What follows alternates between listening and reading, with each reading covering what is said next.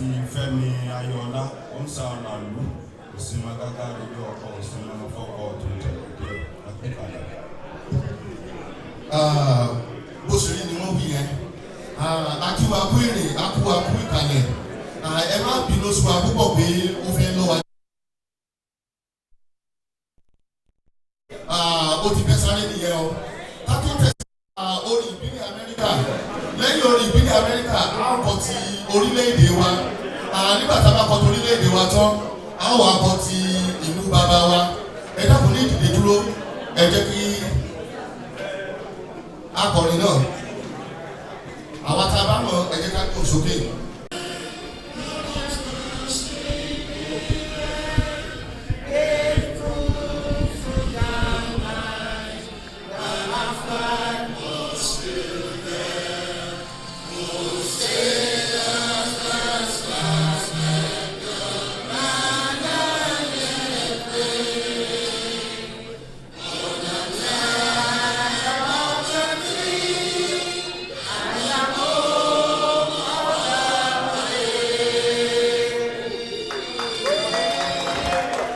Thank you so much.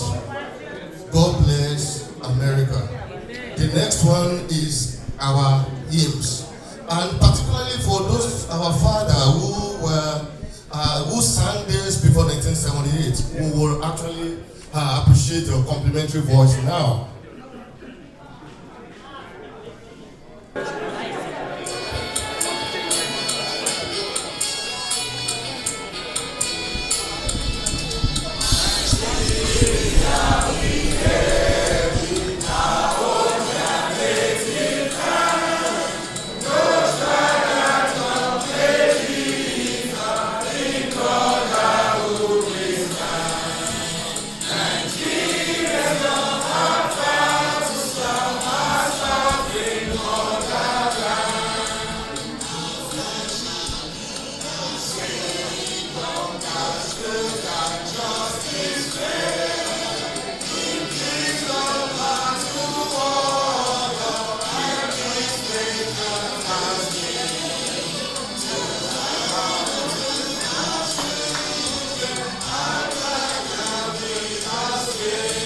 Amen. The Lord bless Nigeria.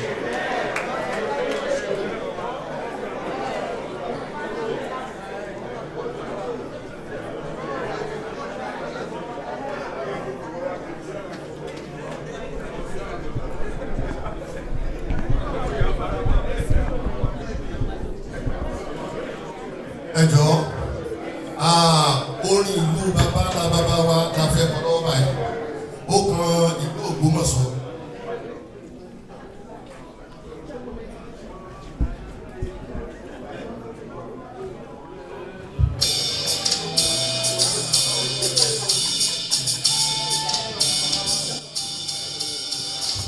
Ogbomosho àdìlété, Ogbomosho àdìlété, sí ògo rẹ̀ là ń kọrin. Ìlú tàtẹ̀ sáàrí ọ̀dọ́, ọ̀kan nínú ìlú akin.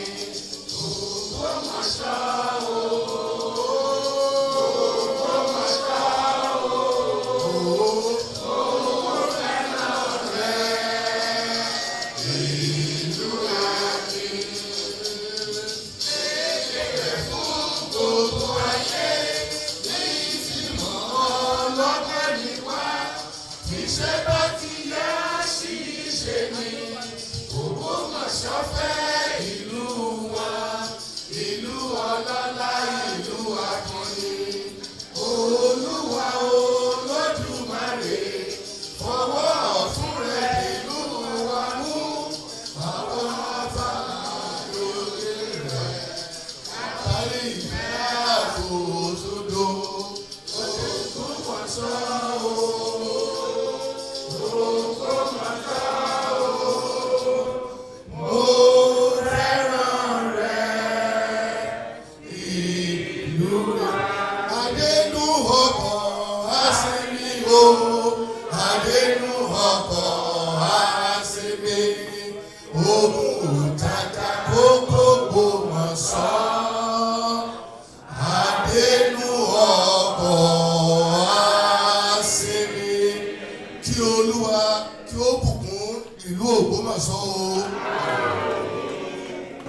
so much.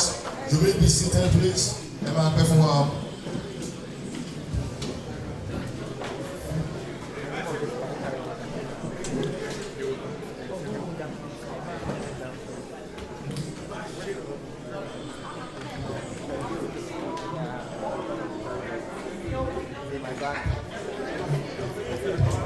Yeah. Portable graphic. The one you get from the car is right there.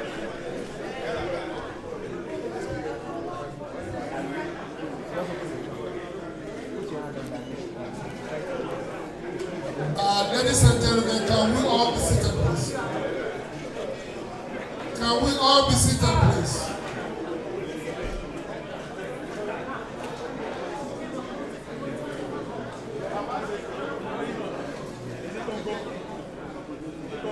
Ẹjọ́ mo fẹ́ tọrọ àforíjì. I made some mistake along the way. Ìgbà tí mo pe àwọn bàbá wa tó Reverend Adéníran kó wá gbàdúrà fún wa. I should be and it's the right thing to do to call on any of our brothers and sisters from the Islamic faith. Káwọn náà kó wá gbàdúrà. Is there anybody who will volunteer from the Islamic faith to just say a little prayer before we proceed?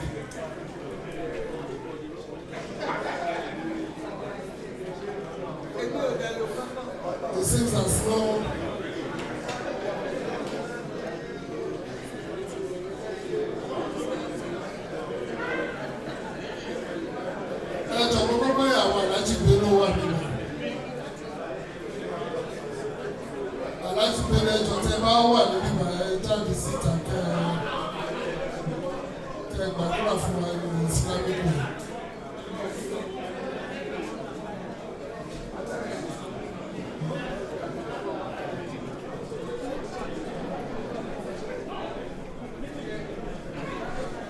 okay, ladies and gentlemen, now we will continue with the program, and the next item of the program is declaration of the 2024 Ogbomosho Sons and Daughters in North America Convention. So ní orúkọ tí bàbá ẹ bá mi ṣe amen. Ní orúkọ tí bàbá àti tí ọmọ àti tí ẹ̀mí mímọ́. I hereby declare the 2024 convention in Georgia, Atlanta.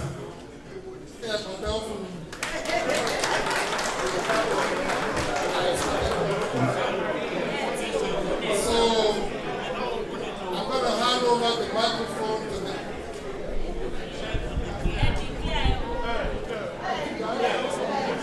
I just said I declared the 2024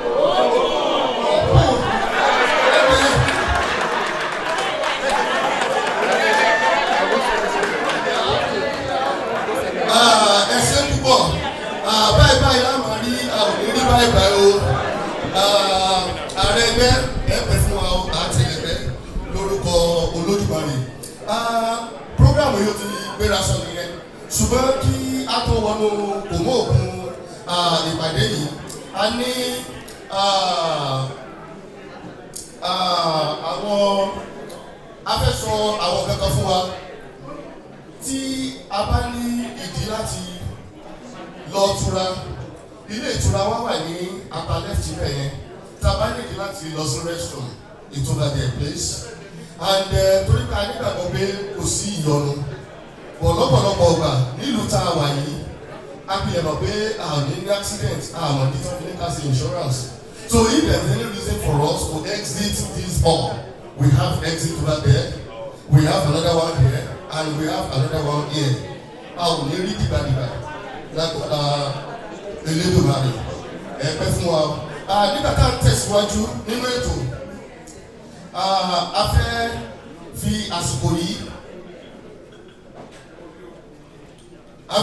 àsìkò yìí láti pe àwọn bàbá wa àwọn ìyá wa àwọn ojúlówó ọmọ Ògbómọ̀ṣọ́ tí wọ́n bá wa gbé nínú àpérò yìí wọn ò kí ṣe àlejò wa, ojú ní gbogbo wọn torí pé a ní ibi gbogbo ní ilẹ̀ Ògbómọ̀ṣọ́.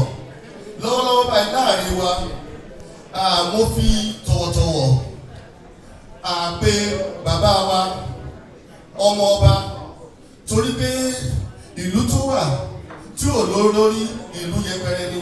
Adẹ̀bí tó mi tó létí pé láàrin wa gómìnà ìpínlẹ̀ Ọ̀yọ́ ó wà láàrin wa. Nígbà tá a bá ti rí aṣojú ọba àti rí ọba ni mo fi tọ̀wọ̀tọ̀wọ̀ pé ọmọ ọba Prince Dọ̀tun Oyèládé wọ́n wà níbi in two capacities as a commissioner for information in Oyo State and of course as a member of cabinet is hereby representing our executive governor, the governor of Oyo State, Engineer Seyi Makinde. Ẹ jọ̀ọ́ ẹ jẹ́ ká pàtẹ́wọ́ wìtìwìtì nígbà tí mo fi tọ̀wọ̀tọ̀wọ̀ pé bàbá wa Dọ̀tun Oyèládé dìde wá sí iwájú níbí. Ẹ jẹ́ ká pàtẹ́wọ́ wìtìwìtì. Bàbá Dọ̀tun Oyèládé ojúlówó ọmọ Ògbómọ̀ṣọ́ gidi ni wọ́n dẹ̀ ń sojú Ògbómọ̀ṣọ́. Àwọn ò kì í ṣe bàbá tó ń lọlé ní weekend. Wọ́n sùn l'Ógbómọ̀ṣọ́, wọ́n dẹ̀ ń sọ kúlẹ̀kúlẹ̀ ìlú Ògbómọ̀ṣọ́ sí gómìnà létí ọmọ ọba Dọ̀tun Oyèládé. Ọlọ́ọ̀lọ́ ni wọ́n pẹ̀lú yẹn o, ọlọ́mọ̀sùn bàbá mọ́sùn.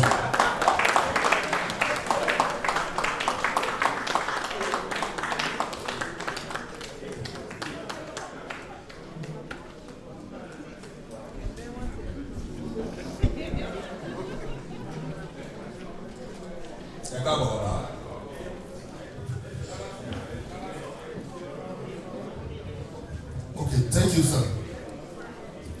Thank you, sir. Bí àwọn ṣe ń lọ sórí ìjókòó, bẹ́ẹ̀ ni a ní ọmọọba Adéọlá Olútóyè, ọmọọba Adéọlá Olútóyè, Ọláoyè, ọmọọba Adéọlá Ọláoyè.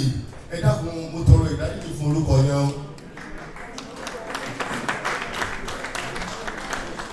Ọmọọba Adéọlá Ọláoyè Ẹgbẹ́rasọ. Following that is Dr. Dele Aláòfin. Dr. Dele Aláòfin. Ẹ dákun Ẹgbẹ́rasọ síwájú ẹgbẹ́ fún wa o. Bẹ́ẹ̀ ni mo tún ní ọmọọba Adéníyì Aláòfin. Ẹ dákun Ẹgbẹ́rasọ síwájú.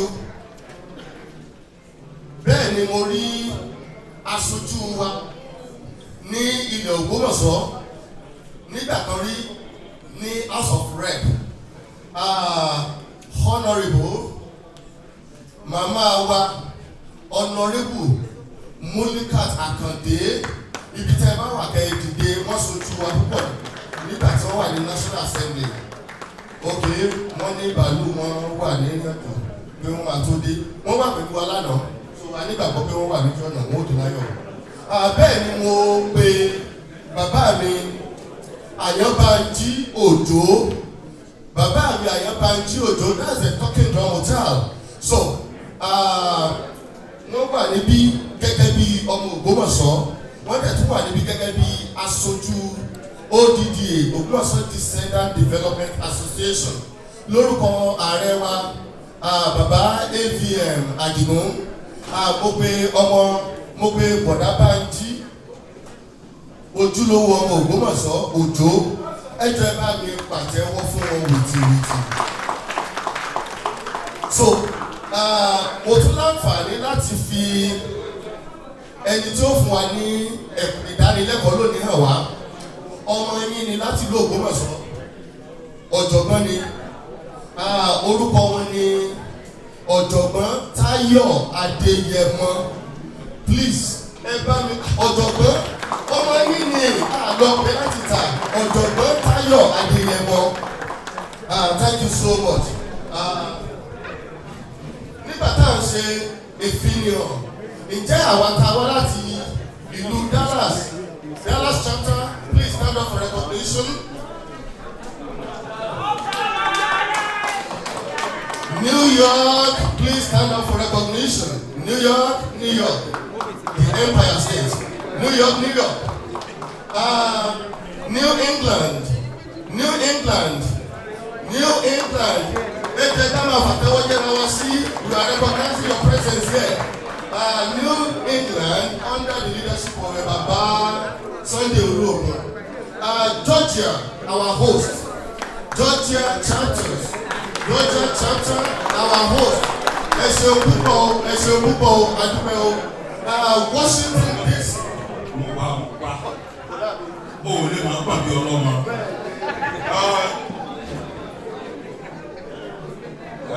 Àti mọ̀ wípé ọ̀sẹ̀ yẹn tí ó sì bí àgbọn ó lè lórí kòtò bí àgbọn tẹ́jú òní ṣàìtẹnu rẹ̀ jáde. Washington DC ní tilé gbogbo ẹ káàbọ̀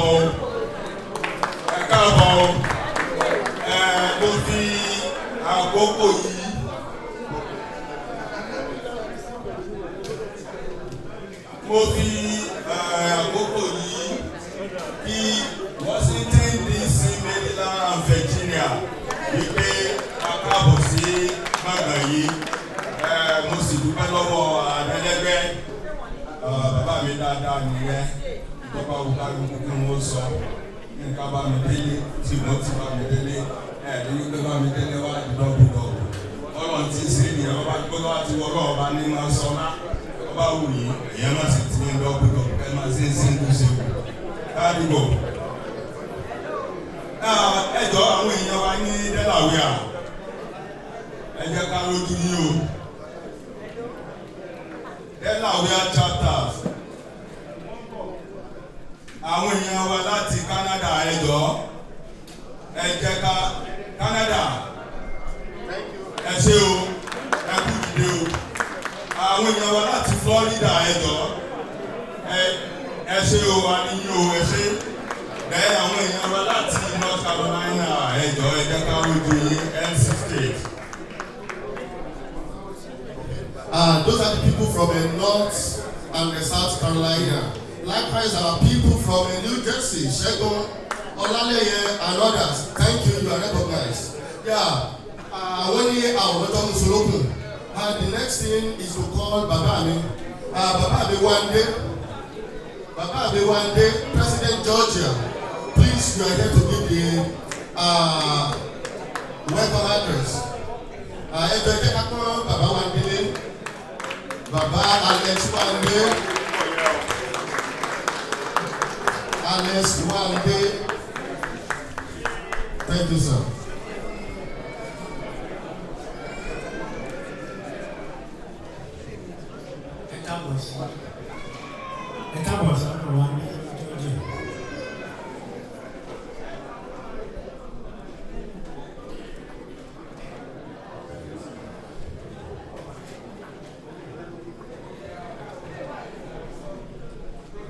Hello.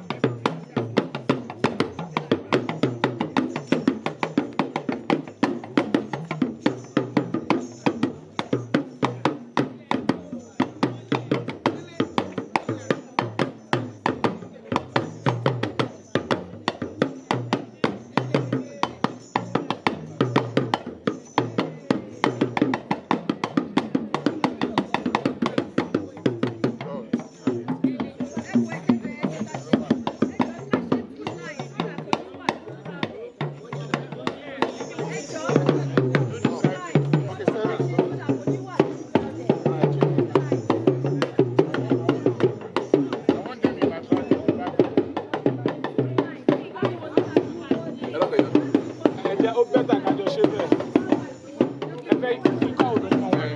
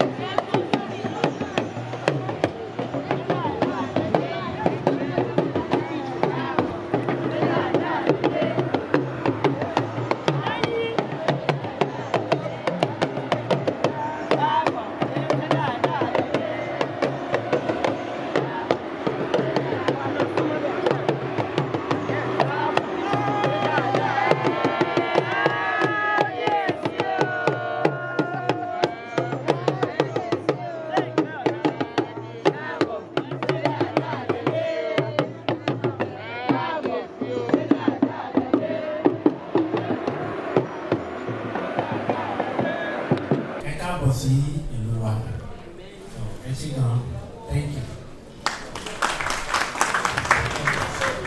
Ẹ ṣé púpọ̀. Yorùbá ní ọ̀rọ̀ tó pọ̀ irọ́ ló máa ń fà lọ́wọ́. Bàbá wa dẹ̀ ti assure wa of security. Wọ́n dẹ̀ ní ta bá lè tóbi òkòtó ká máa jó lọ ká máa fi jíjó rẹ̀rẹ̀. Mo pé nígbà tá à ń ṣe ìdánimọ̀, mo rí pé àwọn bàbá àti ìyá mi láti násìrì náà wọ́n wà níbí. Ọ̀mọ̀wé ọ̀jọ̀gbọ́n Adétúnjí, ibi tí ẹ bá wà ẹjọ́ ẹ jẹ́ ká ní ọwọ́ yín lókè ẹjọ́ ẹ bá mi wẹ́kọ̀ wọn. Ọ̀mọ̀wé ọ̀jọ̀gbọ́n Adétúnjí láti násìrì. Thank you, sir. Gẹ́gẹ́ bí àfikún, àwa Ògbómọ̀ṣọ́ parapọ̀ Maryland DC and Virginia a pọ̀ níye níbí. Ẹjọ́ ẹ jẹ́ ká dìde ní gbogbo bí tá a bá wà fẹ́ rojú wa. Lórí mo rí pé àwa tá a wà nínú gbọ̀ngàn lánàá ó dàbí pé a fẹ́ lé nígbà. Ẹjọ́ ẹ jẹ́ ká dìde kí a lè rí ojú wa. Mo ní láyé ìbẹ̀yẹn mo ní sọlá ẹjọ́ ẹ bá wà dìde o. Maryland DC Virginia ẹjọ́ ẹ jẹ́ ká dìde fún ìdánimọ̀ ní kíkún. Ẹ ṣé o, ẹ ṣé àdúpẹ́ o, ẹ ṣé o. Ẹ ṣé púpọ̀, ẹ kúrò ní ọkọ̀ máa rìn fún gbogbo ìgbà tá a bá ń lọ tá a bá ń bọ̀. Ògún kò ní fi ẹ̀jẹ̀ wa wẹ̀ ọ́, àmín. Lásìkò yìí a fẹ́ pe akọ̀wé ẹgbẹ́ gbogbogbò láti wá fún wa ní kí ni rìpọ́ọ̀tì ẹgbẹ́ kí ni kàkà ní. Akọ̀wé ẹgbẹ́ gbogbogbò ni bàbá mi Isaac Adéyẹmí. Ẹ dákun ẹ bá mi fi àtẹ́wọ́ pé wọ́n dìde. Bàbá mi Isaac ọmọ Adéyẹmí, àwọn bàbá from New York, the Empire State. Ẹ ṣé.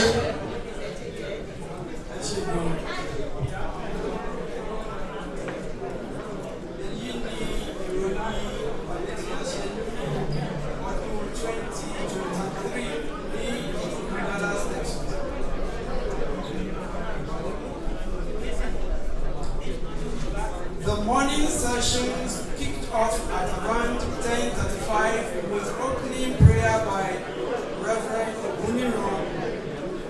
The OSDNA National President, Dr. Mrs. Adejoke Alayode, then declared the 2023 convention open. This was followed by the invention of the national anthem of America and Nigeria, as well as Ogbomosho Agility Anthem. Welcome address. The President of the Ogbomosho Parapọ̀ of North Texas, OPNT, Mrs. Diaspora, officially welcomed attendees to the beautiful city of Dallas for the OSDNA Convention.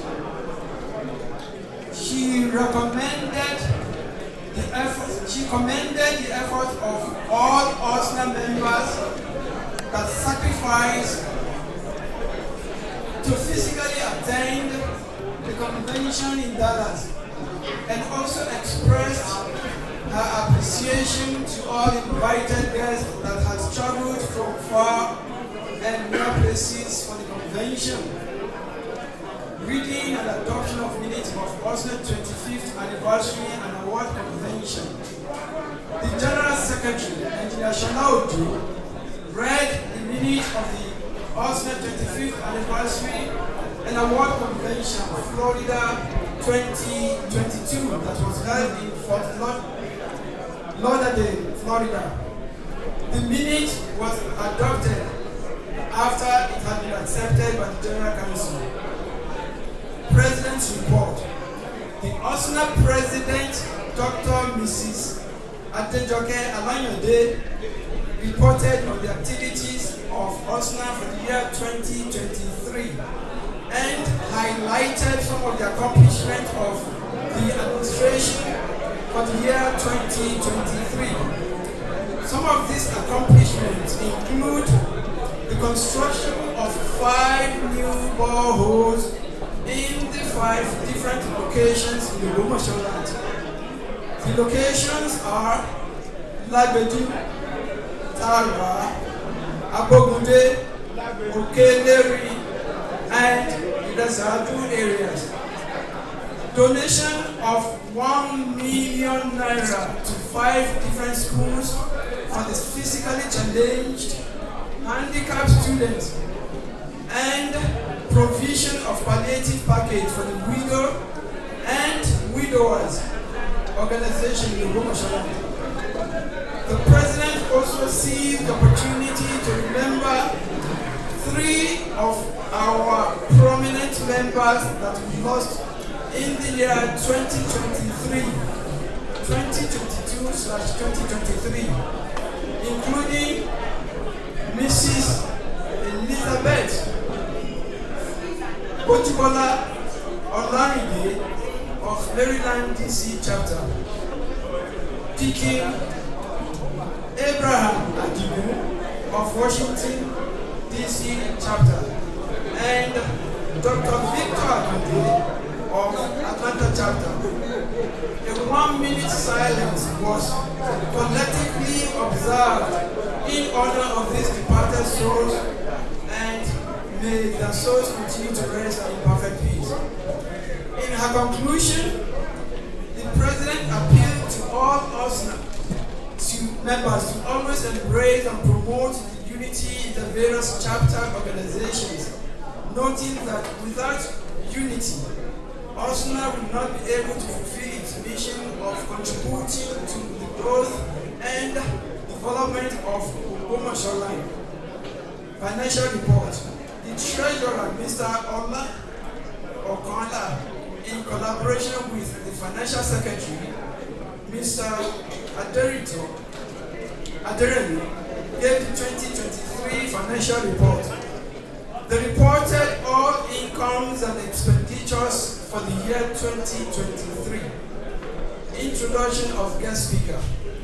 Dr. Femi Ayola of Dallas chapter introduced the 2 guest speakers, Dr. Kunle Abdurazak Anila, Lautek, and Mrs. Rebecca Aremu, Executive Member of Marketing Director.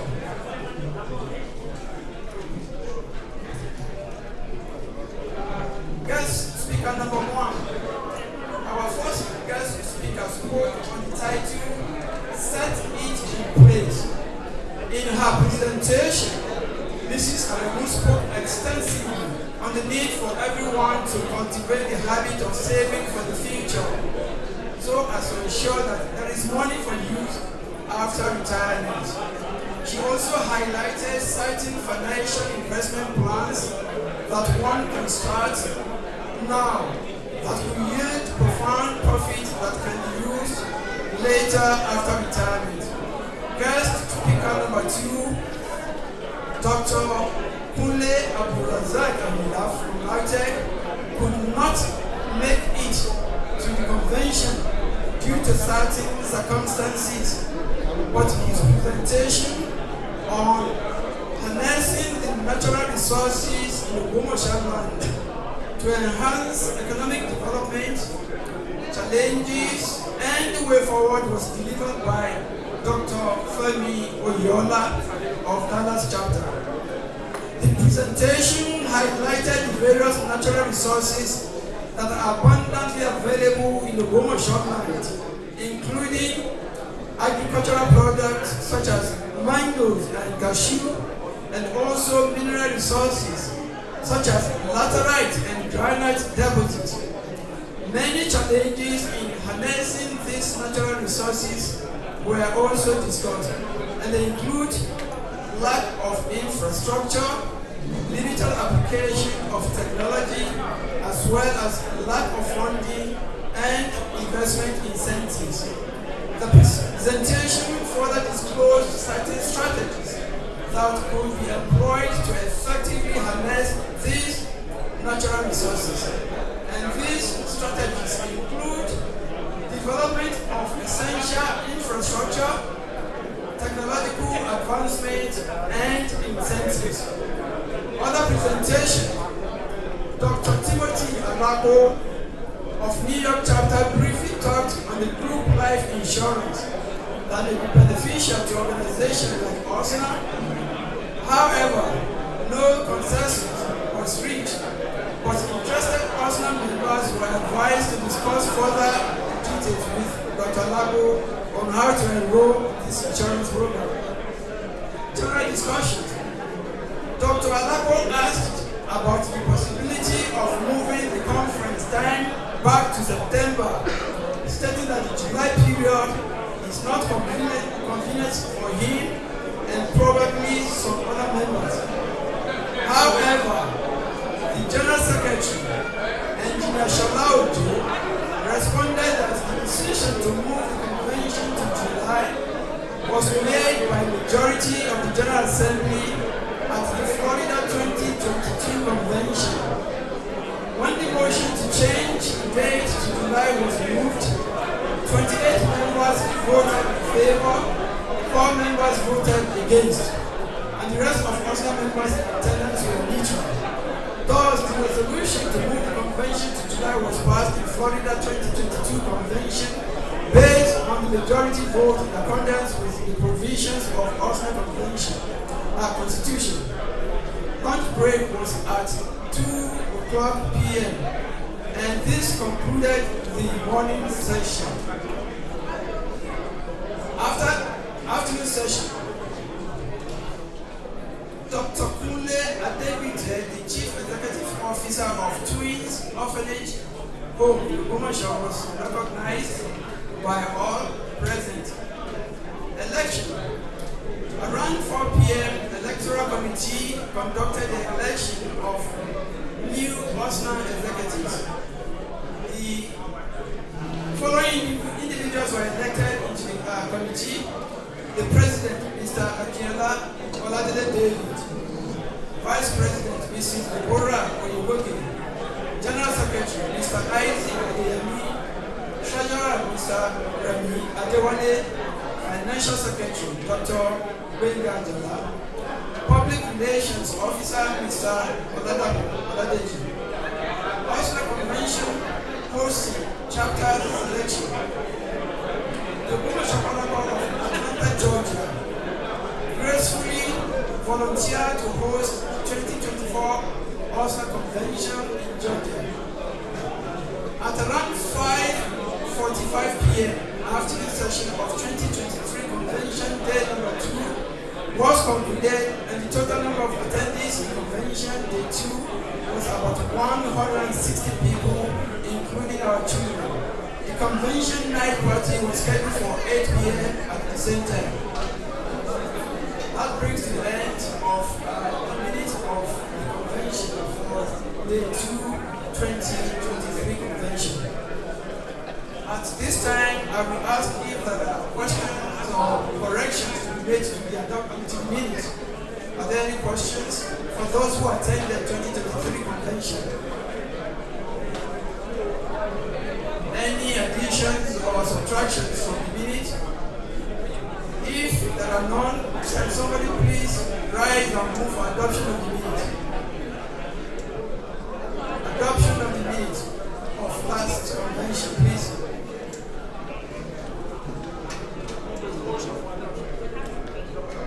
Dr. Jalam moved the motion to adopt the minutes. Who seconds? Seconded by. At this point, 1 second, I'd like to use 1 second to recognize the work conducted, done by my predecessor. He has done a tremendous job. This minute was compiled by my predecessor, and having worked just 1 year in his shoes, I know where the shoes pinch, so I thank you for your service to OSDNA and to Ogbomosho. Mr. Shalauju, thank you very much. God bless you. Thank you. Ẹ ṣeun púpọ̀, ọpọlọ yóò ní dàrú.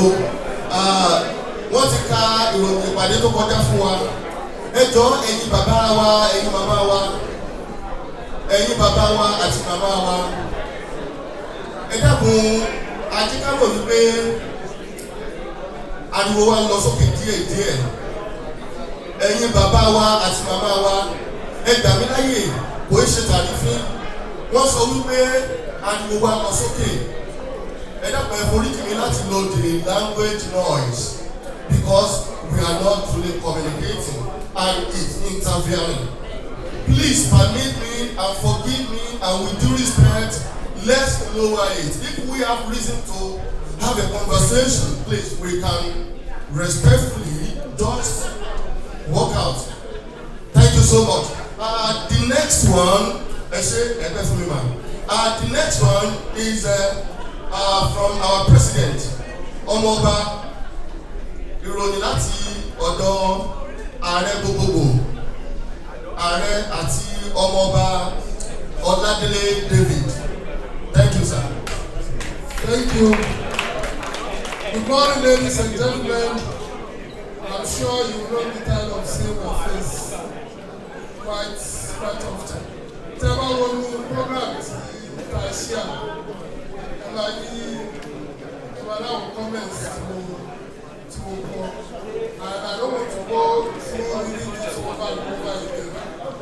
But I just have 1, 2, 3 things mo fẹ́ fi kú ìgbà tó wà nínú program yẹn. Please, can we have some silence, please?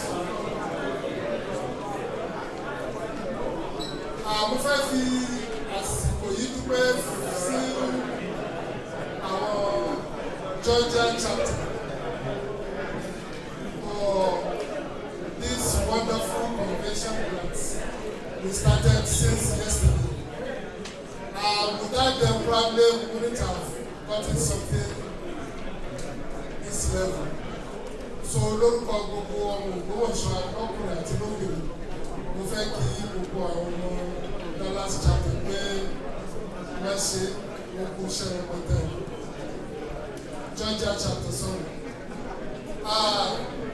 Bá a mention àwọn ẹ̀kọ́ wa Dr. Ajiboye Ìwúlò.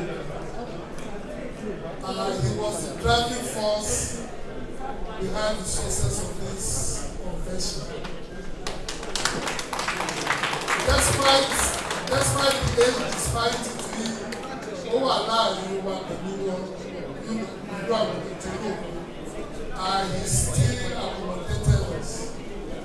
We fought, we shouted, we disagreed, we agreed, and in most cases, he had his way. But I don't know.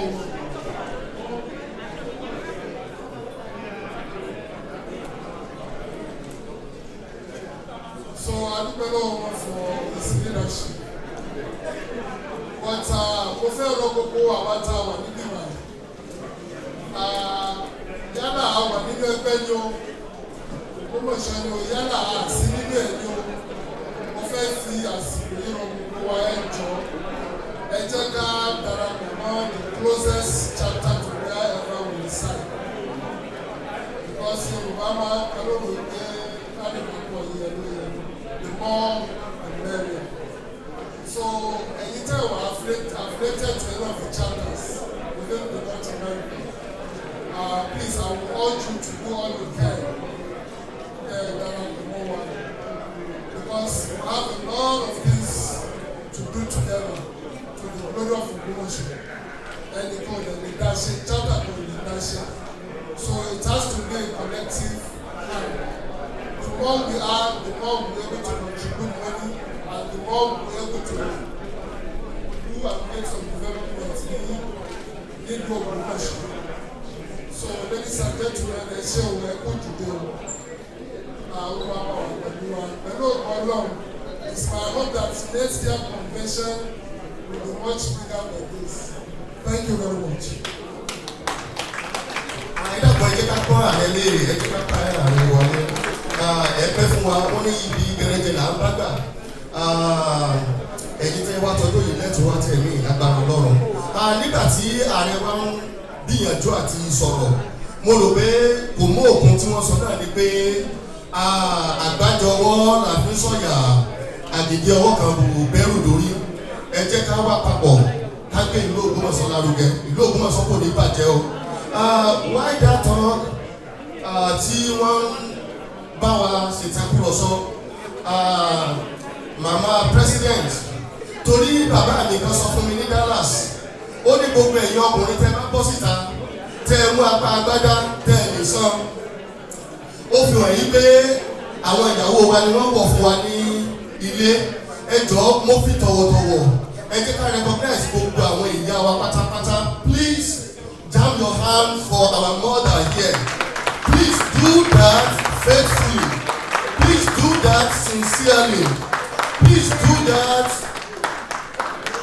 honorably ọlọ́run jẹ́ kí ẹ̀yin ìyá wa kẹ́pẹ́ fún wa o àwa náà ò ní sọ fún ẹ̀yin lójú so I recognize mama Ọládélé David ìyàwó ààrẹ wa likewise àwọn bàbá àti màmá wa tí wọ́n wá láti Ohio àwọn bàbá Ọlágbàmí gbogbo ìdílé Ọlágbàmí láti Ohio you are recognized likewise àwọn ìdílé wa láti Indiana gbogbo wa ni recognized níbí thank you very much gẹ́gẹ́ bí ààrẹ wa ti sọ ẹ jẹ́ kí a darapọ̀ mọ́ the closest chapter around us thank you so much lásìkò yìí mo fẹ́ pe olùkọ̀wé owó ọ̀mọ̀wé àti ọ̀jọ̀gbọ́n Àjàlá láti fún wa ní ìròyìn nípa ti owó ẹ̀pẹ́ fún wa ọ̀rọ̀ owó ni please let's welcome you warmly please.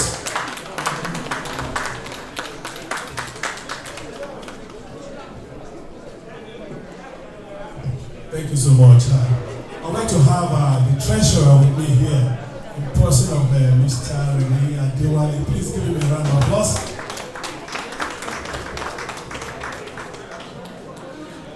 Mo fẹ́ fi àsìkò yìí kí gbogbo ilé adúpẹ́ lọ́wọ́ Ọlọ́run pé ó jẹ́ ṣíṣe.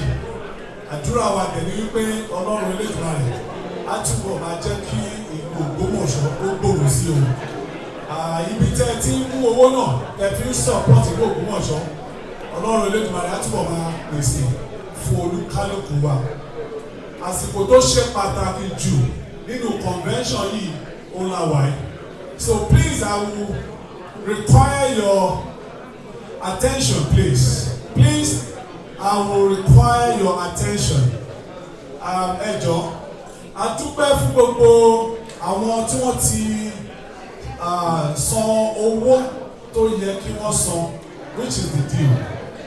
And bí a ṣe gba ìjọba láti ọwọ́ àwọn olóyè wa àtijọ́ ti àná ẹ jẹ́ ká pàtẹ́wọ́ fún àwọn màmá wa Mọ̀kànláwọ̀ àti àwọn bàbá wa Adẹ́rìntàn nítorí pé wọ́n ṣe iṣẹ́ gidigidi wọ́n lè gbé àkáǹtì lé wa lọ́wọ́ torí pé wọ́n ṣiṣẹ́ tó dára. And again ó wà very important kí n jẹ́ ká mọ̀ wípé ẹgbẹ́ wa a ní status 501c3 which is non-profit status. Which means wípé owó kí owó tí a bá san a ní right especially àwọn tá à ń gbé ìlú Amẹ́ríkà yìí a ní right láti claim owó yẹn padà nínú taxes wa. So ìyẹn sọ fún wa wípé yàtọ̀ fún annual due wa which is just $100 tí Ọlọ́run bá bùkún wa wípé ká bùn ẹgbẹ́ ní owó which is donations a ní ẹ̀tọ́ láti claim rẹ̀ nínú tax wa. Ní àsìkò yìí nígbà tí a gba ìjọba àwọn tí wọ́n gbé ìjọba fún wa wọ́n fi owó $20,011.33 wọ́n fi sílẹ̀ nínú account. A gba owó pẹ́pẹ̀pẹ́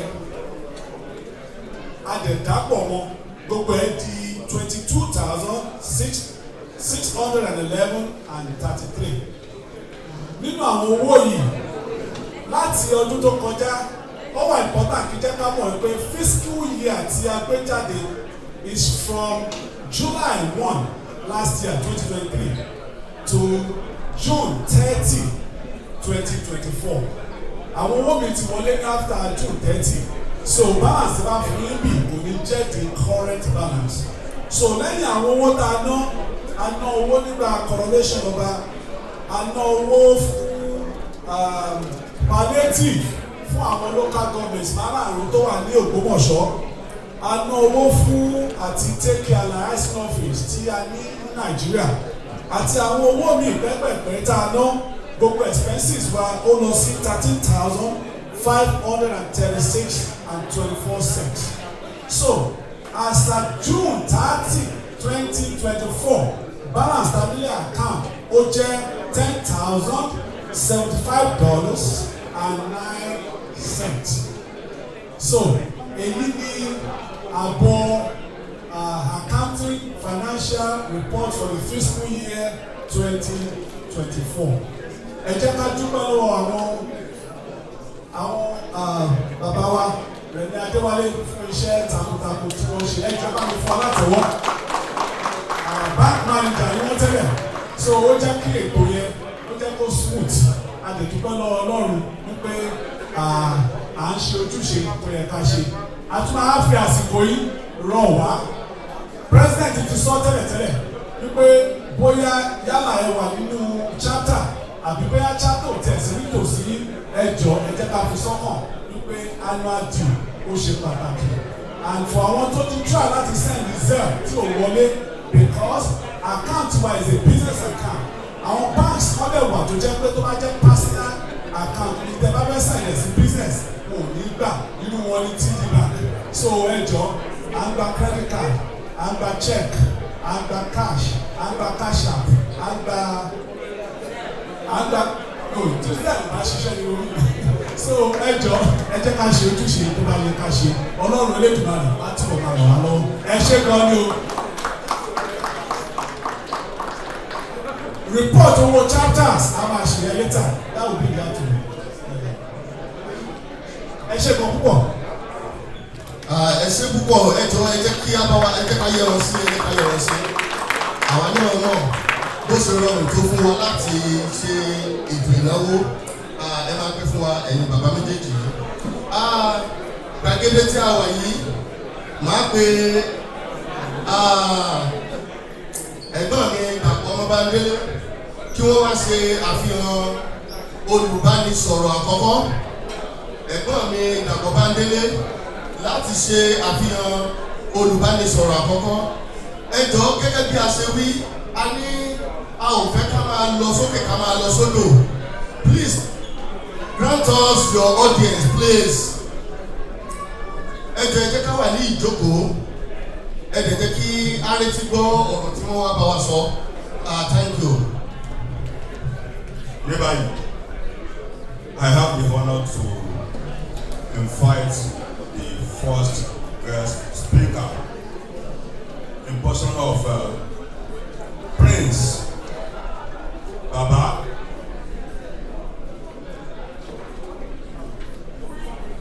Prince Baba Pa ọmọwé bí mo ṣe sọ yẹn ó ti ń lókì lọ́kàn àwọn èèyàn kọ̀ọ̀kan. Ẹni bá mọ̀ wí ó kọ̀wé òǹkọ̀wé. Òǹkọ̀wé tún ni wọ́n. Wípé àwọn tí wọ́n lọ gba ẹ̀dà PhD ní ibìkan tí wọ́n lọ sàrọ́ǹdà rẹ̀ o ẹ máa túmọ̀ àrọ́ǹdà ẹ̀yìn oníkẹ̀ẹ́sì. Ta ni mo pè níyẹn? Àwọn náà ni bàbá mi dáadáa Prince Dọ̀tun Oyèládé tí wọ́n tún jẹ́ Commissioner for Information in Ọ̀yọ́ State. Ẹ jọ̀ọ́ ẹ bá wa ká bá bọ́ọ̀lù bàbá. Ẹ gbé bàbá mi lárugẹ. Ẹ káàbọ̀ sá. I just requested everybody Okiye Olenko. I requested that that next time the make it far easier, I have barely 30 minutes to spend according to the instruction given me. So I'll need it if you don't mind.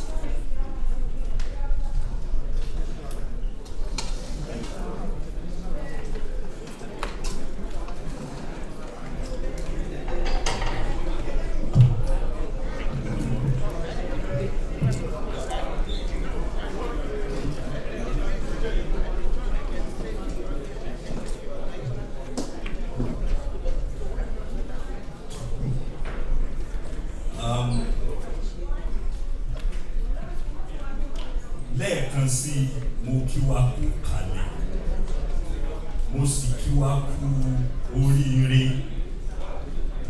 wípé a tún rí ìgbà yìí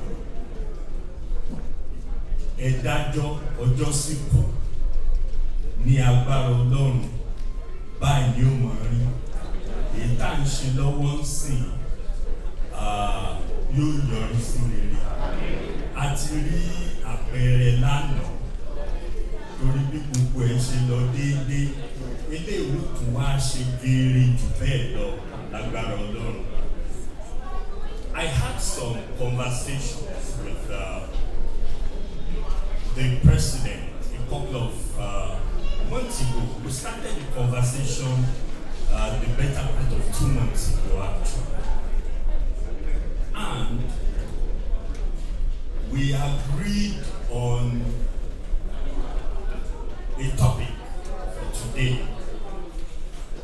But, you know, because I had enough time to ruminate over the import of this gathering, I took the liberty to change and tinker with the title a little bit, if you don't mind. So because what I want to do is to reminisce over my privilege as an Ogbomosho son,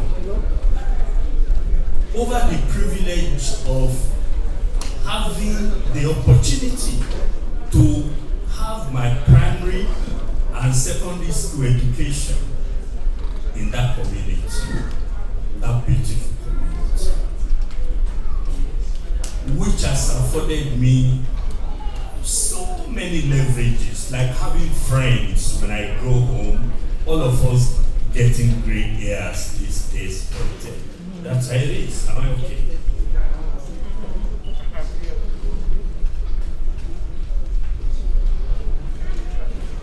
So I go straight to this, which I call musings from homeland. It's a reverie of what I've been able to experience in my community, as I told you. So, for anyone who grew up in Ogbomosho in the 40s and the 50s, as I did, and rascally enough to have the effrontery passing through the dog-infested gardens of the white men living in the serene residential quarters of the Ogbomosho Baptist Hospital, as it then was, and the theological seminary, then you must know either Dr. George Green or Dr. J.C. Poole. You may equally be privileged to know both of them. Dr. Green was a medical doctor who served the community for 37 meritorious years and would often treat patients from his home without grumbling. He died in 1962, virtually with the stethoscope glued to his ears. No wonder the Sean of Ogbomosho at the period gave him the title Badge of Ogbomosho. While Dr. Poole was the principal of the famous Ogbomosho Theological Seminary, the pastoral institution with the iconic architecture situated majestically between Katika and Abepe. You must know it's right by the roadside. He was the one with the strategic duty of brushing up converts and teaching them the doctrine of Christianity and turning them into effective pastors and evangelists. As youths coming back from school or at weekends, we will sneak in and help ourselves to the products of their rich gardens. Apples, pink and white, mangoes, assorted oranges and guava. I can still remember the names of some of the notorious boys who invaded the comfort zones of the white Baptists. Kunle Oguni was one of them. Bolanle Fawumi was another. I'm talking well over 65 years ago, 60 years ago. Bolanle Fawumi, Lekon Olaoshi become, I think he resides in the US now. Debo Olokun and Dele Adesina of blessed memory. Brian Olado and a host of other irascible boys, including one Dotun Yeladi.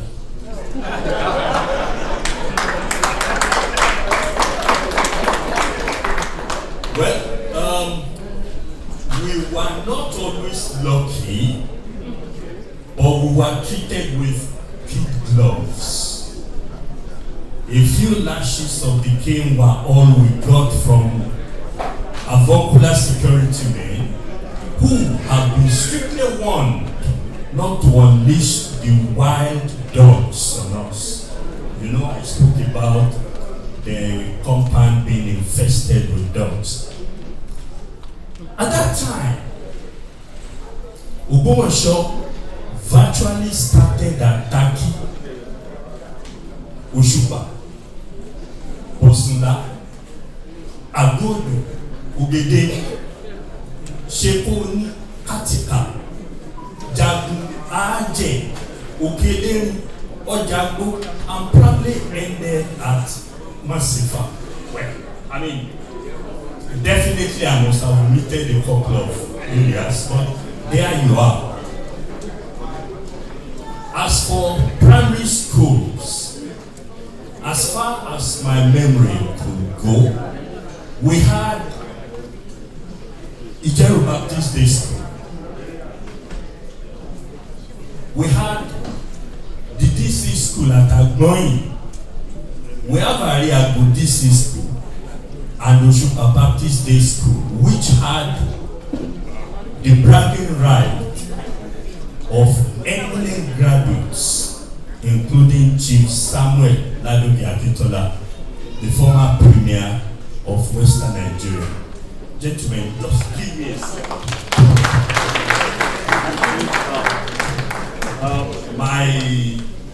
My trouser needs some readjustment. Watch me.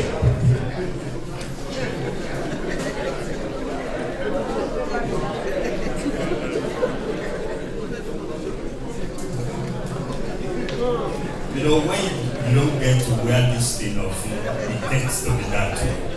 As I was saying, we were not. That's not the case. Yeah. Indeed, Oshupa Baptist Day School was to our community what, pardon my exaggeration, but it really was to our community what Yale or Harvard is to you in America.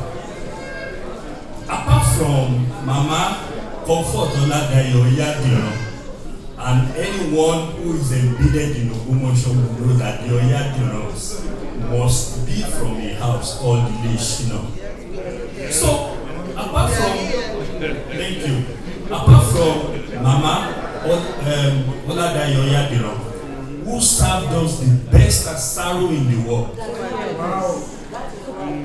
Pa Amos Agbola Ajani, our headmaster at Oshupa Baptist Day School, was the best child manager. on us. But you could read from his eyes that he was doing it out of duty, not passion. In Ogbomosho of the 50s and the 60s, everybody knew everybody. The few bad guys stuck out like sore thumbs, and our parents taught us the virtue of decency and hard work. Was a supreme referee in our Ogbomosho community, that beautiful community. Now, there is a guy among you here, as I talk, who resonated well with my own ambition to be a top journalist, because he was determined to succeed in life too. There were many of them. I single him out. His name is Ezekiel Adetunji, who, unsurprisingly, is a successful medical doctor here in the US. Stand up for recognition.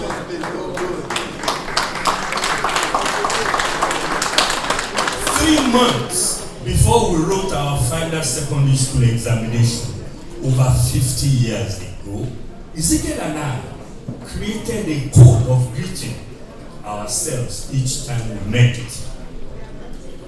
He would point a finger at me and say loudly, June 20. And I will respond in like manner. June 20 was the final examination day, and we couldn't wait to shed our uniforms and go out there and conquer the world. At that time, there was only one library at Taki, just behind the post office, and the library was a small bungalow without fence. It was overlooking a mechanic workshop. There was also only one librarian in the whole of the Ogbomosho community. I told you, everybody knew everybody. His name was Wole Adeosun, or Baba Shehu, a native of Eduabo, now in Osun State. Everybody knew everybody in Ogbomosho for a time. And it was at this small, modest library that some of us began our dreams and saw the tool to break the shackles and barriers of our Spartan upbringing. Spartan indeed, because up till the 60s and the 70s, we remained largely an agrarian community, as the Oduoba Dam, which attracted a lot of workers, was left in the lodge as a result of the assassination of the premier in 1966. Equally, the Western Region textile industry, which was established by government to capitalize on our booming Ashofe trade, was relocated to Inyekiti, the hometown of the military governor, in 1967. Thus, Ogbomosho was left to its own design to develop its community, and we reverted to farming and commerce, which by providence got a big boost 2 years later when Dr. Kofi Busia repatriated our people from Ghana. 1969. There was an iconic building at Sabo that graphicized both the resilience and sense of humor of our people that came from Ghana. The signboard in front of the building simply read, Ogbomosho in Ghana.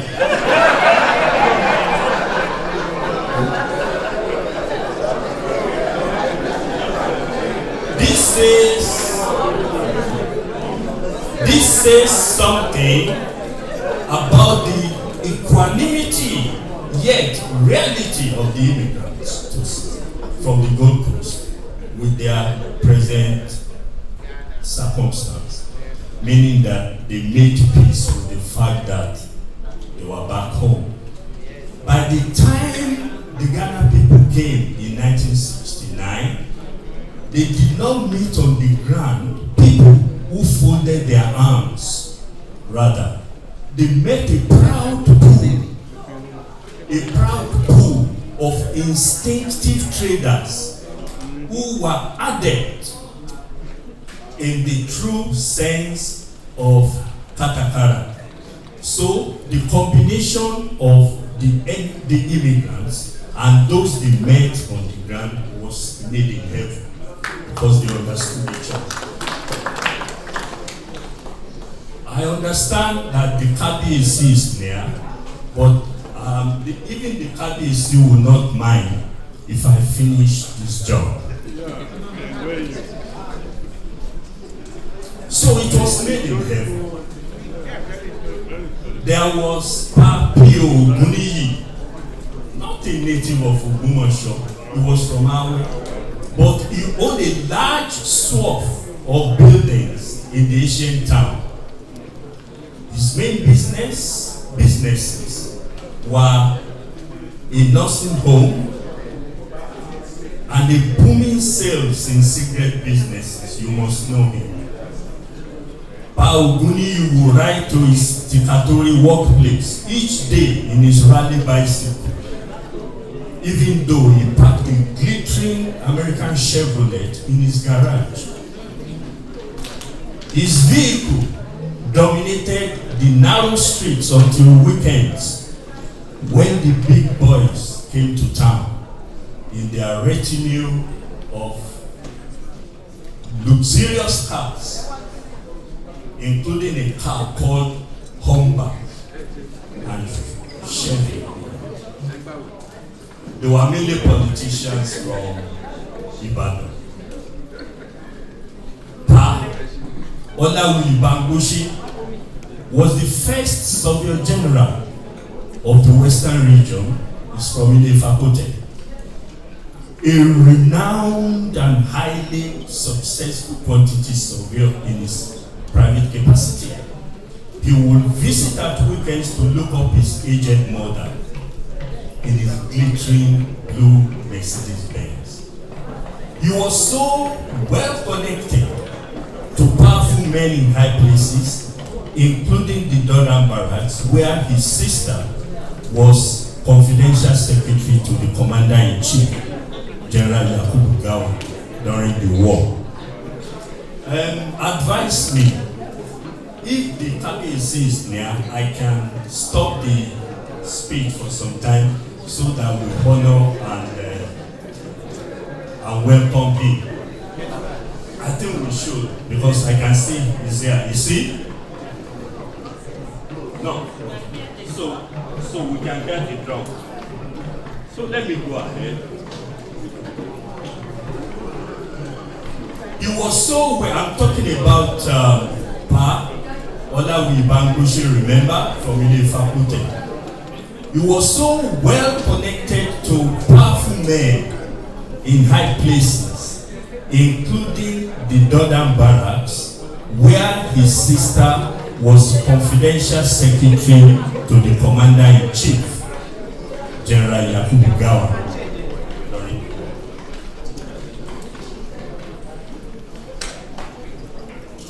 I guess we can just have a little break, if you don't mind.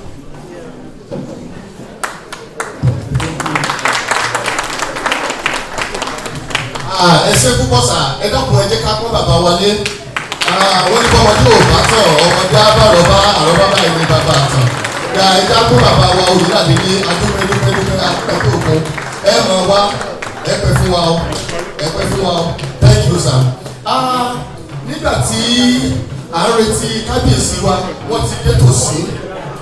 Kábíyèsí ti dé tòsí.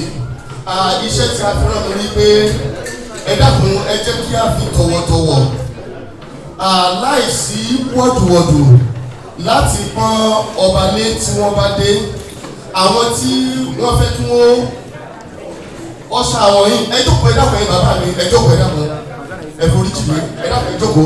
Now àwọn tí wọ́n fẹ́ kí wọ́n bá ọba wọlé wọ́n ti pè wọ́n sí ìta. ibi ni kábíyèsí ó gbà wọlé. Ẹ dákun, kábíyèsí jẹ́ ẹni tó máa ń gbé ẹsẹ̀ lọ́kọ̀ọ̀kan. Ẹ má jẹ́ ká jẹ́ ẹni tí yóò ṣe wọ̀dùwọ̀dù níwájú kábíyèsí torí wa ni wọ́n fi wá, àwa náà wọ́n dẹ̀ wá dé bá. Lẹ́yìn ìtàkùrọ̀sọ a máa padà wá sí òkè níbí. But in nutshell, permit me to recognize my father here from Dallas, Dr. Olaniyi. Dr. Olaniyi, please, wherever you are, stand up for recognition.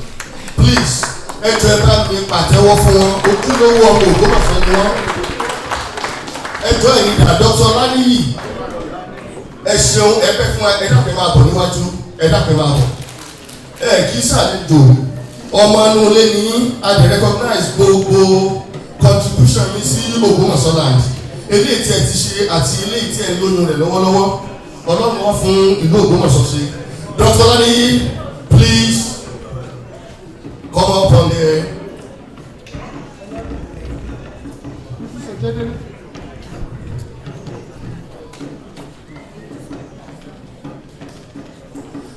Ẹ má jẹ́ àgbàgbé pé tí bàbá bá ti wọlé, fìlà wa lọ́wọ́, ṣùgbọ́n ìyá mi ẹ fi gèlè yín lẹ̀ o, gèlè yín lẹ̀ ló dẹ̀ yẹ tí ẹ pẹ́ fún wa. Ẹ má sì bí lo ṣùgbọ́n ó ṣe ṣe káwá ní ìkúnlẹ̀ ìdọ̀bà làbọ̀bà. Thank you very much. Please jam your hands together for him, please. We welcome you, sir.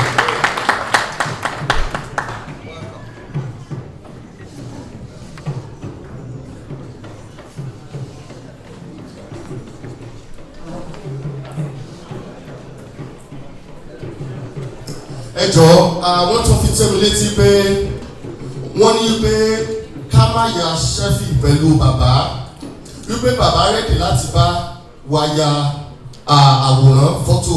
Please, let's be organized, and anything that can go against our culture will never be tolerated. Anything whatsoever. Ẹni Ọlọ́run yà fún wa, igbákejì òrìṣà, Ṣọ̀ún ti ilẹ̀ Ògbómọ̀ṣọ́ pátápátá, àti gbogbo àwọn bàbá wa, gbogbo orí adé nílẹ̀ Ògbómọ̀ṣọ́, òun ni à ń gbìyànjú láti bu ọ̀wọ̀ fún. Ẹ dákun, ẹ jẹ́ kí a ṣe bí wọ́n ṣe ń ṣe kó lè rí bó ṣe yẹ kó rí. Ọlọ́run ó jẹ́ kẹ́ ẹ pẹ́ fún wa o. Thank you so much. Àjọ àwọn ọmọdé ní ìbọn ilé sàmì. Ẹ jẹun ọmọ o.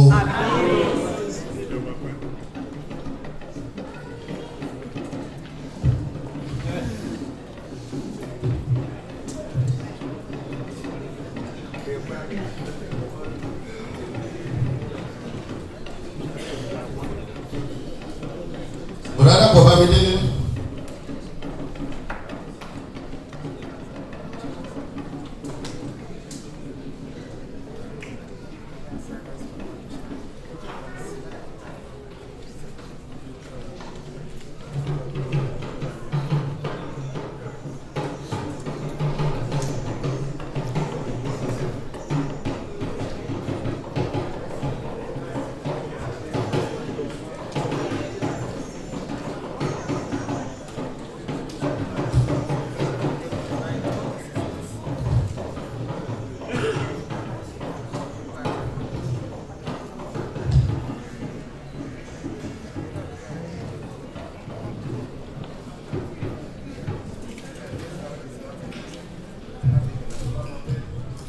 Ẹ má bínú, ẹ dákun, ẹ má bínú, ẹ kú ìjókòó, a kú ìfarabalẹ̀, a dẹ̀ kú ìrètí bàbá wa, òun ó di bá wa láyọ̀.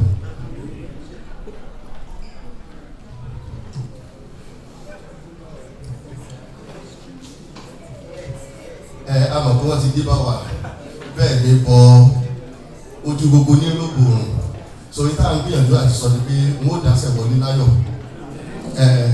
òun ò ní dá sí kòtò.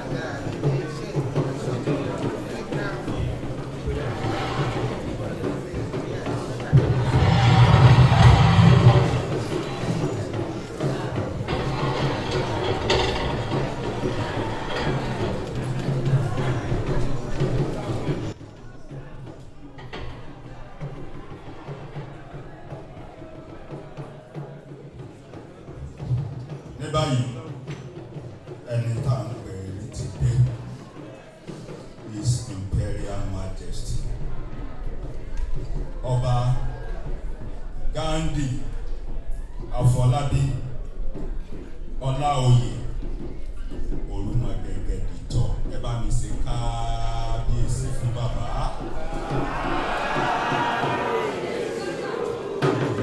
Ìpínlẹ̀ ilé owó bẹ́ẹ̀ ní ìsàlẹ̀ sàrà àwọn ìbàlùbá nílé àti òru rẹ̀.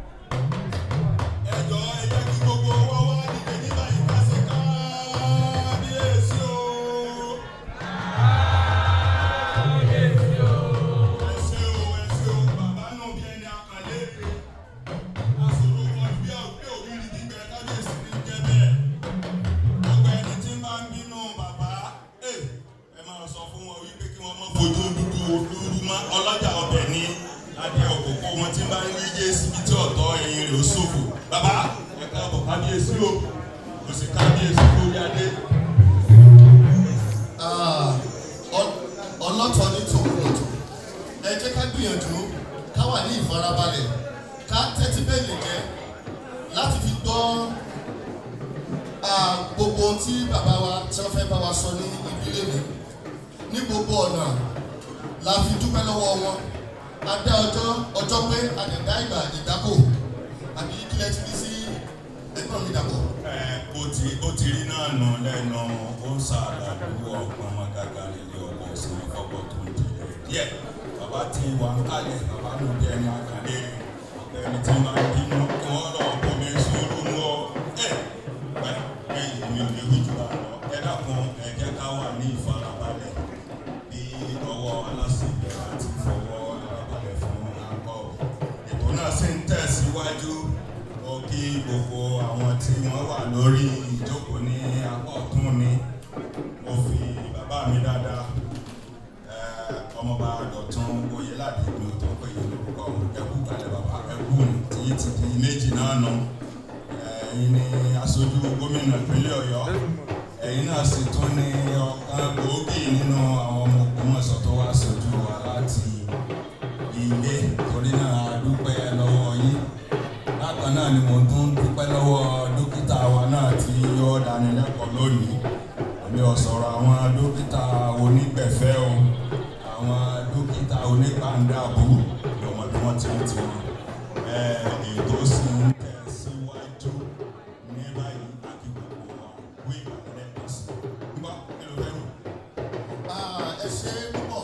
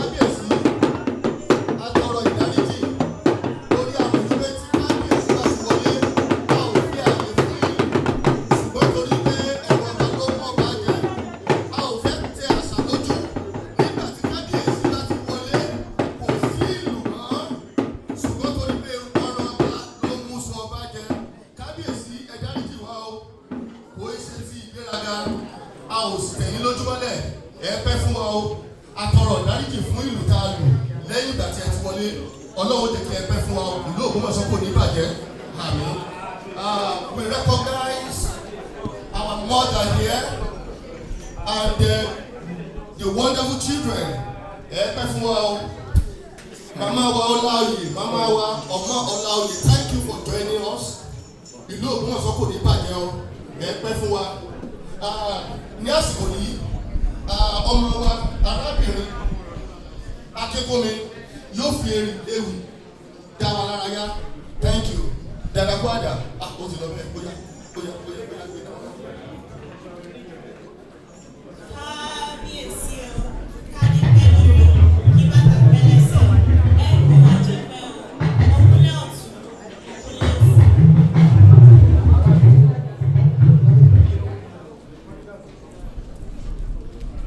Ẹ dákun àwọn àyàwòrán nìkan ẹ dákun jẹ́ kí kábíyèsí kún orí wa ẹ jẹ́ kí kábíyèsí kún orí àwọn gbogbo wa ẹ dákun ẹ ṣe.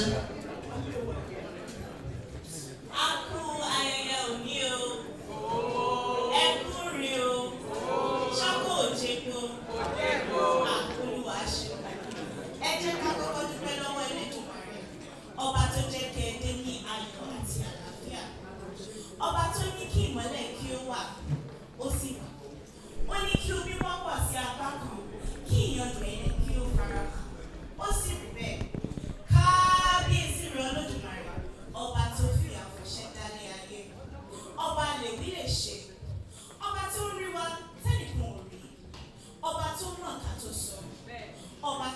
gbọ́ ká tó rò. Ọba tó tẹ́lẹ̀ lẹ̀ bí ẹni tẹ́lẹ̀. Ọba tí ń lànà fún ni níbi tẹ́nì kan rò. Ọba tí ń bẹ kí gbogbo wa tó bẹ. Ọba àmọ́lá kọ́lá tó dé. Kì í gbó, kì í tí, kì í kú, kì í díbàjẹ́, kì í ṣàìsàn, kì í rẹ̀, kì í súnlé, kì í sùta, kò láàfin. Ọba tó ń ṣògo nínú ẹ̀fúùfù. Kò lẹ́gbọ̀n, kò láàbúrò, kò ló ń báwí, kò ló ń mọ̀ràn, kì í sì wí, kì í sì sọ, ó ṣèṣì òsì lọ́rọ̀ ẹ̀. Ọba tó mọ gbogbo tó lè ṣe gbogbo. Ọba rírúròde olùmọ̀kàn ẹ̀dá. Kì í débi ó tó mú ni, kì í bẹ́lẹ́rìí ó tó dájọ́. Òun lọ́lọ́pàá, òun lẹ́lẹ́rìí, òun lágbẹjọ́rò, òun ládájọ́. Kì í dájọ́ wá kì í gba bẹ̀tẹ́lẹ̀. Kábíyèsí rẹ̀ Olódùmarè, ọba tó fi ìmọ́lẹ̀ bora bí aṣọ. Lẹ́yìn ọpẹ́ fún adániwáyé, mo kí ọba wa Ṣọ̀ún tìlú Ògbómọ̀ṣọ́ káàbọ̀ sí Georgia àti Amẹ́ríkà. Aláyélúwà, ọba Gandhi, Ọládùnní, Ọládayọ̀, Ọmọláwòye, ọmọ Ṣọ̀ún Dáìsí, Ọmọládòkun, Òrùmọ̀gẹ́gẹ́ kẹta, ọ̀kan ṣoṣo àràbà. Ẹni ìjọba ní pera rẹ̀ lọ́kùnrin, Afọlábí kò bá ń jà lówó ẹ̀kọ́ lé. Bàbá tó bí ẹ ló para àbàdàn tó kó bẹ̀rẹ̀ wálé. Yànmùyánmù òkè ọ̀rá, ọmọ jókè oró. Ọmọ ò lè jọ bàbá kábínú ọmọ. Ọmọ Fèyíkẹ́mi, bàbá Akínkúmi. Ẹkú àjàṣẹ́gun ìjọsí kí wọ́n lọ pín ikú joyè bàbá rẹ̀. Àyà mi ní tó òkú lọ́tọ̀, alọ́ àṣejù bá bójú. Afàdúràjà, afàwẹ̀ṣẹ́gun, àwo bàbá Adéwòye. Àgùntàṣọ́lò, arẹwà ọba, bàbá handsome. Ayédáyé ìgbàgbọ́, olórí kéékèèké ò bá pọ̀ láàfin bíi ti ọba Làmídì, Aláàfin àná, ikú bàbá yéyé. Ẹni tí ó ṣe bí Ọ̀yọ́ láàrin. Ọyún ìkúkú ṣe bàbá ńlá ẹni náà. Kí n tó máa lọ, mo fẹ́ kí ìyá mi Olúbùnmi Ọ̀jẹ̀délé. Ìrẹsàmílé, dúdú lẹ̀gbọ́n, pupa làbúrò. Mo sì kí bá mi náà ọmọọba Oyèbánjí Oyèwùmí, Àyìndé Ọ̀kín, ọmọ Alápà, ẹkú rìn jọ̀sán. Tó bá wá níta ló fi dáadáa kú dà kí ọba wa káàbọ̀ sí Georgia àti Amẹ́ríkà. Kẹ́ ẹ sọ pé Àjọkẹ́ ni o. Kárí Àjọkẹ́. Èmi Àjọkẹ́ Ògbó, ọmọ Lanja. Èmi ọmọ Aríbíyan. Èmi ọmọ Òtí. Èmi ọmọ Olódàndáró. Èmi ọmọ ìmúkún náà tún lọ́sàn-án. Ètò tún lọ́sàn-án àbàbálẹ̀rù. Èmi ọmọ Abísọ̀ lórúkọ. Èmi ọmọ tí àbí tó fọ̀jà àrùn pọ̀. Èmi ọmọ tí bàbá fi yangàn. Èmi ọmọ múmú lọ́tún lọ́sì. Wọ́n ní mo bá ṣiṣẹ́ wà lówó. Bí mi ò ṣiṣẹ́ wà lówó. Mo bá kúkú ń ṣiṣẹ́ ó wá dà ní kú. Èmi ò lè ṣàlọ́fẹ́ni tí ó fẹ́ràn mi o. Èmi ọmọ ṣàkìtì mọ́ wà. Ológun ọ̀pọ̀ eré, àṣàbàrí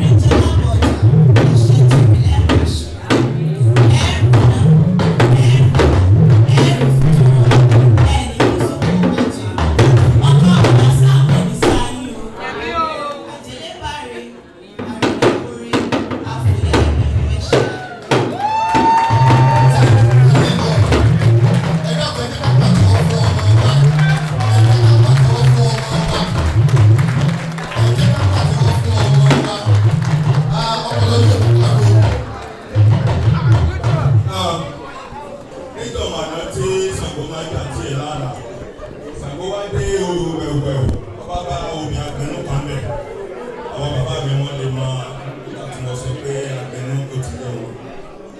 Ó bá lódò tí ń wẹ̀. Bàbá lẹ́yìn tó fà ó ní bẹ́lẹ̀ yọ bàbá kan yóò bọ̀ bẹ́ẹ̀ ní lọ́sẹ̀ kẹta ọmọ mi ni.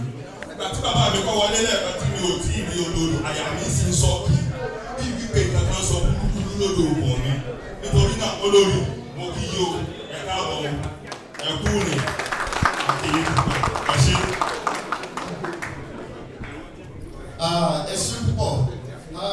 We welcome all of us, and the time is now. The time is now. We request your patience. And the next thing on the agenda is to just present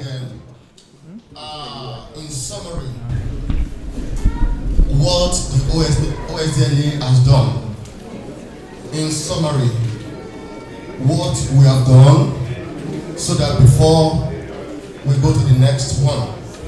Àgékúrú nǹkan tí àwọn ọmọ Ògbómọ̀ṣọ́ lọ́kùnrin lóbìnrin ní North America tí wọ́n ti ṣe, wọ́n la fẹ́ ṣe àsúnkì rẹ̀. Ní báyìí, wọ́n lá máa wò ní ojú àwòrán yẹn kí gbogbo wa ká jọ̀wọ́ ká fi ara balẹ̀. Ẹ ṣé. Thank you. We are not going to waste our time. All protocol duly observed. Obviously, with your permission, and with your permission, we hereby want to present the summary of what we have done and doing. Thank you. Let's just go through the slides from the title page. We, the OSDNA, Ogbomosho, sons and daughters of North America. Ogbomosho, sons and daughters of North America. Okay. In North America, so that come about we take it gladly. Thank you so much. OSDNA Convention. 2 new boroughs in Ogbomosho land. One borough is located at Ilagbegu, Ogbomosho South, while the other is located in Tara, Ogbomosho North local government. The 2 boroughs were commissioned on May 26, 2021 by the OSDNA Board of Advisors. OSDNA was attended by His Royal Majesty Oba Abraham Oyetunji Odeyemi Adimola Ade-Ife and the Alago Ife of Ago Ife Ogbomosho. These are the commissioning ceremony. Next slide. This commissioning ceremony. During the COVID, lots were done, including distribution of palliatives to our family back home. Of course, our aged, widows, and others were beneficiaries. These are some of distribution points.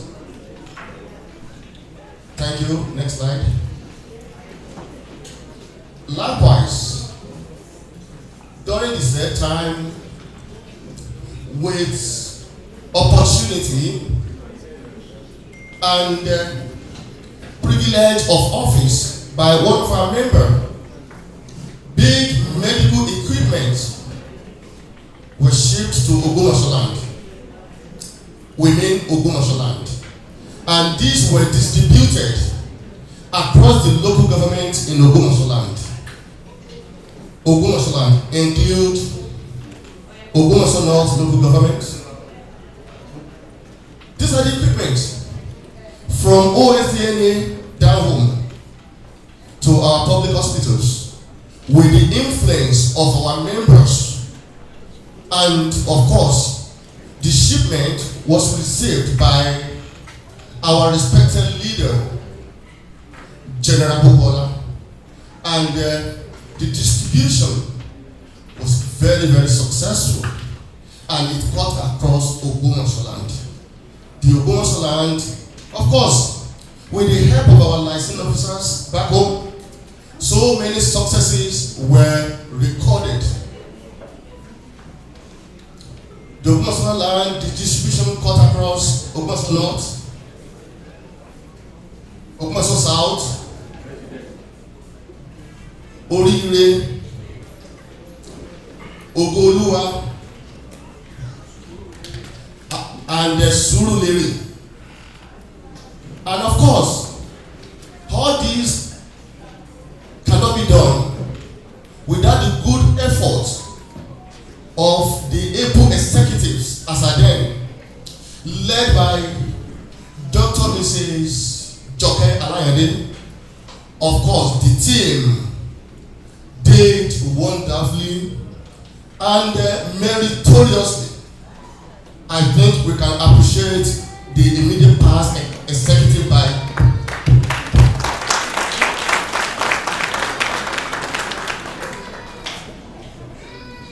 thank you. Now, since we said it in summary, these are where we are and what happened in 2024. 2024 updates. Following the president request for OSDNA Expo member to provide guidance on distributing food palliative to most vulnerable individuals in Ogbomosho land during the current economic challenges in Nigeria, we determined the necessary provision to support about 250 people. This require quantity of rice, beans, and gari, totaling approximately about 7 million naira. About 7 million naira. And the distribution still cut across the entire Ogbomosho land. Surulere local government, Ogbomosho North local government, Ogoluwa, Ogbomosho South, Orire local government. All are in Ogbomosho land. All are in Ogbomosho land. Next slide, please. These are the beneficiaries. These are our parents back home. These are our parents back home. And this is the reason for the reason. This is the reason for the reason. Our parents back home. Our parents back home. The next thing, the next project we are looking up to, of course, with presence of our KBC, apart from every other thing, for the progress of Ogbomosho land, we are looking forward as agreed on monthly basis, at monthly meeting, that some of these schools will be renovated. A block of 2 classrooms at Baptist Basic School, Idiori, Surulere local government, block of 4 classrooms, office at Sean District Council. Next. These are the, please, my father here, these are the schools you attended in 70s, in 60s. We have reason to do this. Ìlú Ògbómọ̀ṣọ́ kò ní bàjẹ́ o. 3 blocks of classroom at Orioke. Go ahead. Apaki area.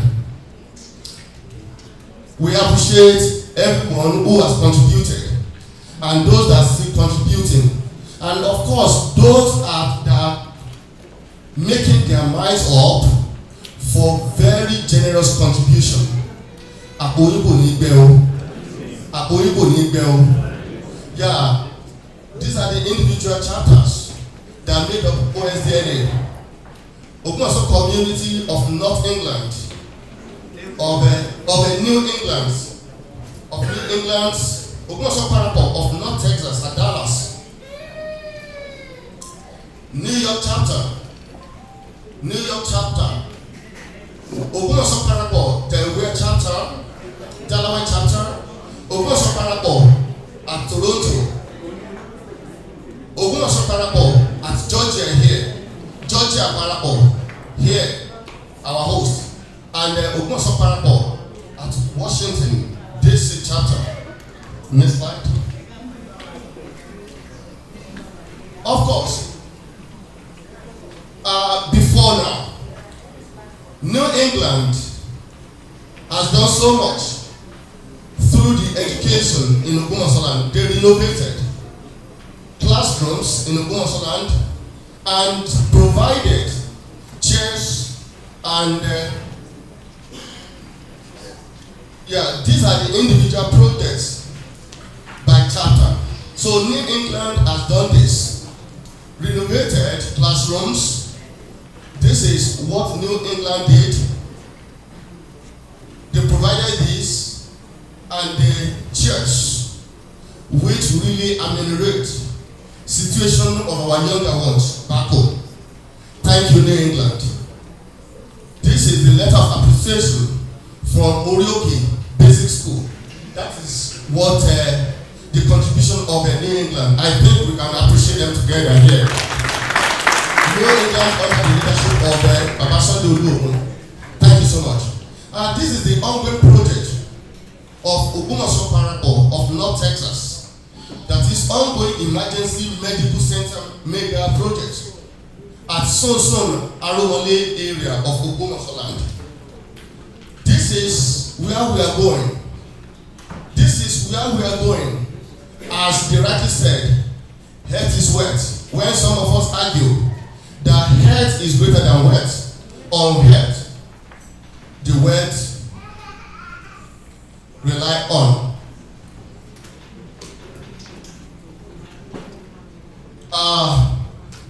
Thank you so much.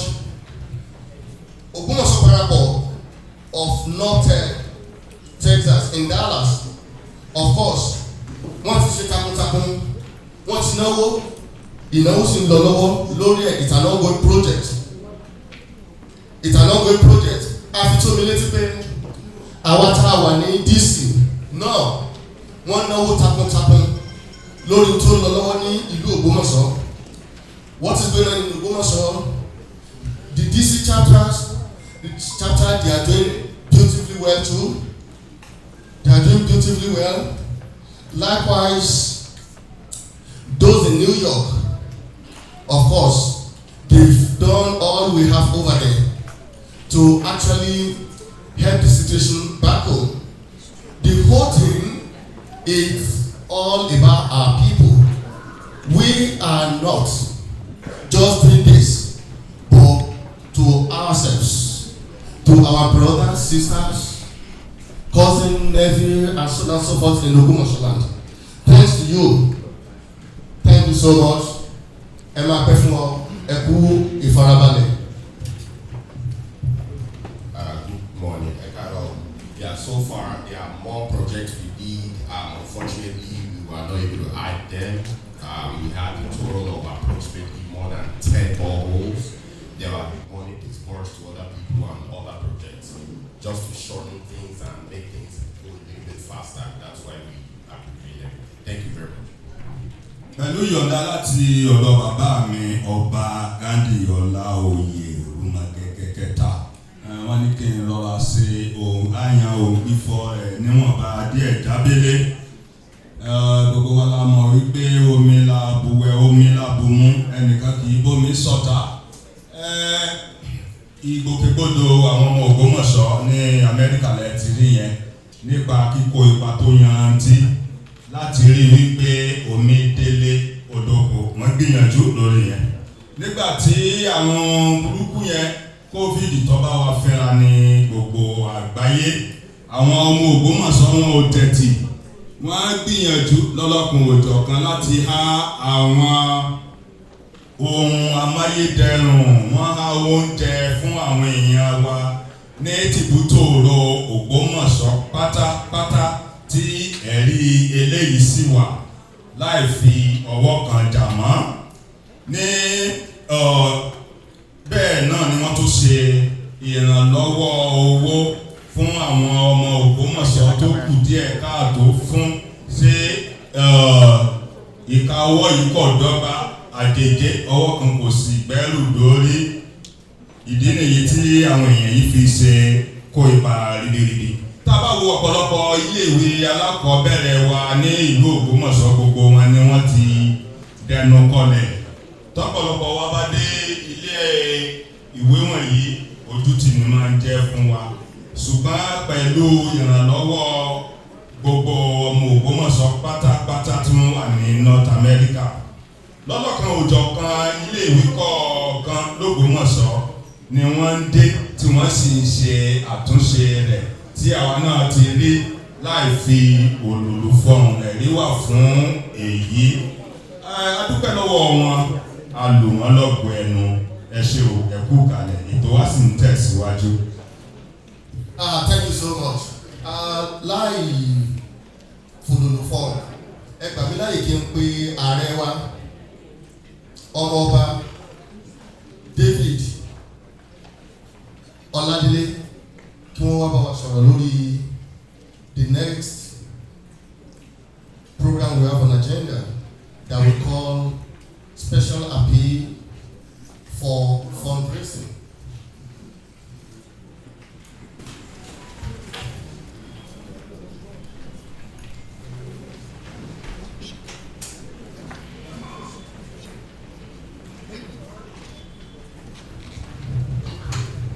Pẹ̀lú ìyọ̀ǹda láti ọ̀dọ̀ ọ̀gá mi pàtàkì ààrẹ lẹ́gbẹ́ káfàtà ọmọọba Akíndélé Davis ní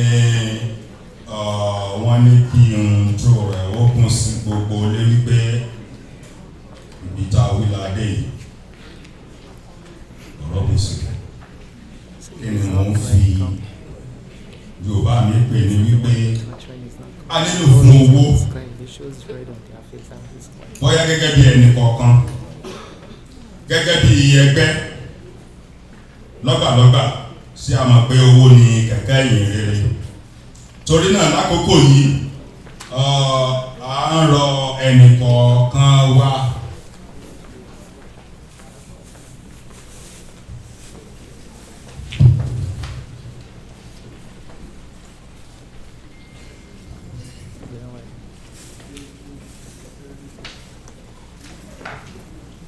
àgbà òní tán lórílẹ̀ ẹni tí mo sáré lọ sọ́dọ̀ bàbá mi bí tí máa rí náà nìyẹn bàbá ní ọmọ tọ́ ọmọ bàmí fẹ́ bá wa sọ ohun kankan ẹ̀dọ̀ ẹ jẹ́ ká farabalẹ̀ dáadáa.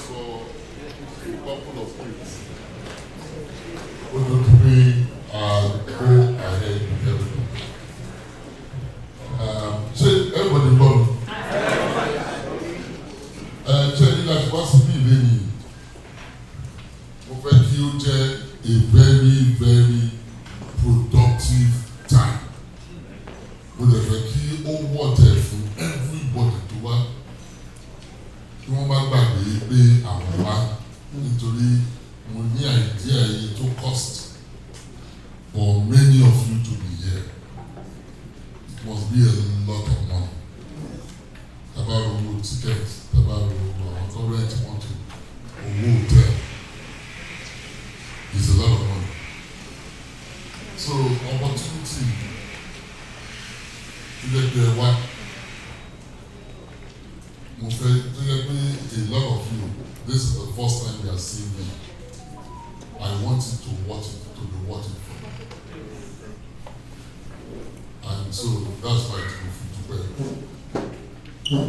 Because when I'm not here to disrupt the program.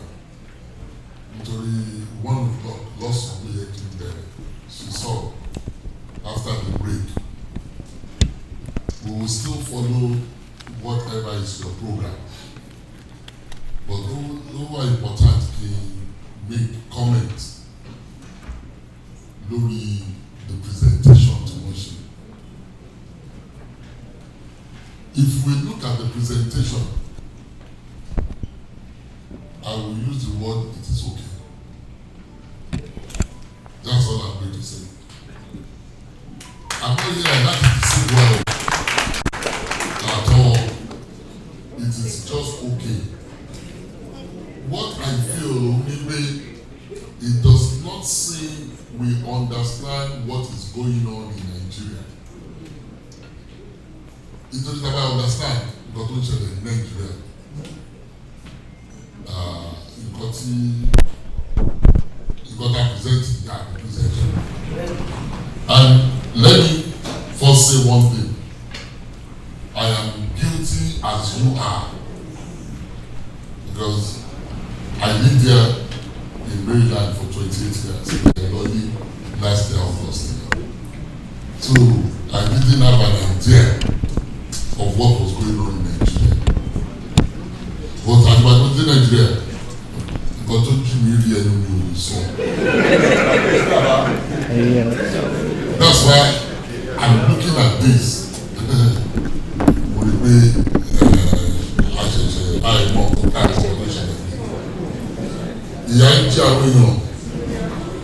and I mean seriously. You know, I live in Ogbomosho now. I live in Orita Naira. In Ogbomosho. So I have an idea what is going on. Not in Lagos, not in Ibadan, but what's going on in Ogbomosho. The poverty level. We will not be doing this kind of presentation. I'm telling you.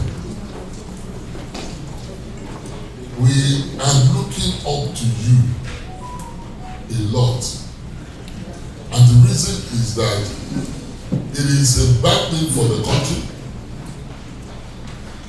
The exchange rate is a bad thing for the country. But it's a good thing for those of us who are abroad to do things for those who are in Nigeria. Let me first lay one background.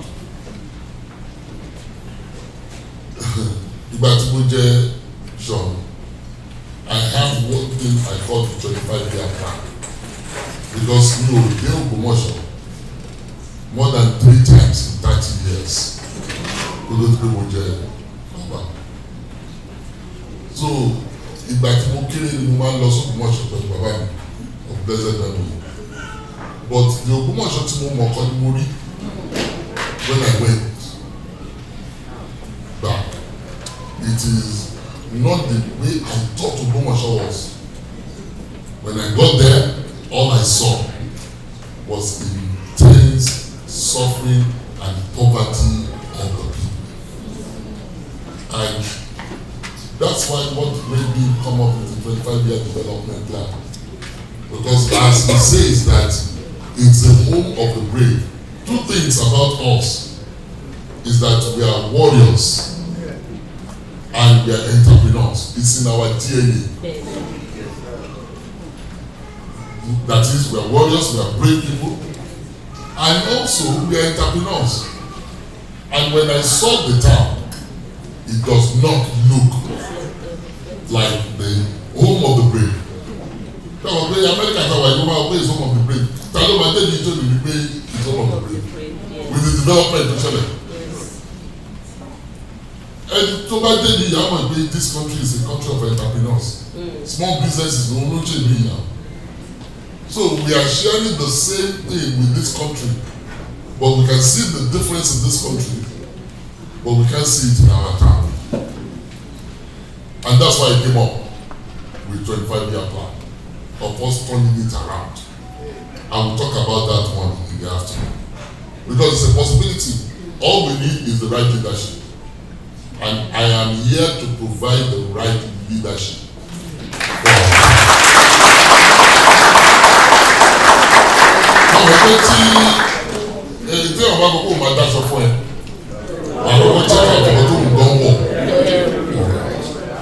The reason why I know I can do it is that I'm 63 years old, but I've been sitting on the board of financial company when I was 30 years old. I'm still sitting on different boards. I'm chairman of at least 5 companies. And that's true. I sat on the board of Bureau of Public Enterprise, which is a federal government board, for 4.5 years. So what am I trying to say? I have done very well in everything I put my hand on. So I know it's not well. And that's what I'm bringing to the table. I'm bringing my network. I am far from people. Very far. I have the network. I have great relationships that can help any town. I have been to 65 countries. I've traveled wide. I have seen life in my 63 years that I want to bring to this time. All I've said is not arrogance, it is just the truth. It's the fact. So it is not me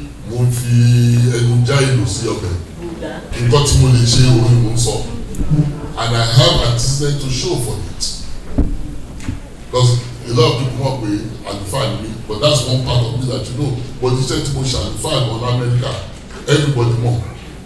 Because I don't want my head to be mass of businesses that I was running simultaneously. But I found out a couple of things to be the professor on this. Òun ni wípé ní unity. Ogbomosho, ibi ìtẹ́bá ti ibi ilẹ̀ ti ní unity o. Ìtẹ́bá ti kúrò níbi ìtàtí dé ìlú wa, kò sí ìtọ́ tó jẹ́ unity. So, our Ogbomosho land, our presentation session. Ogbomosho land has 5 local governments. That wasn't what it was before. It was 1 local government. But chairman. But our politicians came as man. So I'm sure of Ogbomosho land, not sure of Ogbomosho. So everywhere there is the Ogbomosho land, which comprises of the 5 local governments, I'm sure over there. But some of them have refused that I should be over there. Because Andrew won't change villager in the Lara or so you never beg or who are beg. So a lot of the things they appreciate why I decided to do this 25-year program. One of them so you will make sure it doesn't happen. Obanyo will send the message to me the minimum so yeah, but here don't so in action. Amen. Although you understand, ìlú tiẹ̀ òun ni ò ti ní ṣẹlẹ̀ ọdún òní sọ pé ní ibi tẹ̀lé wà kò ní ṣẹlẹ̀ but ìgbà tí àwọn aráàlú ẹ bá di pé your own is excluded àwọn ọmọ máa wá sọ fún ẹ wípé o ò lè ṣe báyìí ló kẹjọ ìṣòro. So some of these things is we want it to be one source. All these efforts we are doing, it has to come from one source. And where is that source? Shawu's Palace. We want all of these things united under the 25-year plan. Let me tell you this. I am not trying to make a name for myself. I've made the name. I've made the name for myself already. I'm not trying to gaba. I had thousands of people I pastored for years. So it's not where I'm looking for láti gàba or mo wá àwọn èèyàn. No, èrò tí ń tẹ̀lé mi, I pastored for 32 years. Èrò tí ń tẹ̀lé mi ti pẹ́, so èrò kọ́ ni mo ń wá. What I'm looking for is one thing. Like I told the people I spoke to yesterday evening, the best thing to ṣẹlẹ̀ sí mi is to be Ṣọ̀ún of Ogbomosho. That's the best thing. Somebody who might jẹ president Nigeria lórí mi ò ní jẹ́, I would rather be Ṣọ̀ún of Ogbomosho. Ó tọ́ ni mo sọ yẹn o. Because I have a lifetime job. Presidency tó bá get election ọdún mẹ́jọ ló máa jẹ. This position is a position of honor. And that's why I told you people yesterday, those I spoke to yesterday, I will never bring disgrace to you, and you will never regret that I'm working. Amen. You can go and check my antecedents. That's what I'm bringing to this place. So, one of the first things is there is no unity amongst us in Ogbomosho land. And in tí bá ní orí is a monster. There must be a head. And Ọlọ́run ti sọ yí pé Ṣọ̀ún òun ni head in Ogbomosho land. And don't get me wrong, nearly 90% of the Obas are in full support that Ṣọ̀ún is the head. But there are some who have refused to accept Ṣọ̀ún as the head. I don't want the same thing also to happen here, because when I look at the town, we see unity. But there's unity, divided will fall. That's the thing. I tried to have a meeting with all the others in the zone. I'm giving you a preview of what I'm going to share later with us. 23 notable others we invited. 20 of them came. One sent a message, 2 refused to come. The next thing I got was that I got a letter from the government, and that why am I having a zonal meeting? So I responded to the government, because I want méjì tí wọ́n wá, wọ́n lọ influence the government, you know. I'm on tape, and so it can be said. They went to influence the government. Ipe kí ló dé tí Ṣọ̀ún fẹ́ kó wá sábẹ́. Mi ò kó yín sábẹ́, I'm Ṣọ̀ún of Ogbomosho land. Ẹni tí ò bá fẹ́ bá mi ṣe, ó lè má bá mi ṣe. So I responded to the government to say I didn't have a zonal meeting. Wọ́n ló wá illegal. No, I didn't have a zonal meeting. I had a meeting of all the people in Ogbomosho land. In Ogbomosho zone, there is Ogbomosho zone, there is Okeogun zone, Ibarapa zone, Ibadan zone, and Oyo zone. We have 5 major zones. So I asked them, is this kind of letter written to Okeogun? If not anything, I know the people in Okeogun, all the others come together. Why is Ogbomosho different? But I found out in Koti,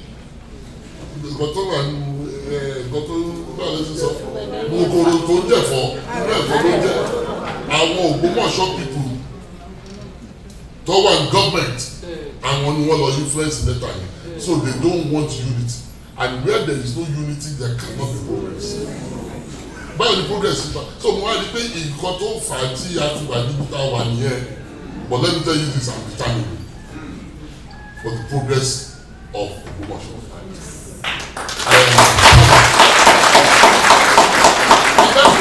That was the response I gave to the person who wrote the letter, that these meetings are going on in other zones. Why is Ogbomosho different? Because they know that if we get united, it is the strength that we have. One ṣe meeting tá a ṣe, wọ́n ṣe ní Ìbàdàn, ṣé tó ní Ìbàdàn wá pé meeting tó gbé gbogbo àwọn tó wà níbẹ̀, kẹ́nìbọ̀dì máa collect us in. Wọ́n ṣe lókè Ògùn, tí Aláàfin bá ṣe lọ́yọ̀ọ́ tó bá pe meeting ṣe wá collect us in, pípé ó pe gbogbo àwọn ọba tó wà under. Why are you writing it about Ogbomosho? Because they know the strength that we have. And the strength we have is unbelievable. Clearly, like my motivation, we will realize the Lord pàṣẹ àṣìwà. And you will hear it when I do my presentation. God is partial to us. The 18 months after I was chosen before my installation is when I realized that Ogbomosho sons and daughters, we are all over the place. Not all over the place alone, doing very well all over the place. And ó dà yìí pé orúkọ Ogunlọlá òun ló ń ro gbogbo wa. Ṣé àwọn pé ẹ̀yin tẹmọ sórí yẹn ẹ mọ̀ pé nǹkan tí Ogunlọlá sọ fún Aláàfin wípé ẹ jẹ́ kí n máa lọ ṣọ̀hún. So gbogbo wa nǹkan tá a kàn ń ṣe ní akọ̀lọ́ ń ṣọ̀hún Ògbómọ̀ṣọ́. That's all we are doing. The number of Ogbomosho people tó wọ́n nílé nìbàdàn tí wọ́n dẹ̀ ń wálé tọ́jú ìjọba Ògbómọ̀ṣọ́ jẹ́ pé Ìbàdàn lọ gbé. So akọ̀lọ́ ṣọ̀hún ni ẹ wo gbogbo ẹ̀yin tẹ́wàá lé yìí ẹ̀ ń ṣọ̀hún bí náà ni. ẹ̀ ń ṣe Amẹ́ríkà ní ìlú. Ọmọ Amẹ́ríkà.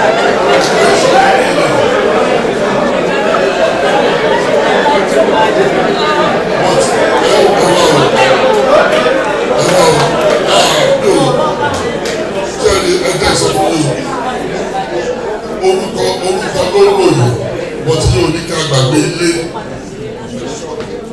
Ṣé ẹ̀gbọ́n tí mo sọ yìí ni ò ní kí a gbàgbé ilé? Láṣí ṣọ̀hún ẹ̀jẹ̀ àmàṣẹ́lé náà. Láṣí ṣe Amẹ́ríkà ẹ̀jẹ̀ àmàṣẹ́lé. That is what the message I have for us. We have the greatest potential in the southwestern part of Nigeria than any other town in the southwest.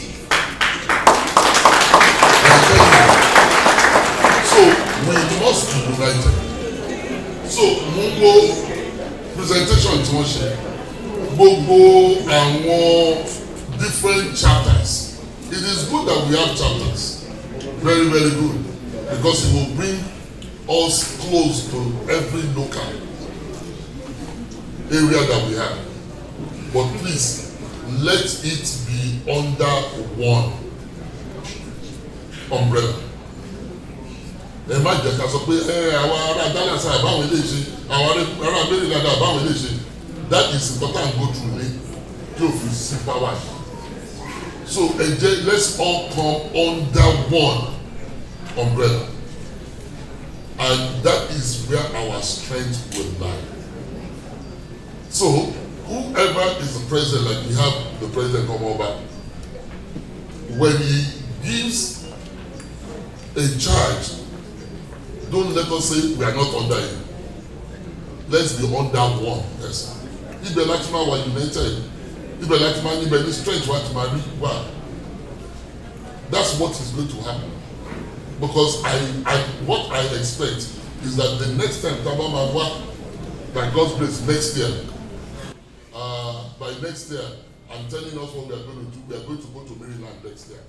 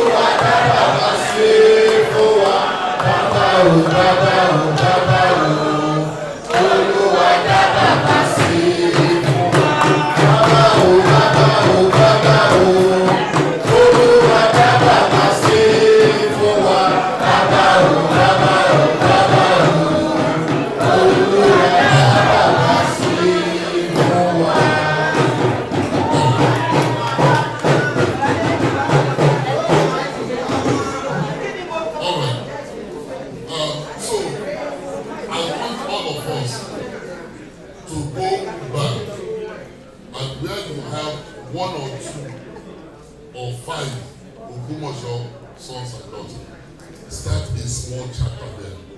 Let me say this one. What I am trying to do is to make Ogbomosho a model city in Nigeria. We want to make Ogbomosho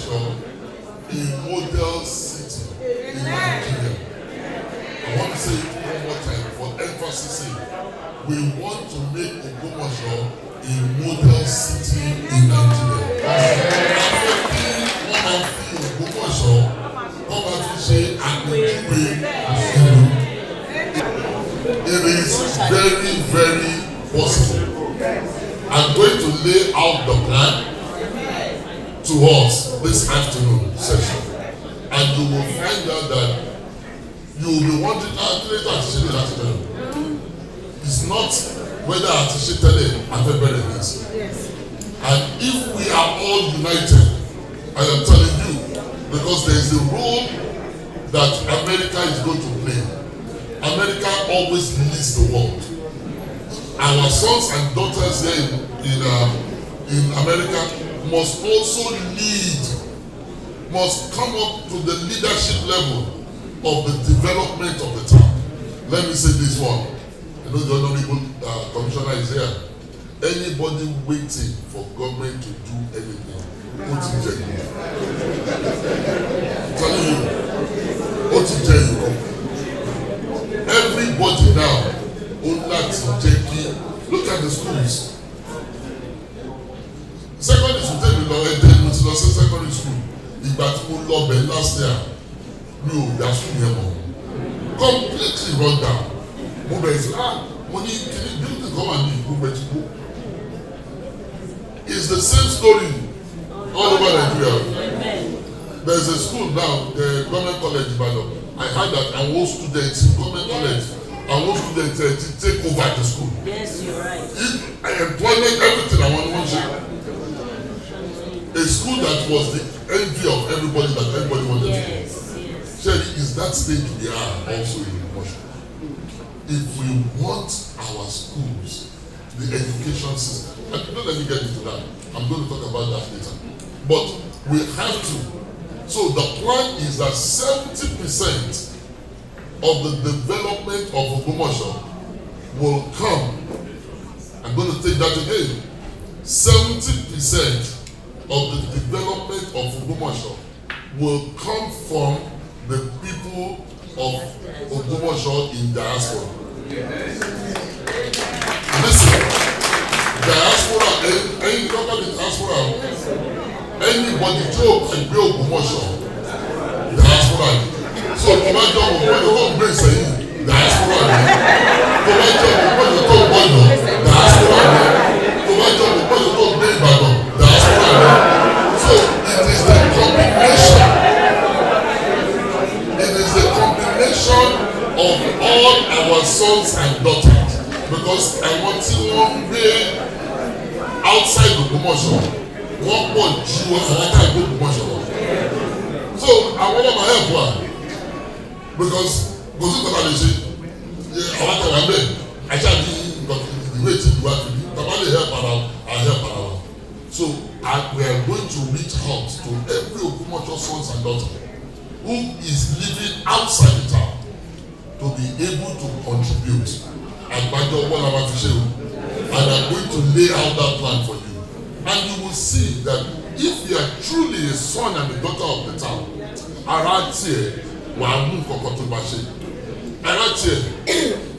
you will do something. And that's what we want. And I'm telling you, you have the right leadership in me. Because my word will be my word.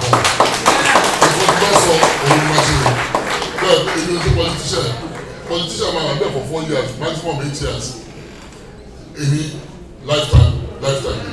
So the bank power for you, and I say, the local power, the local pay you. You tell me to that on here. Or by the budget, you need that power for one more.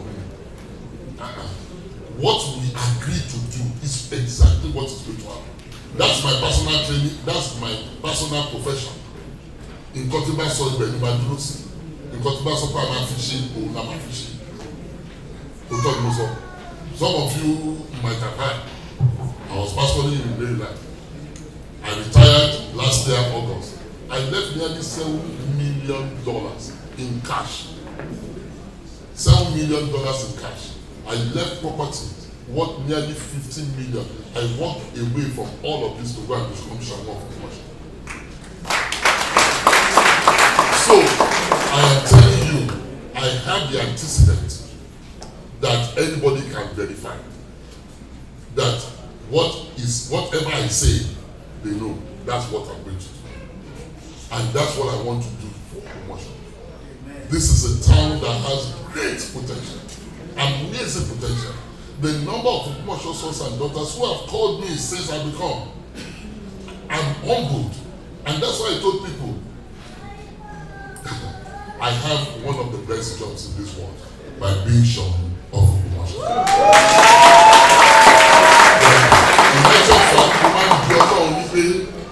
Baba God ní ọmọ pẹ́ fẹ́ràn mi tó yìí. Somebody di Sean Ogbomosho. You know why? Because of the people who are from the town that I keep meeting on a daily basis. I am proud to be their king. Because when you see the people, eminent personalities like you here, look at the people who are here. I am proud to say I'm their king. So this is a town. Kọ́ni máa fẹnu sọ àwọn èèyàn láti wíwé ìlú yìí lè yàtọ̀. Àìlóṣùwà ní ìwòsàn yẹn. I will give you more information. Things have started and we are on the right track. That people change. People ask me, it was 25 years. I just said that because that's a generation. So we want to bequeath to the next generation a wonderful city. That's what we want to bequeath to it. We want to bequeath to Ogbomosho to the next generation. That everybody, the power of Ogbomosho, people of Ogbomosho, and our Mowati, they will be praising us. We left a town like this to them, for them. That's what we do. So I know that we are about to do fundraising. I want us. I don't even know whether you should do the fundraising now or maybe after. But you can launch whatever you want to launch. But this is not a fundraising of $10. I'm telling you, it's not. Let me tell you this. One of the things we have done, and I don't know if somebody has a laptop here. If you go to the website, theSeanOfOgbomosho.net, one of the first things we've set up on that website is the ability to give money from all over the world. If you want to give on a monthly basis, you can give. We will need people to continue to give on a monthly basis. And you will know why later when I make my presentation. Because maybe I should just give you an idea. We want Ogbomosho sons and daughters that in the next 10 to 15 years, I'm at to populate the government. But how you carry, bad I populate government. The level of area boys that I want to come room, we don't want that again. So why do I say that a lot of us have to contribute? Contribution $10 a month, because we want that anybody to buy Jeomo Luba must have one basic thing, a primary school education. So when you see me, no to school. And it will be a disgraceful thing for any parent who doesn't send his child to school. So we must make sure that there is free primary education. We want them to even have free secondary education. That is the plan. Because still, I can't be, I'm a Jehu, I'm want to buy them.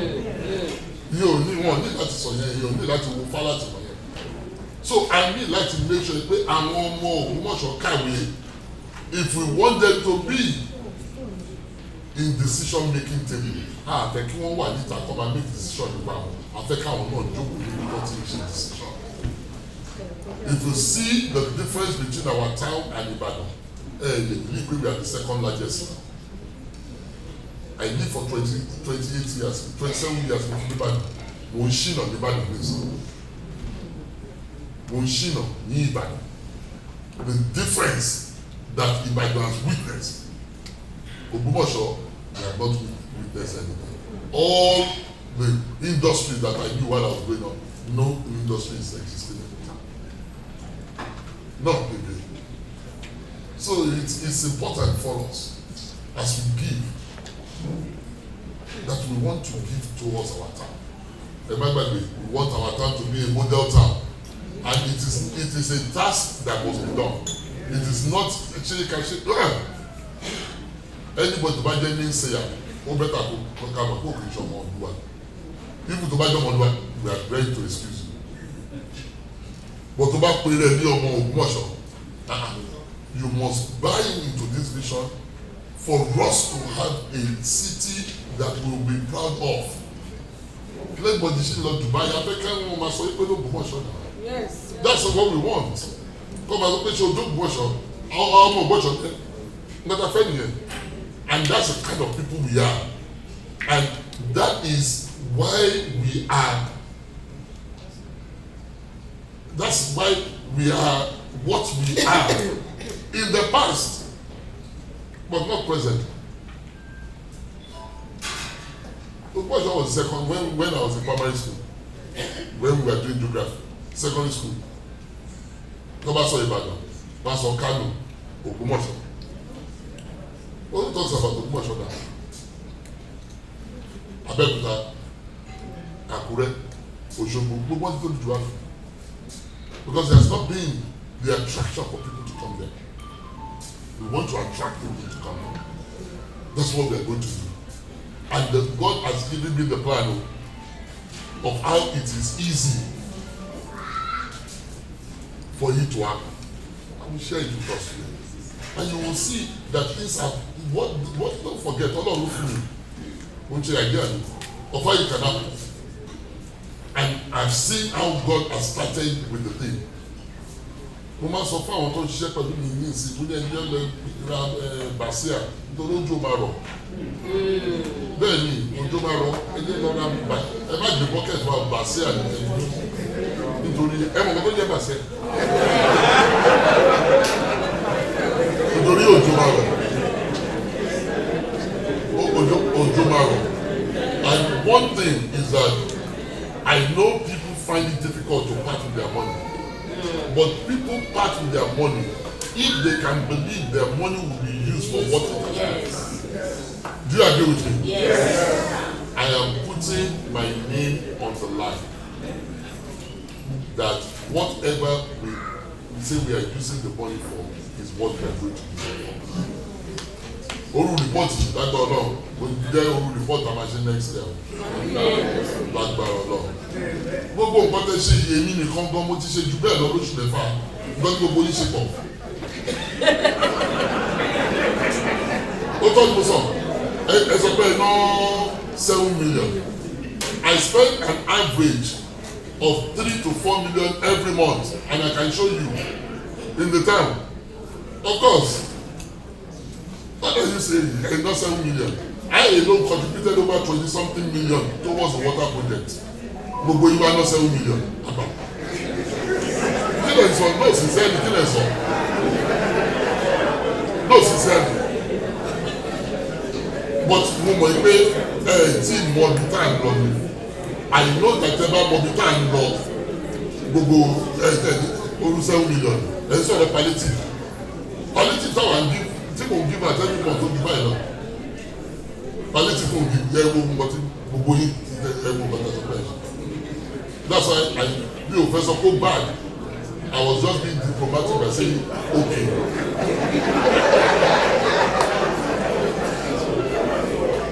But you know what is that we can't talk about the past because we can't help what has happened. We can help where we are going. So I want to share with us where we are going. That's it. let me give you an idea. The local government, gbogbo èmi ni bulldozer wọn grader tractor gbogbo ẹ everything is down. Èmi mo tún gbogbo ẹ ṣe from my pocket. One of them is nearly 7 million. Because maybe you don't understand. When you understand, when I share with you, you will find out that you will never do this kind of presentation where she is. Do That's what was only thing solve. Because this kind of thing, but we will pay a money. But then everybody will rise up. Because we don't have Nigeria to fix. We are not called to fix Oyo State. We are called to fix Ogbomosho. We have only one major town. That's all we want to fix. So we see the people who are kò sí kókó kan àgbẹ̀ nígbà tó ń ṣẹlẹ̀ ní Ìṣẹ̀yìn kò sí kókó kan àgbẹ̀ nígbà tó ń ṣẹlẹ̀ ní Ìbàdàn nǹkan tó kàn wá òun ní ìlú wa Ògbómọ̀ṣọ́ nǹkan tó kàn wá nìyẹn. That's what we want to develop, and I'm telling you, you have the right person in the leadership. I'm telling you. So, Mr. President, that's why I say this is okay. But where we are going, tell you what, lágbára náà ìṣòro presentation yìí eléyìí ọlọ́run àti sídà lè fún wa. Ó tọ́jú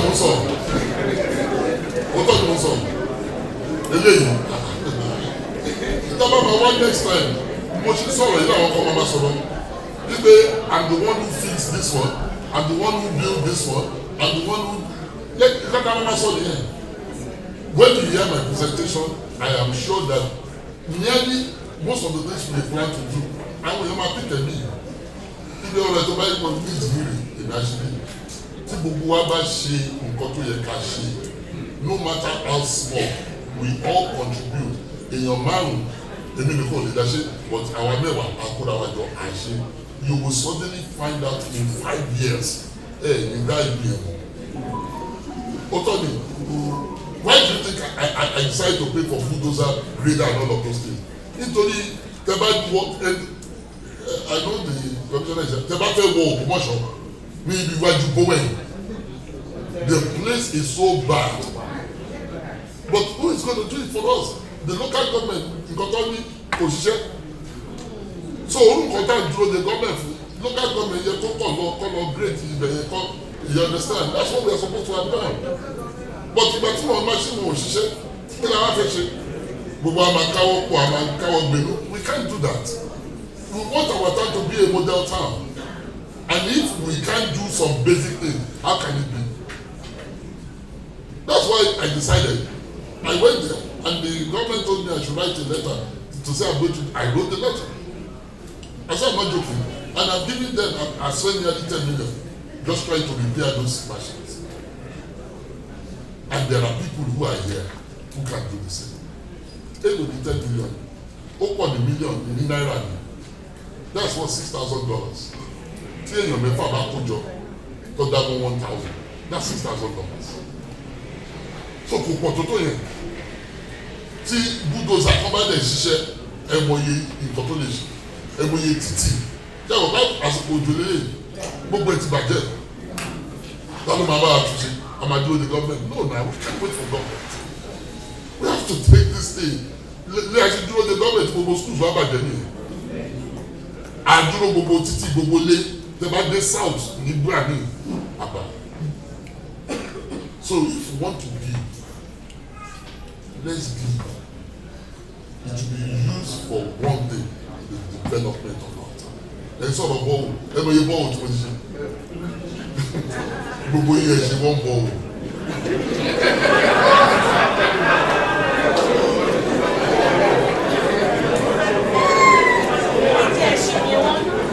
Let me tell you this, in the past 3 weeks, nearly every week, we ṣe bọ̀ wò fún àwọn ìtì. Èmi ni wọ́n sọ o, bí o fẹ́ gọ́ọ̀mẹ̀ntì o, èmi ṣọ̀rọ̀ ni mo ń ṣe o, owó ẹ̀kọ́ ni mo fi ń ṣe o. Ẹ sọ̀rọ̀ wípé representation we did one vote since 2021. 3 years ago. Are you here that you buy money? We want to forget the past. We want to go to a glorious future. Thank you very much.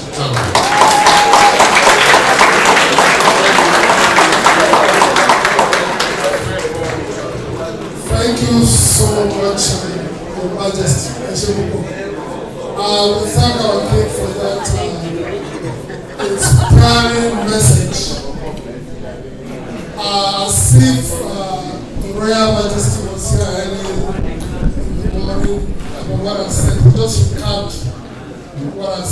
the purpose of unity. You know, once we are united, there's nothing we cannot achieve in life. But Kabiyesi, God what I say is not only one. No, about 24 was additional, so it's not only one. So, our next item is that we will go on innovation. Because Tabani kind of break,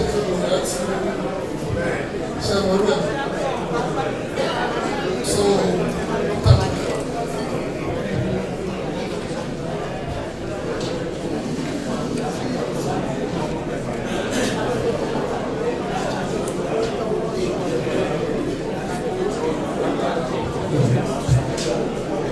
ẹ máa rí wípé bàbá wa Kábíyèsí is an angel of God. Ògbómọ̀ṣọ́ parapọ̀ Washington DC Maryland ẹ jẹ́ ká dìde náà. Gbogbo peter bá wà ẹ jẹ́ ká dìde. Kí ló fa ọ̀rọ̀ yìí ni wípé a ti gbà láti host convention yìí next year tẹ́lẹ̀. Ṣùgbọ́n bàbá tó wá fi àṣẹ sí ẹ̀rí pé ilé la lọ torí náà ni mo fi ní káàdìdì bàbá ìsàn ní angel of God ẹ̀sìn Kábíyèsí.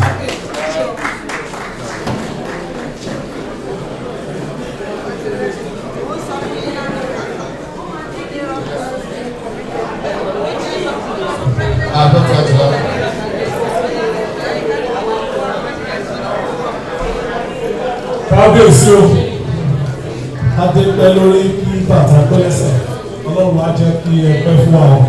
Mo kí gbogbo ilé o, àdúrà wa ní pé Ọlọ́run á túbọ̀ máa gbé gbogbo wa lọ́wọ́ sókè. Ibi tí a dé, àbí ibi tí a rí ẹ̀rọ la dé, what a wonderful advice. Àwọn bàbá wa wọ́n ti pa ilẹ̀ láró already. So a máa wá ṣe ní pápá torí time. Ẹ jọ̀ọ́ ẹ má jẹ́ ká sọ wípé nítorí pé a ti san $100 deal wípé yẹn là wá fi ní support ọ̀rọ̀ donation tá à ń sọ yìí.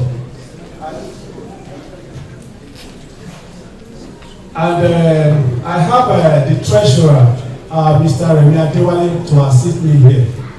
Bóyá a rò pé check àmúdání or bóyá a lè ṣe Zelle or a fi pé bóyá cash tó wà lọ́wọ́ wa ó kéré jù nítorí nǹkan tí àwọn bàbá wa ti sọ. A máa gba promissory note, ẹ máa forúkọ yín sílẹ̀, ẹ máa fi phone number sílẹ̀. Ẹ jọ̀ọ́ o, ẹ má fún wa ní wrong phone number o. Bóyá máa èyí o bẹ̀. A lè máa wá yín wá tẹ̀ bàtà wa lóòrùn ọ̀tán. So ẹ jọ̀ọ́ ní kíákíá máa pe àwọn sisters wa méjì, Mrs. Fọláṣadé Ṣeọbádé àti Mrs. Sarah Akínbọ̀tẹ̀. Wọ́n máa bá wa wá sí orí tébù. Bí wọ́n bá ṣe ń wá sí orí tébù kọ̀ọ̀kan, ẹ jọ̀ọ́ tó bá jẹ́ pé promissory note lẹ́fẹ́ give treasurer máa wá bá yín wọ́n á gba information yín. Ẹ jọ̀ọ́ ẹ má jẹ́ kéré kó àfẹ́ ti èyí tí Kábíyèsí tó ń sọ ọ́ tètò wà lórí website. Tàbá padà dé invitation ká máa ro tó bá aláṣẹ máa support. So ẹ jọ̀ọ́ ẹ jẹ́ ká bẹ̀rẹ̀ láti high table látọ̀dọ̀ àwọn bàbá wa tí wọ́n jókòó sí iwájú níbí. So ẹ jọ̀ọ́ bá fún wọn ní àtẹ́wọ́.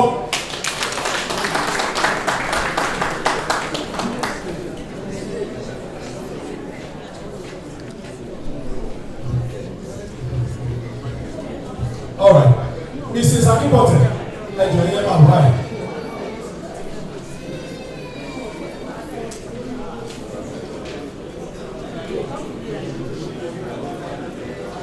Ẹ jọ̀ọ́ ṣé wọ́n lè bá wa display Zelle email? Ẹ jọ̀ọ́ osdnational@gmail.com osdnational@gmail.com.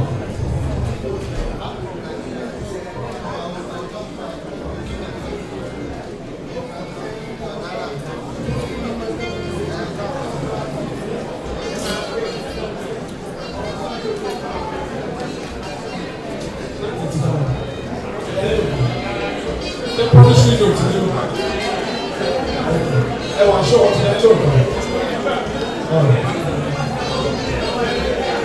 Àwọn màmá wa Ajíbọ̀tà ẹ jọ ẹ bá a lọ sí tébù tó wà lọ́ọ̀kan yìí. Ẹ jọ ẹ̀yin ará New York kò mọ̀ ní o tébù yìí o. Sister Bola Shade Brown.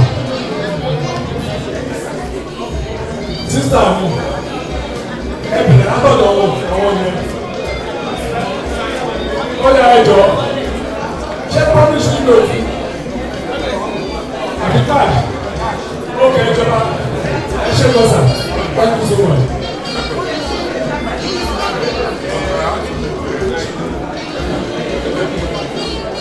Ẹ ṣe lọ sà thank you so much thank you.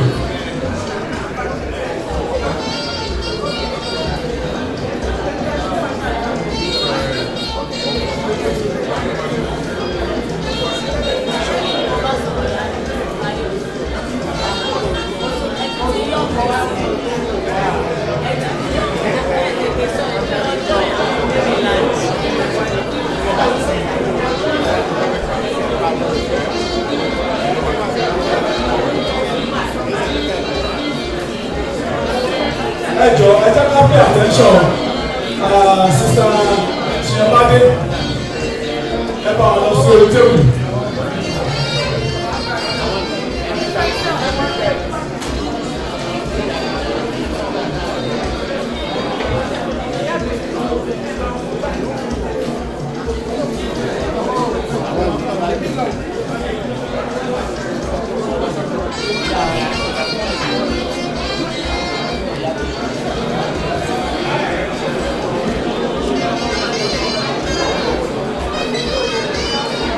Joseph is OSDNA National, OSDNA National @gmail.com.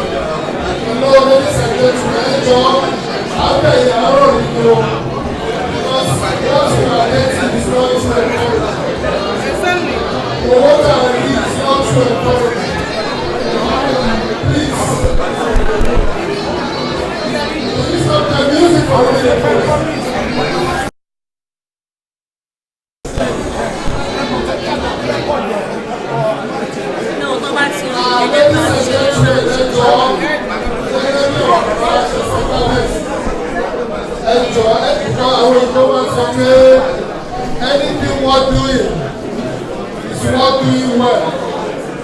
So far so good. Our better I really do play twice. Not too encouraging. $20, $40, that's nothing. Ẹjọ́ tẹ bá fẹ́ fún wa lówó tó wà generous. This $10, $20 is not acceptable. We do it any year. Ẹjọ́ mo rọ̀ yìí. If you want to give us something.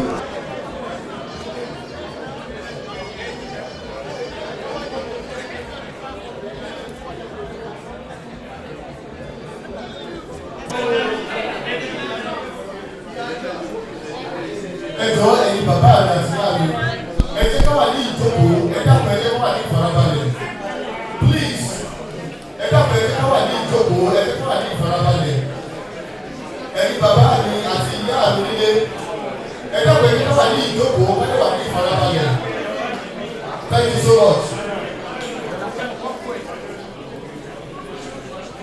Ẹ káàsán gbogbo yín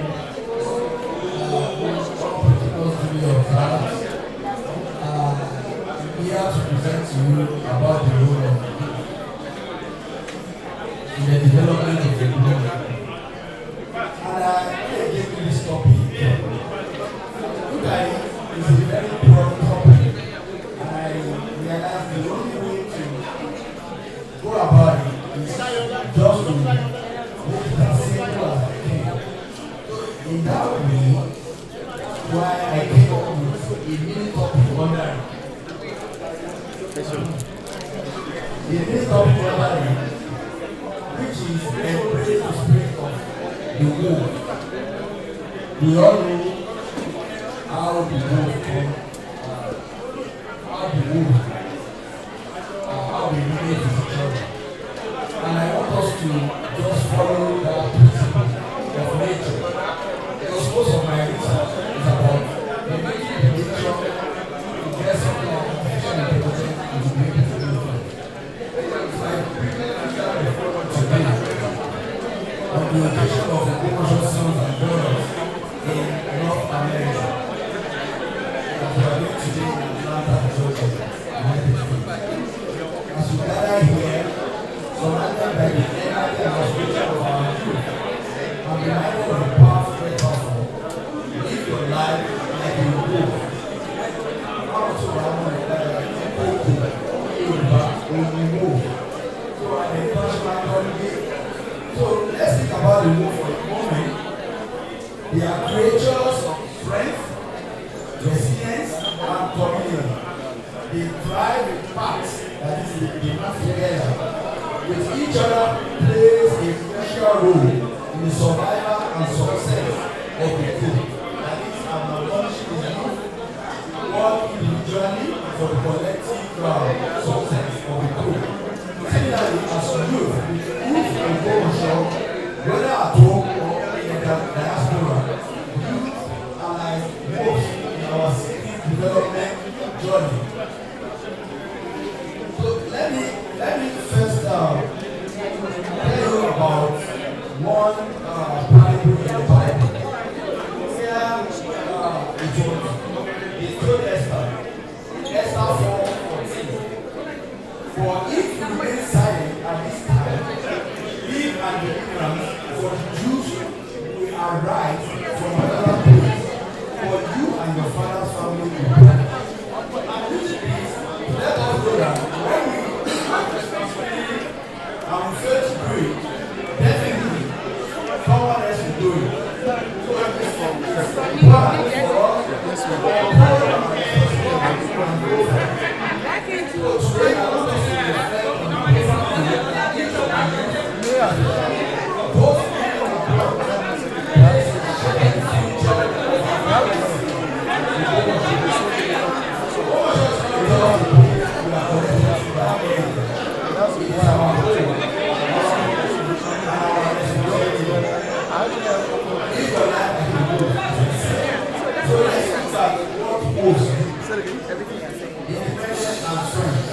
Wolves are known for their independence and ability to survive and thrive on their own or being a part within their community.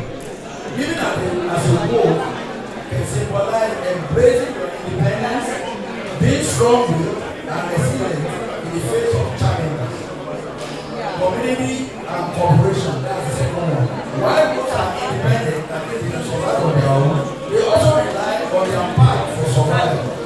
Living like a wolf can also imply valuing your community, cooperation, and teamwork when needed, recognizing the importance of relationship and support.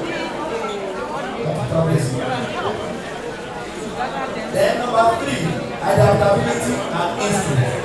Wolves are adaptable predators, able to thrive in various environments, like living a wolf, encourage, embracing adaptability, trusting your instinct, and being flexible in navigating life changes and opportunities.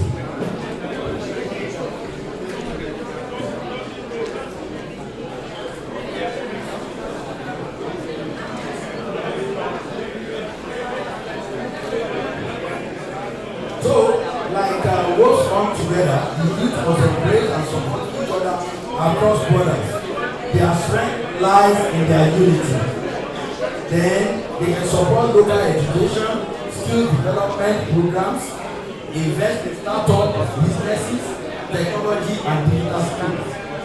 Then they can also go on to cultural exchange programs and environmental projects. Finally, I advise all the youth to always work together in achieving the aim of moving our community forward. And I thank you all for listening. Thank you. Please, let's appreciate him. Please, let's appreciate Professor Kayo. Thank you so much. Thank you. God bless you.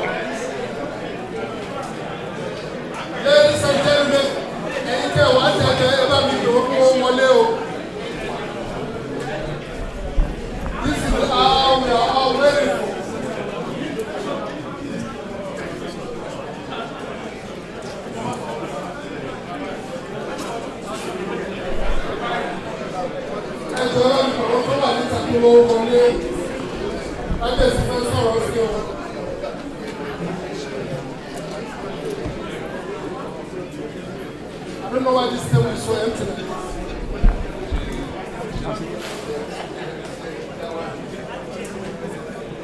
We shouldn't have served me much earlier. We should have waited for the candidates to come.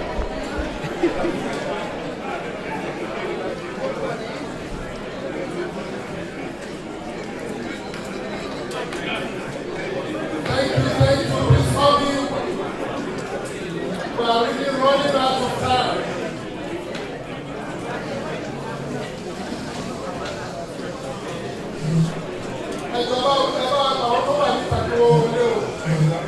Please.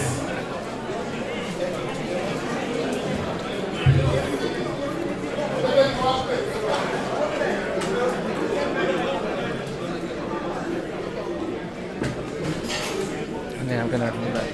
Thank you, ladies and gentlemen. Can we have some silence, please? I will hand over the microphone to his imperial majesty of our event, Olaru. Who will again to talk. And the legacy to capital is not.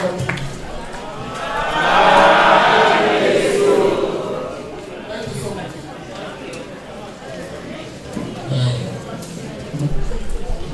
Please, I would like us to do something. And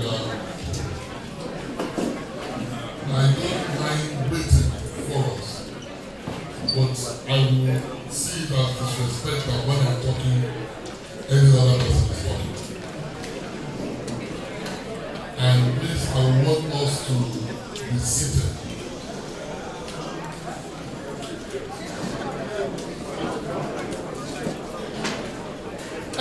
Ẹ̀yin tẹ́ wà ń bẹ̀ yẹn jọ, please can you be seated?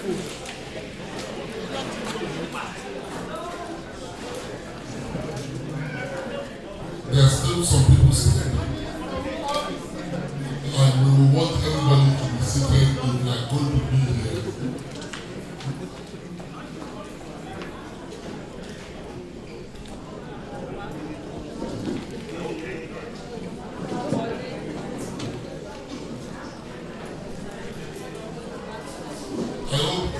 I hope we have all finished eating. Is there anybody still eating? Can you show by raising up your hand if you are still eating?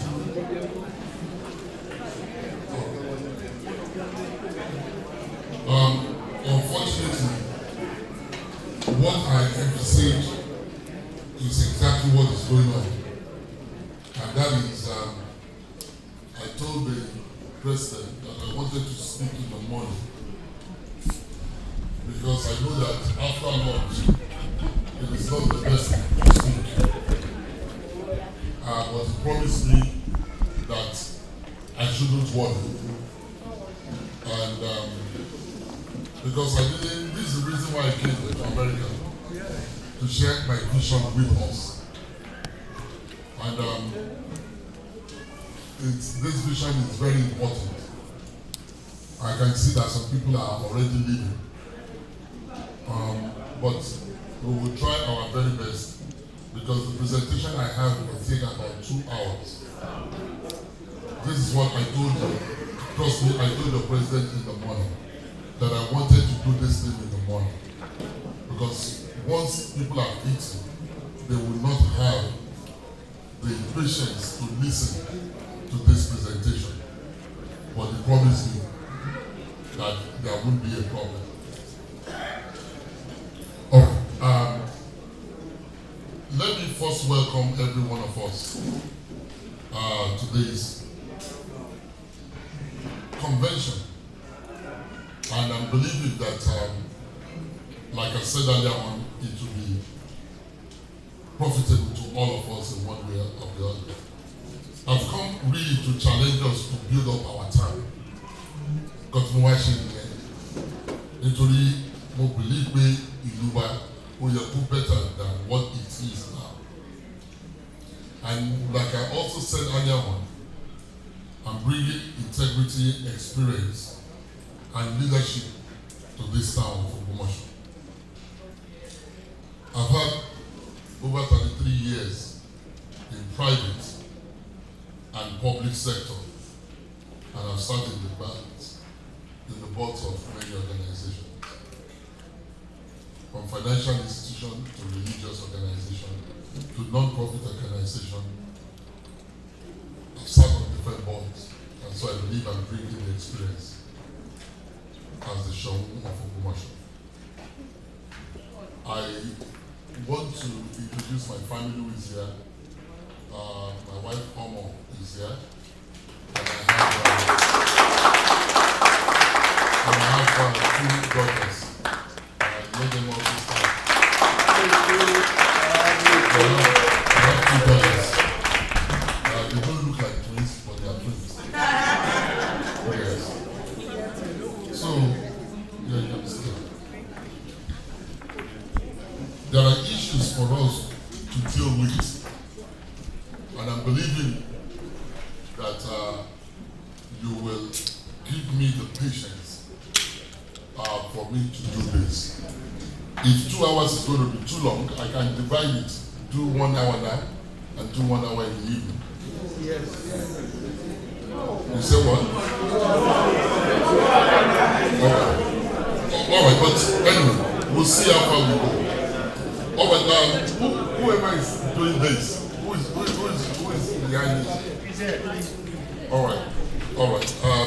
Please go to Opera of the King.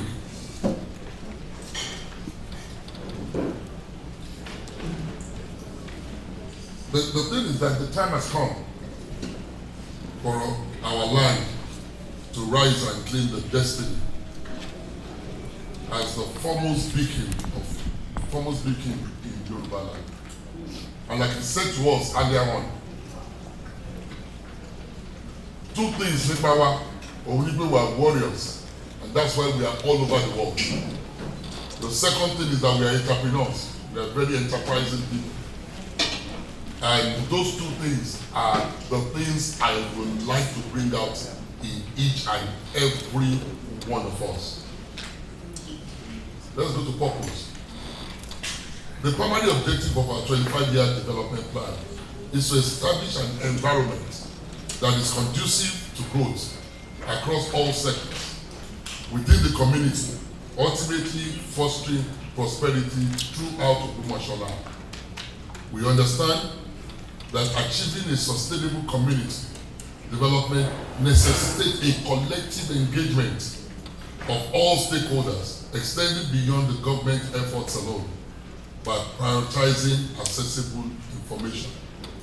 Ẹ jẹ́ kí n sọ ní ibi as I go on, I want each and every one of us ká máa wò pé kí ni mo lè ṣe níbi tí mo wà. Every organization that we are in, there are, like I said also earlier on, 70% of this load is going to be borne by us. Our la máa gbé fúnra wa. 30% òun la look up to government to do. Just 30%. That is road infrastructure, drainage system, water projects, electricity. Àwọn nǹkan tí a fẹ́ fún government yìí. But most of the development a máa ṣe, àwa la máa ṣe fúnra wa. And we have more than enough people who are from our town who can do this. Let's go on because of time. It goes to where this document outlines the path towards the new Ogbomosho. And like I said, we want to create a model town. Afẹ́kí ìlú wa kó yàtọ̀. Kí wọ́n máa fi ìlú wa ṣe àpèjúwe ìlú. Kí wọ́n máa sọ pé ṣé ìlú yìí dàbí Ogbomosho? We want to be the one to set the standard. And I tell you today, ó possible fún wa láti ṣe. Tí gbogbo wa bá decide pé a fẹ́ ṣe, we can surely do it. And we are going to do it. Ní agbára Olúwa. So, go to introducing the 25-year development plan. A lot of these things, Ọlọ́run ọba ló bá mi sọ ọ̀hún láti máa ṣe kìíní. Kò dẹ̀ mí ni pé gbogbo ẹ̀ láti sọ̀tàn. In this presentation, is the presentation tí èmi àti àwọn staff mi. I'll be saying some of these things as I go on. I've employed 6 people. And these 6 people, they are on my payroll.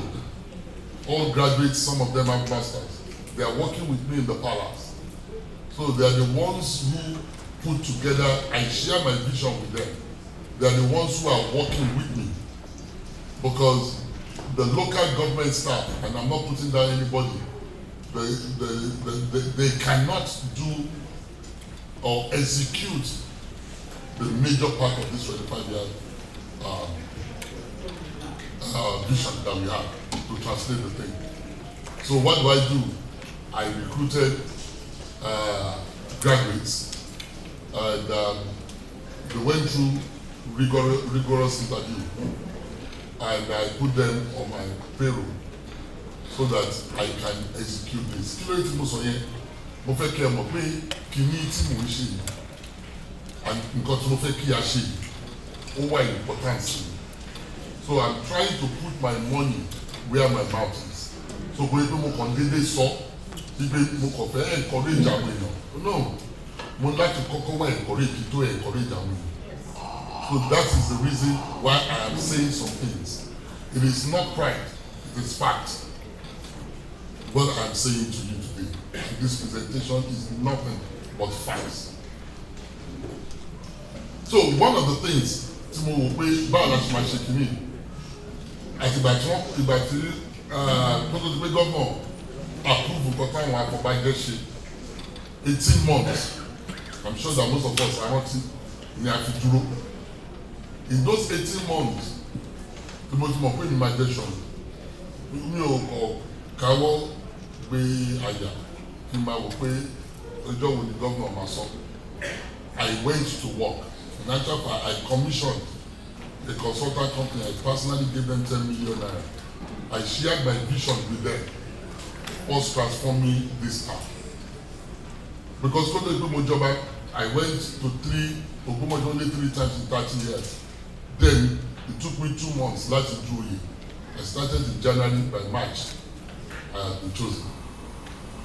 I started to think, after living here for 28 years, going back to this place, there is a reason to learn from Joba, which I'm eternally grateful to God for.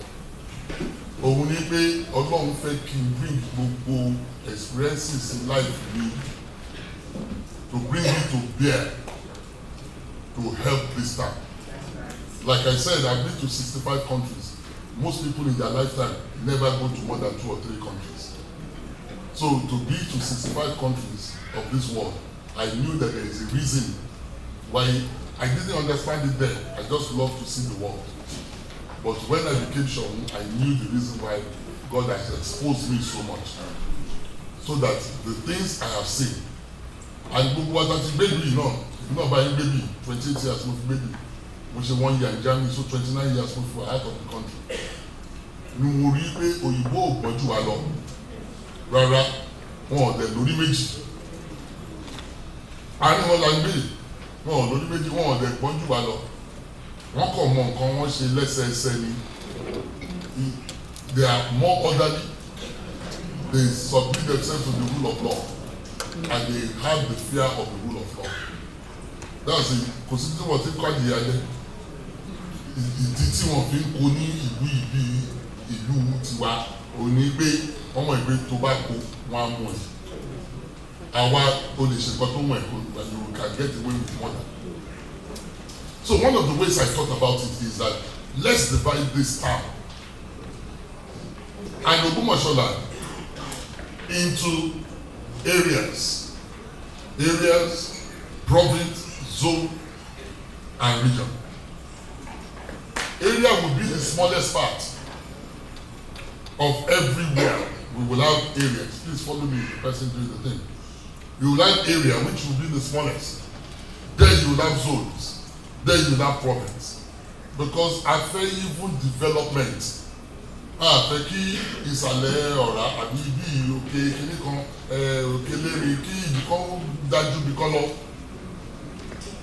Fẹ́ ghetto in the model town. We want everywhere to be developed. And Cherry, this is why some of the things I'm saying, and only my yí wa ní ìsìn, but I yí wa later. Nítorí ẹ̀ ń gbọ́ nǹkan tí mo ń sọ ni. Gbogbo nǹkan tí mo fẹ́ sọ fún yìí ó ti wà lórí mi yìí for the past 2 years. Mo ti ro. Kó tó di pé àwọn tó ń ṣiṣẹ́ fún mi mo wá ṣe pẹ̀lú wọn tàbí wá bring this together, this presentation. So the smallest area, a máa wò pé kí ni gbogbo nǹkan tó láti wà ní every area. So for example, we might be able to the north and south. Nítorí mi ò mọ̀ ìgbà tí mo jọba mo ṣe mọ north and south, Ogbomosho kan ni mo mọ̀.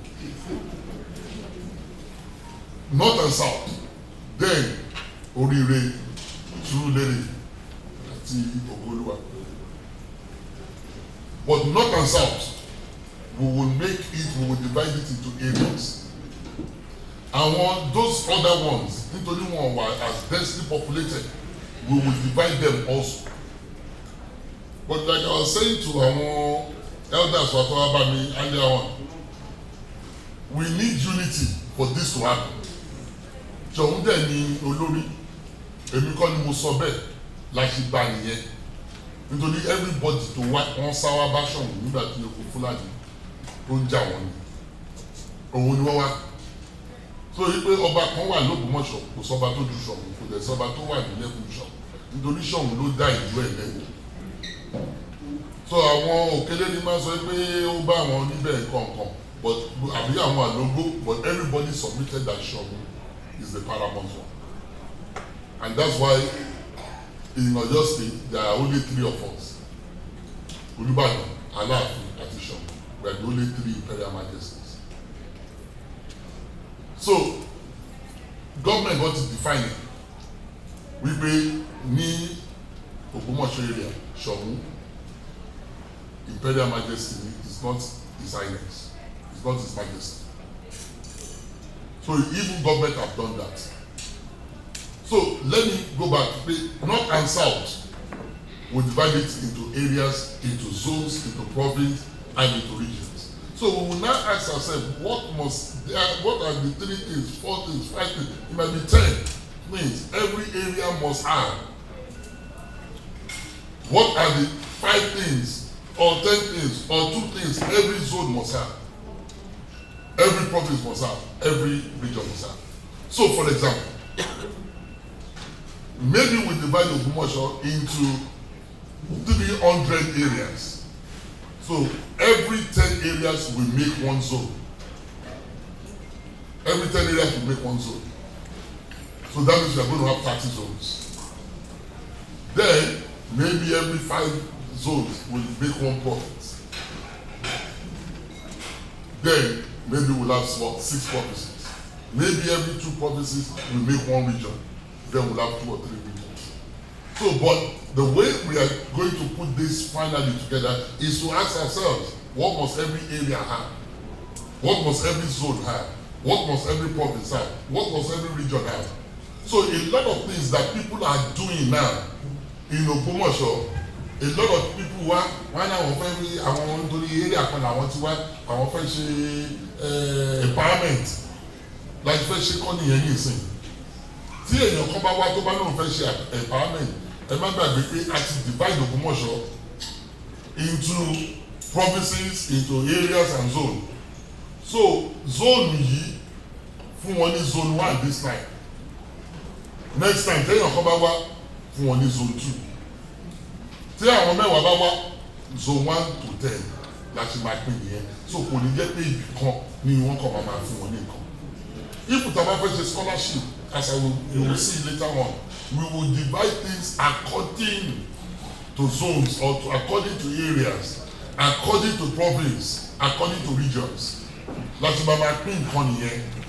So kò ní jẹ́ pé ibì kan àwọn area kan àwọn èèyàn máa ń pín motorcycle ọ̀kadà. Àwọn kan ló kọ̀ máa gbà ó tì. Everybody must benefit. One person must benefit from every zone or every area as the case might be. If tá a bá fẹ́ ṣe scholarship like I said, láti máa ṣe náà nìyẹn. Tá a bá fẹ́ ṣe competition láti máa ṣe nìyẹn. So that everybody will feel part of the town. Everybody will feel that they belong to what we are trying to do in the town. Wọ́n ní sọ pé torí area tí mò ń gbé yìí kò sí nǹkan tó pín tó débẹ̀. Nǹkan tí a bá fẹ́ pín ó máa dé everywhere. So we have done next slide. So you will see now we've taken the town. Lautech, I spoke to them in Lautech. So they helped us with this map that we're seeing. We've divided it into provinces. They started with provinces and then the streets in all of those areas. Let me say this because I will be saying some things, you might not follow the right order, but I don't want to forget. Because as you are getting old, you forget things.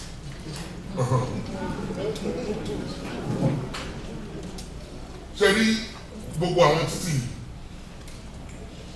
like my make owó nìyẹn o because àwọn yàtọ̀ gbogbo àwọn ìfẹ́ fọ́ǹdì kìíní like my fọ́ǹdì ni lẹ́ni gbogbo àwọn títì tẹ̀ nìyẹn yóò fún wọn lórúkọ ta ló wọ̀ fún wọn lórúkọ ẹni tó bá fẹ́ kí orúkọ ẹ̀ a máa ta àwọn títì yẹn pẹ̀lú orúkọ.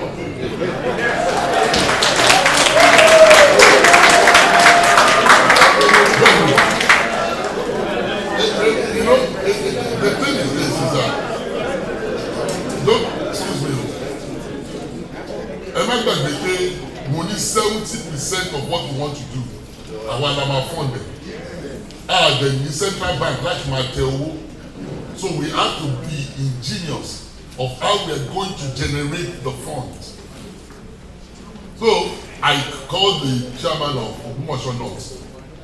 I called the chairman of the 5 local governments. Only 2 of them agreed to come. Àwọn yòókù ní àwọn wà. Ṣé máa wọlé? Wọ́n ní Ṣọ̀ún Ogbomosho North nìkan ní mo wà. That's what is going on. That's what's going on. Because àwọn ọba kan wà tí wọ́n ní kò sí influence mi ní south. But omi tá a ṣe ọba yóò fi kọ́bọ̀ sílẹ̀ I put down over 20 million. Meanwhile south ni ibi tí reservoir wà mo ní so kàtì káwọn ará south kò máa rí o bóyá wọn ní ilé kúrò bẹ́ẹ̀ but ìyẹn ọ̀rọ̀ ọjọ́ mi. But anyway, what we plan to do is that I'm not going to let those who are not ready to support to stop what we want. Because let me tell you one thing, we have a momentum. Now, there is an excitement that has been created by me becoming Sean. I cannot let people lose that momentum because of the naysayers. I won't come out. So I won't come out. I give the Italian money. Doesn't matter. You understand? But I want to confession. I focus on those who want to do, and then I do what I would like to do and what I would like to see. So, Orubi, like fashion here. But all this map, I did it for the whole of Ogbomosho, not on South. That's it. But their chairman refused to come because he feels he has allegiance to one of the others. Please. But that is not going to stop us.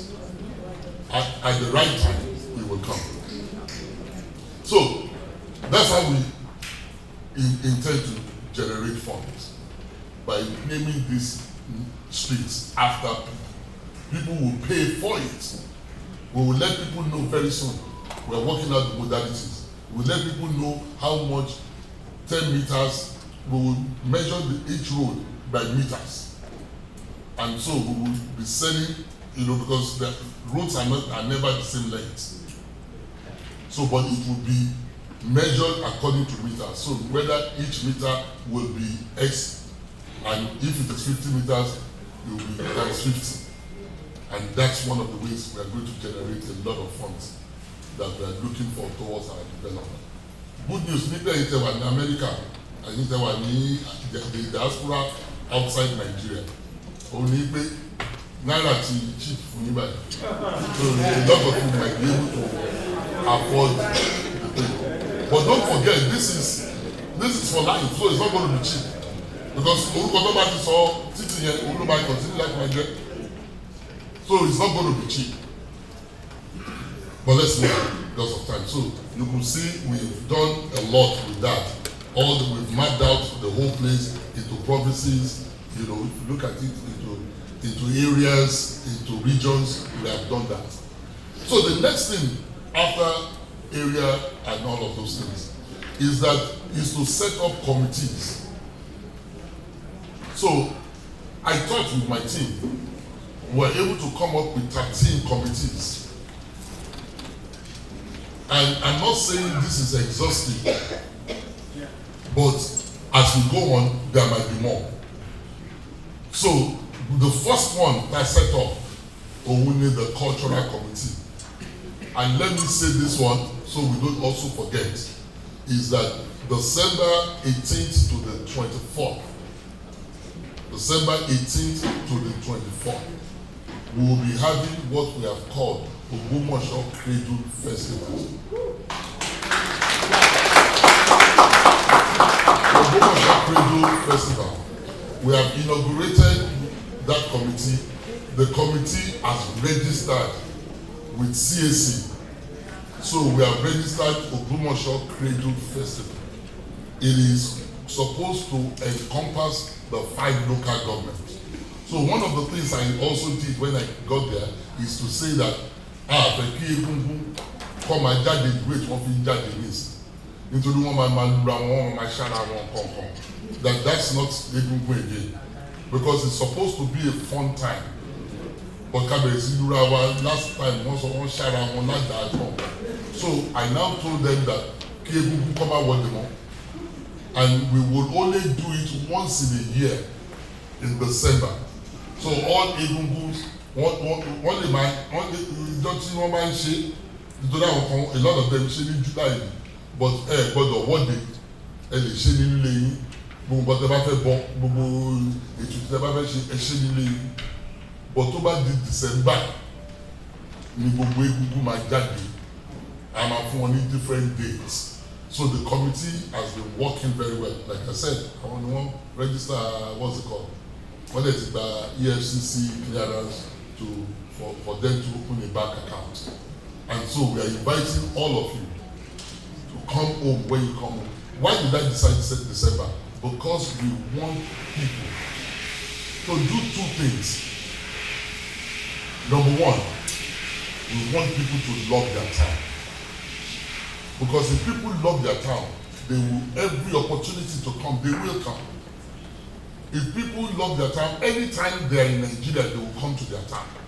They will find a reason. If people love their town, they will invest in their town. If people love their town, they will have hope in their town. And that's what we want to have. So this every December is a holiday period. Because I can see time here. And we also want people to love their king. Because if people love their king, they will support whatever he has. They will be there, they will support his vision, they will support his dream. They will have access to him. They are not going to, if they have anything, they will go to him and tell him. If they have any idea, they want the king to succeed. Because if the king succeeds, it is a benefit to their town. If the king succeeds, it's a benefit to the town. And if they are proud of their town, they will want their king to succeed. And that's why a couple of things going on back home that some of you have heard about. People think is a quarrel between myself and the head of the chief imam. No. It is the town that is fighting, it's not me. And people are misunderstanding the thing. Because I am the representative of all of it. If something shameful comes towards me, it affects you. Then, èmi ni bàbá anybody. So tó bá ti bàbá èèyàn ló lòṣì, tí bàbá ò bá jà, ó yẹ kọ́ ọmọ jà fún. Nítorí wọ́n sọ pé ìwọ tó jà fún ẹ ọmọ olòṣì yẹn. Bẹ́ẹ̀ ni lòṣì lè yẹn. That's why tó máa find out pé tó bá bú bàbá èèyàn, tó bá bú màmá èèyàn, ó máa jà nínú àjò. But I might hear later.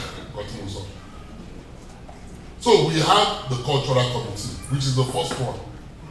And it is to bring out our culture. So we've set it up for that 1 week. So we Mama Daddy from the 5 local government, they're going to give them some money.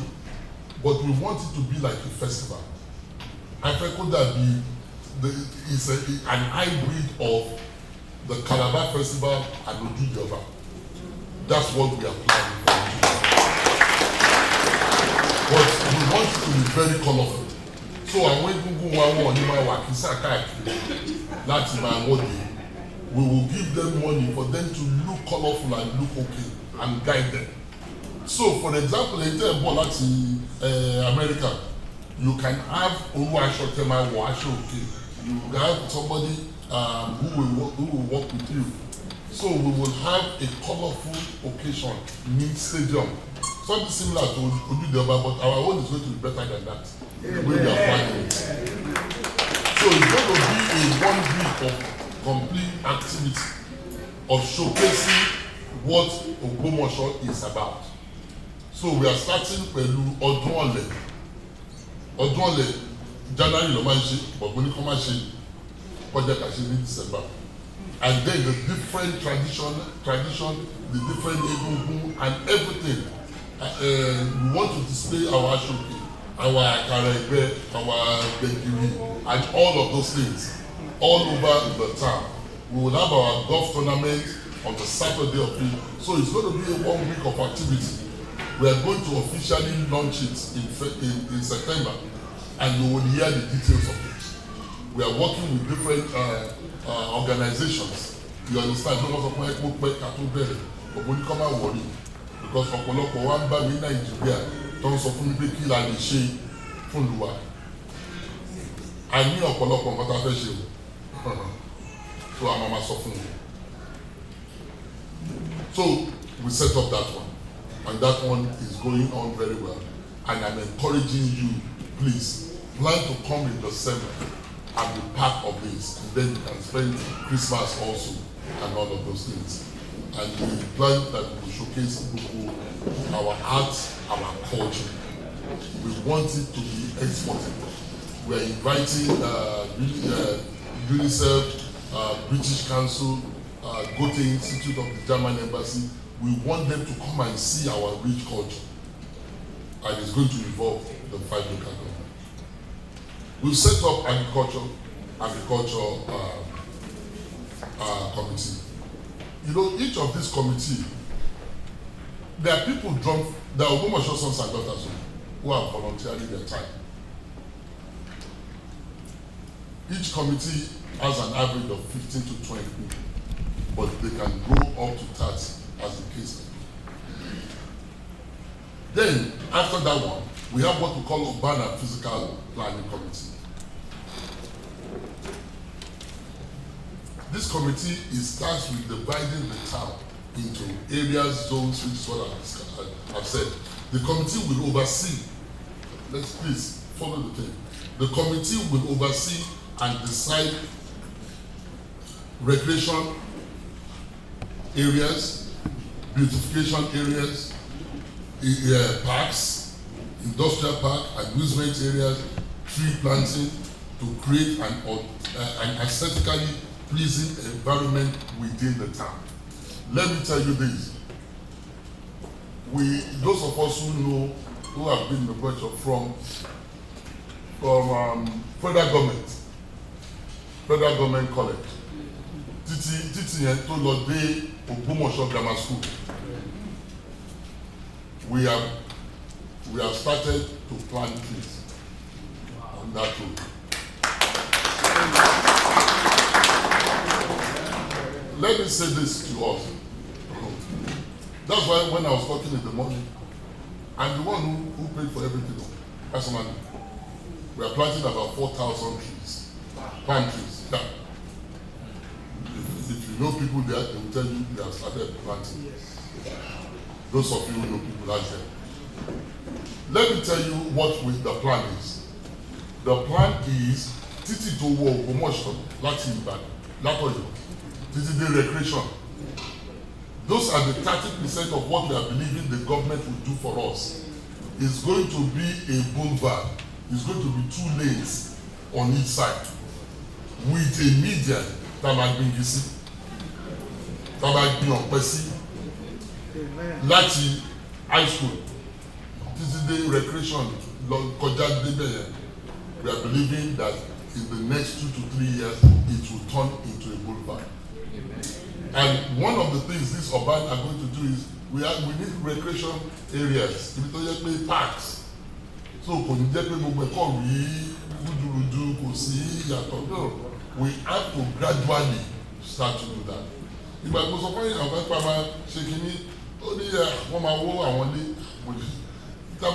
want development, that will happen. Because it happen. No, we have to make changes.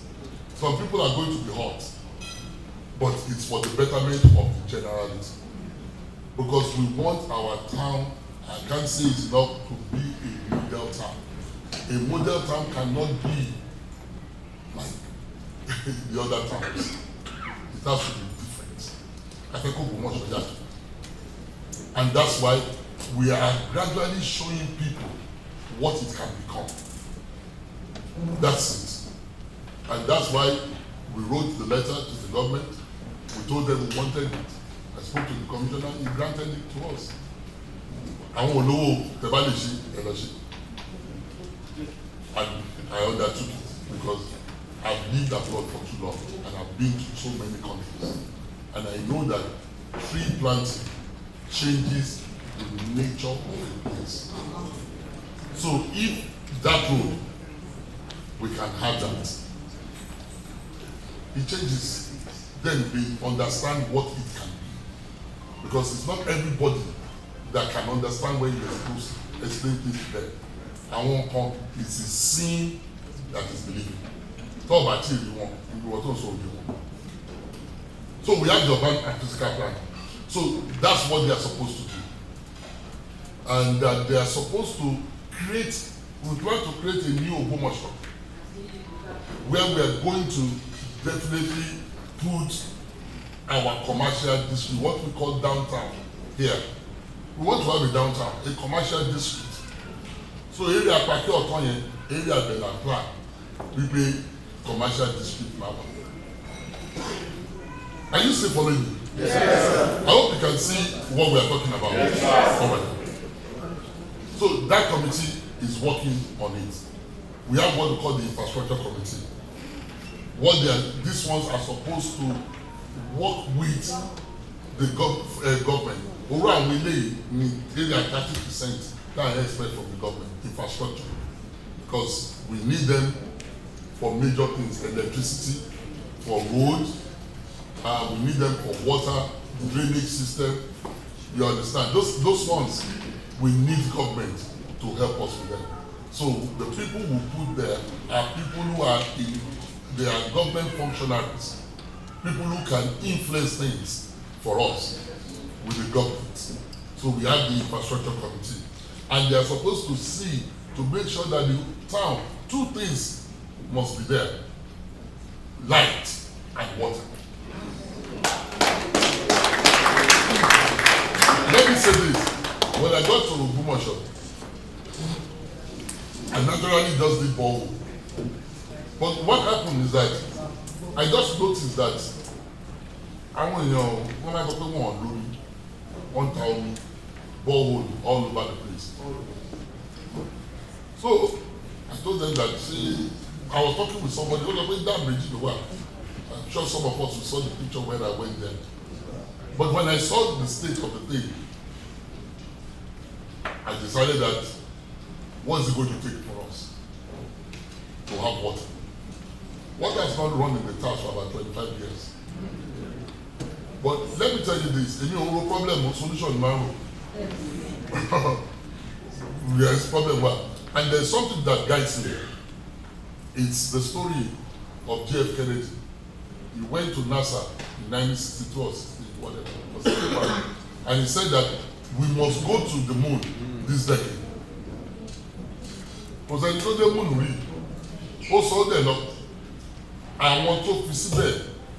I want to bring back my moon, and they went that day. Báwo lọ sí débẹ̀? Ṣé wọ́n jókòó? Wọ́n á kọ́kọ́ jókòó pé kíkẹ́ ní alpha exit. Àdájọ́ láti mọ ibi tá à ń lọ lóṣù tó lọ sí ká tó bẹ̀rẹ̀. Kí ló máa gbé wa débẹ̀? Orú machine wo ló máa gbé wa débẹ̀ tó dẹ̀ máa gbé wa padà? They figured it out. So it tells me that when man makes up his mind, he can solve whatever is the problem. If man can go to the moon, we can. And so I called, when I went there, the chairman of Water Corporation came to me. He said that I don't know if the chairman Kosobato was down. Said the moment like that point, a lot of commissioners survey for me. And like, you know why? Because we are not trying to be like any other town. When they say that, it's music to my ears that what we want to achieve is what we achieve. Well, we don't want to, I want to show us around well, but to see the affect on one.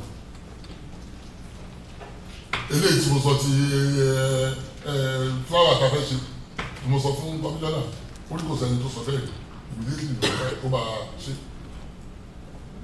Ẹgbẹ́ kò sí ọba tó ń sọ gbogbo nǹkan tí mo sọ yìí, mo ní inú rẹ̀, tẹ bá wù mí bẹ́ẹ̀ yẹn, ipò ọba tó fẹ́ máa wọ aṣọ òkè káàkiri.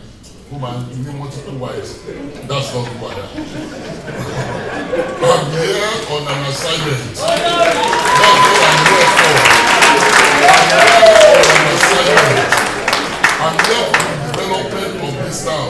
I want this town to be different from every other town. That's it.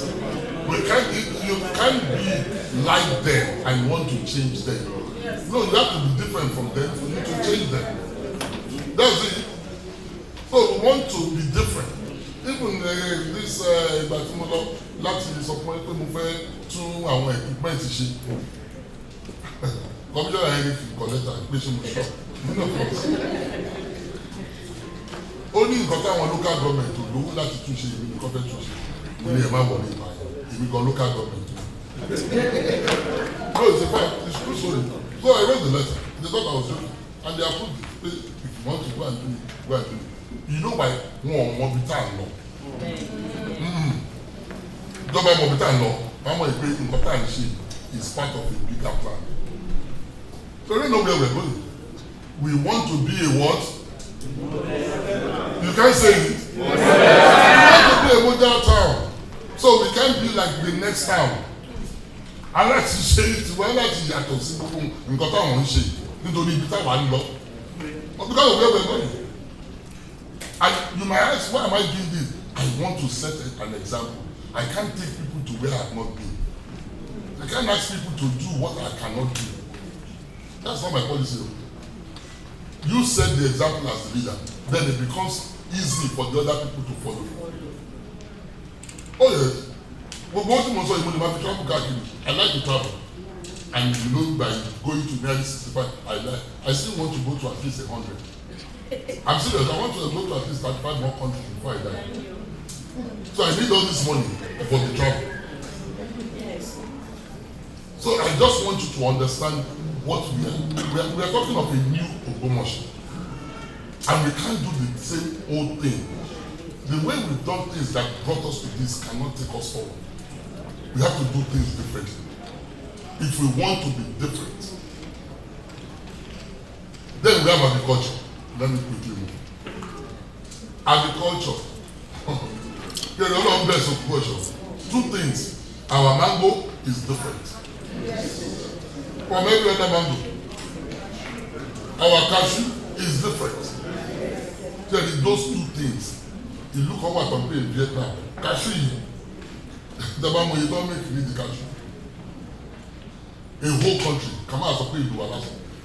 So this year, I didn't get so much into it. I told them, but from next year, I have to know about it. Because this is the oil, April, Robiwa, look much of the cashew. So I like to go one job, see around, come, Kasofun, Kambo, Doshin, or cashew, and help them to improve their output. Because cashew can only two wash. And we have to have a succession plan pẹ̀lú cashew wa nítorí gbogbo cashew àwọn èèyàn kan kò sẹ́ni tó ń gbin cashew. Aláàjì bẹ̀rẹ̀ sí gbin cashew kí àwọn tó ń bọ̀ kọ́ lè rí nǹkan. So we set up a committee for agriculture and they have started working. Let me tell you this, one of the two things, and this is for us who are here. When I became sure, somebody called me. He said, the past 20 years, he's a professor in ADB. So, of course, only congratulations. So, my natural default is that I kill any shift. Only don't work consultant.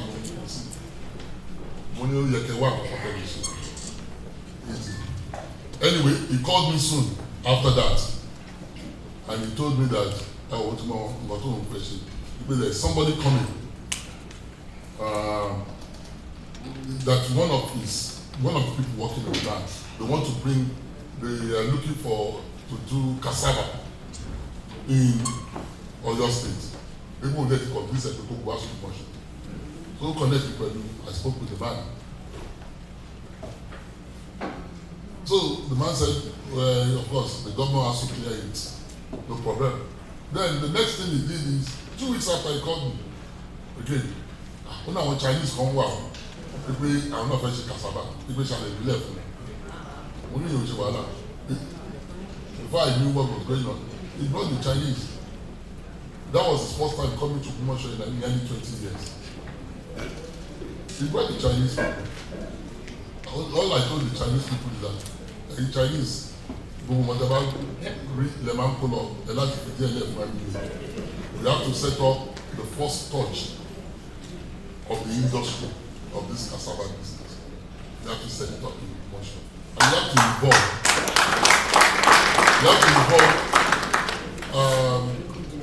Ogbomosho indigenes in the control of the thing. Of course, they agreed. They said they needed 5,000 hectares. I called 2 ballers to be in charge and look for the land for them. They are working on it. I think it has moved fast because they've seen the land for them. So they are just in negotiation with the owners of the land. Why do I say this is relevant? Do you know that the man himself is not in charge of it? But for the love of his town, he wasn't thinking about it before until I spoke to him. So he knew he doesn't have the power to do it, but he approached the person who has the power to do it. Those of us who are here, some of us in the medical area, none of those things, let's also get aware that they might need this thing in Ogbomosho. Some equipment to get the Oyinbo to the power. Most of the time, no Nigeria is like the second hand on. They are going to go to the middle of the town. But to buy day of the one Nigeria, I might pass it on. People are want to do. There are different places where we are, and there are a lot of opportunities that we see that we ignore. The people at home, they need us. One need to have gone. That's true passion. They do this. I plan to go to Ivory Coast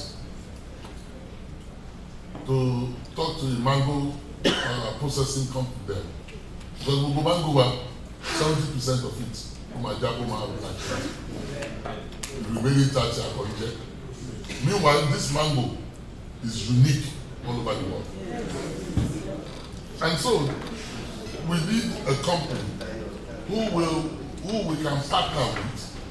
And one thing they are sure about is that they will always get this mango.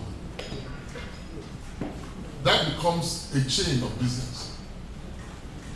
I want to wọ́n kó mango wọ́n ti mọ̀ pé àwọn ti ní ibi táwọn ti máa máa tà ẹni tó ní company ó mọ̀ pé òun máa get raw material and then he can export it. That's what we want to do with our mango. We are aggressively looking for investors in this area. Don't forget two major things: the power and water. Because if those two are not existing, we can't do anything in the town. So we need power. And what have I done with the power? I spoke to the minister. I went to see him in Abuja. And he promised he was going to do something about it. He hasn't really done anything that we could see. But they told us that he's talking to them behind. And they are looking at the contract again. Because the person they gave the contract to abandoned, which is not on a neutral thing. But we are continuously talking about it, and it's continuously reassuring me that we have this 133 kV substation completely built in Ogbomosho, complete. But the thing is that there are no cables to the place. So it is the cable, the transmission, that we want attached to the place. With the water, like I was saying, I found out that there was no water. I gathered Ogbomosho sons and daughters, most especially the OCC. And I shared with them my experience. Níbi tí mo ń gbé ní oríta náírà, tó bá ti di ọ̀sán ọ̀sán, ìgbẹ́ máa ń rùn láti inú níbi. Wọ́n á wọ pé kí ló dé tí eré àbí ìgbẹ́ máa ń rùn. Wọ́n á sọ fún àwọn tó ń bá mi, àwọn staff mi lọ kí ló dé lẹ́yìn ọdún bẹ̀rẹ̀ ní ìbádùn àwọn òní tọ́lẹ̀ tí báwọn bá ṣe kí àwọn máa ń ju ilẹ̀ tó wà ní ó tọ́ ni. So mo wá find out wípé a lot of houses will need toilets l'Ogbomosho. I didn't know. But wọ́n ní kí láwọn fẹ́ ṣe toilet nígbà tí ò sómi kò sómi. So, Shalanga Lodi, we cannot be a model city. We get to Shalanga So, we embark on it. So, I shared this vision with Ogbomosho OCC. And they gave money. What I told them is that I will give 10 million. And that I will look for my friends who will give me 10 million. And they should go and look for the rest. But I raised over 20 million. A lot of them gave 5 million, 5 million. Some gave 10. I don't know whether anybody gave 10 million. We were able to raise a lot of money. And we embarked on a project. You know, if it's you, it's about 25 years. If you saw what the water was looked like, it was unbelievable. But, like I said, how did man go to the moon? They figured it out. So we also can figure out our water was. So Oyeki Omiti law over 2 months ago. But number one, we found out that a lot of the pipes, of course, outside 20 pipes, after 25 years. One of our sons in the town had pipes, so he gave us all the pipes that we needed.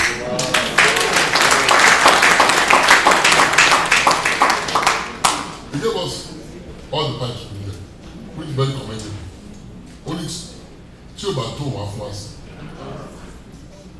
But we found out that Omi Okoja Bowen, they only figured it out about 2 weeks ago, or no, about 3 weeks ago, that the administrative block of Bowen was sitting on but you did more, but don't you know? I want to computing one more, everybody that will happen. So it's costing us now about 11 million for us to divert the thing, for it to go to the reservoir. We are so close to the reservoir. Those of you who know where it is in the super, the reservoir. You know, Bowen is very close to the place. But for us to divert the thing. So we told Bowen to bring the money. They said they don't have the money. They are offering 2 million. I said you need 1 million. But anyway, we are putting pressure on them. So I spoke to them a couple of days ago. I said I will give you 6 million. You go and look for 5 million. So that we can finish this water. Because everybody has been waiting for this water. So I said that no problem. People only show me job.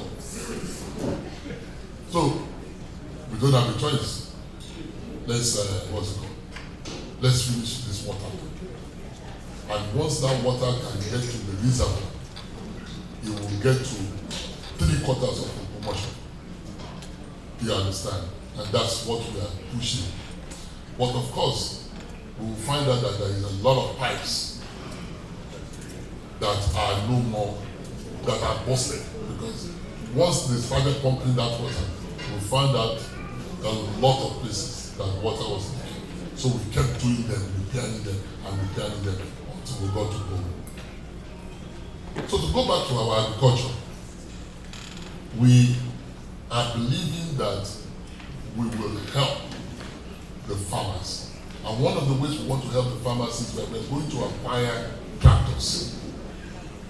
By the money people will be donating, and we are believing that people might be able to donate tractors. The way people give people cars, you might find out where you are working or somebody who has a tractor to give to help. So all of these things, we are believing that you will be able to do one thing. You will be able to help us with them, to help give something, anything about agriculture that you feel it will help us. Anybody that you know wants to do agriculture, please. We have the transport and road. Want to leverage, transport and road, transportation. Okada, everybody wants to do promotion. Okada. But we are believing that sooner or later, once business starts to grow, people will invest in commercial vehicle. And with the roads, like I told you, we have to do one side road. The major one, I'm affecting government is one. How do we want to do that? That's why I told you that I had to do the grader. I had to prepare the grader and the bulldozer in the local government so that we can do one thing.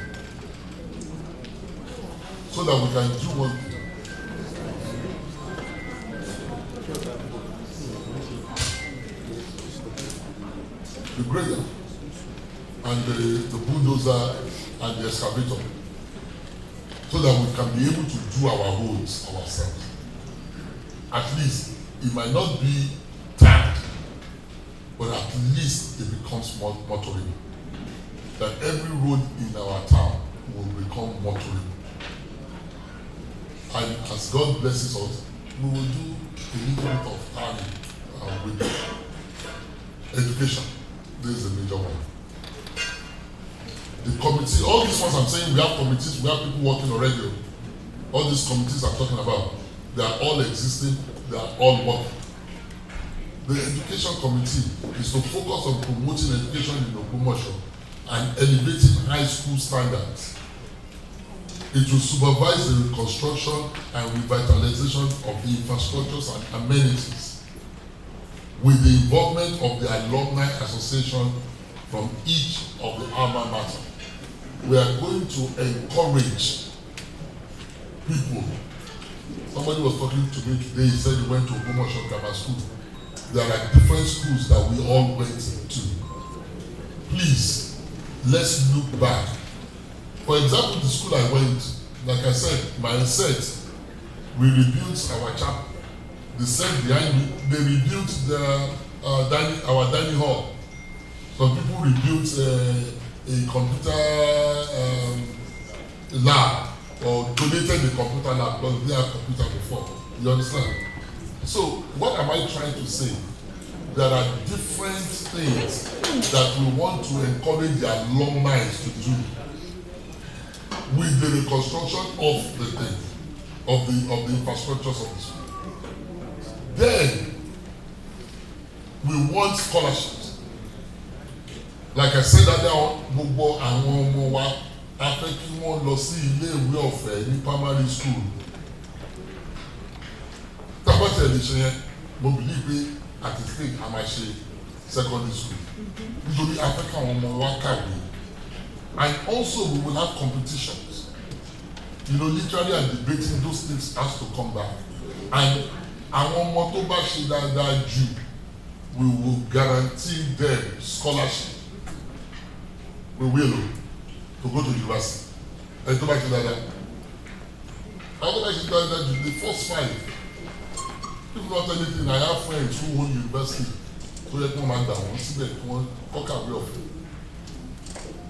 So that's what we want to do with our education, because I feel kí àwọn ọmọ wa kí wọ́n máa jókòó ní decision table. That's what we want. And tí wọ́n bá kàwé wọ́n máa ṣe ẹrú àwọn ọ̀rẹ́ wọn, àwọn ẹgbẹ́ wọn. There are a lot of people who we are believing will sponsor children. Àwọn ọmọ yẹn mọ̀wé, but àwọn parents wọn.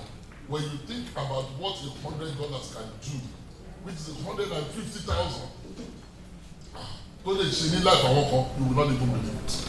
150,000. Ẹ wọ́n ayà yìí lẹ́nu. Ẹlòmíì lè lọ sí ilé ìwé for 150,000 a whole year. 10,000 a month. Ọmọ mi lè lórí 10,000 a month. Wọ́n tọ́ ni àwọn ọmọ kan àwọn ọmọ kan wá wọ́n fi wọ́n ya fọ́tò wọn. Ẹ bá láṣọ tó wọ́n lè wọ uniform, wọn lówó uniform. Owó uniform wọn ni. Aláṣẹ là fún wọn ni.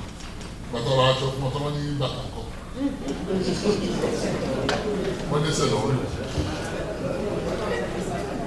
Gbogbo owó tí mo ná fún àwọn mẹ́tẹ̀ẹ̀ta kò ju 60,000 lọ láti ra uniform àti bàtà fún wọn.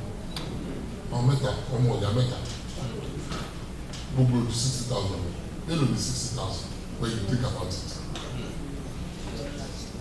You understand? So we are believing that you will. That's why Timothy sọ̀rọ̀ lẹ́ẹ̀kan pé nǹkan tó ń ṣẹlẹ̀ nílé and what you can do. You can skip a burger just for somebody, to help somebody. They have money. But education and that is help our Nigeria boys. That's not what we want. In a model town, that's not what we want. We want to have that. And all these things, they are very, very possible. Every year, I will have dinner for them in the palace. So to challenge them to want to have dinner with the king, I want principal to school we will give them at least 500,000 naira to encourage the principals.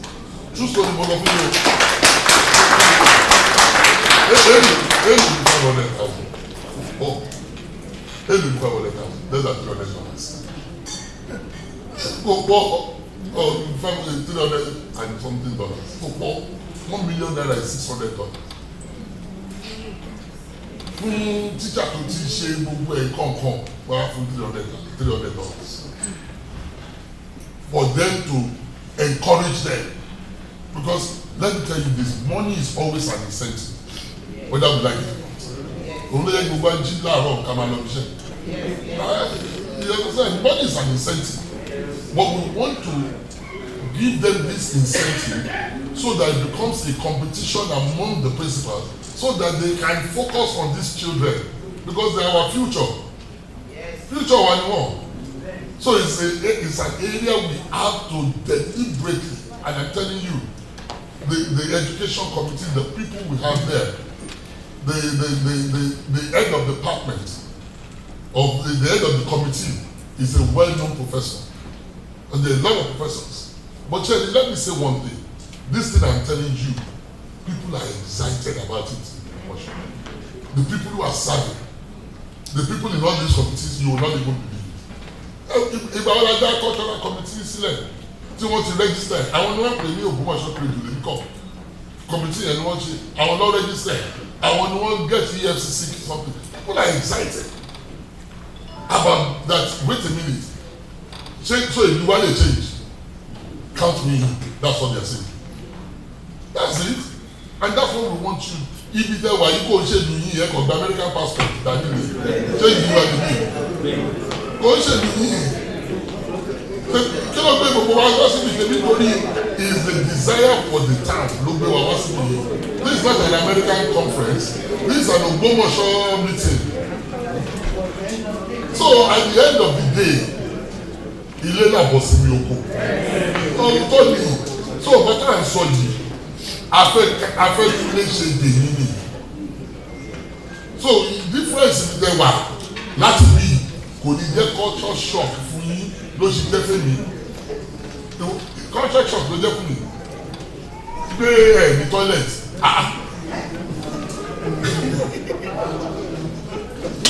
Kí n má fi ṣe gbéraga, ẹ má jẹ́ kí sọ toilet wà ní America. Kí n má gbọ́ pé èèyàn kò ní toilet.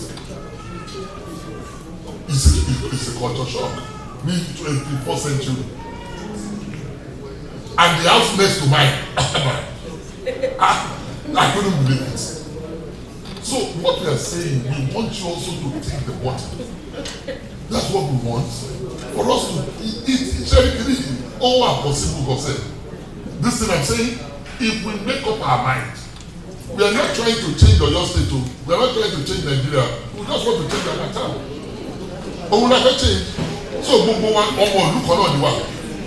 Kò sí pé ìjẹ̀búlélẹ̀ ìgbàlélẹ̀ ìlú kan ní gbogbo wa, Ògbómọ̀ṣọ́ ní gbogbo wa. That's why this is something that must be our budget. Healthcare committee. The healthcare committee, God bless us also with a wonderful professor, a world-class professor. Healthcare committee one.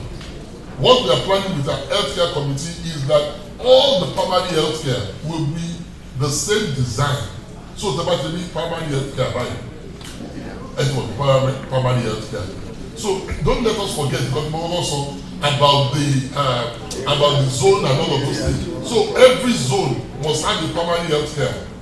And kí la fẹ́ káwọn primary healthcare àwọn kankan wà tó máa jẹ́ basic thing. And I meetings rẹpẹtẹ. pẹ̀lú àwọn CMD LAUTECH wọ́n ti sọ pé títà bá ní àwọn máa sẹ́ndì àwọn èèyàn nurses come and help àwọn èèyàn wọ́n máa ṣe rotation níbẹ̀ wọ́n máa ṣe rotation bẹ́ẹ̀ but one of the things that láti ṣe òun ni pé anybody tó bá lóyún ohun tó fẹ́ bímọ tí ò lówó ó láti máa lè bímọ ní primary health care that one we must do that one we must do kò yẹ kí àwọn èèyàn máa bí tó bá fẹ́ bímọ ní ìsìn pẹ̀lú ibi tí advancement dé ìyẹn aláti ṣe and I know that I'm talking to people who will help us to achieve this because we are going to break it down tàbá find out wetin mi ni pé kí màmá yìí kó máa kú kí ọmọ ẹ̀ máa kú èyí tó máa cost is $500,000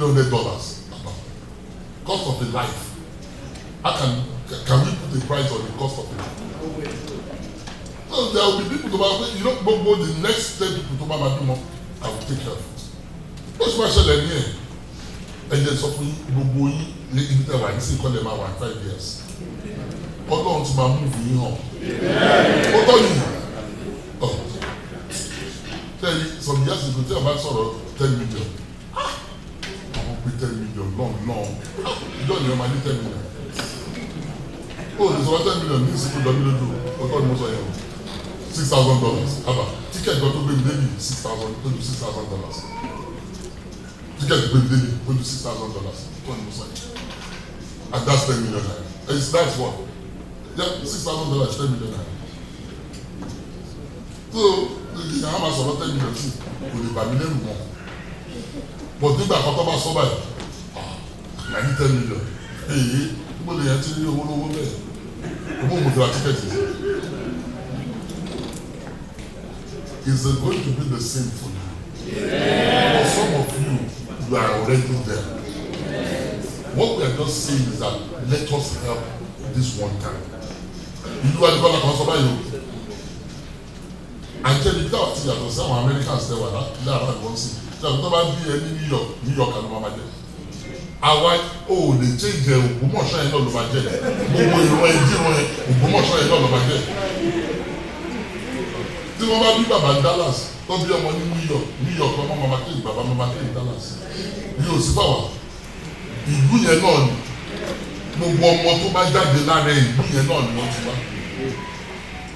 So please, ẹ jẹ́ ká tọ́jú ìlú kejì. Healthcare, we have wonderful people. In Nigeria, that professor has challenged me. Let me say this. Ṣé Ogbomosho yàtọ̀ sẹ́kù is the only other city in Nigeria that I know of that has 2 teaching hospitals. Nǹkan tó sọ fún àwọn bless wa nìyẹn. Mo dẹ̀ sọ fún àwọn doctor àwọn CMD LAUTECH àti Bowen pé even tó bá jẹ́ pé medical tourism lásán làtọ́ máa ṣe ń bí owó tá a máa ní tó mo sọ fún wọn wọ́n ní kí ni what's your school known for wọ́n ní kò sí ẹ̀yin kọ́ Bowen wọ́n ní kò sí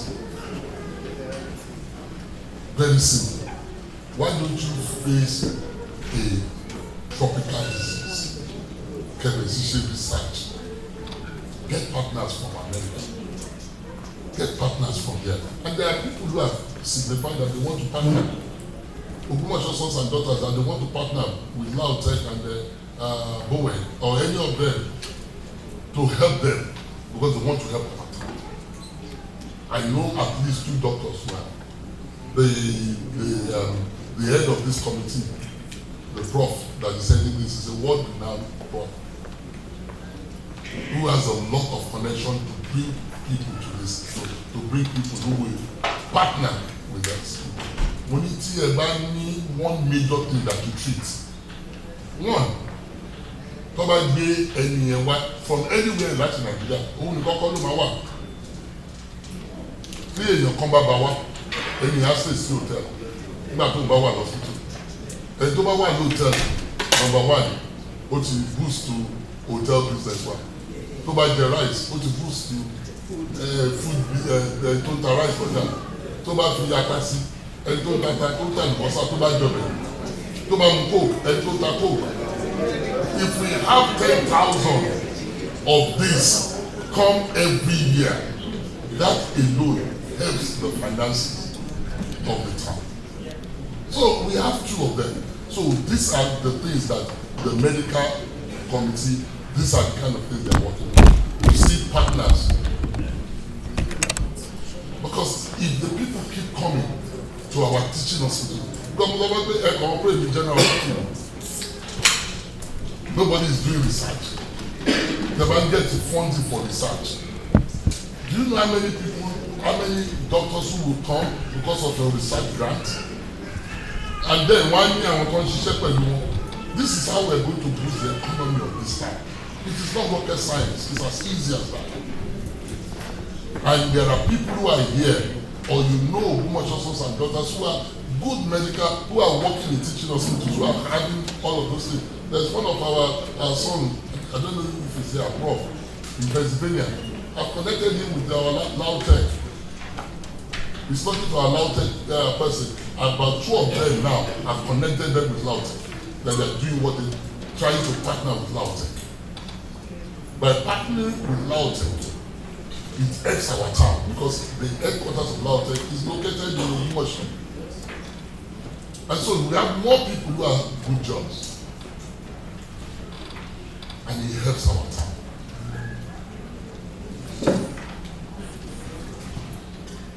We have tourism and hospitality committee. I don't know whether Honorable is there. He was here yesterday night. He was the chairperson of our hospitality and tourism. We want to boost tourism in Ogbomosho. And I mean seriously. So what hospitality and tourism committee is to standardize all our hotels into 5-star, 4-star, and all of those things. We are going to give these standards to all our hotels. What it is to be a 5-star hotel in Ogbomosho, a 4-star hotel, because we want tourists to come.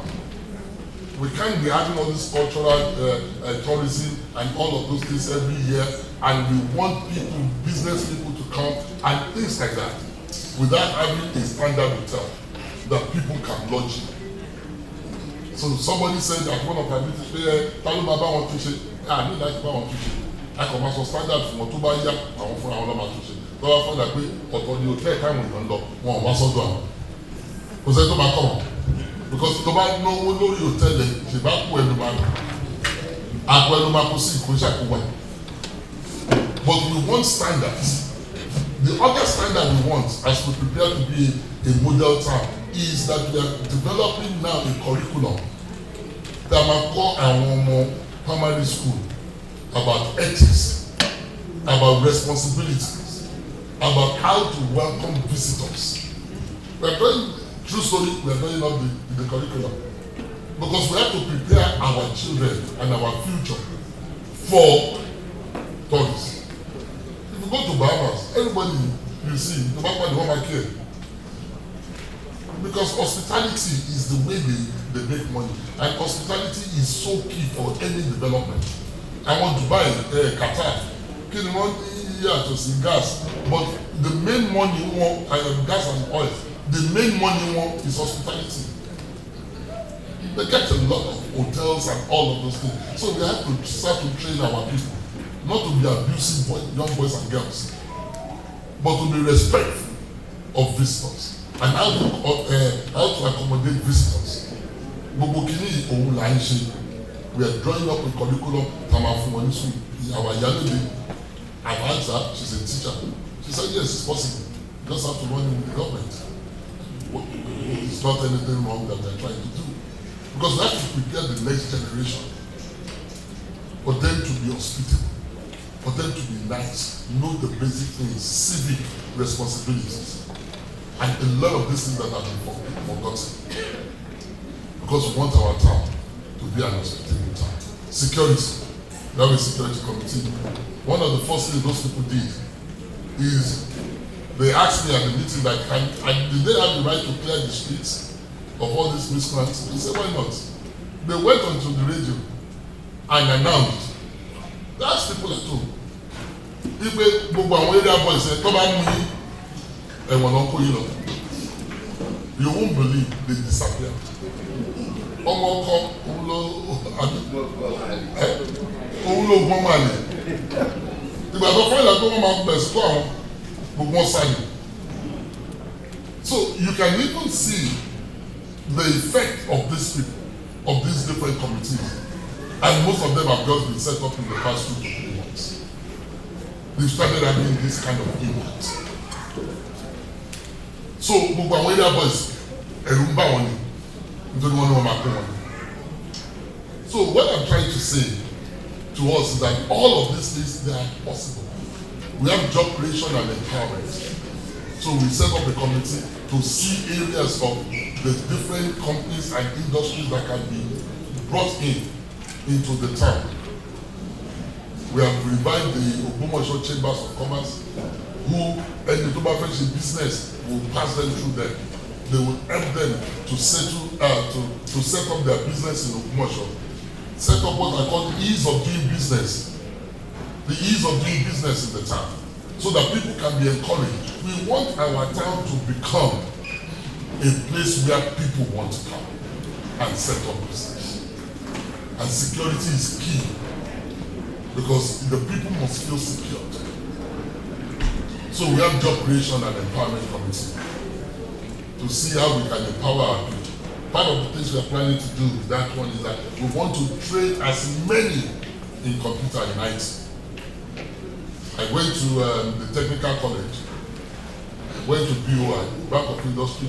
They are coming to run programs for us to train girls in hairdressing, in tailoring, and we want to partner with technical college in Ogbomosho. You understand? I went to technical college. One of the things they were teaching them is biology. And common biology. This technical school, plumbing, you come college, electrical, you can come biology, but you doctor me.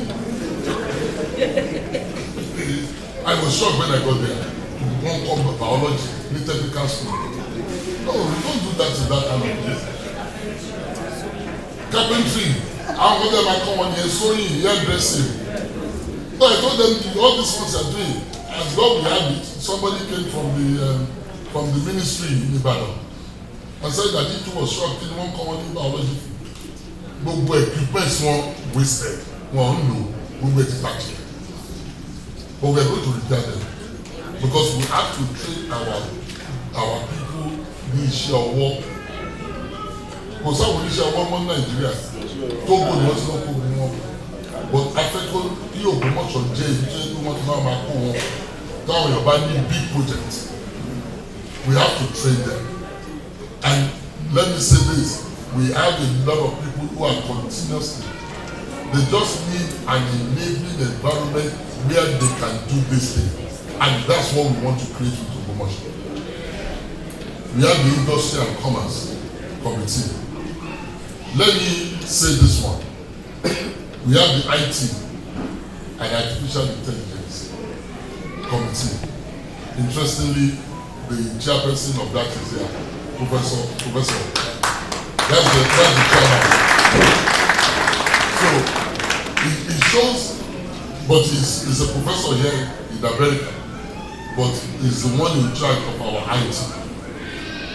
He tells us that it is not an excuse. So he shows us that the fact that you are here does not mean you cannot participate in this progress. He accepted. He's a very busy person. He accepted to be the chairperson of the thing. And let me say this one, because this one is very exciting for me. And I think he has an idea why it will be exciting for me. We want to make Ogbomosho an IT hub of Nigeria.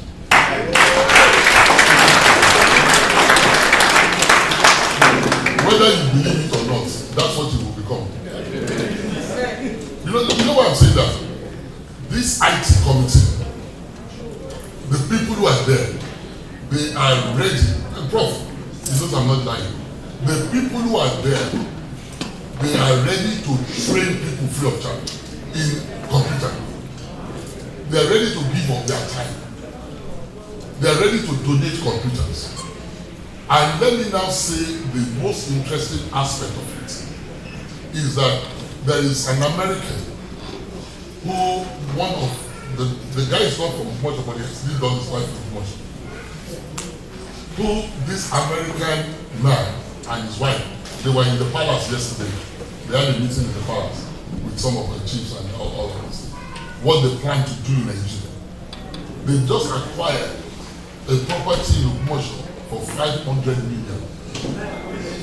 I'm telling you, that's a white man. That's an American.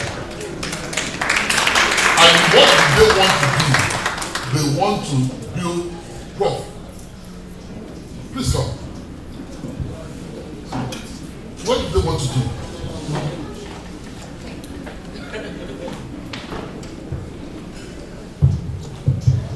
Please clap for Professor Ladipo.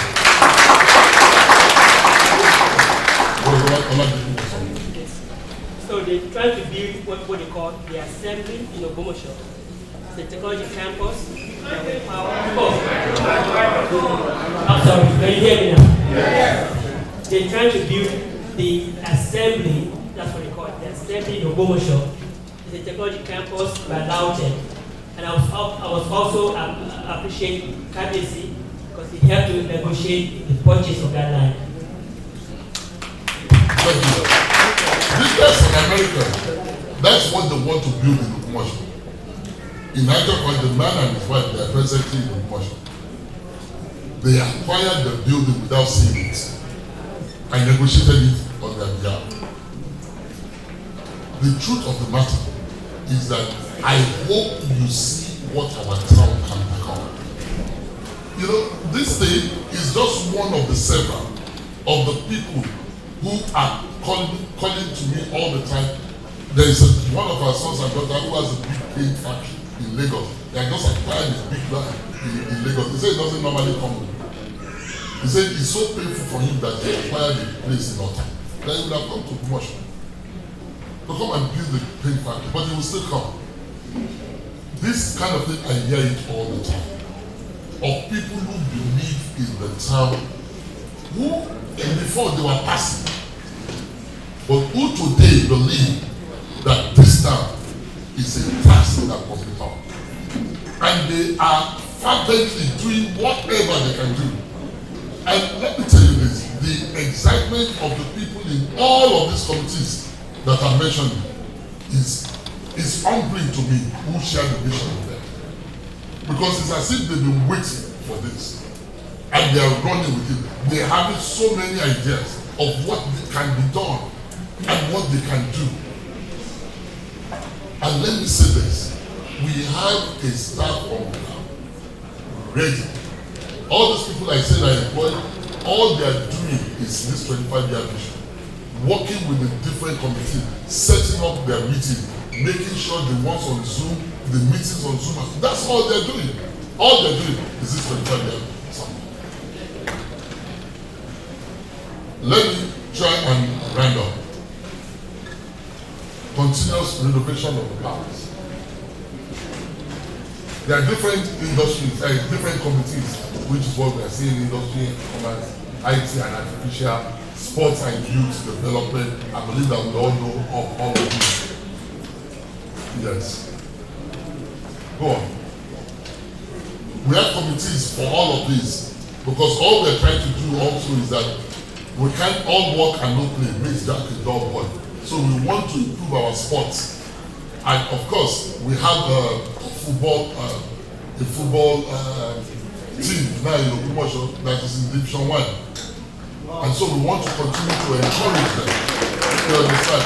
By making sure our stadium becomes a good standard. You know what I'm saying is that there is just an area for everybody. And if you say, no, I can't attach myself to anywhere, you can attach your money to something. You can give. Go on to continuous renovation of the palace. I just want to share some of the things that I am doing on this palace. Because let me tell you this, Buckingham Palace, White House, and all of those things, They are iconic buildings. They are what? Iconic buildings. So for me, our palace is supposed to be an iconic building. And it's only pé Angel model city. Kí palace wa kó dàbí palace abúlé.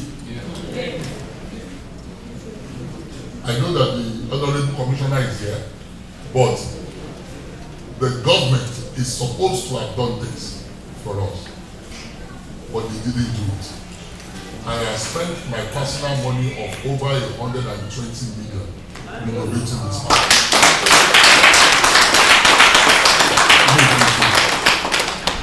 You don't have to be envious, clap for me.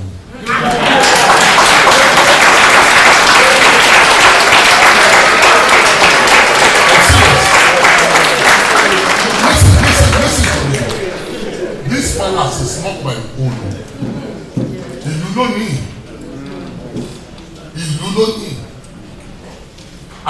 I don't have a house in Ogbomosho. I'm living in my dad's house.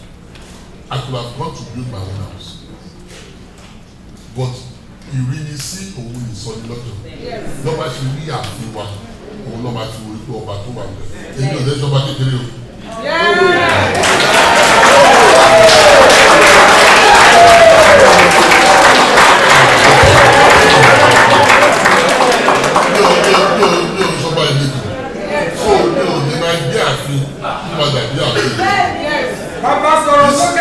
This one was built by the last time 50-something years ago. So that's why we are continuously renovating it. What we are supposed to do is to pull it down and build a new one. But we will eventually do that, especially for the living area. The living area, I cannot live in the living area. I will become a sad man. I will be a sad man. I will regret being white job. But this area where people come, we have to do one thing about it. We have to do it. But I'm doing it. After the one was given, so but I'm continuing to do it until it becomes an iconic building, because we can't have a model town, and I feel why be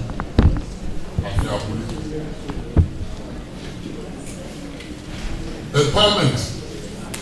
I'm doing different empowerment for people. This one we are saying is a ballet, and he told me I want to know respect to I gave him 10 million to do his Gary, what's it called? The Gary processing place. Reviving Ogbomosho water system, I've told you about that. We have those things you see are white bags because of the sign that filters the water. Ó ti white with a budget, ìgbàgbọ́ nílẹ̀, ó ti dúdú.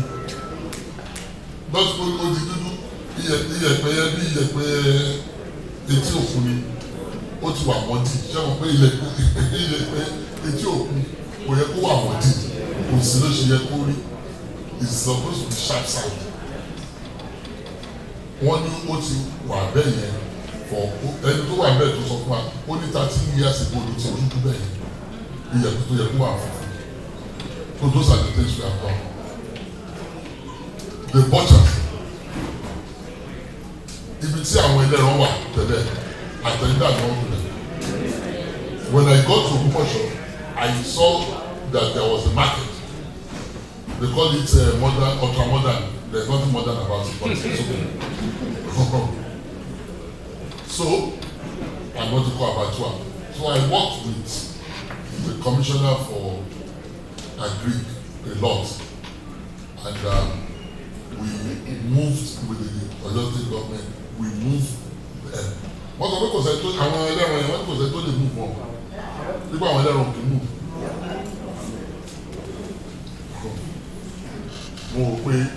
I had a meeting with them. You don't want you to talk to them. I want to show you respect. Yorùbá ló ń fa àwọn ẹ̀kọ́ àmàlẹ́ wọn. Ajá àwọn Amẹ́ríkà lè tún báyìí ló fún wáyé. But this is a lesson and it's a true thing. It's a true story I want to tell. I invited them and one guy went to the palace. And this is what I told them. Mo ní kí ló dé tó jẹ́ pé Kọ́lá fẹ́ sọ àwọn the lonely in life ọmọ ẹlẹ́ran wá ní àwọn ọmọ ẹlẹ́ran. Wọ́n lọ sí bí ebi àwọn ọmọ ẹlẹ́ran báyìí. Mo ní ìṣèlú ẹran lè ní tà. Àwọn kan paint ni wọ́n tà. Àwọn kan ọ̀tọ̀ ní kankan tà wọ́n tà wí. Ìjẹ̀bẹ́ product kan lè ní tà. Báwo ló ṣe máa wá sọ pé ọmọ ẹlẹ́ran ò gbọ́ wọn kan? Ó tọ́ mi sọ fún yín nǹkan tó sọ fún yín o. Wọ́n ní àwọn ògbóró ọ̀rọ̀ yẹn rí. Ó tọ́ ni lẹ́yìn tí jẹ́rọ lẹ́nu ní ìtaṣọ wọn sọ pé o sì bí ebi àwọn ọmọ aláṣọ náà.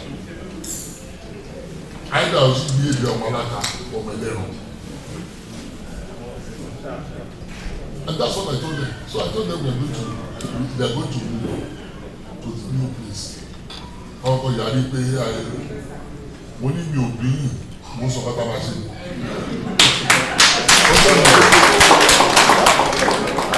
Mo lọ sí ibi tí wọ́n ti ń tẹ ẹran yẹn. Ìjọ tí mo lọ bẹ̀. I became sick that day. And I mean for 2 days. Tó bá ti di ọwọ́ 1 by 2 mama mi. Mi ò ní parọ́ wọ́n kọ́ rògbò wọ́n máa ní wọ́n rí òun fẹ́.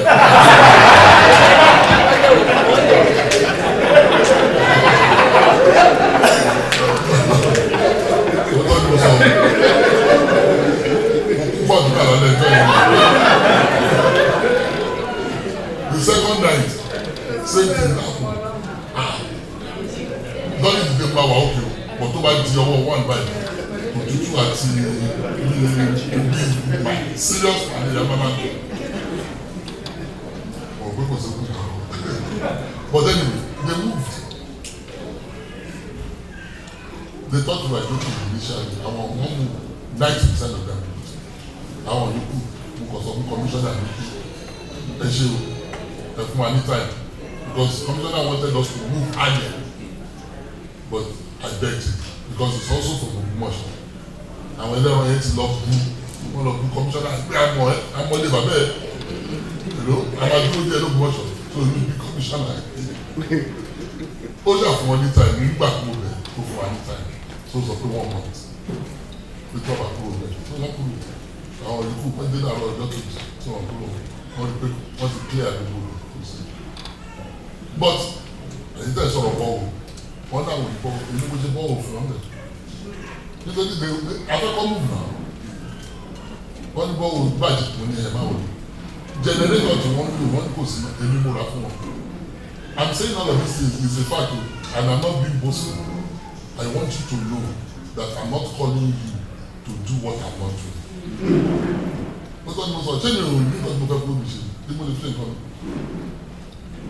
I'm doing it because I believe in this time. I might not have done a lot of things before because there are days of ignorance for me.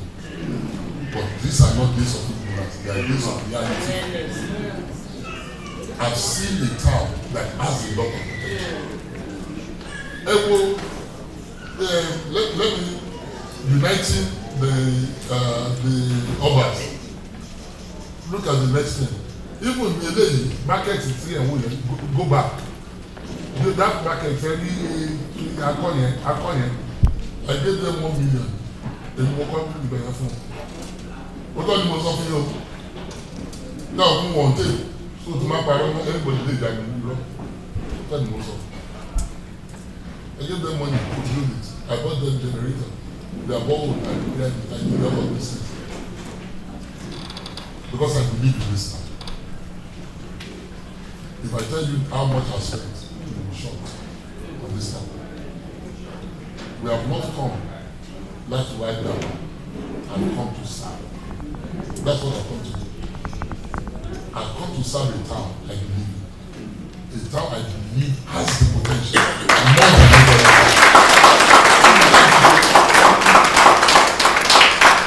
I've come to serve. We invited this one, we invited 23 kids. It has never happened in 50 years. for 20 of them to show up. A lot of our battalion, one of them were official.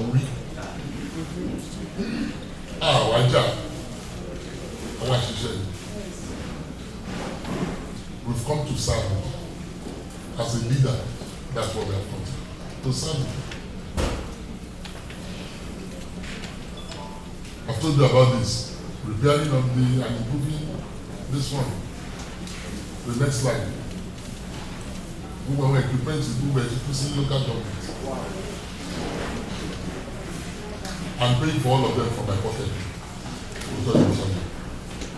Because if we want development, we have to be in charge of our equipment. That's the truth. About fetching one hand, my rent, put the executive rent. All of this.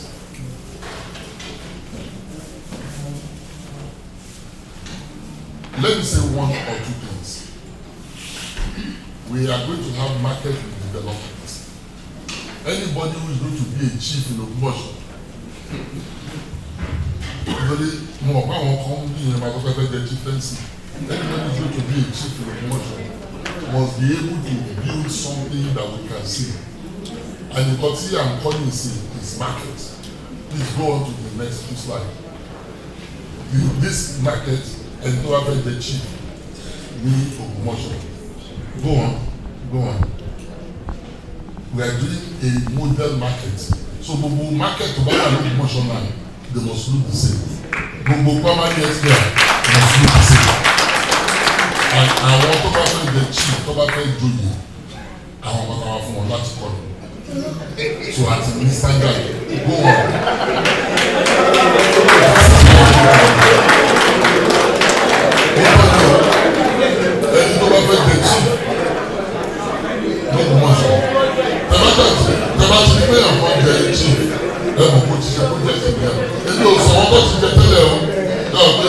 We are not looking at the back. It's forward now. Information that we can't help it. But then you go back the chieftains of Ogbomosho only to come by their points. And I tell people, when they don't but listen, you don't need to give me money to become a chief.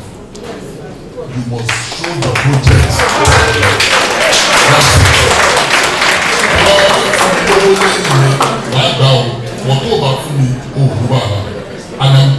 And I'm saying this publicly. I'm saying this publicly and I'm being recorded. If you don't give me my word, but you must point to a project to facilitate development in this 25-year plan. You must be able to. Apart from character, a lot of people have good character. So as of clear and who are I'm a character. I'm a what to teach. Oh, what's what you call 100 markets before? Under Ogbomoso in Wolushi in Femo. A little bit the chief under in Masole to make a chief one. But your hospital, primary health care, and the markets in my call, the economy and the chief under the call. Because all our primary health care, they will all look the same. All our markets will look the same. The market people across Gotham. It was the descent in the model town. That's it.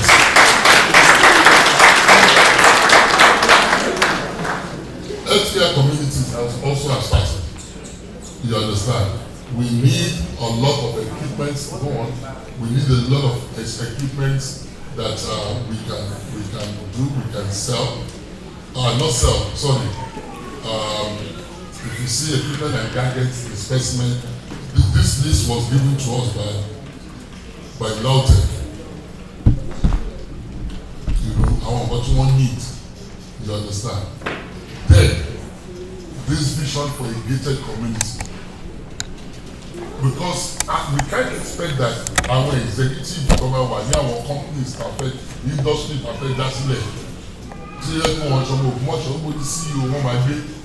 And all of those things. I was talking to somebody here earlier on. He told me they are planning a gated community. There is a place called GRE in Ogbomosho that the government of Oyo State have allocated as GRA. I'm one of the people now who is trying to acquire part of it. There are 3 of us. So I'm being upfront, I'm being transparent with us. I am planning to acquire part of the land also to build a gated community. I've done a plan, continue. I've done the plan. This is the plan of my own. There are 2 other people. I don't have their own plan, but I have my own. This is where also I am planning to live, to build my own personal house. You understand, in Ogbomosho. And we have mapped out the different plots which we are going to sell. It's going to be sold by my company. You understand? And it's not free land. I'm going to pay the government of Oyo State for it. They've not told me how much it is, but whatever it is, I will pay for it. Because I want us to have a gated community that is going to be well planned. From day one, it has all the drainage, it has all the good roads, it has water, it has electricity, it has swimming pool, it has a gatehouse. What I experience here in America is what I want to replicate. And what we are going to be selling is not houses. We are going to be selling land. So everybody will buy land and will build. You will have some of the designs, but there will be areas where you can build whatever you want. There will be areas where you will have a standard kind of house you want. Just like here in America, you understand, but there will be places where you can build whatever you want. So I'm being upfront with that so that nobody says, but because of my pay,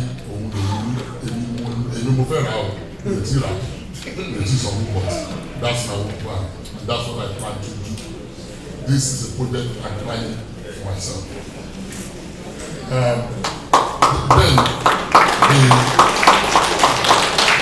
Let me say this. We are a gateway town. And because we're a gateway town, we must make it a gateway town. Part of the thing is the industry we want to create is that we want to make sure that Ogbomosho becomes a gateway town.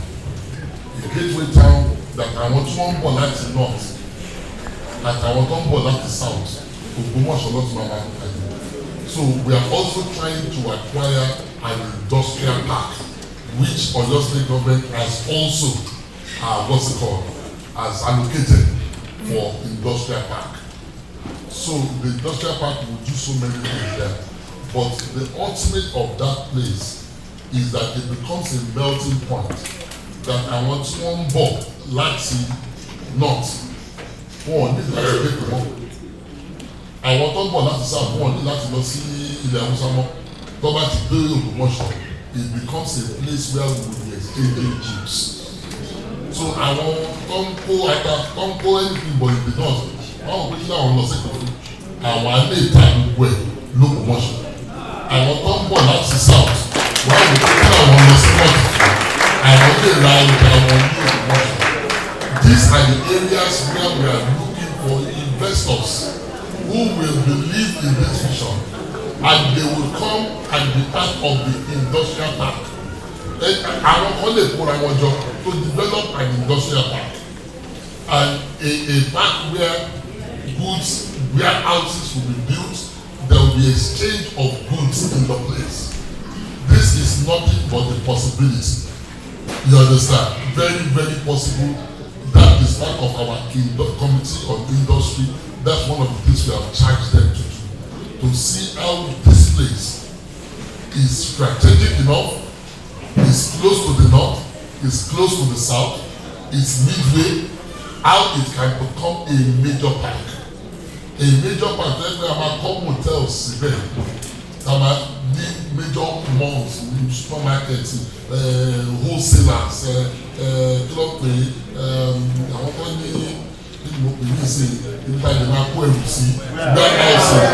all of those things. We want that to become a major hub. Let me tell you why it's also significant. Ibitawa is saying it's 1 hour to us. Ejibo is 35-40 minutes. Osogbo an hour 15 minutes, Ibadan 1.5 hours, Oyo 30 minutes. Everybody is close to us. We want to make entrepreneurs Owuniwa. We want to make Ogbomosho a hub for entrepreneurship. So as we are making it a hub for IT, because this IT thing, people can come and live in the town and be working for company here in America. That's why we want to train our people. Because if they are making money, they will develop that. They will build houses. They will help in whatever we want to do. And that's why I said that the IT is going to be a major. I've said it. We want to become the Silicon Valley of Nigeria, and it's possible with the level of IT, people that we have. And with Lautech, there was something like a COVID. And Lautech is one of the places to check in the COVID. So, and there is also a guy in Ogbomosho, this biomedic technology. So I think he's the only one to in Nigeria. We want to encourage those kind of people to expand their business and make these things known to people. So we have to look at some strategic things that we have to focus upon. IT is one of them. This industrial park is one of them. So that and the Lorry Airport is 35-40 minutes to us.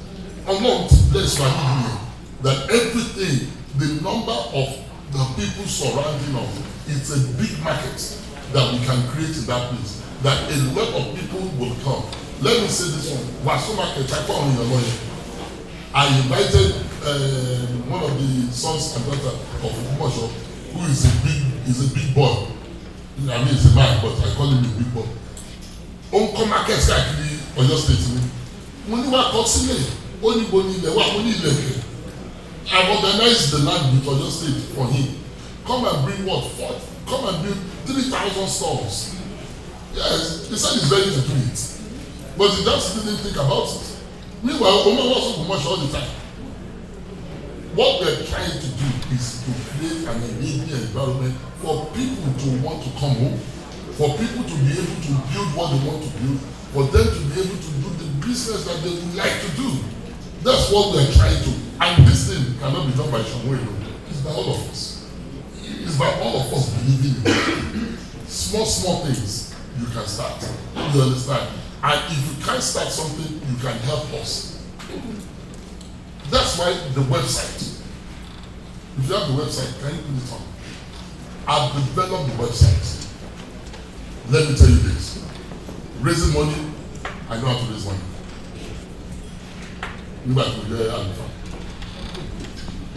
For our town, what we're trying to do is to find a way of raising 10 billion. That's the fact. Legally raising. With the sons and daughters of the Ogbomosho municipality. It's 10 billion. When you think about it, 10 billion, $600,000. 6 million. 6 million, I think $6 million. There are people who will give us $50,000, who will give $20,000. It is all these little drops of water that is going to develop us. And one thing I'm going to tell you, Sherry, if you see, sure, you are living you. Oh, but my dear, call him wow. You have to condemn me lifetime. And it's about this very as you go. As you go. But anything is very. What we are trying to do, what I am trying to do, what I'm sharing with us is how we can make this one time different from every other time. And it is possible for us. Very possible for us to do it. It's a task that must be done. So imagine can feel so comfortable here in America. We are on water of water. And you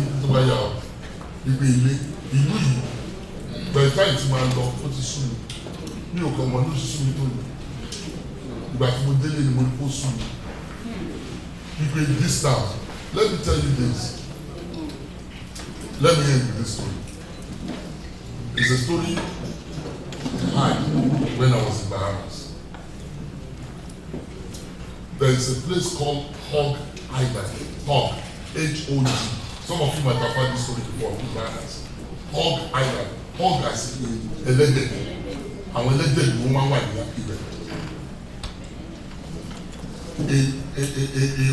a guy came. The man's name is Olubere Clinical Price. The program for me, Mel Griffin. That's the man's name. Mel Griffin. Olubere, the price is right. I'm around Bahamas. Hog Island, don't we? But oh, my God, this is a beautiful island. He changed Hog Island to Paradise Island. If you ever been to Bahamas, you don't play in Paradise Island, Hog Island, not to tell you. He changed it into what it is today. One of the best hotels in the world is in Hog Island. That's where it's so much fun. If you look at it, it doesn't look anything. But the potential that lies in that town is brilliant. The potential, the human capital of Ogbomosho, Ọlọ́run pàṣẹ àṣìwà. The human capital, the number of people tí mo ti pàdé tó máa ní ọmọ Ogbomosho láwọn, àwọn tí mo ti ọmọ tẹ́lẹ̀ tí mi mọ̀ fún Ogbomosho ni wọ́n. God is partial to us. It's just like the story of Nigeria. God is partial to Nigeria, but look at how our country is. God is partial to us in Ogbomosho, but look at how our town is. So, but this is an awakening for us to decide that we are going to take the bull by the horn. This our town must change. Amen. And let me say that. Come back to the man who says amen. If you saw what to match in the film.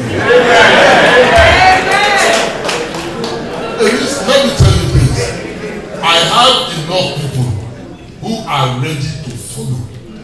We are inviting us, the more we are the merrier, the more we are the easier for us to do it. That's it. The more we are, the merrier, the more we are, the easier for us. Let it be easy for us to take this thing and let us become only one town. Kò sí ní tó dé tó bá ọmọ Ògbómọ̀ṣọ́, wọ́n tó bá dé ní kò tó bá ọmọ Ògbómọ̀ṣọ́, má gbé bá gẹ́gẹ́ máa lọ bí ẹ̀. Wà á bá wa ń bẹ̀. Èmi yìí mo ní kó bá mi kó ẹrù lẹ́kọ̀ọ́, kó bá mi kó lọ sí Ògbómọ̀ṣọ́. Oní ìjọba yẹn ní akọ̀mọ́kọ̀mù random driver tó gba truck ní ibi tírẹ́sì àmì lẹ́kọ̀ọ́. Driver mi sọ fún mi pé ó sọ pé òun mọ ọ̀dọ́ mi, mo nígbà ló sì mọ ọ̀dọ́ mi, ó ní òun máa fi àmọ́ ní báwo ló sì mọ lé mi máa fi ó ní ọmọ Ògbómọ̀ṣọ́ lóhùn. Just one random driver. Let me tell you this. This thing is achievable. Let me also tell you, everywhere you have 50 Ogbomosho people, I have promised them I will come there. Yeah, I will come there. I will come there to share this vision. Most of you mo ti lọ sí 5 countries again, mo ti jẹ sí ajá nìyẹn. Láti lọ sẹ́ni bẹ́ẹ̀, ó yẹ kí n mọ̀ kó ṣòro fún mi. I just came from London. Àwọn kan wá láti one doctor wá láti Liverpool. Ó lóun ní business tábàlì ó lóun ní 8 businesses ní Ìbàdàn. Kò lẹ́yọ̀ kan l'Ógbómọ̀ṣọ́. Mo náà mo gbọ́ tó dẹ̀ ní ó ní Ìbàdàn. Mo náà gbé ẹ̀yin develop Ìbàdàn ẹ̀ develop Ògbómọ̀ṣọ́. Ó wá sọ fún mi ó ní àwọn dẹ́pọ̀ àwọn pọ̀ ní Liverpool àti Coventry kan mo ní ṣẹlẹ̀ ní 50 people mo ní àwọn ayé more than 50 mo ní Ògbómọ̀ṣọ́ people ní yẹ mo ní country tó parí màá wá. You know why? I need an awakening of many of us for us to get conscious of loving our life. Yes. I went to Ọ̀rẹ́ àwọn kan wá kí mi láti Ọ̀rẹ́ 4 of them.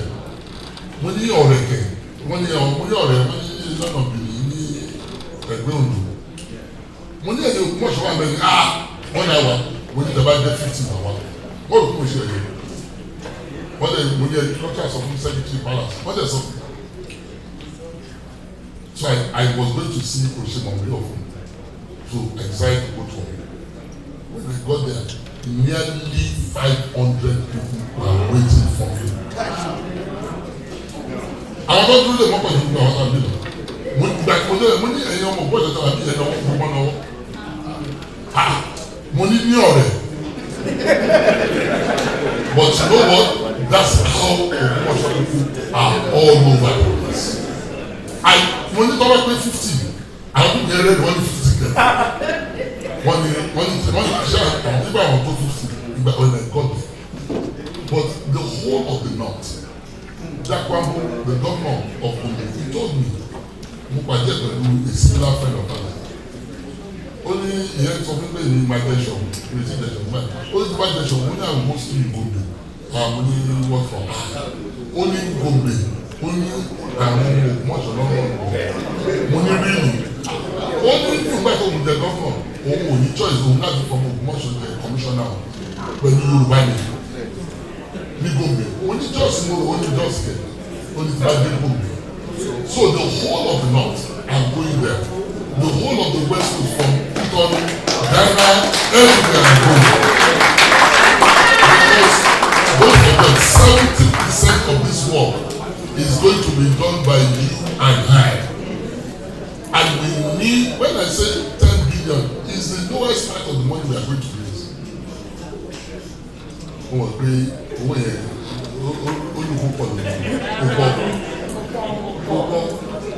Báwo bá bẹ̀rẹ̀ sí bí 100 million sílẹ̀ lẹ́nu ní 100 people wọ́n gbé 100 million aggregated sugar 100 million èmi náà máa gbé ìbò mọ́tò fún yẹn lórí àfihàn owó tí mo ti lọ́ọ́ ìṣúná 200 and something million máa gbé lẹ̀ is for me to look for 99 other people who are going to put out 100 that's what $60,000. Kókó. That's the truth. We will get 100 Ogbomosho people who will do that. And only 50 naira, I only $50, $100. No. It's for us to develop town. The money government is not allocating to us. Let's get it from. Allah to bless one for that one. God has blessed us for this time. For such a time as this. Just of the job, what do you believe? Nígbà tí ọdún ilẹ̀ ṣe ayé ó ti mọ̀ pé ó máa dẹ́sọ̀ ó lè ti fi owó sí ọ̀pọ̀lọpọ̀ yín ní ọwọ́ for the time.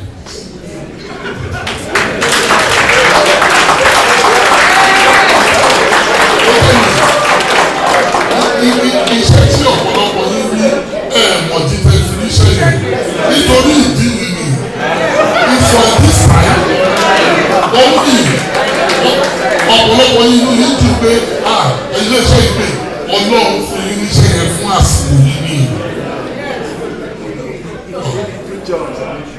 Ṣé ẹ fẹ́ sọ fún yín pé Ọlọ́run mọ̀ fọ́ọ̀mù Ogbomosho lè máa jẹ́ tọ́jú bí Ọlọ́run mọ̀ gbogbo ẹ̀sìn ló mọ̀ yẹn gbogbo ẹ̀sìn ló gbàgbé yẹn pé orí ọ̀hún láti mú wá gbogbo ẹ̀sìn ló gbàgbọ́ yẹn. Ọlọ́run ò ṣe é lọ́mọ Òṣogbo Ọlọ́run ò ṣe é lọ́mọ Ọ̀sẹ́yìn ó ṣe é lọ́mọ Ogbomosho. Nítorí ọmọ ìgbà àsìkò ni máa gbé. That's it.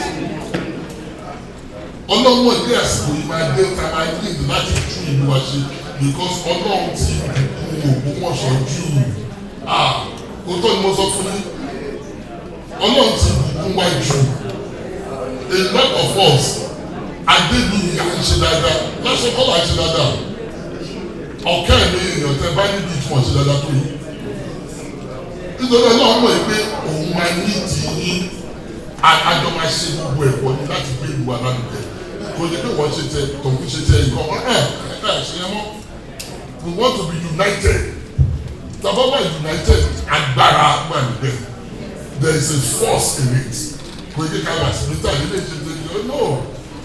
Ìkọ́tà wà ìjókòó ṣe lé sí ni ẹ̀ àmàmọ̀ area of need. That's why we want everybody. That's why we are employing. I'm still employing people. That all they're working on is this. I want one person for each committee. That's where I'm going. I've employed 6. Next one they're employing another 2. I want one person to run each committee, to be in charge of each committee, to make sure that each committee is fulfilling their vision. They are doing what they are supposed to do. That's it. So that we can make sure that this town turns around. Ọ̀yọ́ state kan mo sọ yìí o, Ògbómọ̀ṣọ́ ni mo sọ, Nàìjíríà kan ni mo sọ, Ògbómọ̀ṣọ́ ni mo sọ, èdè kan náà ni gbogbo wa. ìlú kan náà ní gbogbo wọn ẹ jẹ́ ká tún ìwà ṣe let's do this now let us nǹkan tó ti máa jí ní Ògbómọ̀ṣọ́ báyìí ó máa ń tún mi pé ìlú tí Ọlọ́run bless by because the number of people who call me all the time who just want to when they are young people when I'm 63 I'm a grandfather so ìjọba sọ̀rọ̀ young nítorí bàbá àná dàgbà kan bàbá ló jẹ́ sí mi mo ní I'm not young retirement age mo wà so but I hope you understand what I'm saying. Yes. I want us to support this vision. You might say I don't have money today, but you are not going to remain like this. It is of me. Our company will need at least one or two people to help them with the family. Prosperity might tell you. Yes. What I'm of you. How will you lack around you? You will start to see the difference. What I'm of you. Nítorí nǹkan tá a fẹ́ ṣe yìí Ọlọ́run láti fún wa lówó Ọlọ́run ti provide the owó yìí the good thing is that this money is provided the unfortunate thing is that the money is in your hand. That's good. No, the good thing is that Ọlọ́run ti provided the unfortunate thing is that owó yìí ló wà but the hope we have is that you will support it. That's the hope we have.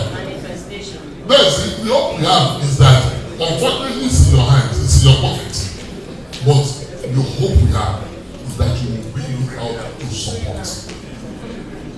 You can start to give through our website. You can give to whatever you want. One thing is this, I get something you know, in my 30s, like I told you, I was sitting on board of financial company, and I know what trust is. I knew one of our companies that was doing very well, and I knew extremely well. When the trust was broken by the MD of the financial institution, there was what we call the run. Everybody bought me in combination. In less than 2 months, the company collapsed because trust was no more there. Let me tell you that I learned that I was like 31, 32 years old. That's when I learned that anytime you are handling money, trust must never be. Because once trust is broken, money ceases. That's why I started by telling you I brought integrity to this work. I brought integrity. Never in over 30 years as a pastor did I have a single scandal that has to do with money. Now, the guy had a struggle. You see,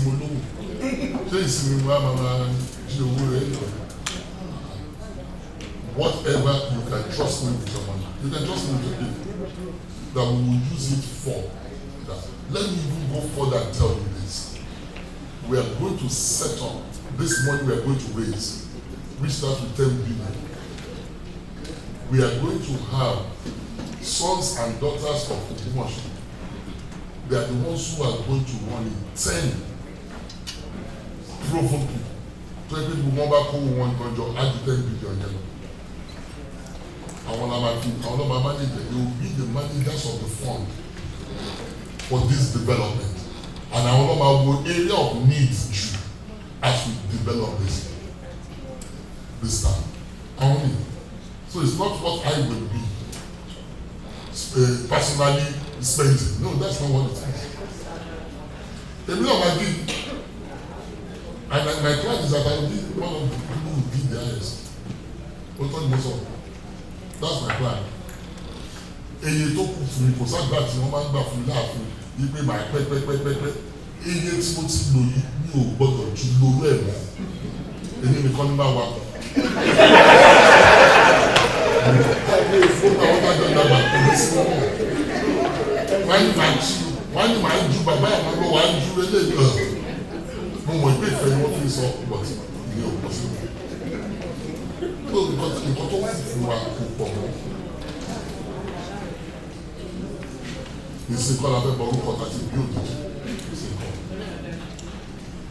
So when we ask people to give, we want you to give, believe that it will transform our time. And that one you can be 100% sure that you will see the transformation. Mo sọ fún yín pé wíìkì tó lọ yìí àìtí bẹ̀rẹ̀ sí bí ibi mo ra gbogbo ibi it cost me millions to buy it. Kàtàkà sọ wọ́n ti yà fún owó labour wọ́n dẹ̀ máa wait for the next 3 months. So the thing I want is that for us to use blessings on our people and not to kill worship. That's it. That's what we're trying to do. I'm believing that you will join me. Thank you very much.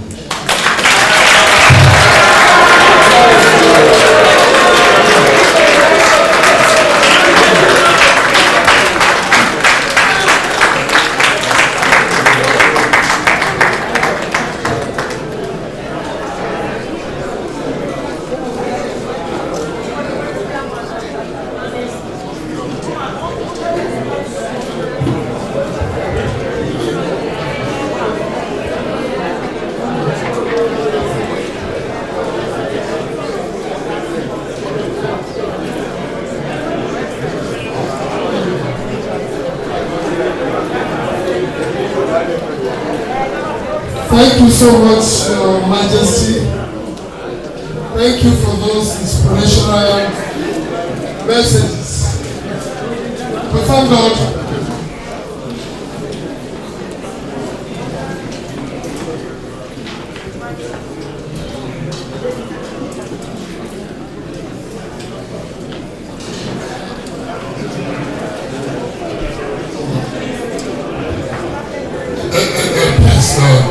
If I was out of protocol because the Honorable Commissioner for Information was there, I didn't know he was sitting when I couldn't see him because of his chair. I thought he had left. I'd like to acknowledge him. He has been a major source of encouragement to me and of support. You understand? He understands what we are trying to do.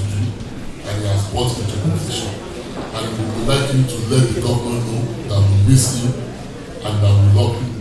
And please say me well because that's my boss. Please say me well to the Excellency. Thank you for this. Thank you for those inspirational messages you've given us. We thank God that we've been blessed with a visionary candidacy. And it's my pleasure to say this, that we invited candidacy and candidacy did accept an invitation. So that is the reason why most of us are in this place today. So I share was accepting an invitation to the convention. But because of time constraint we have, I will probably give like 45 minutes for questions. And please, the question should be related to its 25 years development plan. Please. And when you have the opportunity to ask the question, just go straight to the question. No political question. Any question you want to ask has to do 25 years development plan. Thank you so much. Yes.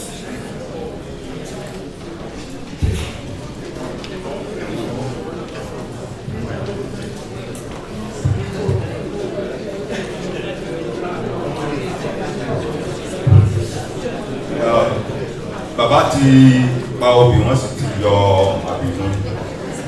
Kókó tí wọ́n sọ náà ní pé ọ̀nà kan ṣoṣo ní irú lápá àkọ́kọ́ ọ̀sọ̀ láti ṣẹ̀fẹ̀ lọ́wọ́ wa láti ṣe. Ní báyìí, láì ní dènà pẹ́nu, màá máa pè wá ní ẹlẹ́ka ìjẹ̀ka ìbéèrè wa kọ́ máa kọjá ìṣẹ́jú kan ká má fà lọ ní wo náà ẹjọ́.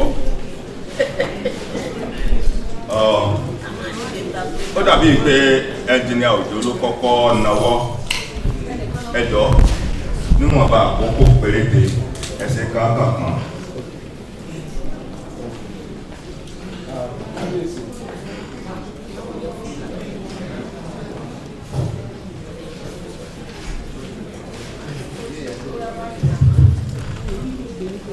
Kábíyèsí wa ẹ kú ìjókòó ẹ kú ìdílé adúpẹ́ fún wa tí ẹ wá àwọn ètò tí ẹ gbé kalẹ̀ gbogbo wa ní ẹ challenge báwọn olóyìnbó sí wa sọ ó wù wá lórí gidi gan ó jẹ́ ká mọ̀ pé ọ̀pọ̀lọpọ̀ nǹkan tí a fi sí ọkàn nípa Ògbómọ̀ṣọ́ wọ́n ti bá wa wú sílẹ̀ gẹ́gẹ́ bí wọ́n ti bẹ̀rẹ̀ ṣùgbọ́n ibẹ̀ ẹ̀kọ́ ni mo fẹ́ máa lọ ìbéèrè tí mo kàn ní pé ẹ sọ nǹkan nípa àwọn Chinese pé wọ́n wá ra ilẹ̀ ẹ ràn wọ́n lọ́wọ́ láti rí ilẹ̀ tó pọ̀ tí wọ́n rà ṣùgbọ́n nípa ìrírí tẹ̀lé pẹ̀lú kí ìlú kó máa ta ilẹ̀ fún àwọn àjòjì nǹkan tó máa ń ṣẹlẹ̀ ní wípé àwọn tí wọ́n bíṣọ̀ tó máa ń bíṣọ̀ bí 100 years síwájú ni tó gbàtọ́ bá ra ilẹ̀ yìí àní mọ ètò àti èrò wọn síwájú wọn kàn fẹ́ bẹ̀rẹ̀ pé ìjẹ́ àwọn ìgbìmọ̀ kábíyèsí fi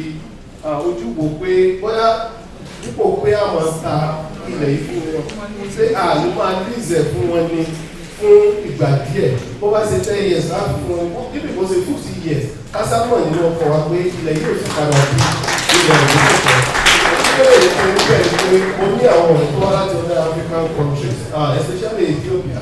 If you are from Ethiopia, even as an indigene or a citizen of Ethiopia, they don't sell that to you.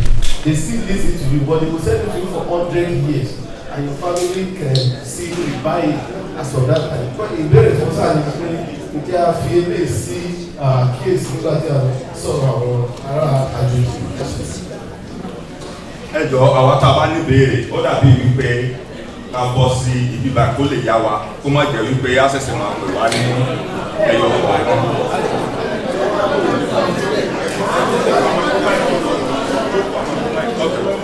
Ẹ jọ̀ọ́ ìbéèrè kejì.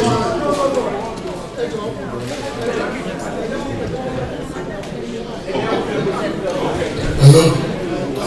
Yeah, please. What you have asked is a fact, and you are not the first person who has asked it. Somebody who went further to say that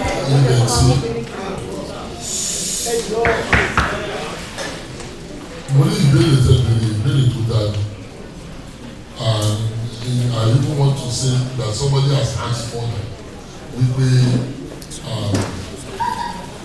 àwọn tí wọ́n ní ilẹ̀ tó yẹ kí wọ́n dá oko kéékèèké tó yẹ kí wọ́n wá ra ilẹ̀ wọn kọ́ mọ́ ilẹ̀ number one òun ní pé mo sọ fún àwọn tí wọ́n bá wọn ṣe wípé kí wọ́n má ta ilẹ̀ fún anybody kí wọ́n lease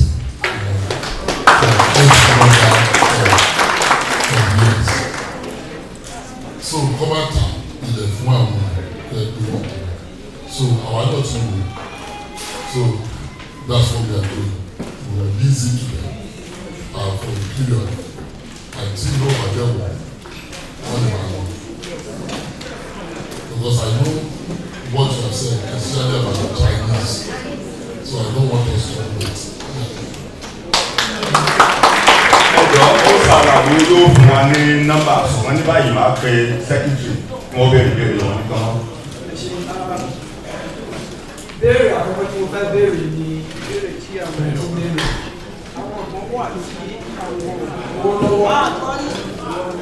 Àwọn ọ̀gbọ́n wà tí wọn ò lówó lọ́wọ́ ní ìsìn. Ọlọ́run fún wọn ní ọgbọ́n ìmọ̀ àti òye. Wọ́n dẹ̀ fẹ́ contribute sí one the order of the agenda. Ibo ni dọ́kúmẹ́ntì yìí kó láti lè ṣe rẹ̀ kó láti wá ṣe ẹ̀. Wọ́n mọ ibo ni àwọn ti contribute, that's number one.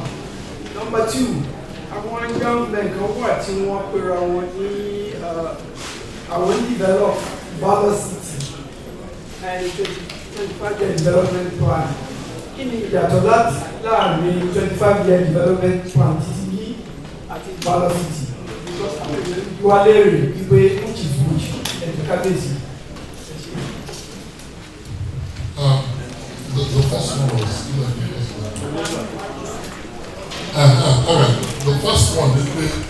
ẹlòmíì lè máa lówó ní ìsìn but ó ní ọgbọ́n ó lè ní access. Let me say this one, if everybody is registered and this plan, this 25-year plan, we will give it to as many people who want it for them to have. I hope I've answered that one. Anybody who wants it can have it. You have it through the executive.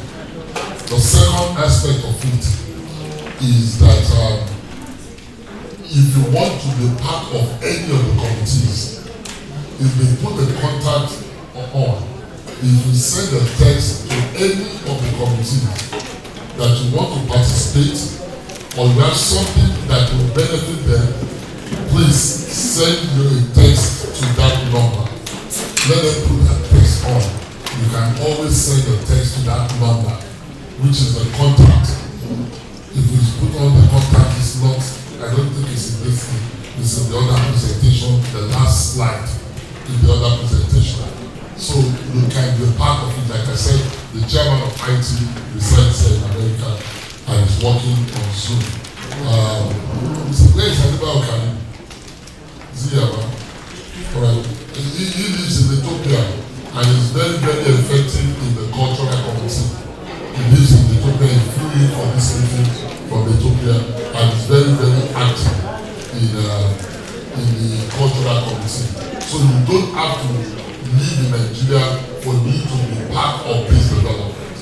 Everybody is open to be part of any of the committee. If you find out that your expertise in any of the committees, you can be. On the Valor City is completely different from my 25-year agenda. But I support what they are doing because they have come to me before. You understand? They are trying to, it's a very ambitious thing they are trying to do, but they are completely different. But whatever they are doing, anything that has to do with development is part of this 25 years old. Anybody who is trying to do anything that will improve the town is part of the vision. All we're trying to do is to get it organized, get ourselves organized, and then that's all we're trying to do. And then we move forward. So the Valor City is completely different. It is done by a different company and they are different people. But I support what they're doing. Ẹsẹ̀ kábíyèsí. Ní báyìí, mo ń pe Dr. Sunday Olúòkun. Ẹ jọ̀ọ́.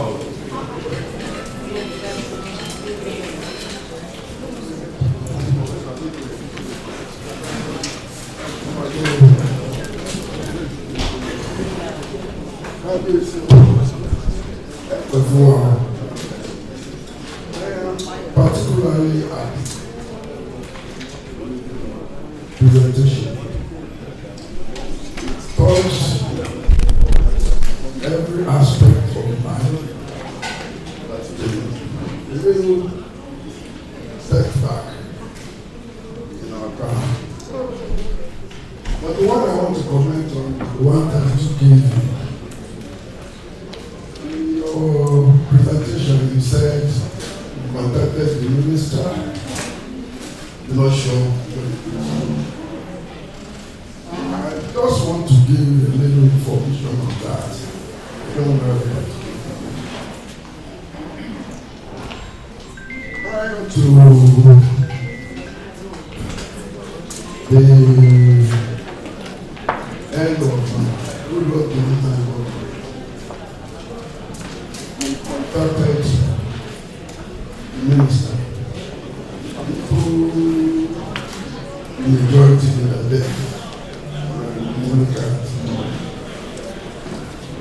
I told her I was going to. She was here. Is she not around? She's around. But she's not here today. She's not here now. She'll be here in the night. So I said, Africa, you're going to do something. You're going to contact the minister for us. This 32 kV thing, it's been there for more than 15, 20 years, abandoned.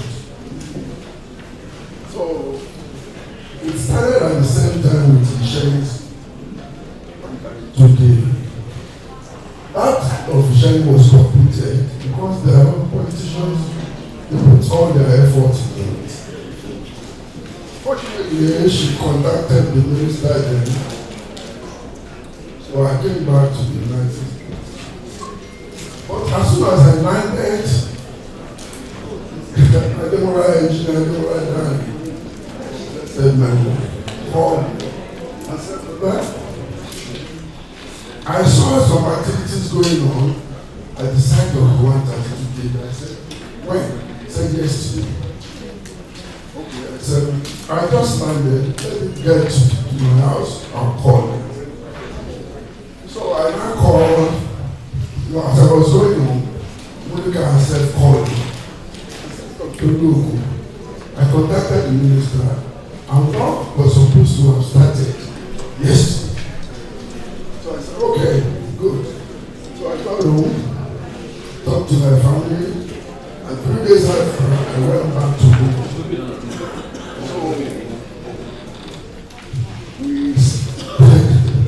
So we became the contractor's worker. The contractor they gave it to was from River State. So the guy came with their workforce, and we sat with them every day until 2 Japanese came from Japan, Pakistanis came from Pakistan to install the transformer. So it is correct that the transformers are installed already. The control room in Domo has been completed.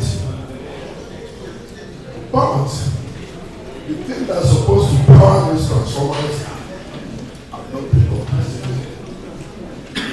What I want to put Captain's attention to, I've been following this, and when I came to Ogbomosho, I saw it live.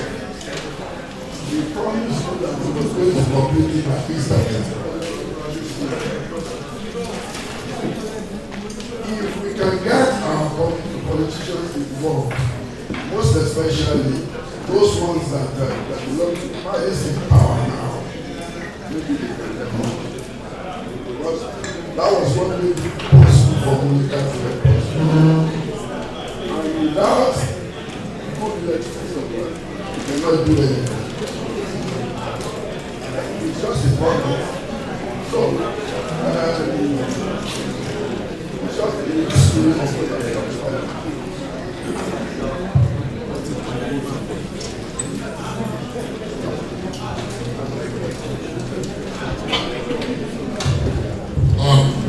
I've heard what you said.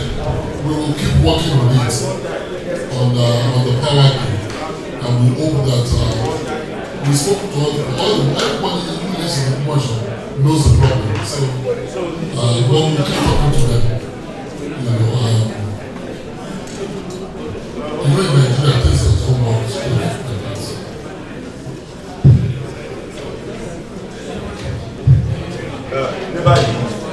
Okay, see, like Afolabi for your question. Ẹjọ́ àkókò tá a wà yìí ṣe pàtàkì. Ọ̀rọ̀ wa ń wọ inú máìkì ẹ̀jọ́ ẹ̀jẹ̀ ká wà wá lè jẹ ẹ̀ṣẹ̀.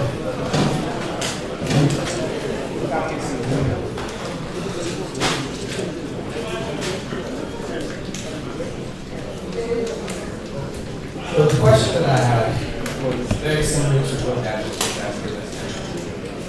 The plan that you have for Ogbomosho and the draw that will happen, the draw that we expect, the vision comes as we've seen it now. We're going to need way more power. We're going to need renewable resources. So I think the question that I wanted to ask directly for that.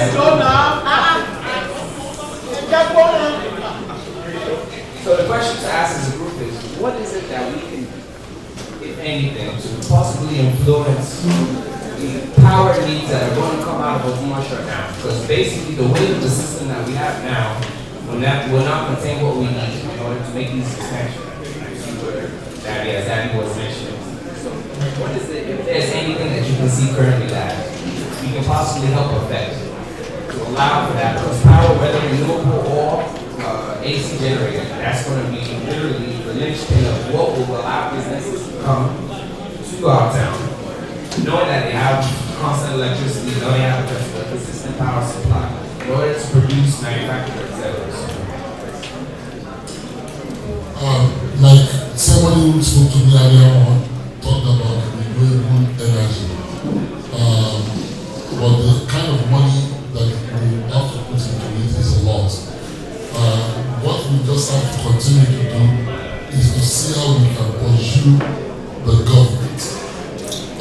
Because the person who spoke to me said we will need 1.something billion for us to be able to do a solar farm which will generate enough power for us in Ogbomosho. So while we're trying to raise money for several things, we'll continue to speak to the government and see what they can do for us. That's the only thing. And people who know anybody in government who can do something about it. And we'll continue to talk to the government because that work is 90% done. It's just 10% of it will be finished. It's 90%. That 90%, what does that look like? That 90%? Yeah, because the substation is already existing. So what we are trying to do is the transmission aspect of it that is missing. The cabling from Ilori to where we are in Gomo, from where we are in Ogbomosho, there is no link between the two. That's it. The cabling, even the structure are already existing. Where the cables are going to be are existing. Some of them are already existing, but the woman abandoned it. You understand? But we only can continue to talk to them. The other one is renewable, which is very expensive. Thank you, Kabisi. Dr. Peter Ajala. Kabisi, I would like to use this opportunity to thank you for this wonderful vision.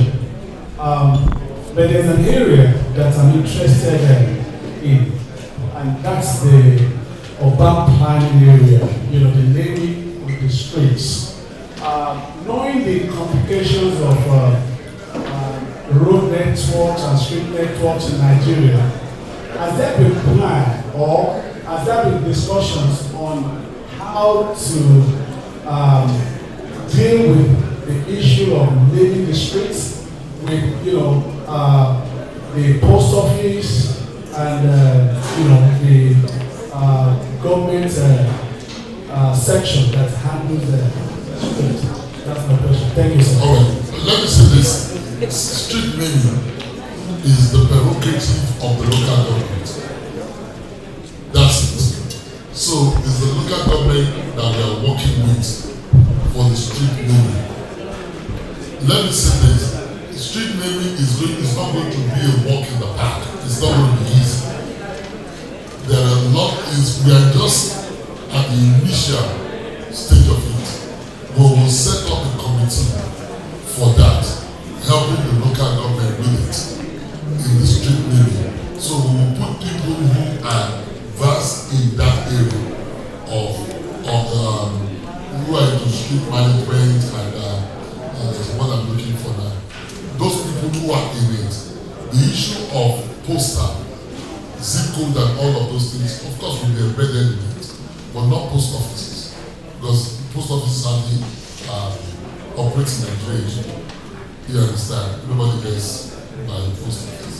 I'm not aware of that, but we will set it up in such a way that it will be identifiable by Google Map. Actually, that's what I meant by connecting the post office. Oh yes, we will do that. But we will set up that committee. And that committee is not yet set up. It's just an initial idea that I gave to them. But we want them to set up the committee. Thank you, Kabiyesi. The next person is our father, Reverend Ogbomosho.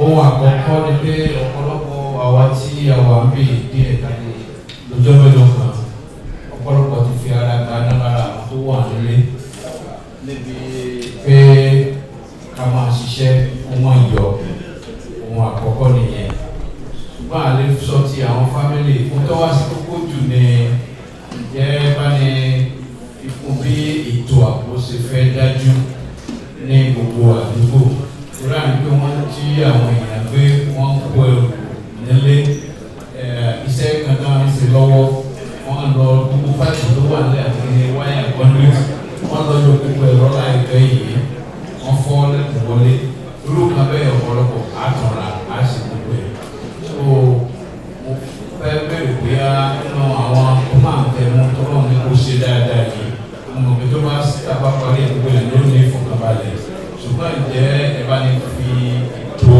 ààbò bóyá àwọn ọlọ́pàá wà ní àwọn àdúgbò ọ̀kan sínú bóyá àwọn ọdẹ ìbílẹ̀ ní àwọn ọlọ́pàá bá sì máa sanwó fún lò ìyọ̀n ní ohun àkọ́kọ́ tí mo ní mo gbọ́dọ̀ kọ́ bóyá ẹ fi sínú ètò ohun ìkejì ni pé a ní ọ̀pọ̀lọpọ̀ àwọn ọmọ bíbá yìí tí ọ̀pọ̀lọpọ̀ fẹ́ kú wálé ṣùgbọ́n tá a bá ti ń bọ̀ harassment ní airport and so many other places ó máa ń fún ọ ní wàhálà àti pé tá a bá tún délé náà wàhálà oríṣiríṣi àwọn ọmọdé wà nípa òun wà ní ìgbà ẹgbẹ́ wò tí àwọn tí wọ́n wà ń bì tí wọ́n lè ní confident láti mú pé wẹ́ àti ní tíbi tí wọ́n lọ́wọ́ Ògbómọ̀ṣọ́ sọ́ọ́lẹ̀ ló wa àti káwọn ọmọ wálé sí ó máa fi hàn lọ́kàn balẹ̀ ju àtẹ̀lé wa lọ.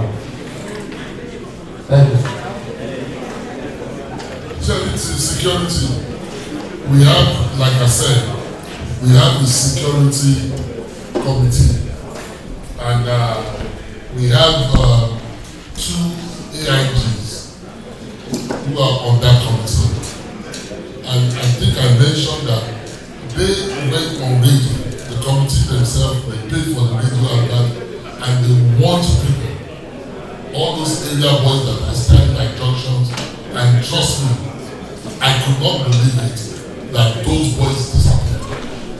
And they are the ones forming, this committee has soldiers and policemen. That's who they are on that committee. And trust me, what you said, they have plans for the different things in keeping, because that's their charge. Their charge is maintaining security, not in the justice, maintaining security in Ogbomosho. The person who is in charge of it, who is the chairman of the committee, is the person in charge of Operation Bust in Oyo State, Colonel Diaspora. You understand? He's a security man. He's a retired colonel in the army. So he has all these AIGs working with him. So one of the things you said is part of their plan. They have to work with local orders to make sure about the security. And this thing you said is a concern for people in the town, because there's been a spike in robbery in the town, which they are right. There's been a spike in it, but that's why they are there. You understand? We will keep working with them from the palace to make sure that they try their best. And I tell you, they are fighting. So they have that. The second question you asked was the issue of the children coming from the airport, we can't do anything, but we will try to continue to guarantee that when they come to Ogbomosho, things will be safer for them.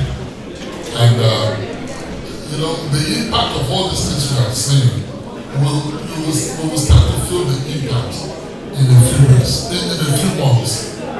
You understand? For example, we are planning a lot for this December. Where we are expecting a lot of Ogbomosho songs and contests to come for the festival. So there's a lot of plans that we are planning about the security, and it's a litmus test for us this December, how we are able to maintain the security because of the festival. But we have a lot of plans that they are working upon to make sure that people feel safe and they are safe when they come down to Christmas. Thank you, Kabisi. Thank you so much, sir. Papa Mikoli, Daddy Mikoli, is your son? Oh, okay. Okay, next is the engineer Adiyanju.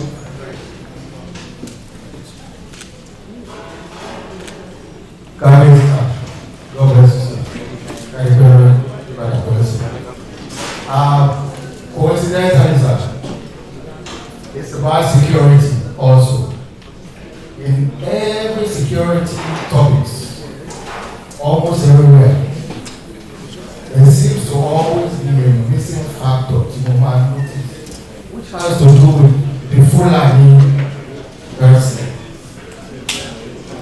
Yàtọ̀ sí pé àwọn èèyàn wá pọ̀ láti àpọ̀ wọ́n pọ̀ wá sílé. Ìletò láti bí Ọ̀yọ́ dé Ògbómọ̀ṣọ́. Ogbomosho dé Ìlọrin, a little bit of suggestion, sir. Ṣé a lè fi sí pé bó ṣe àwọn bíi local vigilante kí wọ́n ti máa gún bó ṣe ọ̀kadà back and forth torí pẹ̀lú àwọn ọlọ́pàá lọ́nà àwọn èèyàn dá àwọn èèyàn dúró lọ́nà after ten minutes kọjọ ọlọ́pàá. Gbogbo àwọn ní two details mẹ́sà I would like to see being included also before being. It seems very simple, although they wreak havoc on the town people know. God bless. The truth of the matter is that the Fulani issue is not only an Ogbomosho issue. The Fulani issue is a national issue. This thing you said, we have charged our security committee for them to please come up with a plan. They understand which they themselves, the committee, they don't carry guns. They can't face the flag. They can only work with the local policemen. But we know that the local policemen even cannot handle them. So, but you know, it's not an Ogbomosho problem, it's a national problem. So, but what can we do in our own town is, number one, I've met with the Fulani community in our area. And they have agreed that we will have a quarterly meeting with them. So that if anything happens, they will always be our go-to person. So we met with them and we have agreed that they will be meeting with them on a quarterly basis. Because if the Fulanis that are living amongst us in the local government areas amongst us, if they are faithful to the place, they will make sure that the people who are Maruti, who are Fulanis, will also not be able to operate. If they know we have a good relationship with them. That is one of the several solutions that we felt. That let's make friends with the Fulani who are living with us, so that they will in turn make sure that the outside Fulanis, they don't come and be harassing us. If we are then out the same page, that's what we have done with that. But apart from that, we are working with the police, the committee working with the police to see how they can, because they've killed in about 3 weeks, they killed about 2 or 3 people. You understand? So,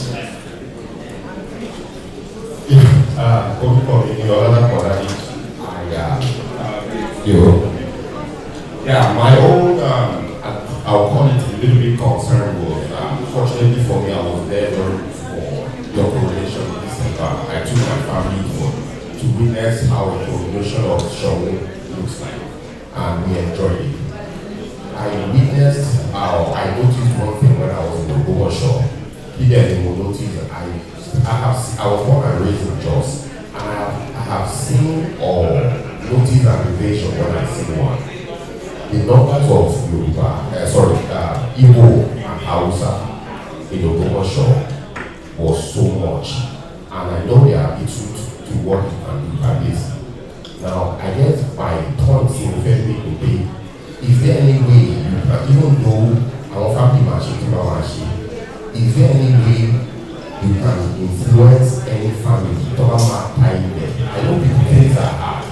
Come up and from what you want to show or Ogbomosho. Even though my own family is happy, comment that before you I have to step in. So is there any way definitely no influence you and to my family and to my time and to your dog and my careful in the two machines or Ogbomosho? That is one. Then two, you know, senator one. Is there any plan? What is their plan or a responsibility in these 25 years development plan? Thank you. You know, the issue about selling land to foreigners, since it's a personal something, I don't know whether we can legislate that. Because what you have said is what people have come to me to ask me also. When people need money and they're desperate, whoever brings the money, they sell. You understand? But maybe as we go on, we will start to encourage our people not to sell land just to anybody. But there's very little we can do presently about that.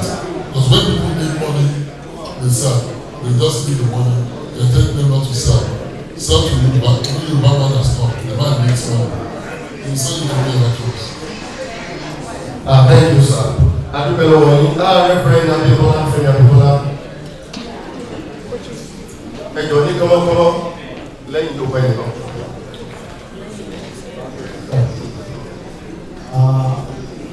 I liken you to Nehemiah. Nehemiah was being distracted. Nehemiah chapter 6 verse 3. He said, I am doing a great work. I cannot come down. Now, my question is, have you factored in the Sanballat and the Tobias of the political dynamics in the land with respect to saboteur of your attention? Thank you very much. That's a very good question. You know, I'm not under, you know, I come with a lot of experience in life. And that's a fact. I'm not under the illusion that everybody will embrace this vision. So I won't call it demon that will not intend. So what the king do? Ṣé ẹ̀rọ bí àwọn tí wọ́n ní táǹkà inú wọn máa dùn pé a fẹ́ ṣe ọ̀rọ̀ owó inú wọn lè dùn. Báwo ni wọ́n ti máa ṣe business ara? So I'm not under the illusion pé everybody máa dùn sí nǹkan fẹ́ ṣe. Mo ṣe ni tí èèyàn bá wo àwọn tí ò ní jẹ́ kí èèyàn ṣe èèyàn ní ṣe lọ́pọ̀. Mo sọ fún àwọn elders kan tó wá bá mi sọ̀rọ̀ á ní àwọn ọba kan sọ wípé 25-year vision ni ìwà nature kò frustrated. So I'm not expecting anybody to be happy about what we are trying to do. I'm not under that illusion. Kò tẹ̀ lè wí bẹ́ẹ̀ pé ní everybody máa tẹ̀wọ́ ti lọ. Èèyàn kan sọ fún mi pé ṣé mo mọ̀ pé kí tó jẹ ọba àwọn ìgbéyà àwọn ọba ti wà ní àràmù rẹ̀ tí wọ́n ṣe kankan fún mi. Èmi wá dé èmi ṣe gbogbo ilé fún mi. Nígbà tí mo gbé ní wọ́n máa dùn. Bọ̀ ṣé ìyá máa kàn mí? Ibi tí èmi bá lọ lè máa kọjú sí. Èmi ò kọ́ ìsinmi tó bá lọ. Ibi tí mo lọ ní ma fèsì. Ẹni tó bá fẹ́ bá mi lọ fún bàbá mi lọ. Bọ̀ tí mo ti fẹ́ ṣe máa ṣe o. Mi ò rí i. Ṣé ní gbogbo nǹkan tí mo sọ yìí? A béèrè owó lọ́wọ́ àwọn kan wọ́n fún wa. Ṣé ìyá wa sọ̀ kì í lù máa ṣe? À ń ṣe lọ. À ń ṣe lọ. All I know is that there are more people with us. Because they are against us. So how can we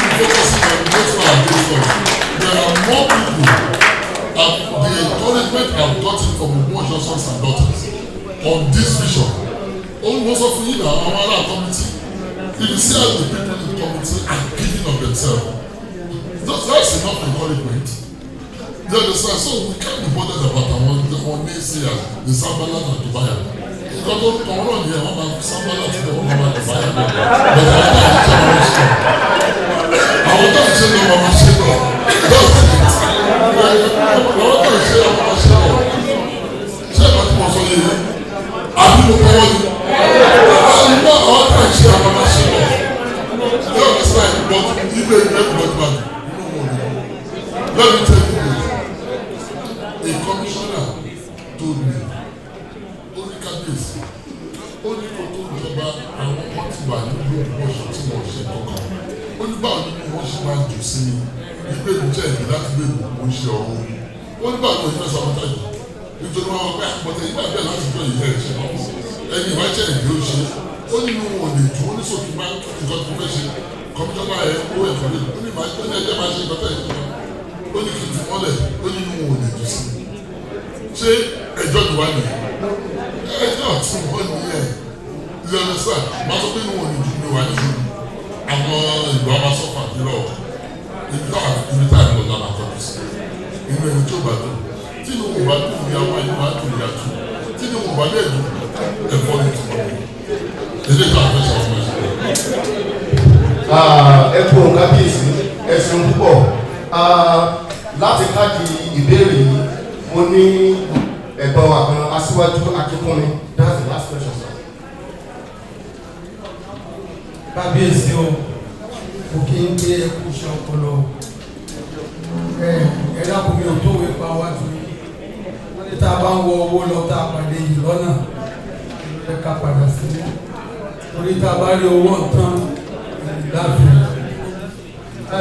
Bí ò bá ní kí n má ṣe ìbéèrè yìí mọ́ torí àwọn bàbá kan ti sọ nípa rẹ̀.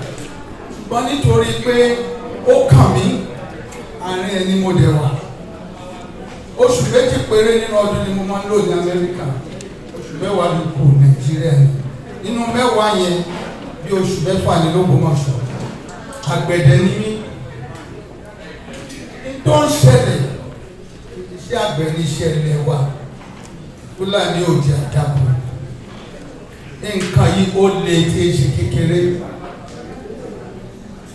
I'm a cashew planter. Even bó dìgbà cashew ìdajì wọn ló ti jẹ tán ká tó wọ oko. Ní ìjẹrin mo ní láti fún Fúlàní nínú oko mi kán kó màálù sí kí wọ́n bá máa pa àwọn tó ń ṣiṣẹ́ níbẹ̀. Èmi kéré o, àwọn kan wà kéékèèké láwọn àgbẹ̀ tí wọn ò lè lọ sí oko wọn mọ́. Kí ni ọ̀rọ̀ Fúlàní nǹkan tí ò ń ṣe nǹkan kékeré ni, nǹkan tó burú gbà ni, kò jẹ́ kí àwọn àgbẹ̀ ṣiṣẹ́ wọn. Mo gbé Benue, mo dẹ̀ gbé Benue, ẹ̀dẹ̀ tí máa gbọ́ wọ́n ṣe ń pa àwọn èèyàn. So lóòótọ́ ni pé kì í ṣe ọ̀rọ̀ Ògbómọ̀ṣọ́ nìkan, ṣùgbọ́n èyí tó kàn wá ó yẹ ká ṣe déédéé, ká mójútó gan torí àwọn èèyàn ń sá wọn ò lọ sóko mọ́. Nípa ọ̀rọ̀ security náà l'Ógbómọ̀ṣọ́, gbogbo aná làwọn tó ti ṣẹlẹ̀ sẹ́ni tó kúrò láti Amẹ́ríkà. Mò ń sọ̀rọ̀ yìí torí èmi gan wọ́n ti kidnap rí. Bí mo ṣe wà yìí, ọlọ́pàá mẹ́rin mò ń kórè ní Nàìjíríà. So bí ó ṣe burú tó nìyẹn. So Kábíyèsí, wọ́n ṣe fi lélẹ̀ yẹn pàápàá jùlọ ọ̀rọ̀ Fúlàní. Ó yẹ ká wá nǹkan ṣe sí àkànlè wo pé gbogbo Nàìjíríà lọ́kàn. Ó yẹ ká dáàbò bo káwọn náà bá ṣe máa dáàbò bo gbogbo tiwa. Ẹ dákun kí n tó lọ jókòó, Kábíyèsí sọ̀rọ̀ kan nípa ká máa tún ìlú ṣe àti àwọn iléèwé wa. Mo rò pé mo ti bá àwọn kan sọ̀rọ̀ lájáde láti Ìjẹ̀rù Baptist Day School. Ẹ̀jọ̀ tẹ́ bá jẹ́ pé ẹ jáde láti Ìjẹ̀rù Baptist Day School, ẹ̀jọ̀ ẹ jẹ́ ká ríra. À ń ṣètò láti tún iléèwé yẹn ṣe lórí bó ṣe wà báyìí ojúmọ́. Kábíyèsí. Ìlú tí ọ̀rọ̀ Fúlàní, I need the government sí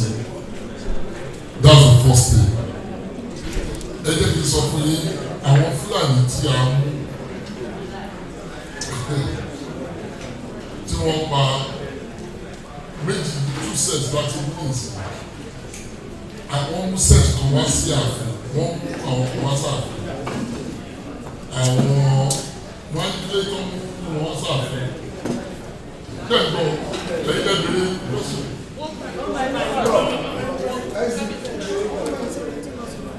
The very last question. I know where.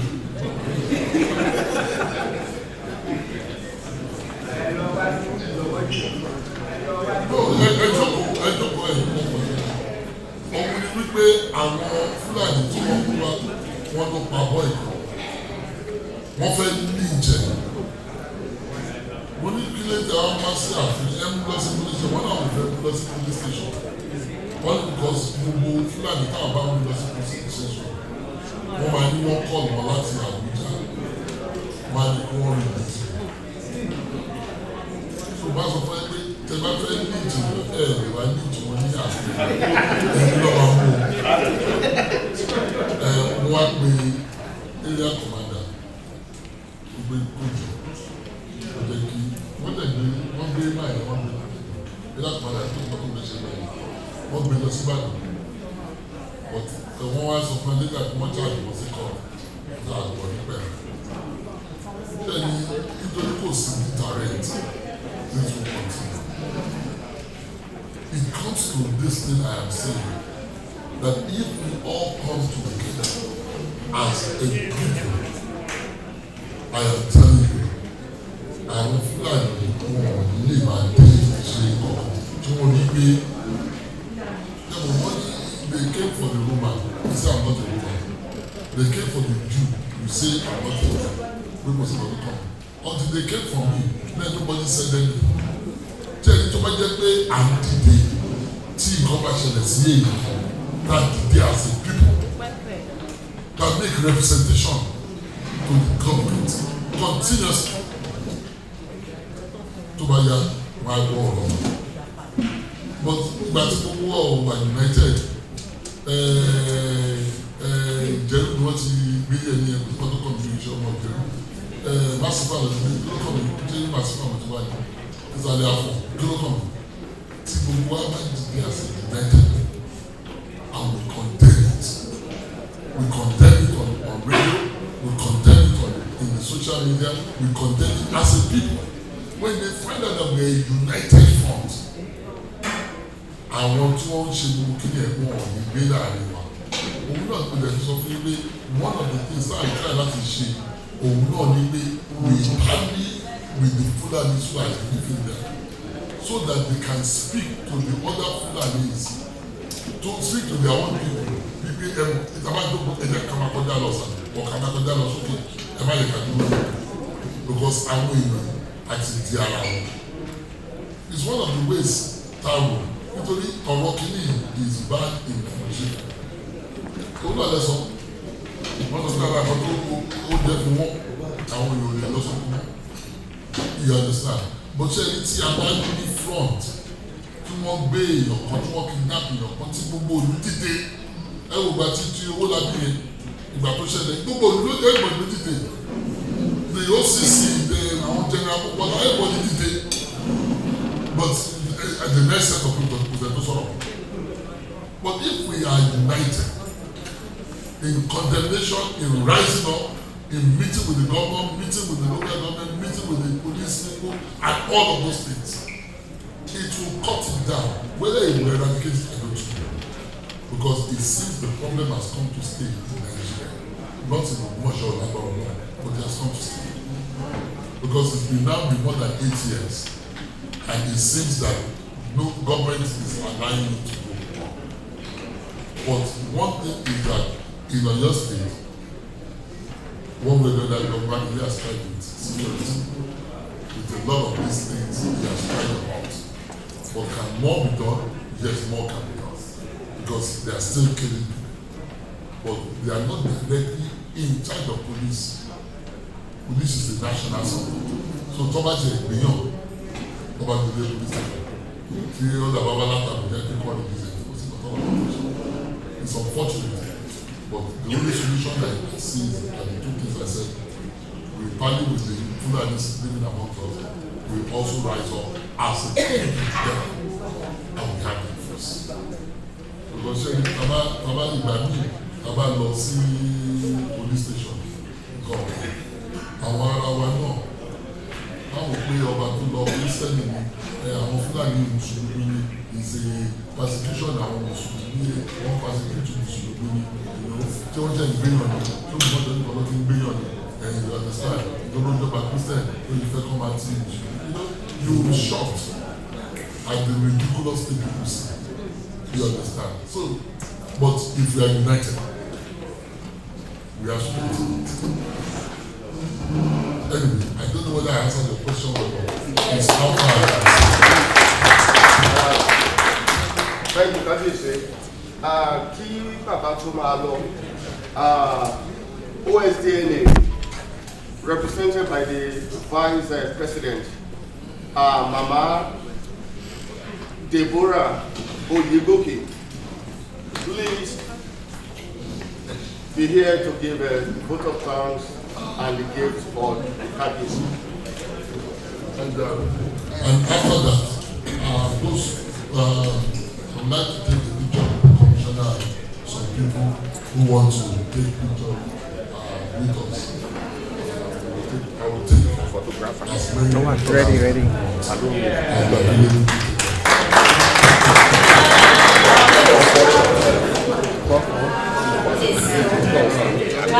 Kábíyèsí o,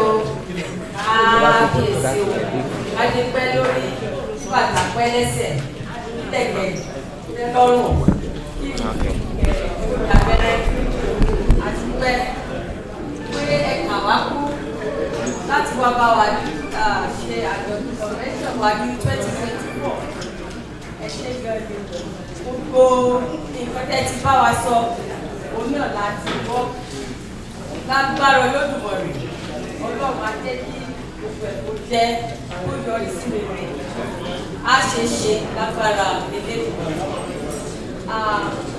A wá fi àsìkò sọ pé bẹ́ẹ̀ ṣe mọ́ padà ìgbàkúgbà tẹ́ padà sí Ògbómọ̀ṣọ́ ẹ ó délé báre ire lẹ́kọ̀ọ́ lọ́nà àmọ́ rí gbogbo wa lámọ̀ rọ́dún mọ́dún lágbára Elédùmarè. Ní orúkọ gbogbo Ògbómọ̀ṣọ́ sons and daughters in North America a fẹ́ fi ẹ̀sùn kékeré yìí fún yín ẹ mọ́ bínú pé ó kéré but just the thought of it òun la fẹ́ fún yín pé ẹ ṣe kẹ wá bẹ́ẹ̀ wá wò á mọ̀ rí. ẹ bá máa fún mi lẹ́kùn ní ìlànà pé ẹ̀kú kékeré ní oríṣi ọba kékeré ẹ kò sọ bí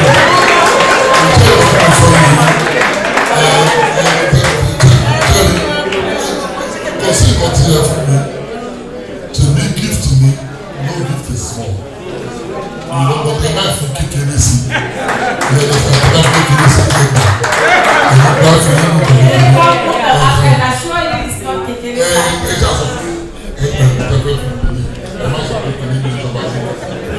And also, I want to thank Prince Dr. Oyenade láti Nigeria.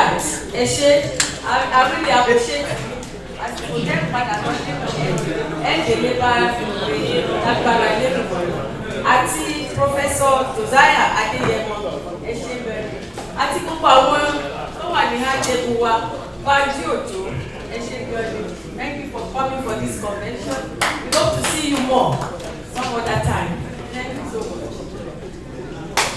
Ẹ bá wa àtẹ́wọ́ fún màmá wa ẹ ṣe ẹ̀kọ́ gẹ́gẹ́ bí nǹkan tí Kábíyèsí tí wọ́n fẹnu bá nípa yíya àwòrán kó má bàa di wọ́ọ̀lù kọlù chapters by chapter la máa pè bọ̀ lọ́wọ́lọ́wọ́ báyìí mò ń pe Dr. Louis Oyekola representing Georgia chapter fún ẹ̀bùn pàtàkì kan ní fún bàbá wa.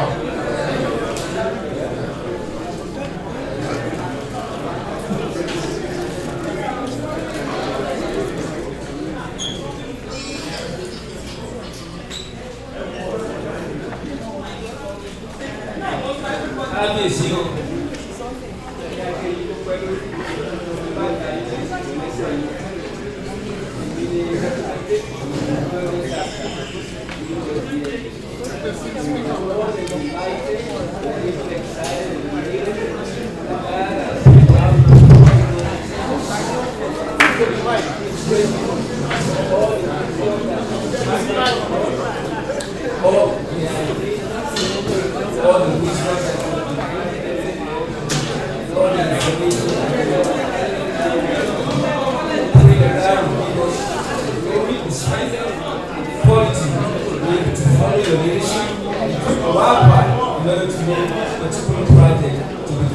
personality.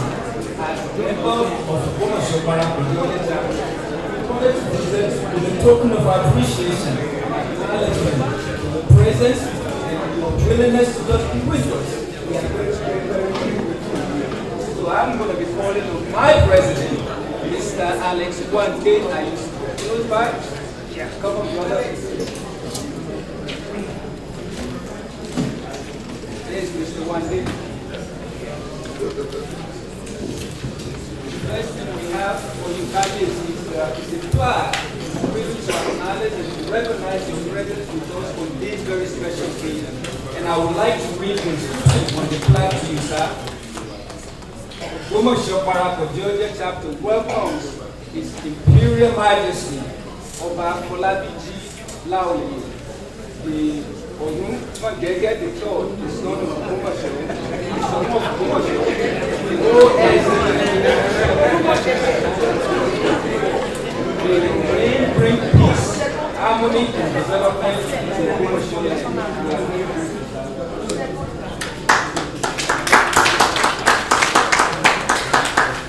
Furthermore, we also wanted to present to you, you probably see all around us wearing the t-shirt for the convention, particularly the one from the Georgia chapter. So here is 2 t-shirts for you.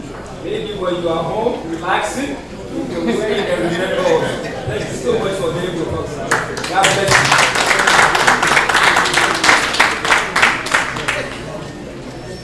Thank you very much.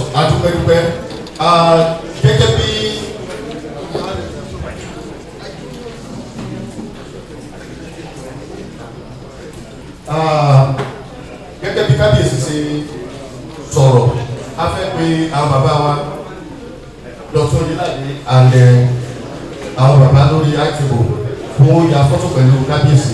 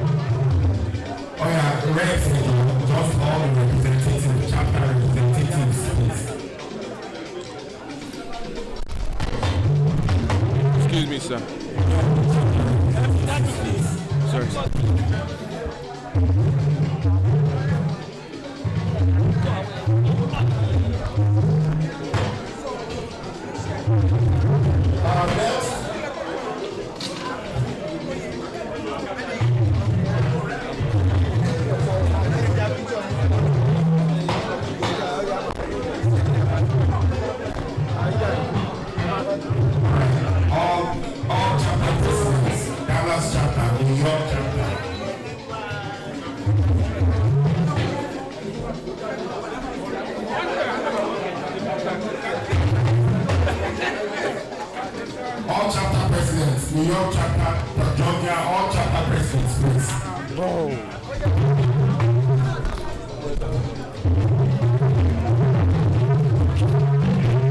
He's just standing there, bro.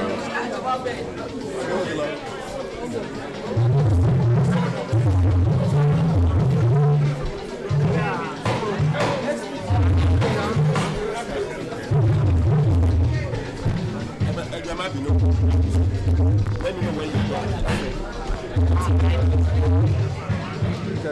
All right, next. Georgia chapter, all Georgia chapter, please. If you're a member of Georgia chapter, if you're a member of Georgia chapter,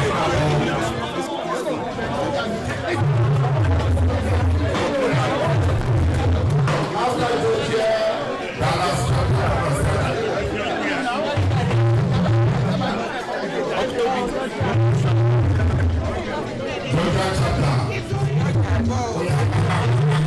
Georgia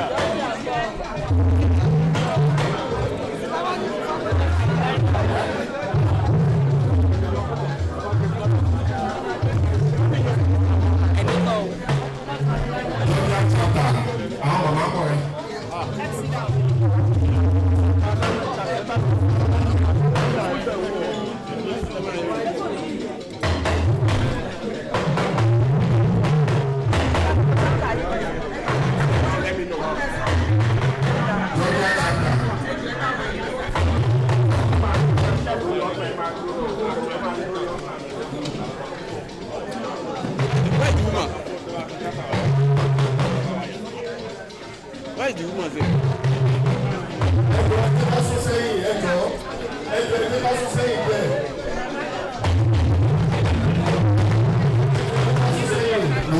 Are you ready? Galas.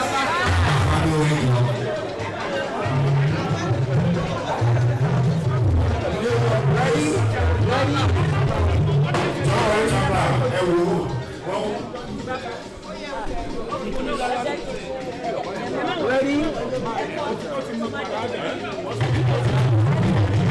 New York chapter. New York. New York chapter, please. New York, please. Dallas chapter, get ready. Dallas chapter, get ready. New York chapter, come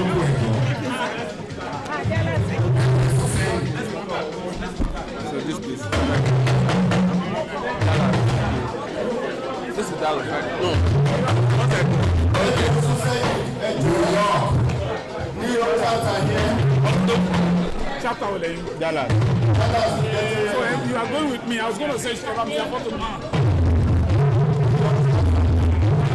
all right, 3. Yeah.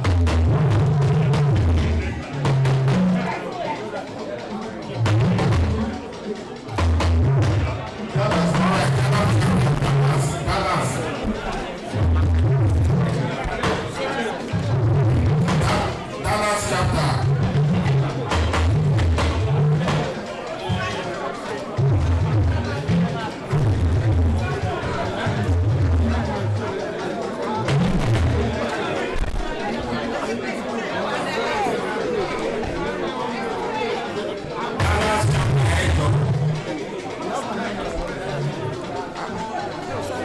It's okay.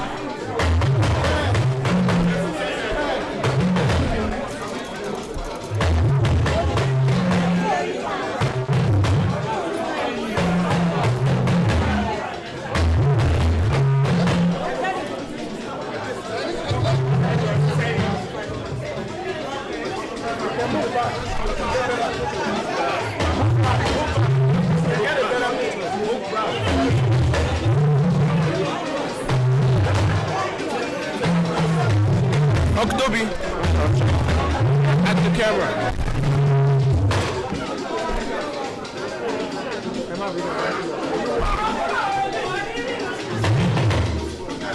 All right. 3, 2.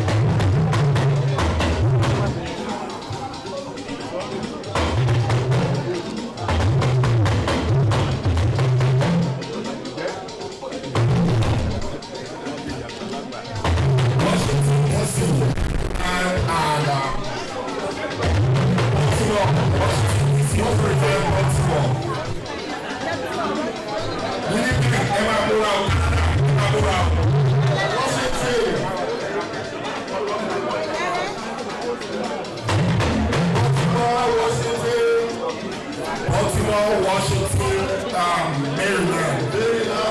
Our next year hosting chapter. California. Thank you.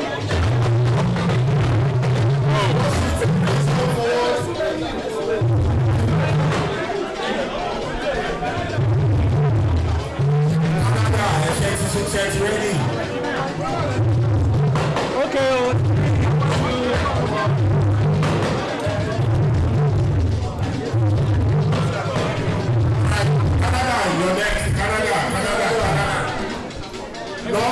New England, are you ready? Canada, Canada, no go next. Next is New England. New England, we have proposed North Carolina.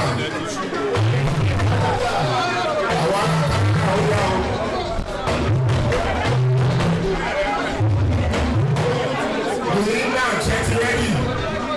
I want New England. Okay, New England, you're up next. New England, you're next. New England.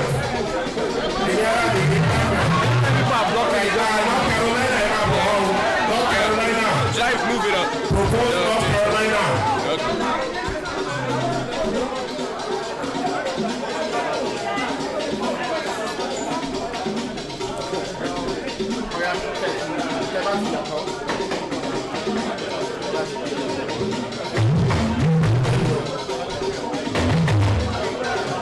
All right, North Carolina.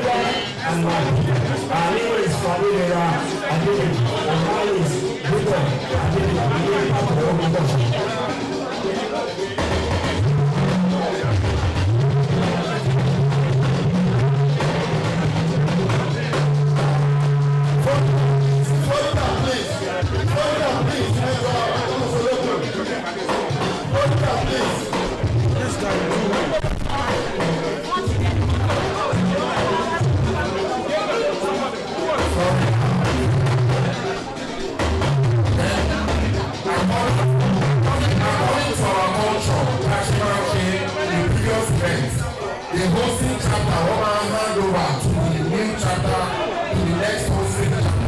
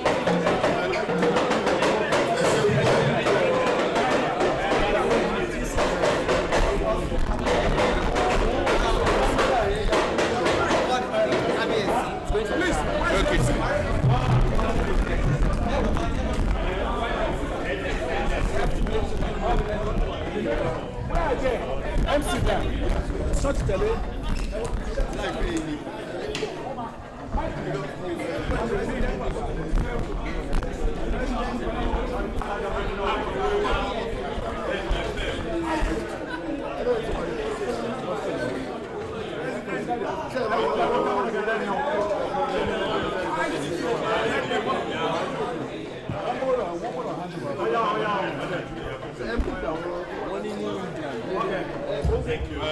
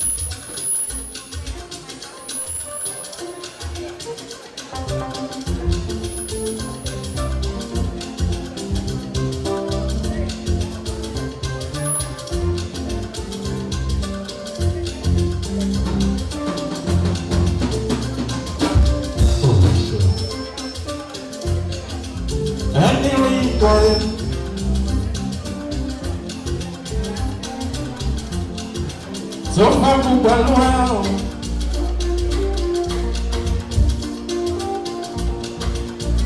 Ọwọ́ ẹni tó ti sọnù kọ́.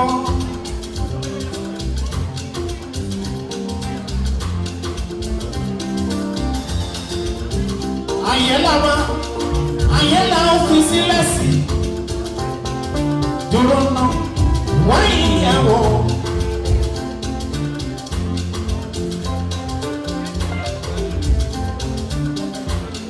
Bàbáwọ́ pàkà lórí, lánàrí,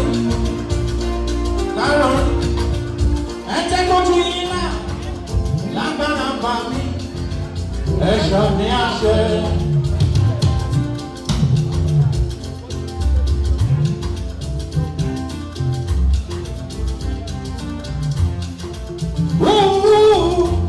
Ọ̀pá kan péjọ.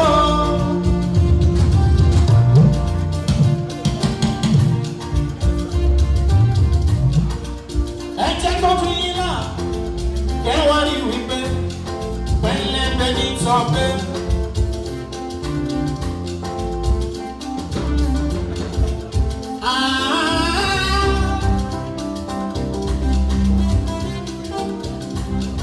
Àgbájọwọ́ máa ní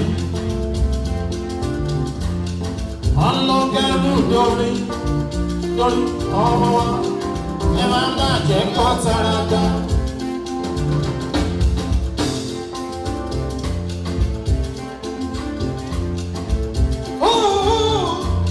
Àpákan péjọ.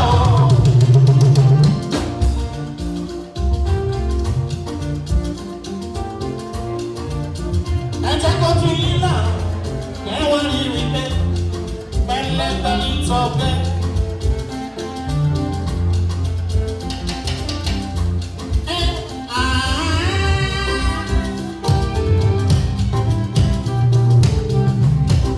Àgbájọ máa ní kílọ̀ ọlọ́gbẹ́rù lórí ọwọ́ ọmọ wa ẹ má jẹ́ ọ̀tàràkà.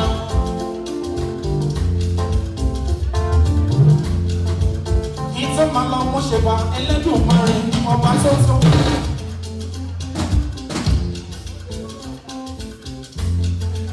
Ẹlẹ́sìn gbóhùn gbárò yẹn alápá kábíkábí.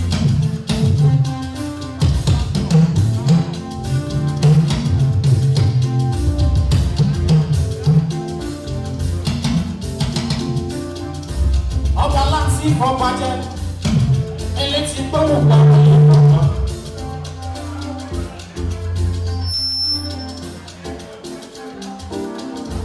Ọba tó ní kó wá, bàbá tó ní kó wá o.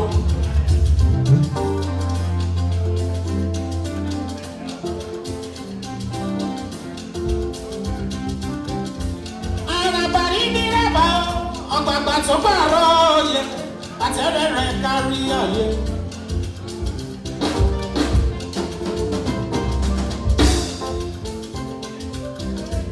Bàmí tó lajú afọ́jú.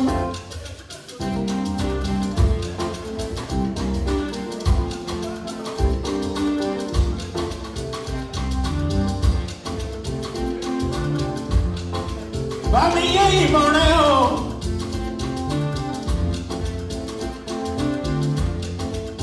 Ilẹ̀ àtòsí kan lẹ́yìn ọlọ́wọ́ gbogbo.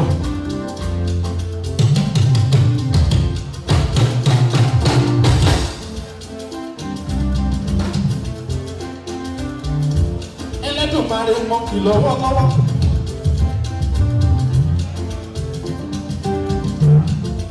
Yorùbá lọ́ba tó tó. Igbo anyị Chineke ịma o.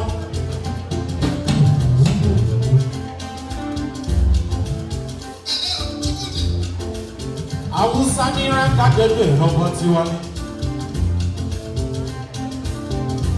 Anyị ọgbakọ mgbẹjọ.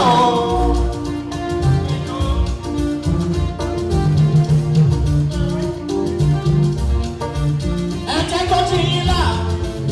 Ẹ wá rí wípé ẹlẹ́bẹ̀ ní sọ́fẹ́.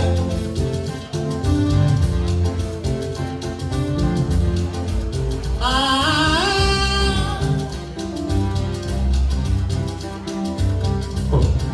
àgbájọwọ́ máa ní iná ọlọ́gbẹ́rù lórí ọwọ́ ọmọ wa ẹ má jẹ́ kó tọ́ra gbá.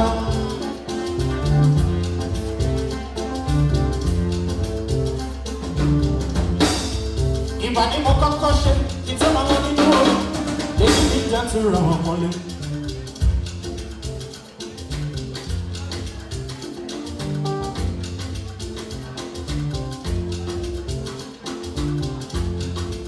Lọ́jọ́ àgbàgbà eléré mojúbà ọ́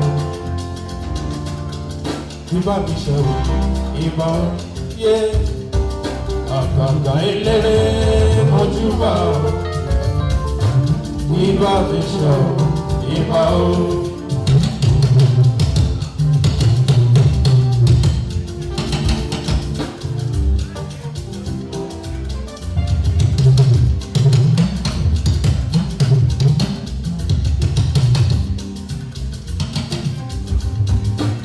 Ọmọdé ìlú mojúbà o ẹ jẹ́ kí bá mi ṣe o ìbá o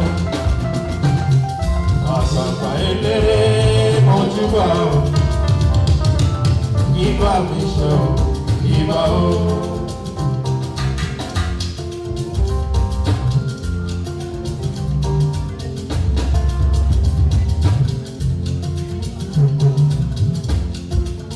Ọlọ́lá tí mo kọ́kọ́ rí.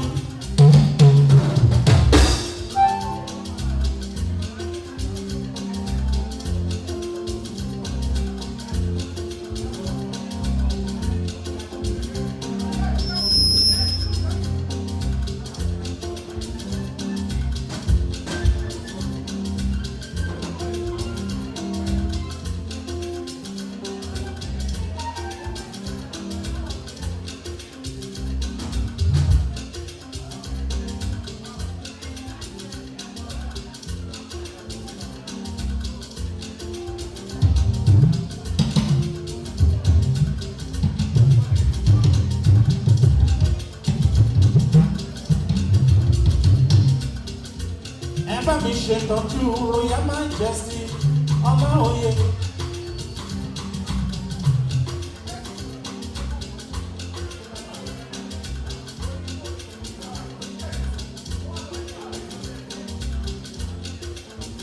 Ọlọ́lá tí mo kọ́kọ́ rí àìkọ́ wà níbẹ̀rẹ̀ àìkọ́ wà nínọ̀rọ̀.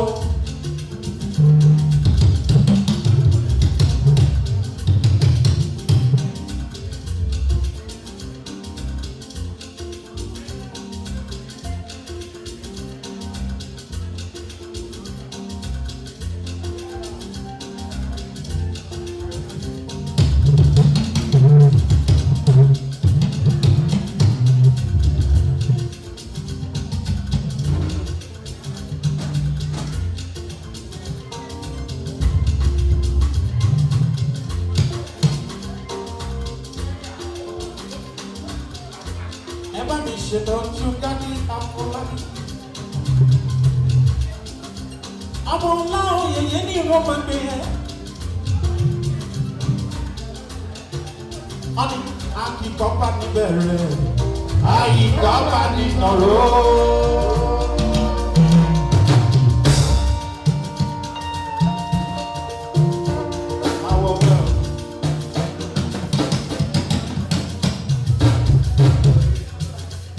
Akíkọ́ bá níbẹ̀ rẹ̀ ìjàre, àyíkọ́ bá nínà ró. Ẹyẹ rọ́bà mi, dọ̀bálẹ̀ là ń kọ́ba o. Tótó kábíyèsí òwe.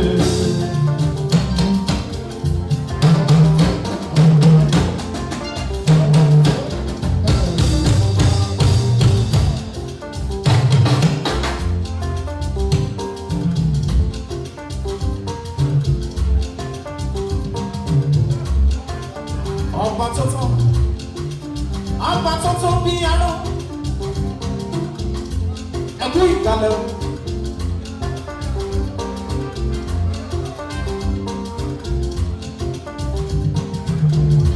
The Royal Majesty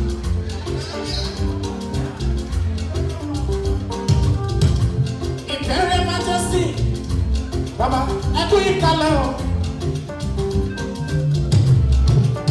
Ọlọ́lá tí mo kọ́kọ́ rí. Ọ̀pá tẹ fi kọ́ wá jẹ kò ní iṣẹ́ lálálálálálálálá.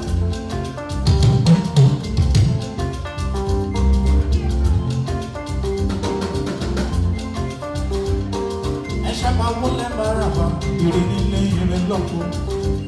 Akíkọ́ bá ní dẹ̀rọ̀ jàre, àyíkọ́ bá ní nọ̀rọ̀. Ẹyẹ rọ́bà fi, ẹyẹ rọ́bà fi, jọ̀pá lẹ́la kọ́ba o.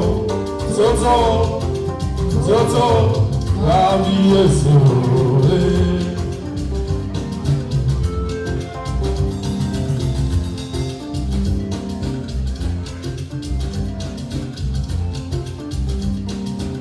Ẹ̀ṣẹ̀ máa wọlé mọ̀rànmọ́, ìrìn nílé ìrìn lọ́kọ̀. Ṣèbí tí ló sẹ́yìn lọ ní báwọn lò yẹ. Ọmọ wùwà ìdá sí ẹ o.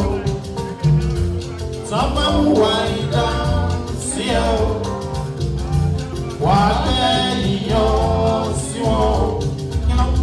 Tó bá wá tẹ́ ìyàn sí wọn. Kó má má jọ́lọ́ ìyanu fún wọn o.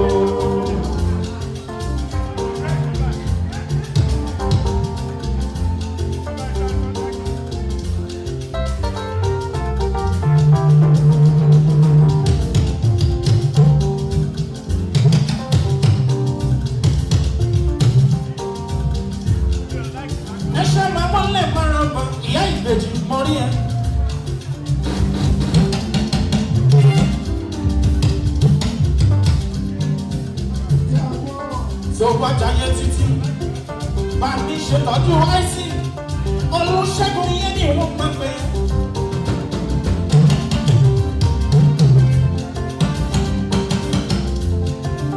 Àṣẹ́gun ṣẹ́gẹ̀ o, àṣẹ́gun ṣẹ́gẹ̀ o, àṣẹ́gun ṣẹ́gẹ̀ o.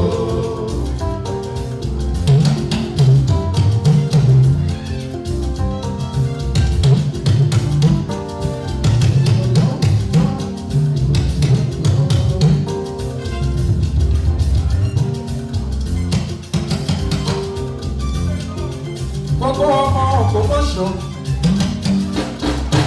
àṣeyí ṣàmọ́dún lọ́lá Ọlọ́run wọn wá.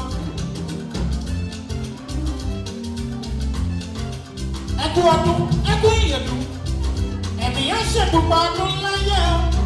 Dẹ́tí ní ìjẹ́sìn rẹ̀ wọlé ọ̀ṣà.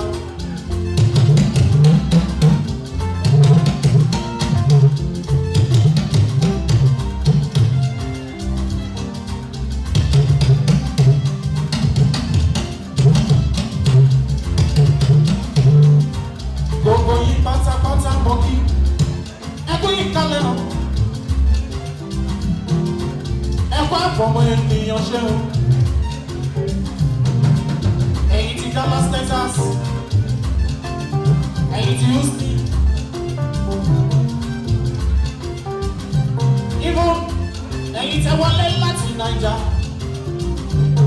Gbogbo yìí pátápátá mọ́ kí àṣeyí ṣẹ̀mọ́dún. Lálá aláàánú wa bá dẹ́tí ní ìjẹ́sìn ra mọ́lẹ́ ọ̀ṣà.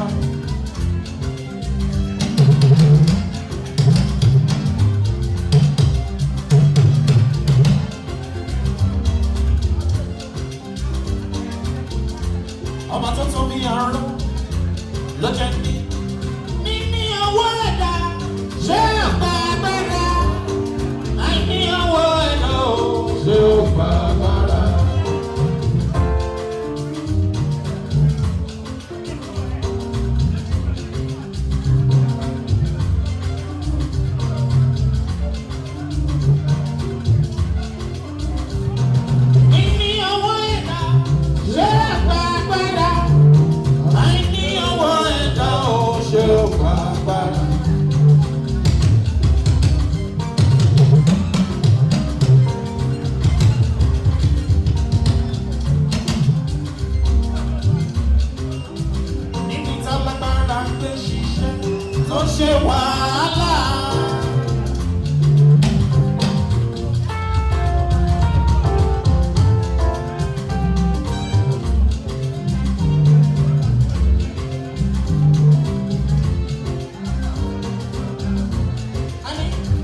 tá lágbára ké ṣiṣẹ́ tó ṣe wàhálà ara tí ó lè dìde o a sì máa rí ṣe.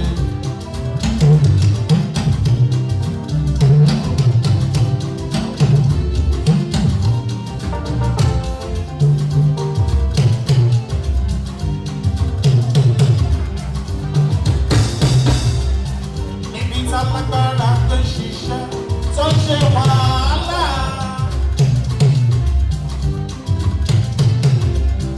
Níbi tá lágbára ké ṣiṣẹ́ tó ṣe wàhálà. Arọ tí ó lè dìde o, a sì máa rí ṣe. Kọ́yé sọ̀rọ̀ bí arọ níbí. Kọ́yé hùwà bí arọ níbí.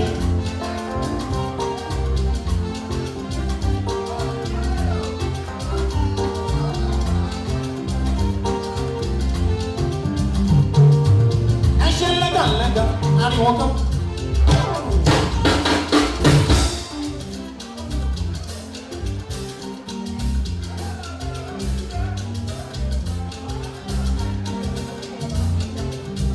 Níbi tá lágbára gbé ṣiṣẹ́ tó ṣe wàhálà arọ tí ó lè dìde o a sì máa rí ṣe.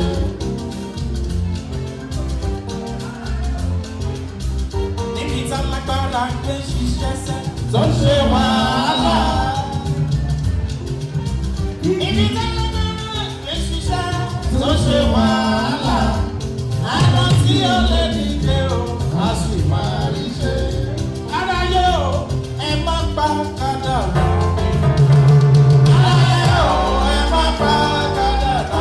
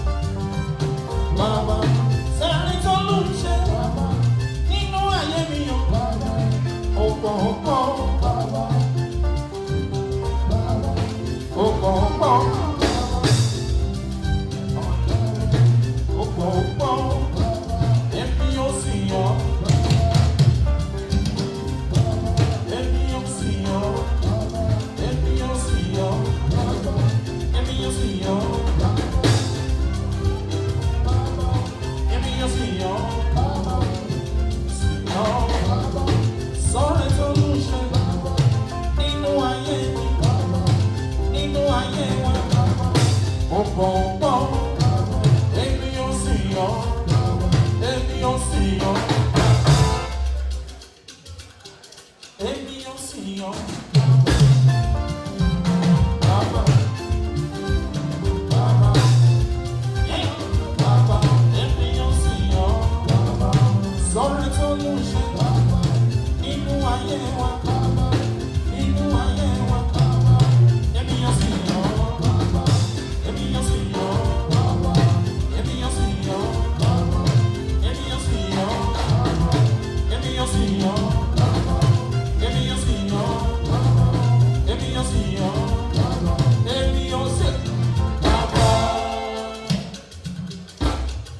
ojú ẹrù ìràwọ̀ yẹ̀yẹ̀ o lálẹ́.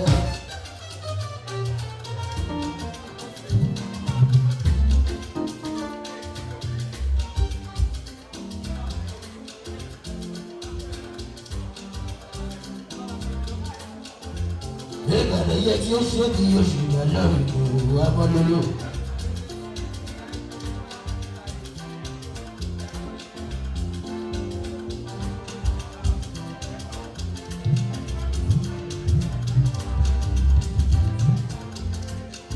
Ẹgbẹ̀rún òkùnkùn méje síbẹ̀ ládé ìdí ayé.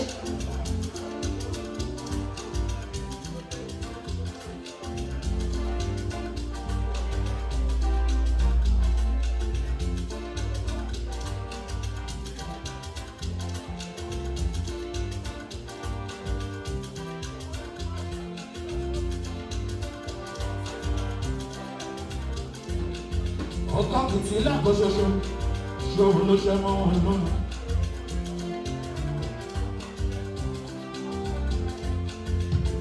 It's not easy to become a man like a Latino and she montana wa mọ gbogbo wa. It's not easy to become a man. It's not easy to become a man like a Latino. Ashimandara waka, Malama.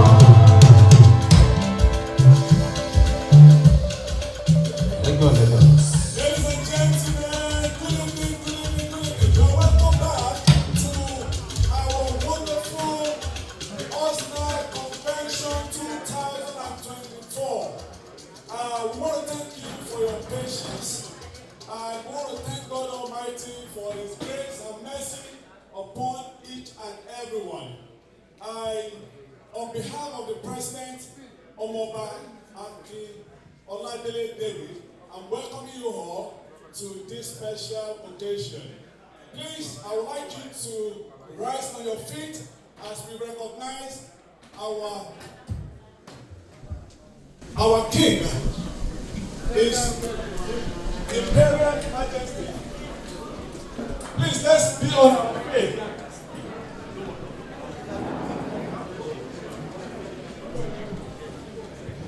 As we recognize our Father,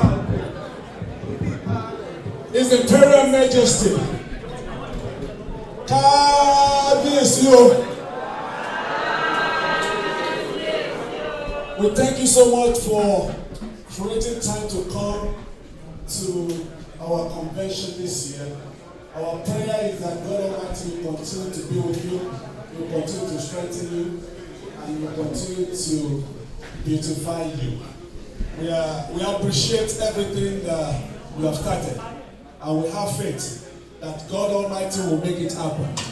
We are so impressed, and we are happy, and our people, OSDNA, North America, is ready.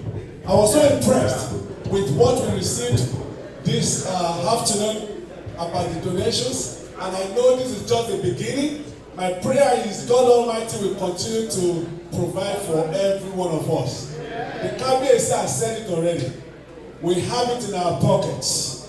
It's unfortunate that we have it in our pockets. But the good thing is we have learned so much and we're all willing. So it's a promise that we're doing, that we are making now, that we will all support our King's Project 2025. The 25 years project for our King. God Almighty will make it happen in Jesus' name. Please, let's be on our seat. Thank you so much. As we are starting this session of our celebration, I'm going to be calling on our Father in the Lord, Reverend Ogbomosho, to please give us the opening prayer.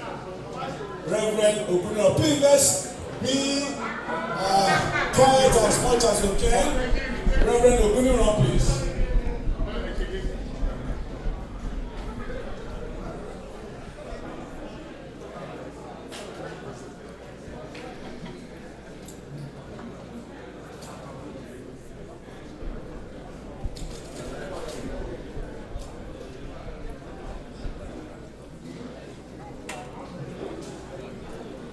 Please let's give a round of applause to Reverend Ogbomosho. Thank you so much, sir. God bless you. Thank you, everybody. Tí ó bá ṣe é ṣe jẹ́ ká sí fìlà wa àfihàn bàbá wa nìkan. Ọlọ́run tó gbà ní ọ̀rọ̀ ìjìnlẹ̀ ìfẹ́ lórí ayé gbogbo adúpẹ́ àfi ògo fún orúkọ rẹ̀. Àyàn torí pé gbogbo tá a ṣe lọ́sàn-án ò jẹ́ kí wàhálà ó ṣẹlẹ̀ ò jẹ́ dààmú ó ṣẹlẹ̀ abẹ̀rẹ̀ láyọ̀ àparí láyọ̀ àtúpadà wá síbi lálẹ́ Olúwa gba ọpẹ́ wa. Ọlọ́run ìyanu gba ẹ̀yìn wa. Ẹnu ẹ̀ṣẹ́ gba ọpẹ́ wa. Àtúnfẹ́ bẹ̀rẹ̀ ètò talẹ́ yìí bàbá ọmọ ẹ̀mí mọ́ àfihàn Olúwa gbàkóso. Ọlọ́run ìyanu gbàkóso láàrin wa farahàn. Ayọ̀ la mú wá síbi ìpẹ́jà sọ̀kan lọ. Kristo ọmọ Ọlọ́run ìfọ̀kànbalẹ̀ la mú wá síbi ìpẹ́jà dáàmú lọ. Gbogbo tá a ṣe lónìí kò yọrí sí ògo rẹ̀. A ó sì máa gbé ọ̀gá ní orúkọ Jésù Kristi Olúwa wa.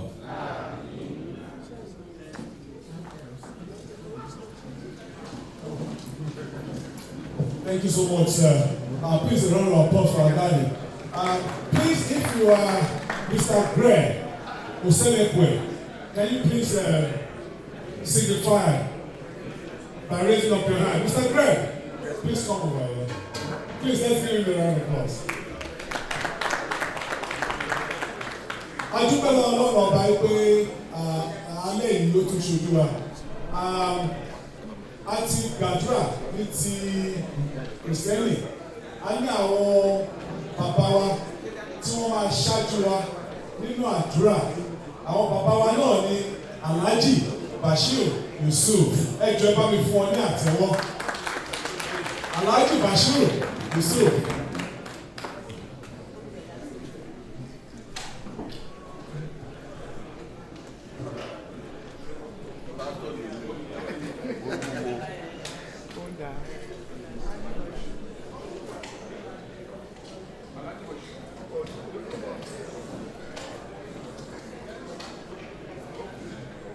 Ẹ jọ̀ọ́ ẹ bá mi fún àwọn bàbá wa láti wọ Alhaji Bashir Yusuf. Sàmúlò aláwọ̀ bí kẹrẹ́. Adúpẹ́ fún Ọlọ́run ọ̀gá. Nínú ètò tí a ti bá bọ̀ látàárọ̀. Adúpẹ́ fún Ọlọ́run lórí ọ̀rọ̀ kábíyèsí wa. Gbogbo ọgbọ́n ṣe fún wa ní àdéhùn àti nǹkan tó jẹ́ ní ìṣọ̀kan ní fún ọlọ́run akẹ́kọ̀ọ́ wá sí ìrìnsì. Nínú nǹkan tá a lè fẹ́ ọlọ́run àṣẹ fún wa ní ọ̀rọ̀. Adá ọjọ́ tàdá pé ọpẹ́ ní fọlọ́run pé ọjọ́ náà pé nínú kan tọ́lọ́ máa ń lọ́wọ́ sí ni pé tí wọ́n bá láti ẹkú fún nǹkan pé a fẹ́ ṣe nǹkan báyìí tó dẹ̀ pọ̀ sí ó jẹ́ nǹkan tí ọlọ́run fẹ́ pé ó lọ́wọ́ sí fún wa sotori àdúgbẹ́ fọlọ́run ìta tí wọ́n máa ṣe lẹ́yìn ilé ọlọ́run àdúgbò tún lè jù báyìí lọ. Owó tí èèyàn kankan wá níbi tá a ti wá ọlọ́run àdá padà láyọ̀ àtàlàáfíà wíwá ká wá sí pé a máa mọ̀ sí dáadáa. Àní kábàámọ̀ pé kí ló gbé mi lọ sí olùgbé tí mo lọ ẹ̀kọ́ so ọlọ́run àdúgbò wa àní rí dààmú ọlá aláwọ̀ rọ̀bá àti wọn fìdí ní àṣẹ́rẹ́tọ́ wọ́n fi lọ́ha ìrọ̀tì àṣẹ́rẹ́tọ́ òkè náà àzábà náà aláhùn àtàmọ̀kánná wà á tànà bí jábà tí wọ́kàdí dáná káwọn àtànà fájì lónà wà tànà ìyá sáré jọba ìkẹrẹ́wà adúpẹ́ fún ọlọ́run àtúntọ́ rẹ̀ lógún àti àlàáfíà tó péye fún kábíyèsí wa. Gbogbo tó àwọn náà ń lọ́kàn fún dáadáa fún ìlú àti fara wọn ọlọ́run àbá àgbèsí ààyè tó dùn àbá àbúwá sí ìṣẹ́. Òrùngbẹ́ èèyàn kọ̀ọ̀kan wá bá ṣe wà ń gbé tó ọ̀rọ̀ máa ń dùn wá bákan náà ebi pààyàn bákan náà ọ̀rọ̀ máa ń dùn wá lọ́tọ̀ọ̀tọ̀ ọlọ́run ọmọ tí kálukú fẹ́ lọ́kàn ẹ̀ ọlọ́run àṣẹ fún wa nírọ̀rùn àní dànù gbogbo tọ́lọ́ máa ṣe fún wa ní ìpèsè tí ọ̀gọ̀ọ̀kan fi rí ìtòga láti fi máa dá sí ọ̀rọ̀ olúwa yìí ọlọ́run bá a ṣe rọrùn dáadáa ọlọ́run àfi bẹ̀rẹ̀ wá lọ́rùn àní dànù bismillahir rahmanir rahim alhamdulillahi rabbil alamin arrahmanir rahim maliki yawmiddin iyyaka na'budu wa iyyaka nasta'in ihdina siratal mustaqim siratal ladzina an'amta alaihim ghayril maghdubi alaihim waladdallin àmín. Orúkọ mi Alhaji Bashir Banji Bello Ọláoyè ọmọ bàbá ni mí.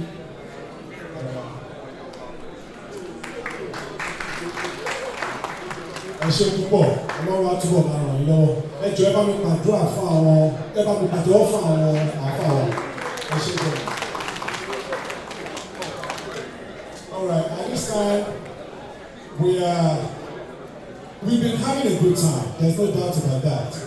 And I'd like to let you know that it's the handiwork of a wonderful chapter, Atlanta chapter. Please let's pay attention.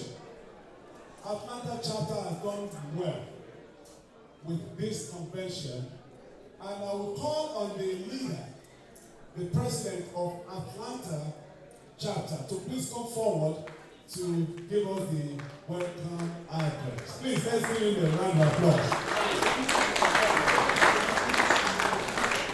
Mr. Alex Wande, please a round of applause.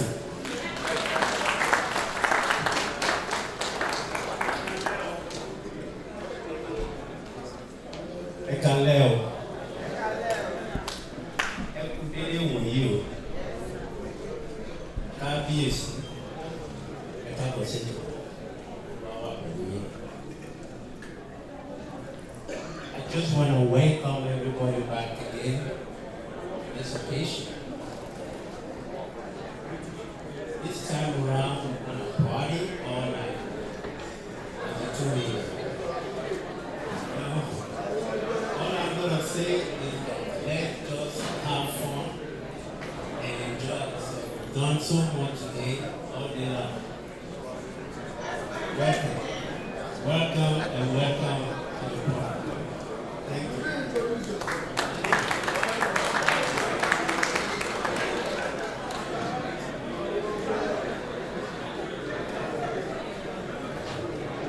Thank you so much, the president of Georgia Atlanta. If we don't have a good night tonight, it's your fault. Yes, please, hold it. Thank you so much.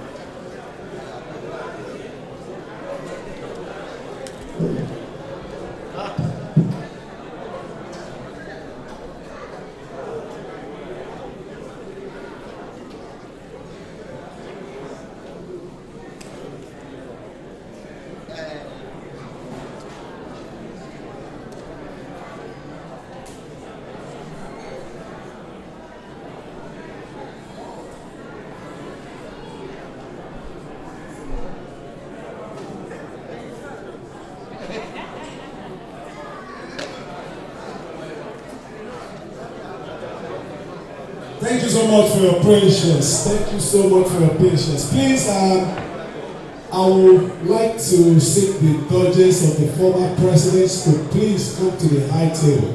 The former presidents, please come to the high table. Dr. Alabi, Dr. Alapo, Mr. Kebeko, Dr. Mrs. Layode, please come to the high table. Thank you so much. At this time, I'll be calling on the president. It's not always easy to be a leader. And please, I want us to please appreciate this man. I've been working with him for the past 1 year. And I know that he has passion for the town of Ogbomosho. And this is our president, Mr. Aki Oladele David. Please, let's give him a round of applause. We have a short speech. Just to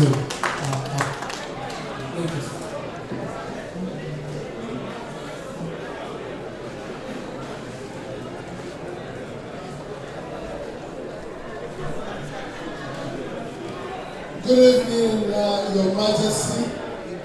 We want to thank you for coming again. We really appreciate you. You are very inspiring and you are dedicated in the cause of Ogbomosho. And our prayer is that God will see us through in Jesus' name. Ladies and gentlemen, this is going to be the last phase of this convention. And it is my pleasure to welcome all of you here once again. So lórúkọ gbogbo ẹgbẹ́ Ogbomosho sons and brothers in North America, akíyí fún ìnáwó yìí fún ìdíje yìí, we appreciate you all. And my prayer is that the good Lord shall reward you accordingly in Jesus' name. And at the same token, I pray and wish everybody safe travel back to our various destinations. So I don't have really much to say, but just sit down, have fun, and enjoy yourself to the fullest. But before I take my seat, I want to recognize 2, 3, 4 people from Nigeria that were supposed to be here, but unfortunately they could not make it for this convention. They promised me, they bought their tickets, but last minute there were a lot of changes. The first person was supposed to be our special guest speaker, in person of where Jacob Ajani is the president of Ogbomosho Village Club. He was supposed to be here, but unfortunately his mom passed a few weeks before this convention, so he couldn't come. Another gentleman that was supposed to be there is Air Vice Marshal Bolaji. He's the Akoko of Ogbomosho and he's the president of ODDA. ODDA stands for Ogbomosho Descendants Development Association, which of course are the member of our group. The last but not the least is Dr. Akin John Brown. Dr. Akin John Brown is the president of Ogbomosho Foundation Club. And unfortunately, I'm a member of that club also. So they are sending their greetings to us and they are wishing us all the very best for this convention. So ladies and gentlemen, this is all I have to say. And I hope you all enjoy.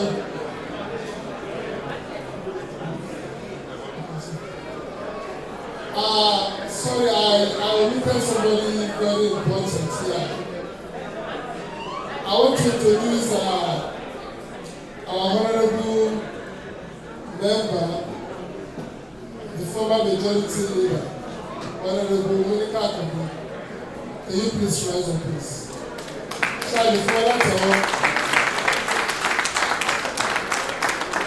has done so well, so good for Ogbomosho constituency. I wish she had stayed there for another 8 years. But unfortunately, this did not turn out the way we were expecting. But for the little time she was there, she served Ogbomosho very, very diligently. And we are so very proud of her. Before I take my seat again, as time goes by with this program, I will be introducing Kajesi for another round of talk. And this time around, we will be contributing, giving donations for his cause. For those who are here in the afternoon, we saw how he rolled out his vision for Ogbomosho for the next 25 years. And I believe it is our responsibility as the true sons and daughters of Ogbomosho to support him financially. So it is my hope that when the time comes, we will all try as much as possible to donate generously. And this time around, we will be going from table to table. You conjure up your name and you tell us how much you donate to the cause of Kabiyesi. So that should not be the time that people will go to the bathroom. You know what I mean? So thank you so much. So ladies and gentlemen, have fun.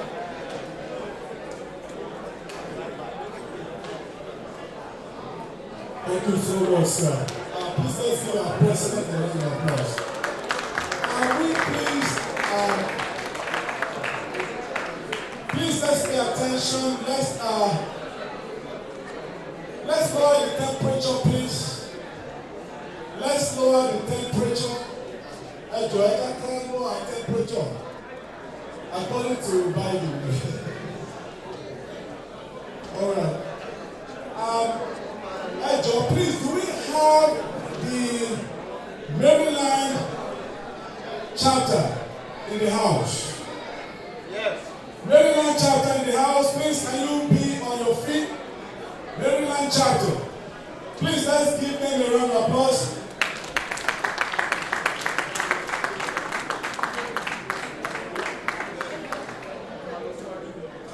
Please, Atlanta chapter, president and the executives, can you please be on your feet? Atlanta, the president and the executives. Mr. Alex Wande, please, I want you outside here. And please, the executives of the Maryland, Washington, I want you outside. The president and the executives only.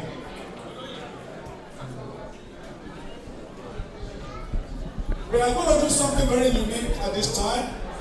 This is a time that we are going to be passing the banner of convention. We thank God Almighty that we don't have to drag it. As a matter of fact, Kabiyesi even certified it that the convention for 2025 should go to Maryland. Please let's give them a round of applause.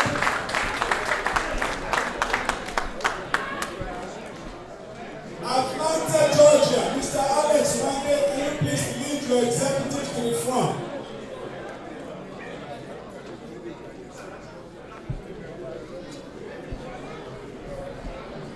All right, please point of correction.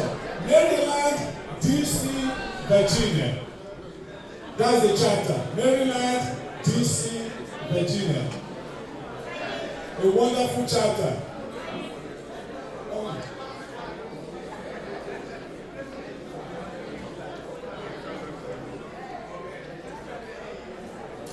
Mr. Wande, please, can we have your attention here?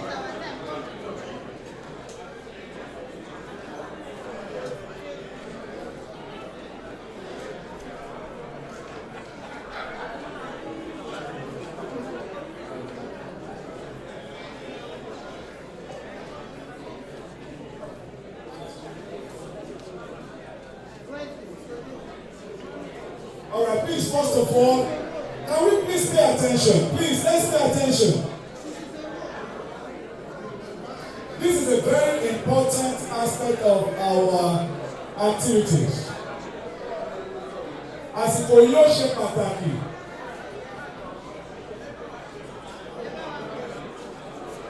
While we are preparing for this transitioning, I want to recognize the wife of our president, OSDNA, Mrs.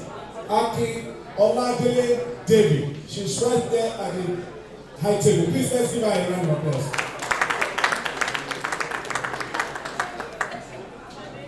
Please, Mr. Adek Peter from Canada, former president. You are supposed to be at the high table, please. Mr. Adek Peter from Canada. Thank you so much.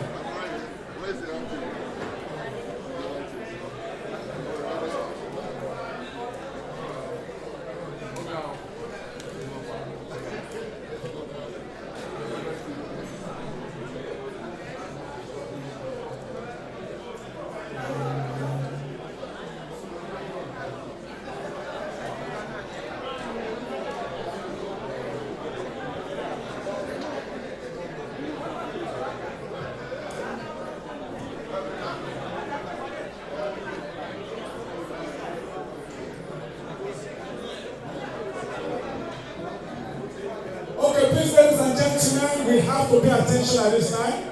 It's very important. This is a very, very sensitive time. First of all, we have to appreciate the Atlanta, Georgia. The leader is Mr. Alex Wande. They have done pretty well. Wọ́n tọ́jú wa gidigidi láti àná láti ẹ̀jọ́ ara wa. Adúpẹ́lẹ́ Ọlọ́run pé àwa ní Dallas last year.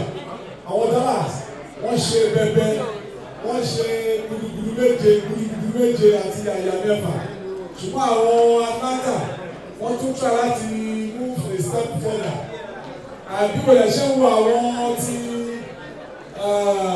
Washington DC yìí ó dàbí tí ó tún máa le jù.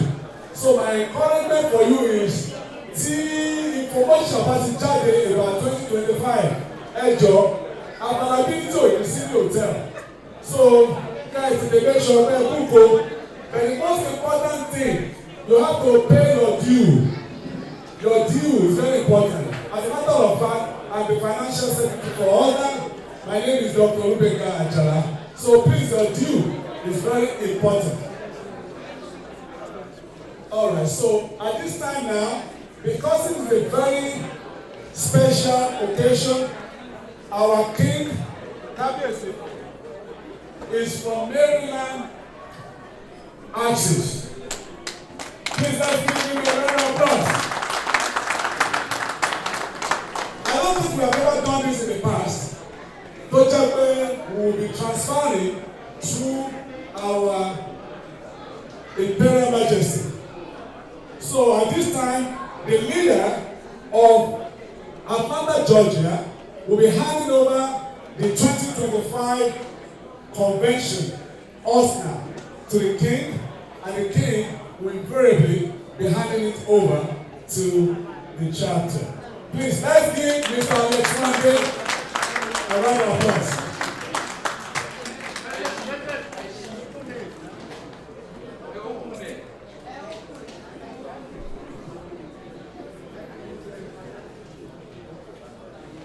Please, a round of applause, a round of applause, a round of applause. Ẹ̀jẹ̀ jẹ́ ká pàtẹ́wọ́ fún ọ. Kò easy láti organize event o. So, ẹ jẹ́ ká dúpẹ́ lọ́wọ́ wọn gidigidi. Ẹ ṣé gan ni. Thank you so much. Ẹ ṣé o. Ẹ jọ̀ọ́, ẹ jẹ́ ká dúpẹ́ lọ́wọ́ àwọn bàbá wa o. Ẹ jọ̀ọ́, I will even enjoy your patience. So please, let's be on our feet for our king. Please, let's be on our feet. Let's be on our feet while he's being handed over. Please, a round of applause to the king. Thank you so much, sir. Thank you so much. And it's been handed over to the leader of Washington, D.C. President, Mr. Babidele. Please, a round of applause to the leader, the president. Washington, Virginia. Maryland. Maryland, D.C., Virginia. Here we go. 2025. 2025. By God's grace. Thank you.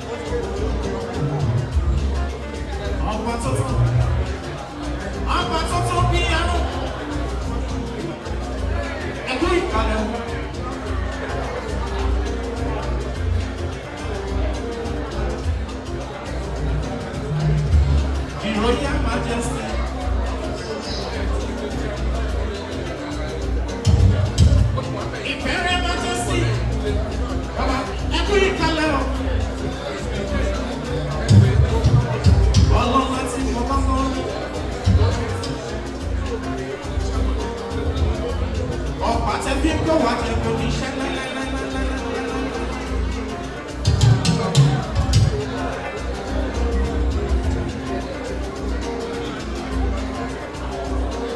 Ẹ ṣáà wọlé máa rà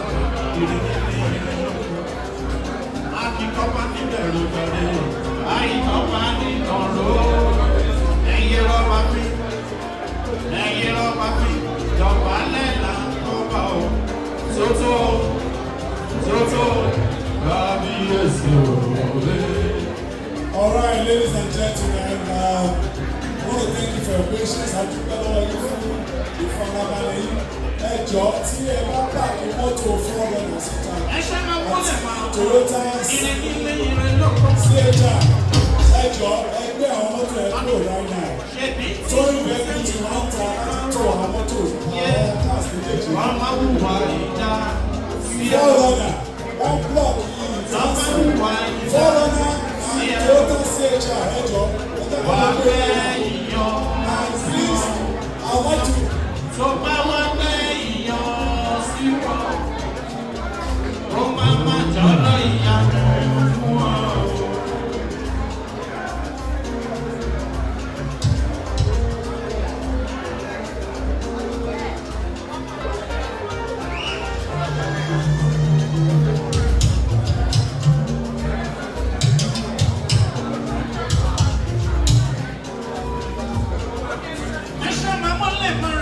Ìyá ìbejì lórí ẹ̀.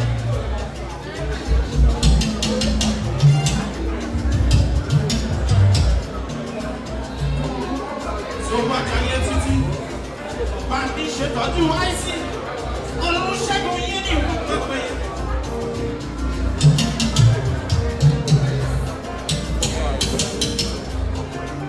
Àṣẹ́gun ṣẹ́gẹ́ o. Àṣẹ́gun ṣẹ́gẹ́ o.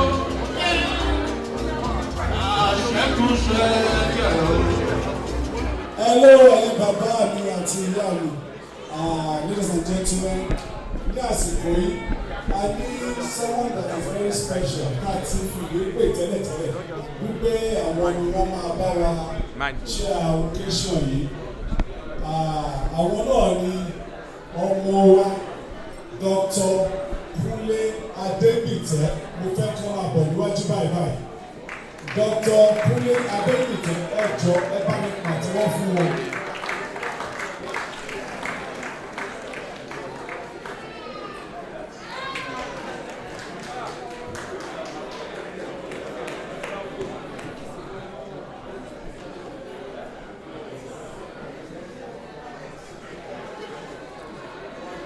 Dr. Adébìtẹ́ wọ́n jẹ́ nǹkan àjò nínú ọmọ Ògbómọ̀ṣọ́ tó ń ṣiṣẹ́ ribiribi ẹ̀rọ tó ń ṣiṣẹ́ ribiribi káàkiri àgbáyé ẹ jọ̀ọ́ ẹ bá fún alátẹ̀wọ́ lẹ́ẹ̀kan sí ẹ ṣe wọlé thank you so much.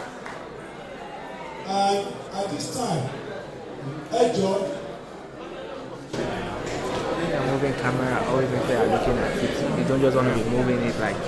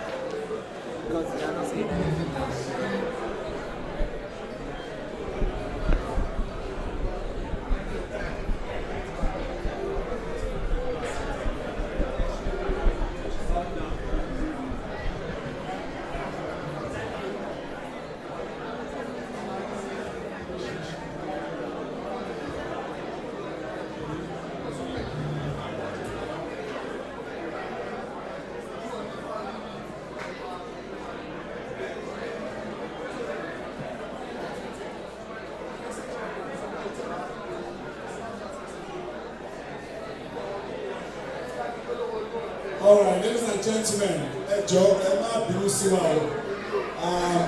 Èyí tí ẹ wà ní kílọ̀sán, ẹ máa rí pé àwọn MCs méjìlá ní. Ṣùgbọ́n èmi ni emergency MC fún alẹ́ ìgbé. So, àṣìkò ṣètò láti gba information lọ́tún àti lọ́sìn. Ní àsìkò ní orí program wa, before we go into the next program, I like to recognize one of the daughters of Ogbomosho that is holding a very powerful position in Abuja, and that's the post of Honorable Justice. And this is the first Ogbomosho female justice of the Federal High Court, Abuja. Please let's give her a round of applause. Honorable Justice Oyebiola Oyewumi, ọkọ wọn náà ni Praise Oyebanji Oyewumi. Ẹgbẹ́ kẹ́kẹ́ pàtẹ́ fún ọ. Ẹ ṣe kọ́ ni, thank you so much. Gbogbo ọ̀nà ń pa àwọn tá a ti wọ 70 years old àtàwọn tó ti wọ bí 60. Gbogbo ọ̀nà ń pa pé tá a bá fi ẹgbẹ́ OSDNA àbí ẹgbẹ́ Ogbomosho tá a bá rìtáyà náà padà sílé wípé kí àwọn ọmọ wa kí wọ́n take over. A lè ní láti máa encourage wọn torí ẹ̀yin aṣẹ́ rọ̀ wá ní gbogbo ìgbà wípé ká máa mú àwọn ọmọ wa wá. So ní àkókò yìí a ní special arrangement tí a make fún àwọn ọmọ wa, àwọn youth wọ́n dẹ̀ wà láàrin wa right now. Àwọn náà ṣe program lọ́sàn-án, but ní àkókò yìí àwọn bàbá wa wọ́n máa bá wa gbà wá níyànjú láti just encourage them so that wọ́n lè take over láti ọ̀dọ̀ wa properly. Torí tí a bá ṣe bó ṣe ká ṣe kò ní ní bó ṣe ní o. Àbẹ̀bẹ̀ kí orúkọ OSDNA kó bàjẹ́ àbí kó parun. Ọlọ́run Olódùmarè kò ní jẹ́ kó parun o. So ní àkókò yìí ẹ jọ̀ọ́ ẹ bá mi pàtẹ́wọ́ fún àwọn bàbá wa bí wọ́n ṣe máa advice àwọn oníṣòwò wa. Please a round of applause.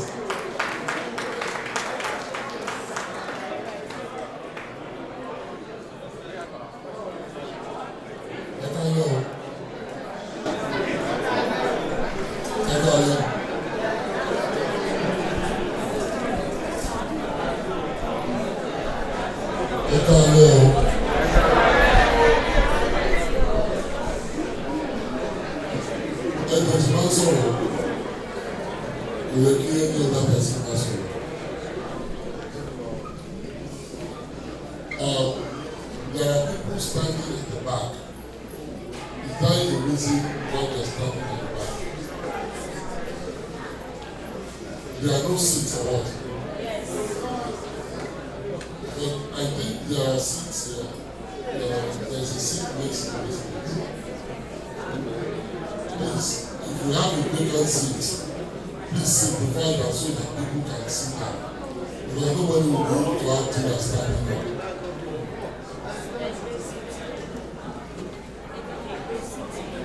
Is there somebody sitting there?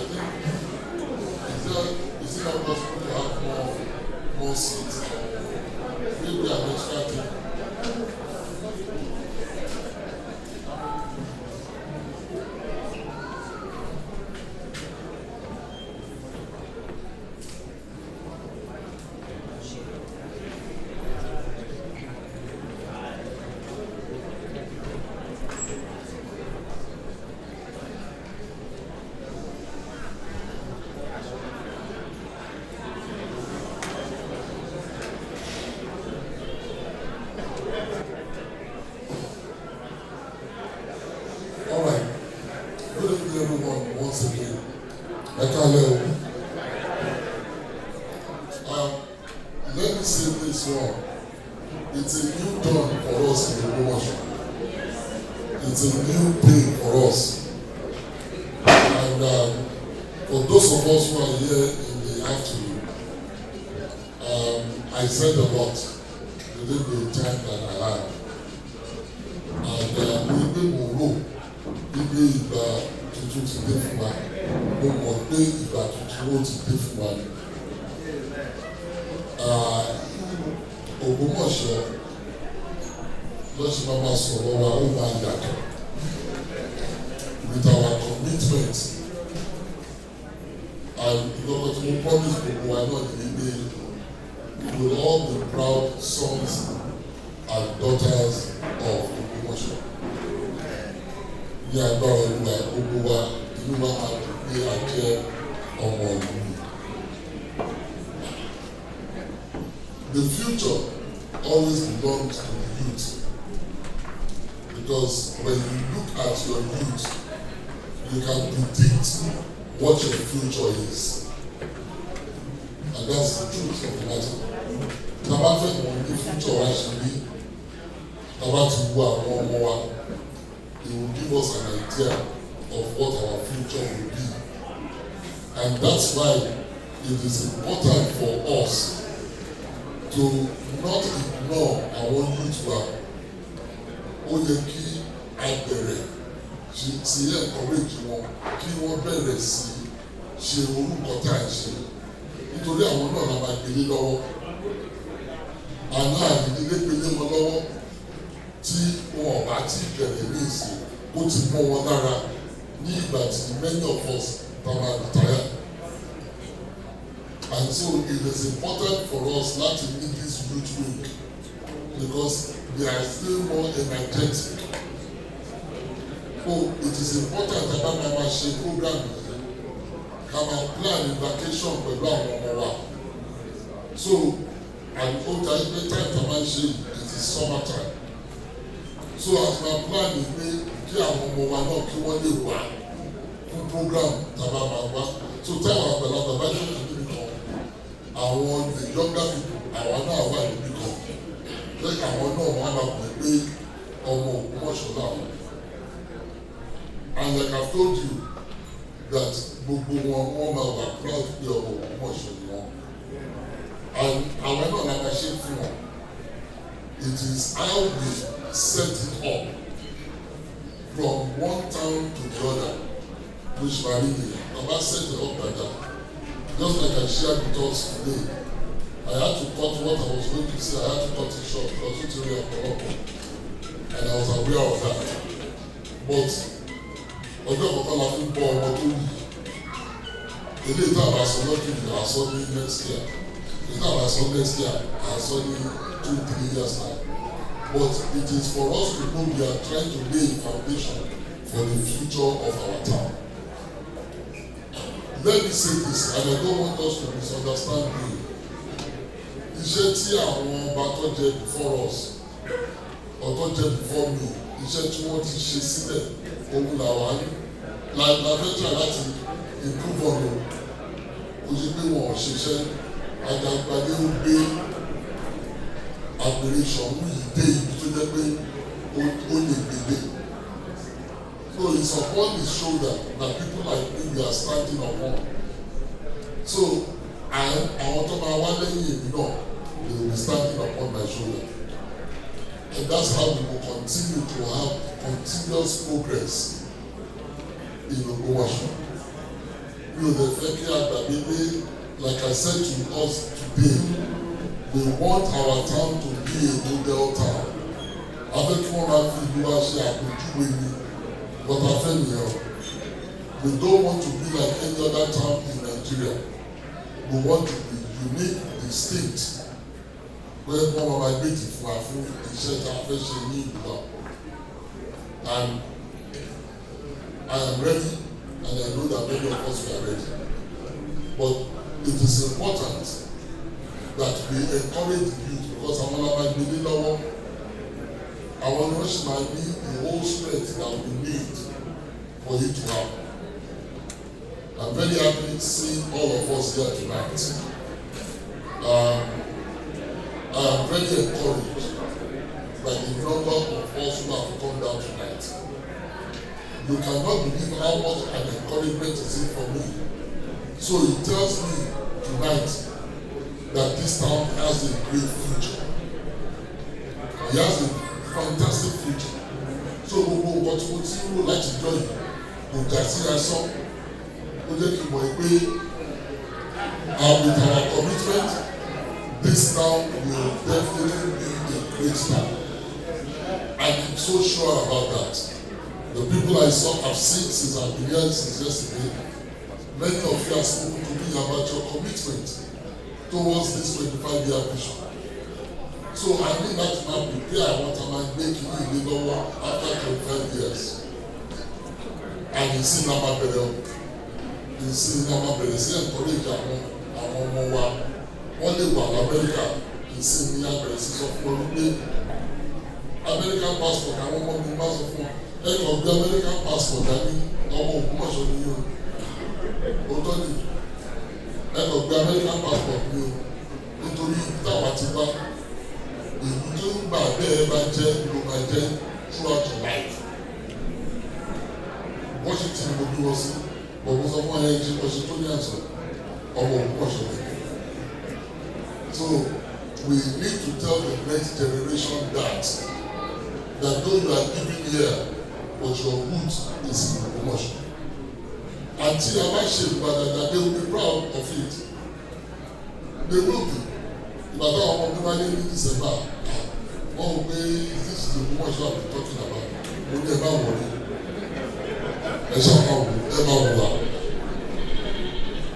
After some time, Mama fẹ́ wá sílé nítorí kò ní sí àtọ̀ nínú Amẹ́ríkà àti ìlú wa ní agbára Olúwa alábẹ́sẹ̀ rẹ̀. Mo sọ fún wa, òyìnbó òrùlé méjì, wọ́n kọ̀ wà fún organize. Ìjọba àwọn àgbà ṣiṣẹ́, àárín wọn àgbé, wọn ò mọ̀jú wa lọ. Wọ́n kọ̀ wà fún organize. Wọ́n dẹ̀ máa ń ṣe nǹkan wọn létòlétò òun. Táwọn náà bá ṣe bẹ́ẹ̀, we will get the same results. And that's what we want to get. And so, the future belongs to our youth. So we want to encourage you that Tabawa the next time, ẹ jẹ́ kí àwọn young people wa, ẹ jẹ́ kí wọ́n wá, let our teenagers come. Let our children start to get used to coming for our programs. And within a short time, one more around, they will get to know one another. And they will be friends among one another. Don't know what they say, one day is fair, one day is fair out. Because on the day at Omuruwawade, one meets around when they start to meet with one another. So I want to encourage us, please, in 2025, since it's summer vacation, they can plan to have one day. So carefully, let's build up our youth league. And one thing I'm going to say to you once again is that our children will be proud of their time. And once they are proud of it, they will not have a problem. Thank you very much. God bless you.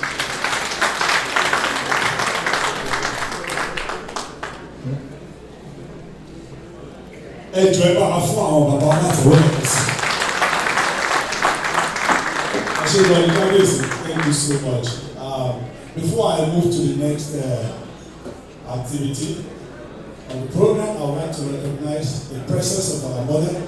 Please let's be on our feet to recognize the wife of our king, our mother. Please let's be on our feet to recognize her.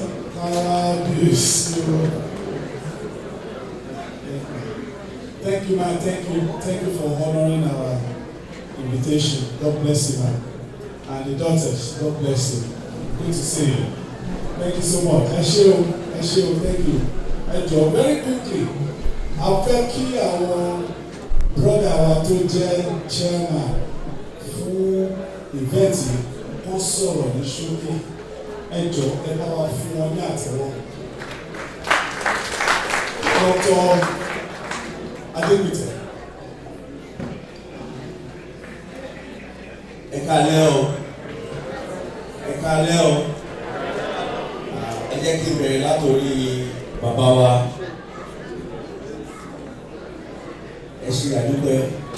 Thank you for the encouragement. Our Vision 2025 lady, and it's so powerful. Lágbára Ọlọ́run, Ogbomosho ò lè bàjẹ́. Iwájú Ogbomosho tún ní bẹ̀rẹ̀ sí láti lè síwájú iwájú láti máa lọ orúkọ Ọlọ́run. Orúkọ tèmi ní Dr. Kunle Adébítẹ̀. I'm the founder and CEO of Trinidad House of Grace Orphanage on Ogbomosho. Actually, it is the second largest orphanage home in Ogbomosho. To the glory of God. And of course, the goal was just to do my own part by contributing my own small quarter. Because gbogbo àwọn pé ní Nàìjíríà tí bàbá bá ti ṣaláìsí tí ìyá bá ti ṣaláìsí àwọn family wọ́n máa promise gbogbo ẹ̀ wọ́n máa promise àwọn máa rán ọlọ sílé ìwé gbogbo ẹ̀ at the end of the day they will end up on the street. So wọ́n á wò pé okay láti contribute ìdílé ìfẹ́ ṣe fún ìlú mi. Okay, let me just do an orphanage home, and by God's grace, it's the second largest in Nigeria. So that 10 even bad in the future, all of my carry, where I was money, you house money, you already have a place. And they go to private schools, they go to Smith International College, the Baptist Ogbomosho, seminary in Ogbomosho, and also private hospitals and all that, to the glory of God. Now, with Vision 2025, what the 25-year vision, what I would say is this: sustainability matters a lot, you know. And I was convinced to you, we opened the orphanage like 2 years ago. I can singularly say these are the ones people that have visited the place by all of Nigeria. Babawa, okay, I think he stood up already. He went to Nigeria and he went to Ogbomosho, he went to the orphanage and he donated. That is how the program will be sustained. So with the 25-year vision too, ẹ jọ̀wọ́ ẹ jẹ́ ká dìde fún ìlọsíwájú Ogbomosho. The best investment in life is investing in people. It's not selling bags of rice, bags of maize or whatever. People are tired of palliatives. We need to start investing in people's lives. But tí a bá sí mọ́, tí a bá ti wọlé. Honestly, during our funerals, nobody will be talking about lágbájá ló kọ́ ní gàgàrà yìí sí London, ló kọ́ sí America, ló kọ́ sí Dubai. Èmi ló ń sọ̀rọ̀ tí during funerals. People don't talk about all that, but we talk about those lives that you impacted. Those are the things people talk about. Ọlọ́run á ràn wá lọ́wọ́. Ogbomosho ò ní bàjẹ́. Báwo lọ? Ẹ ṣe wọ́n dúpẹ́. And thank you for making me the chairman. Bàbá ń pè mí pé ọlọ́kùnrin abẹ́kí ẹ ṣe chairman alẹ́ ìmú ní ìdí kékeré. You know, and the same way they called me last day in December, àwọn parapọ̀ tó máa ṣe ní 26, they called me again that pé kí wọ́n bá wọn ṣe chairman. Mo kéré sí owó gidi tẹ̀yìn tó yìí, but wọ́n ní at least gẹ́gẹ́ bí àwọn youth àwọn gbọ́dọ̀ máa carry wa along. So thank you guys, thank you so much for making me the chairman of tonight's occasion. Ẹ ṣe mo dúpẹ́. Ogbomosho ò ní bàjẹ́ o. Thank you so much, Dr. Adébítẹ̀. Wọ́n bá pè ọ́ ní chairman, it's not an easy thing. Ẹ̀wọ̀n hó pé bó ṣe tọ́ sí lẹ́yìnwé tó lè bless wa díẹ̀ lọ́sàn-án. Ẹ̀wọ̀n bìlẹ̀ pé ẹ máa ṣe nílá fún project àwọn bàbá wa tó pọ̀. Please, a round of applause to them again. Very quickly, a pè àwọn bàbá wa kan láti Nàìjíríà. Hálẹ̀ Òkèlérè wípé kọ́ wá bá wa ṣe ayẹyẹ nílé ṣùgbọ́n wọn ò wà ébù láti gẹ̀gẹ̀ so that wọ́n fi ọ̀rọ̀ wọ́n fi ránṣẹ́. So very quickly I will call on our honourable secretary Mr. Adeyemi to please come out and read.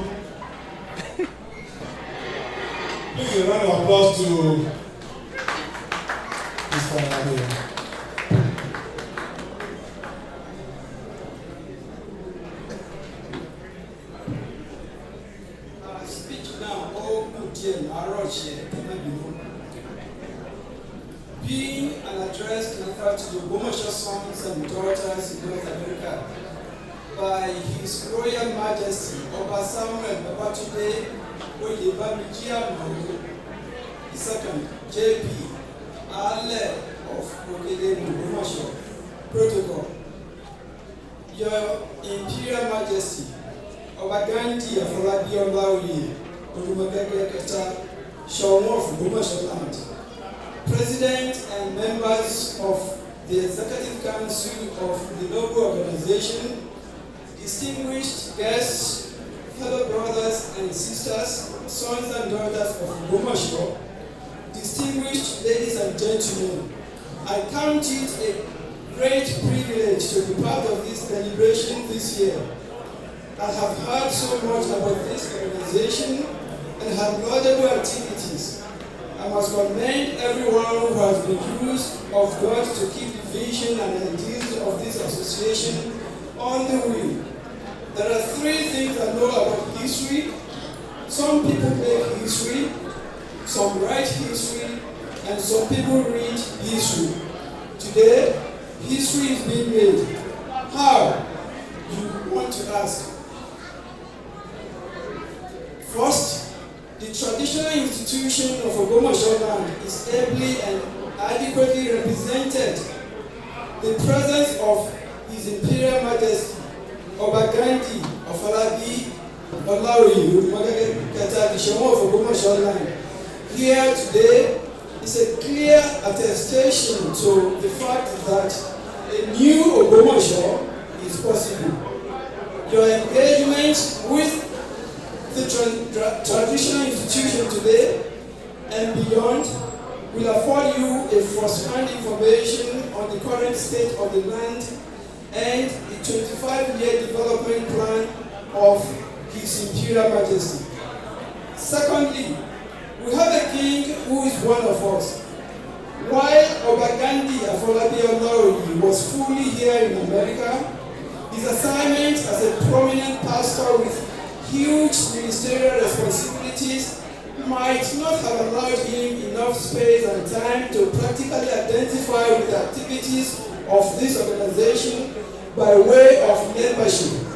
However, his presence here today affirms the robust respect he has for the missions and activities of this noble family. Thus, hosting him today marks a milestone in charting the course of the new Ogbomosho. The best thing to do here is to let the past remain behind of us and chart a new course in the overall interest of our land.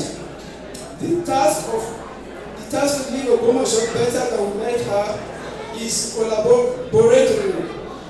This is the most lucid dream of a progressive mind. From our end as traditional rulers from the 5 local government areas of Ogbomosho land, we have resolved to work together.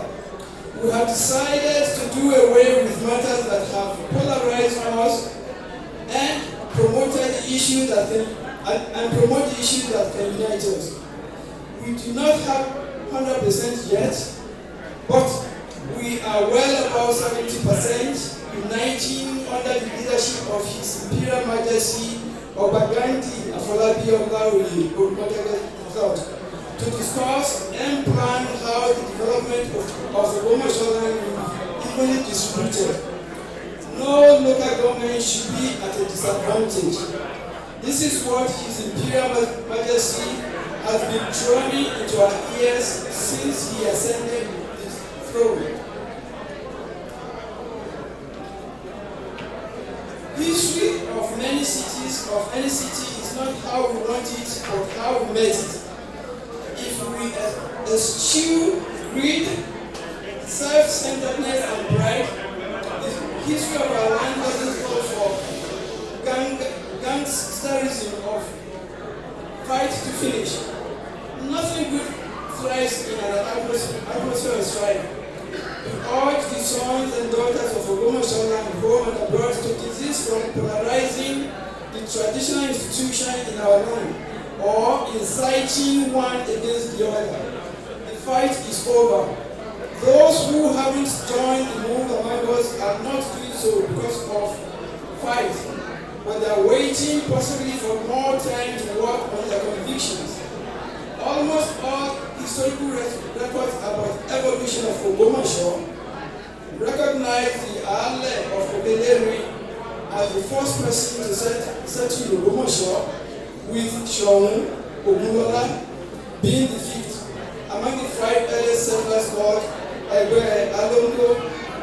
This informs us of his title of Ale, the eldest. Nevertheless, destiny and providence places the burden and privilege of leadership of the Alongo Association on the Shoun. Politics and modern realities have further carved out the Alaafin, Shoun, and Olubadan as imperial majesties and paramount rulers of the respective zones in the state.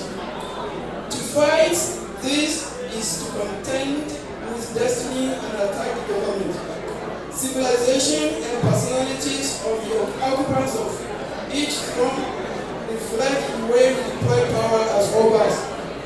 Oba Gandhi Afolabi Olaoye has chosen to place development and prosperity for all over and above egoism, avarice, and trust selfishness. This is why he has succeeded at uniting the traditional institutions in the Ogbomosho land for the first time in almost a century. On the final note, it's obvious that the organization is one of the most prominent associations of Ogbomosho sons and daughters in Diaspora. So much is expected of you individually and collectively towards the development of our land. I will leave that to His Imperial Majesty to deal with, because the whole vision is engraved on his mind. Once again, I thank you so much for the opportunity to share in the deliberations today. I'd like to reiterate that we're ready to cooperate with anyone or group that is ready to be part of this development trust. I wish you a great deliberation as the meeting continues. Thank you. HRN Obasama Babatunde Oyebanji Amo II, Adler of Obeleri, Ogbomosho.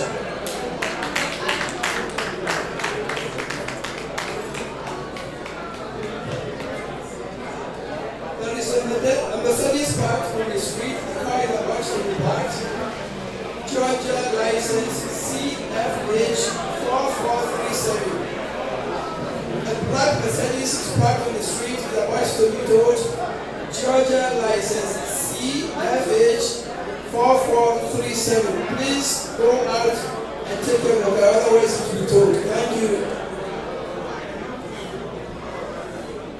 Thank you so much, sir. Please let's give him a round of applause. That was a speech from Ale Ogbomosho. Adúgbò àwọn bàbá wa ní wọ́n fi ohun ránṣẹ́. Ẹ ṣé gan-an. Ẹ jọ ní àsìkò wọ́n máa pe table by table láti lọ gba oúnjẹ ní ẹ̀yìn.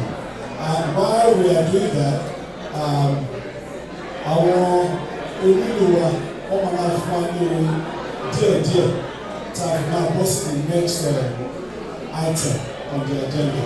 Ẹ ṣé gan, ẹ kú sùúrù o, oríṣiríṣi oúnjẹ ló wà lẹ́yìn ẹ̀ o, so kò sí kan tí ẹ fẹ́ táwọn Georgia tí kò provide. Ẹ jẹ́ ká dúpẹ́ láwọn Georgia. Ẹ ṣé gan, thank you so much.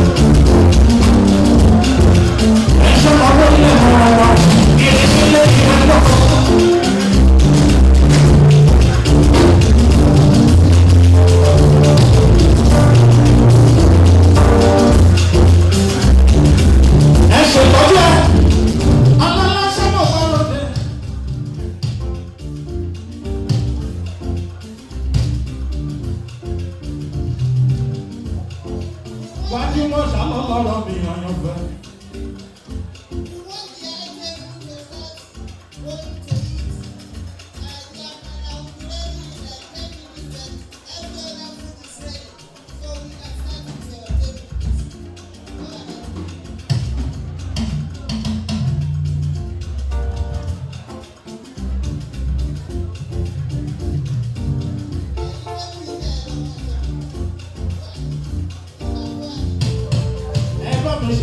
National presidents.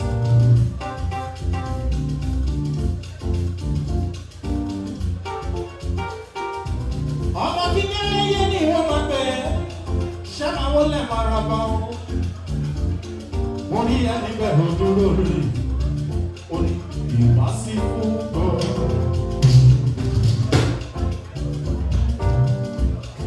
Ìwá sí fún gbọ́. Ọba tó ṣoore fún mi ṣoore fún ẹ tó ṣoore lójoojúmọ́. Ọba àgbọ̀ láti kàlẹ́ yìí. Adúró kọ̀ìnkọ̀ìn lẹ́yìn aṣòótọ́. Kò jẹ́ lóní mi rárá.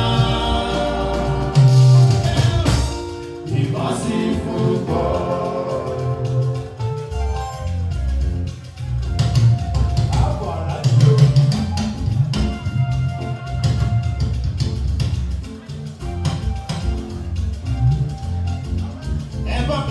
To President Georgia, anyone man pay Alex, my person in your home. Ó ní gbogbo ọ̀nà tí mo lólúwa bí ṣáájú nílọ ló ṣáájú níbọ̀. Ọ̀nà tó ń gbéṣú lè bà ó ti bá mi dé pátápátá. Ìmá sí fúkọ́.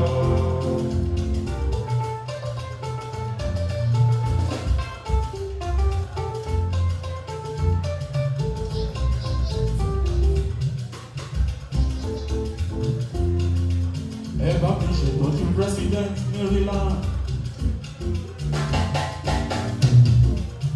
Yínká bá mi délé máa wọlé mọ́rànbá. Eré ní tìrẹ lọ́jọ́ gbogbo.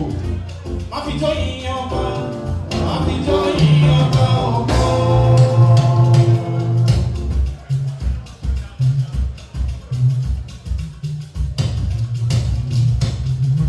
Bá mi délé, mo rí ẹ̀ níbẹ̀ o.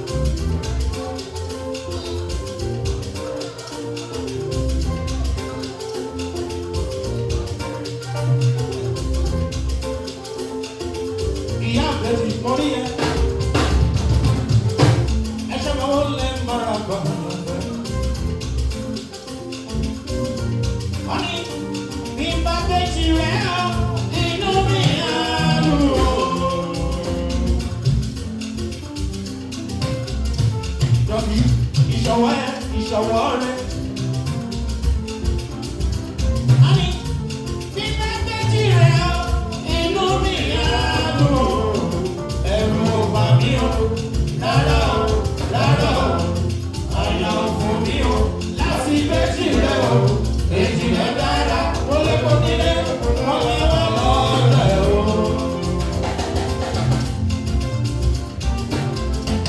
Ẹ bá mi ṣètọ́jú ẹ̀, àyà ṣẹ́gun ṣẹ́jẹ́ o.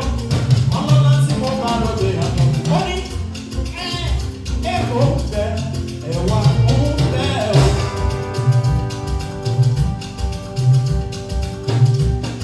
Àwọn kò ń bẹ, rọmọ Ògbómọ̀ṣọ́. Èkó ń bẹ, ẹ̀wà ń bẹ o. Yé àyà mi ò já. Ó yẹ àyà mi ò já láti ilé o. Èkó ń bẹ, ẹ̀wà ń bẹ o. Àṣẹ́gun ṣẹ́gẹ̀, ẹni máa bí ìbejì tó sẹ́wà. Jẹ́ kéré.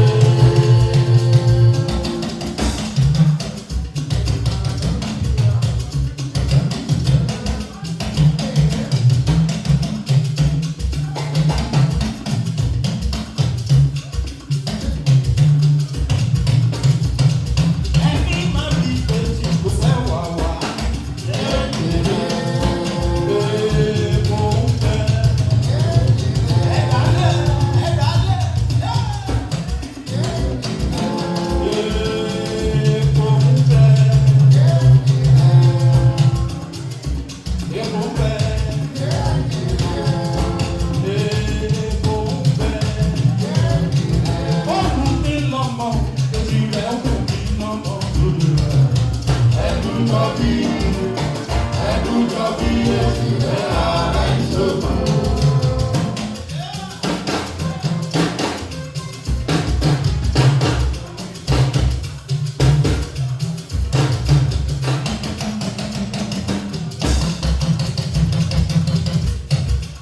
Àṣẹ́gun ṣẹ́gẹ̀ ló sanwó lọ́wọ́. Bá mi ṣètọ́jú ìyá ìbejì, òyìnbó olóńgbẹ. Àṣẹ́gun ṣẹ́gẹ̀ o, ló jẹ́ ìwọ ló gbé mi wá o, ìwọ ló gbé mi wá o, tirẹ̀ ni máa ṣe. Ìwọ ló gbé mi wá o, ìwọ ló gbé mi wá o, tirẹ̀ ni máa ṣe. Ẹ ṣètọ́jú ẹ̀. Àṣẹ́gun ṣẹ́gẹ̀ o.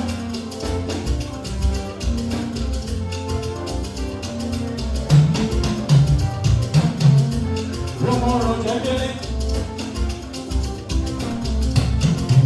Rọmọrọ jẹjẹrẹ yé ni wọ́n máa pè é.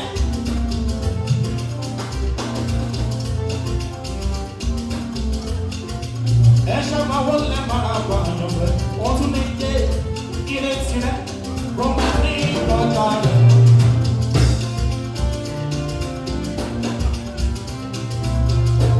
Ayọ̀ tirẹ̀. Rọmọ ní ìrọ̀jà rẹ̀. Owó ló fẹ́ bí, ó ti sọ fẹ́lẹ́ ló máa rìn. Ọmọ ló fẹ́ bí, ó ti sọ fẹ́lẹ́ ló máa rìn. Bàbá ẹ̀ ṣe o, àyànjú rẹ̀. Bàbá ẹ̀ ṣe o, àgbẹ̀ ṣe o báyìí. Ìbọn sí kò lọ́dọ̀ mú ẹ̀dá o, ọ̀rọ̀ mi lọ́wọ́ Olúwa.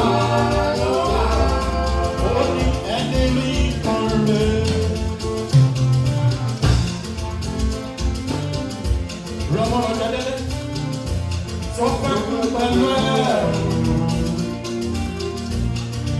Jọ́bí ọwọ́ ẹ̀rí tó ti sọ̀rọ̀ gbọ́. Àṣẹ́gun ṣẹ́gẹ̀, ayé lẹ́fà, ayé la fi sílẹ̀ sí. Dúró náà, wáyé ẹ̀wọ̀.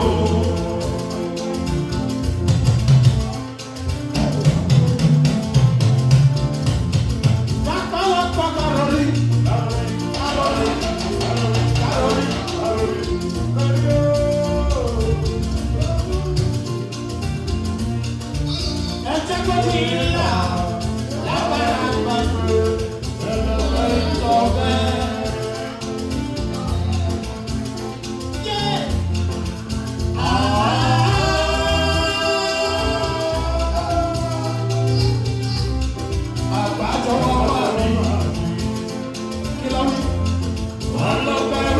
lórí ọmọ wa ẹ má má jẹ́ kó kàkà.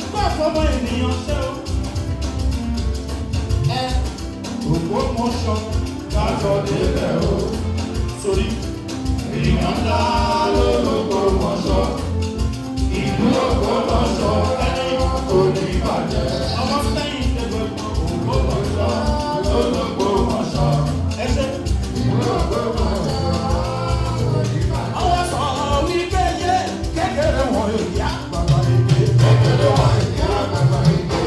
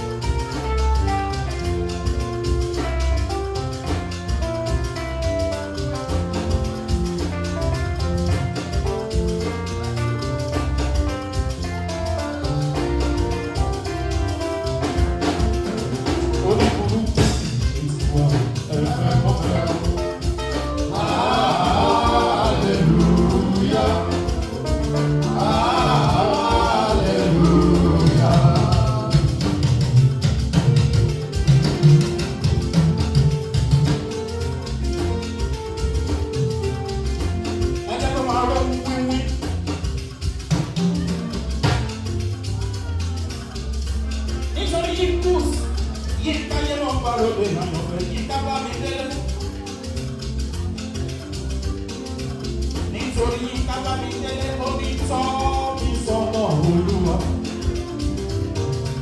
Bàbá wá ṣe ẹni lẹ́yìn, wá ṣe ẹni níwájú.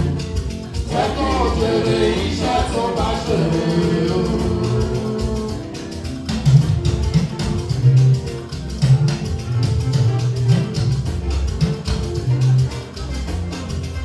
Ó ní gbòtòlè kékeré o.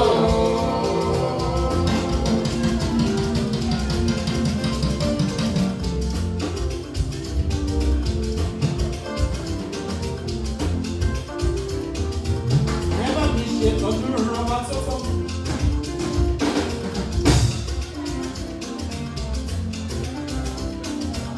Ọba dá Afọlábí Ọláòyè. Ìbẹ̀rẹ̀ mẹ́tẹ́sì alálàtí mọ̀ bá lóde.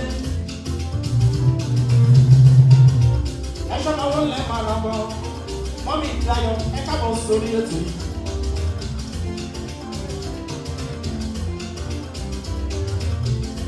Mọ́mí Dayọ̀ àti bàbá Dayọ̀ ẹ káàbọ̀ sórí ètò yìí. Ire nílé ire lọ́kọ̀, ire ní ti gbogbo wa lọ́jọ́ gbogbo. Wọ́n fẹ́ kó kù sílẹ̀, wọ́n sẹ́ni lé lórí. Wọ́n ní ká wá sóde, ẹni kí ọkọ̀ fi pa. Bí pẹ́pẹ́yẹ bá jòkúta, orí ni ó fi ṣe. Ìkọ̀rí ajá ò gbọ́dọ̀, fámìlì ajá ò gbọ́dọ̀ kẹ́kùn ní kùbá.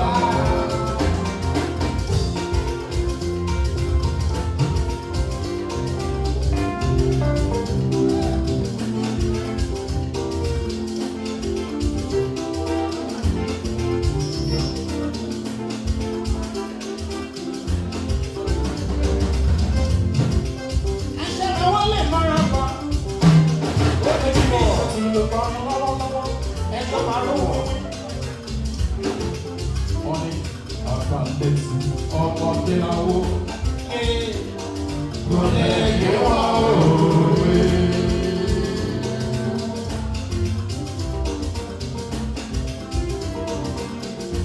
Tẹ̀wọ́ táyé títí, ẹ ṣe tuntun títí lọ́pẹ́ sọ́wọ́n náà fi ẹ. Ayáde tí mi jẹ́ tuntun kan. Wọ́n tọ́jà fọ́tọ̀ ó fi múlẹ̀ ẹ̀fẹ̀. Ayé mi ló ní ìdí ẹ̀rù rẹ̀.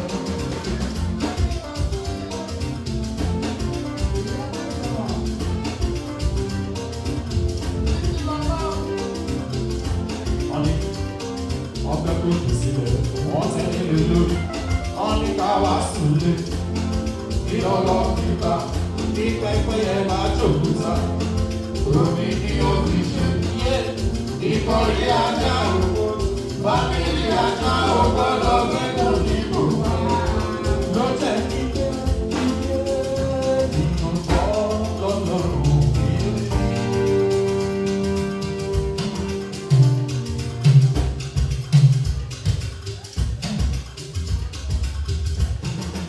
Bí ènìyàn kọ́ lọ́lọ́run kiri.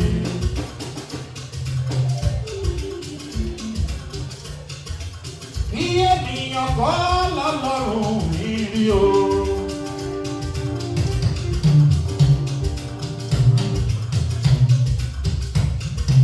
Bí ènìyàn kọ́ lọ́lọ́run kiri. Ẹ̀dá ló pàdé.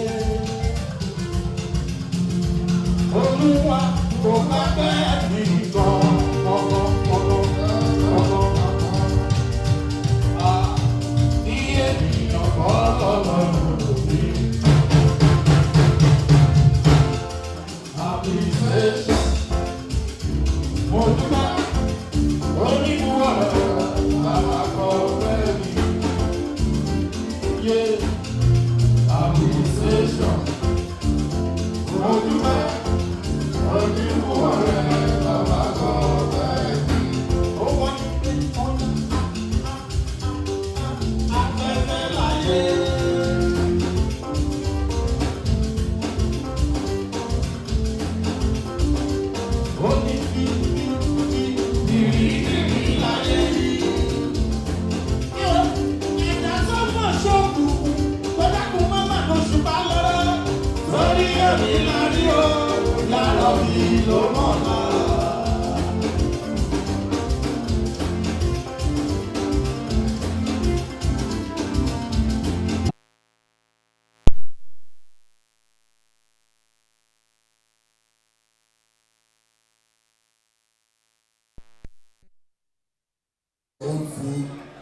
Can I have everybody's attention?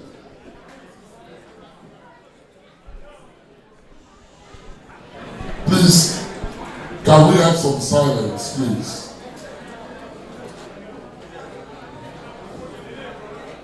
Please, can we have some silence, please? Those who are trying to get food, let's also have some silence.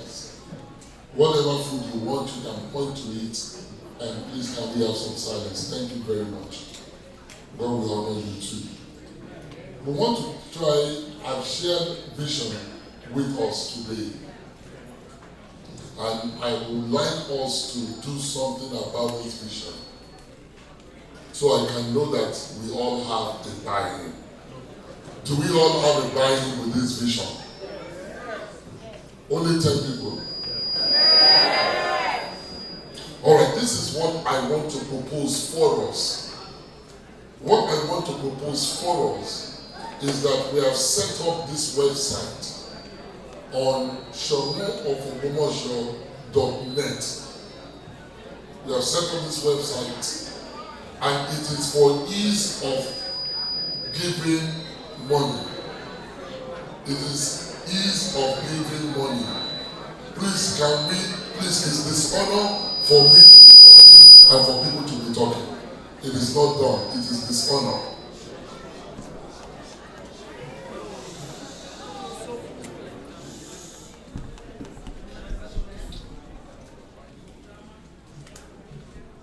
Thank you. Please, it is important for us.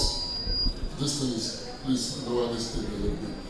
And so please, we want us to see what we have set up so that people can give anytime all over the world.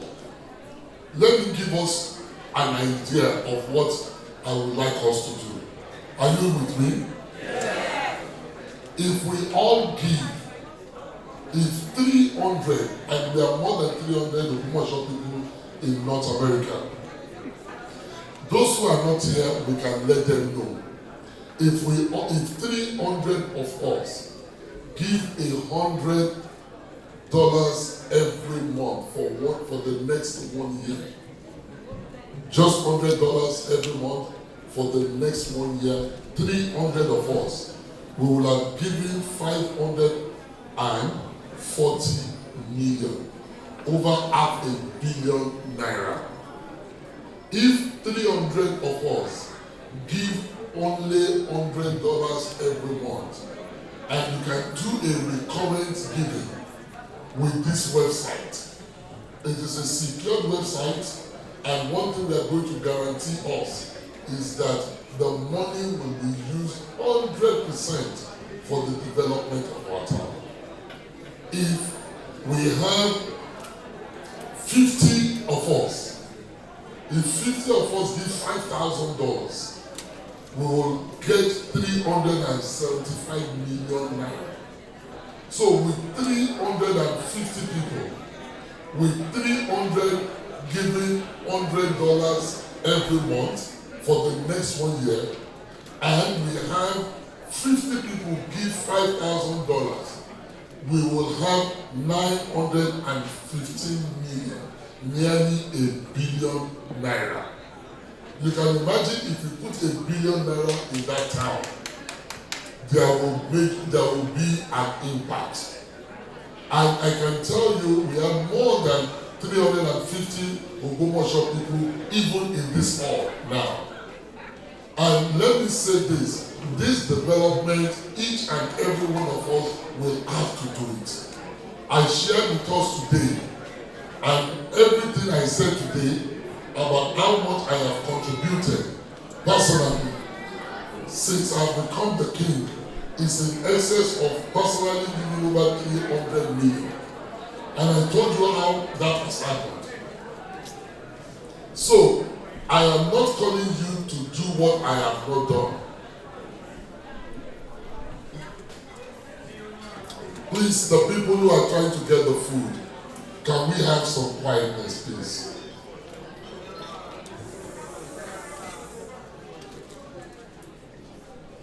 this is very important. It is more important than the food we want to eat tonight. We want to sow into our town. We want people to make a commitment of just $100 every month for the next 1 year. That would be $1,200 in 1 year. And if 300 of us do that, we will have over $500 million. And if we can get 50 people to give $5,000 in 1 year, not every month, we will have 375 million. That means with 350 people, we can get over 900 million, nearly $1 billion from just the people in this room. And that's why when I was telling you that we are trying to raise 10 billion, you can find out that it's going to be easy. By the time we go to North, Jos, Gombe, Kaduna, and all of those places, by the time we go to the whole of the West Coast, which I'm going to do, from Cotonou to Liberia, we are going to try and raise money. And all we want is people to have a commitment for this town. And I've shared with you what I have spent. So I'm not asking you to give to do what I have not done. Let me say this. One kò sí sọ̀bìkalẹ̀ láàfin, kò sí gbérùmù láàfin, sọ̀bìkalẹ̀ ni. I have not done that. What I have not done is not to be asking people because of the camera. Gbérùmù lè mi ṣe. Ó tọ́ ni mo sọ fún yín. So what I'm asking us to do is a little out of what we have done. If you give 1,200, that's about 1.something million in 1 year. I told you how much I have spent on the palace. I told you how much I have spent on all the equipments in the local government, trying to make them work. It's in excess of 20 million. So, these are the things we want to use this money for to develop our town. And if we can do this in the first 1 year, then the people in the town will know that the people who are here in America do care about them. $1,200 will not kill anybody in 1 year. $100 will not kill you in one month. We are doing this for the development of our town. We want a model town. And if we want a model town, the government is never going to do it for us. I want to make the data true, but they saw a late for us. And so we want people who will be truthful with us and say we will support this cause. I've asked for $100 every month. There are many of us who can do 200, who can do 150. So there are some people who have 150 million. Whatever you can do on a monthly basis, I want to challenge us to do that. We are going to give out a sheet of paper. We would like you to write your name. We would like you to write whatever you want to commit. And we will get across to you. We will send you, if you have email, please give us your email. If it's a phone number, give us, we will WhatsApp you. I will be reminding you every month. But if you set it up online, can you put it? You can go to the website and decide. The other thing you can do is this, is that you can decide what you want to give it exactly to. If you say I want to give it for education, for medical, all the 13 committees I told you today, you can decide which one you want to give to. And whichever one you want to give it to, that's what we are going to use the money for. The committee will decide where it is the most needed. But if you give it generally, we will apply the money to where it is most needed. And I do not want to sound like a broken record. I have told you, you can trust me with your money. I have that pedigree, you can trust me with your money. I am not the one who is going to manage this money. I told you we are going to have a group of people, Ogbomosho people who are well-to-do, who have accomplished already, and who know what finances are. They are the ones who are going to manage this money. Because some people say, oh, we've done this kind of thing before. Please don't say that. Yeah. Àti ṣe rí tẹ́lẹ̀ yìí ò kàn mí. Ìsìn là ń ṣe ní ìsìn. There is a new hunter, and once there is a new hunter, there is a new race. The race we want to run now is a new race because a new hunter is speaking to you. And what we promise we will deliver. I have told you that I'm not a politician. Whatever we say we are going to do, be election marry. And I told you with my experience, if we ever have a money scandal, money will cease. And I don't want money to cease. And so in the next 1 year, my plan is to raise about 10 billion naira for us to make a major impact in Ogbomosho. And if we can start with you, raising 1 billion naira. That's what I was saying to you earlier on today. If only 300 of us give $100 every month, we will have 540 million, over $500 million. If we have 50 people in North America who can give 5,000, that means if 100 people who can give 2,500, we will still get to nearly $1 billion. 100 people to give $2,500, we will get to this $1 billion. So some of you might say, I might not be able to do it, but I can do $1,000 tonight. I can do $1,000 over the next 1 year, over the next 10 months, over the next 5 months.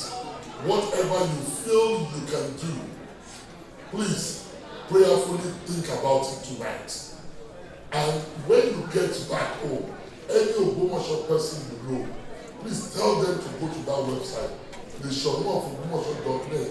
One of our people here, the chairman of our IT, I called him Prof. I told him, please test this thing, give $50, and he did it. And the $50 was paid.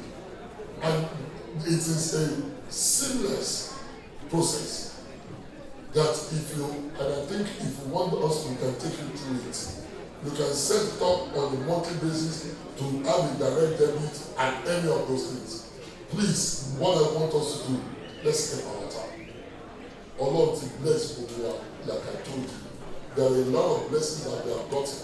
But the reason for Allah to bless one is for this time and for this season. And it is for nothing more than developing this town. Let's bequeath a great town to our children yet unborn. Kí wọ́n máa dúpẹ́ lọ́wọ́ wa nínú sàárè wa wípé a dúpẹ́ fún àwọn bàbá wa fún nǹkan tí wọ́n ṣe fún wa. That's what I want us to do. So please, the ladies who are here, Prof, is it possible to take us through the thing? The ladies who are here, please give people, everybody, give them a sheet of paper, half a sheet of paper. Let's get commitment from everybody who is here. And let me say this, I just use this one to guide us. You can give $50, and you don't have to give it now. But we know that whatever you promise, you will do. Your promissory note is good enough for us. We know we will. You will keep your promise. Don't forget we are warriors, we are entrepreneurs. And I know that whatever commitment you make tonight, Ọlọ́run ọba ó máa jẹ́ kó ṣẹlẹ̀, ó máa fún yín ní okun àti ìrántí láti lè ṣe ìkọjá ẹ̀rá tẹ̀bá promise tẹ̀ máa ṣe. Ẹ fẹ́ ṣe fún ìlú wa ni o. And don't forget, 18 to the 24th, we are having Ogbomosho Festival, Ogbomosho Creative Festival.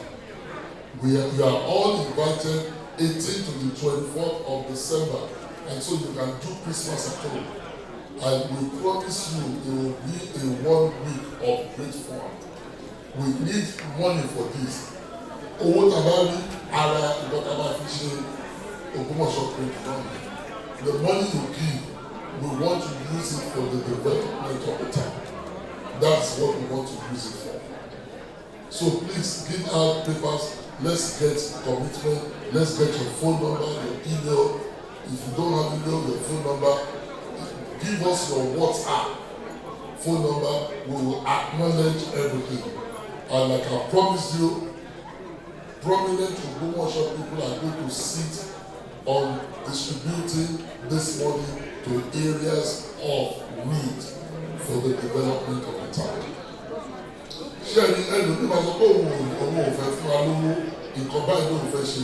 I told you today, I am planting nearly 4,000 trees on the road. I'm personally paying for it. It's in millions what I've just told you. So some people might say, but profession here, I just want this one, I want to donate a building. Some of you might say, because profession, I want to donate a market. I showed you the picture of the typical market because in all of Ogbomosho, we want to have a unified market. In all of Ogbomosho, we want to have a permanent health care that is the same all over the 5 local governments. So those are the things we are going to do. So some of you might say, it's a market profession. The market costs about 20 million because profession here. 20 million will almost talking about. That's about what? $13,000. So there are different things that we all can pick. Some people might say, I can't do $100. It's $50 I will do. But we want the monthly money to be coming in so we can execute a lot of business. Please, let's be fast in doing this. Let's be very fast. Let's get more people to help us distribute these papers for commitment and everything. I'm believing that all of us, no matter how small, you will make a commitment. If you are a son and a daughter of the town, we will all make a commitment towards the development. I know we are going to, but the daughter total bank. So we all want a model town, but it's going to cost us money. Like I said to us this afternoon, 70% of our development, or our new Tabajuro de Joba, will see Kotomashi. Also, our life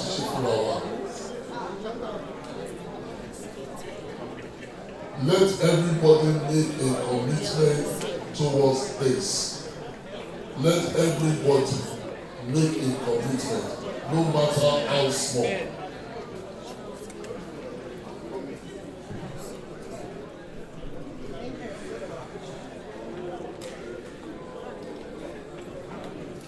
Where is he?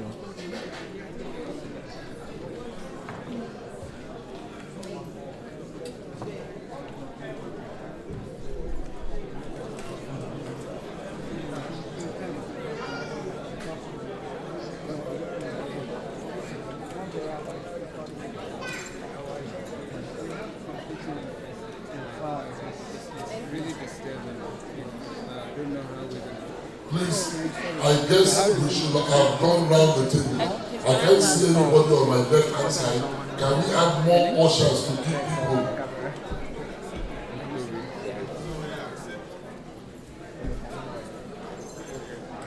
I'm gonna go.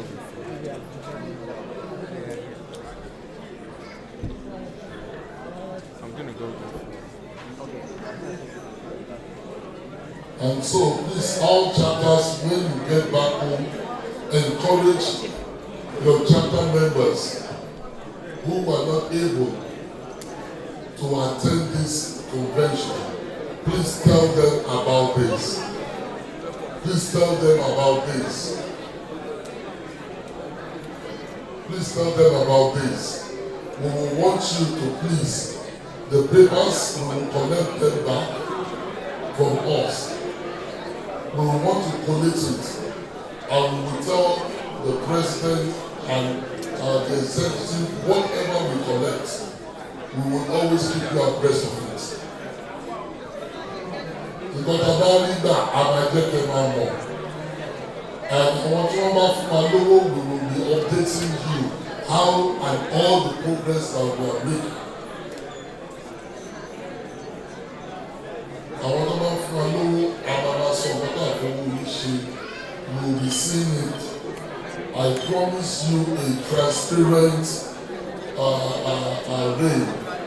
I promise you a transparent way. That's what I promise you. I promise you a transparent way.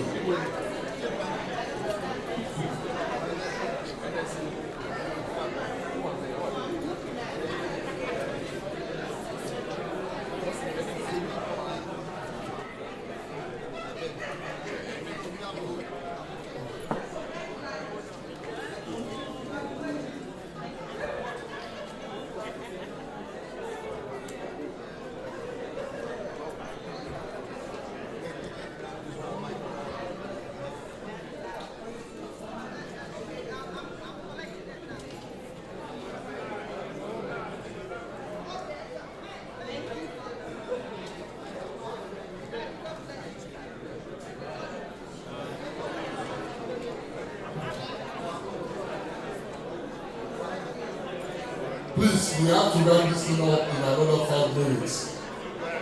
We have to run this thing up. The president has told me that this different association and still different chapters are still going to dance. Please, the chairman just told me he wants to say something. The chairman, please. Please, chairman, in 2 minutes.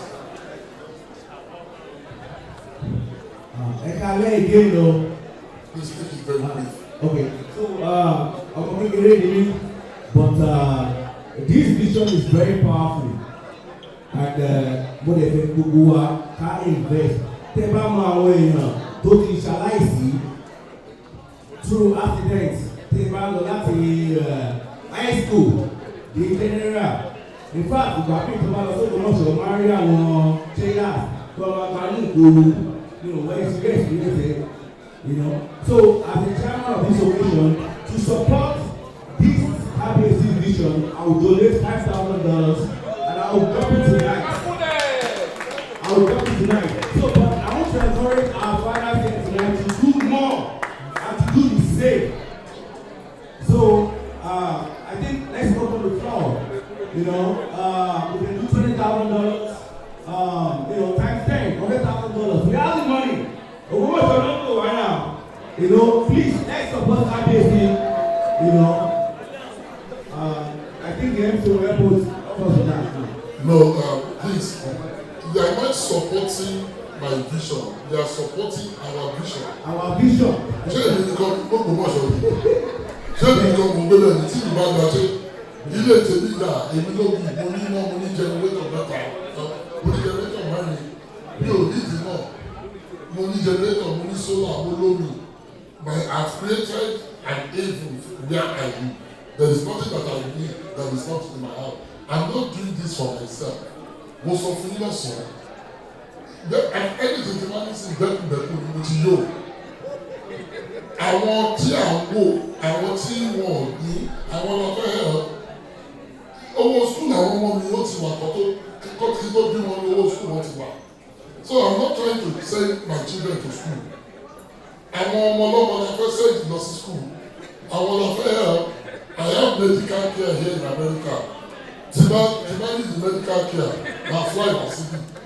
So a fẹ́ ṣe primary health care. Kí ló kàn mí? Àwọn ọmọ òbí la fẹ́ ṣe fún. So it's not my own, it is our own. It's not my vision, it is our vision. I'm just the head. I'm just the one showing that this is the direction we should go because Ngozi Obalori is a monster. So there should be a head. So it is not mine because I've had 1 or 2 people say my vision. No, vision do I need. That's it. So what you have done is you are not giving to my vision, you are giving to our vision. Because if this town is good, it is our town. Ṣé ṣọ̀gbìn kan ló nìyí? Gbogbo ara ìlú gbogbo wa ní. So thank you for what you have done. You understand? And we will whatever you want to give. The president is here, and all the things they will collect it, and we will give everybody the report of how much we collected and how we are spending the money. Thank you very much. Tí a bá lè rí ẹni tí ó fẹ́ ẹ ti gbọ́ kábíyèsí sọ̀rọ̀ vision yìí vision gbogbo wa ni tí Ògbómọ̀ṣọ́ bá dá lọ́la tiwa ni tó ẹjọ́ ẹ̀yẹ́ ká support tí a bá rí ló bá fẹ́ launch place you can just please come forward and launch it since it is the first night so that KBC also will hear whatever it is that you have in mind today. Ìjàrá ẹnikẹ́ni tó fẹ́ launch láti chairman ṣé ká máa bọ̀ lọ́ọ̀ ní àná. Ẹnikẹ́ni tó fẹ́ launch lẹ́yìn chairman of the night lálẹ́ to support our vision. Okay. Okay, thank you guys. All right, thank you, Chairman. Please, I would like to, at this time, hand over to the President. Please, let's clap for the President. He has done a wonderful job. He's done a very wonderful job, and so that the program can continue as they have planned it. Mr. President, please, you can come. Please, all the hostesses taking the pledges and everything, please collect it and give it to the President. He will hand it over to us. And please don't let us forget, we can go to the website if we wake up tomorrow morning or anytime. The website is there. You can give it naira, you can give it dollars, you can give it any currency that you have. So it's not only dollars, because whatever you give, we are still going to convert it to naira. Anyway, thank you very much. Thank you, Felix. Ladies and gentlemen, I will hand over to the MC now, and it's going to be Georgia chapters. Good evening, ladies and gentlemen. Good evening, Abiyesi, Akiyo. We thank you for being here. As you all are filling out and providing,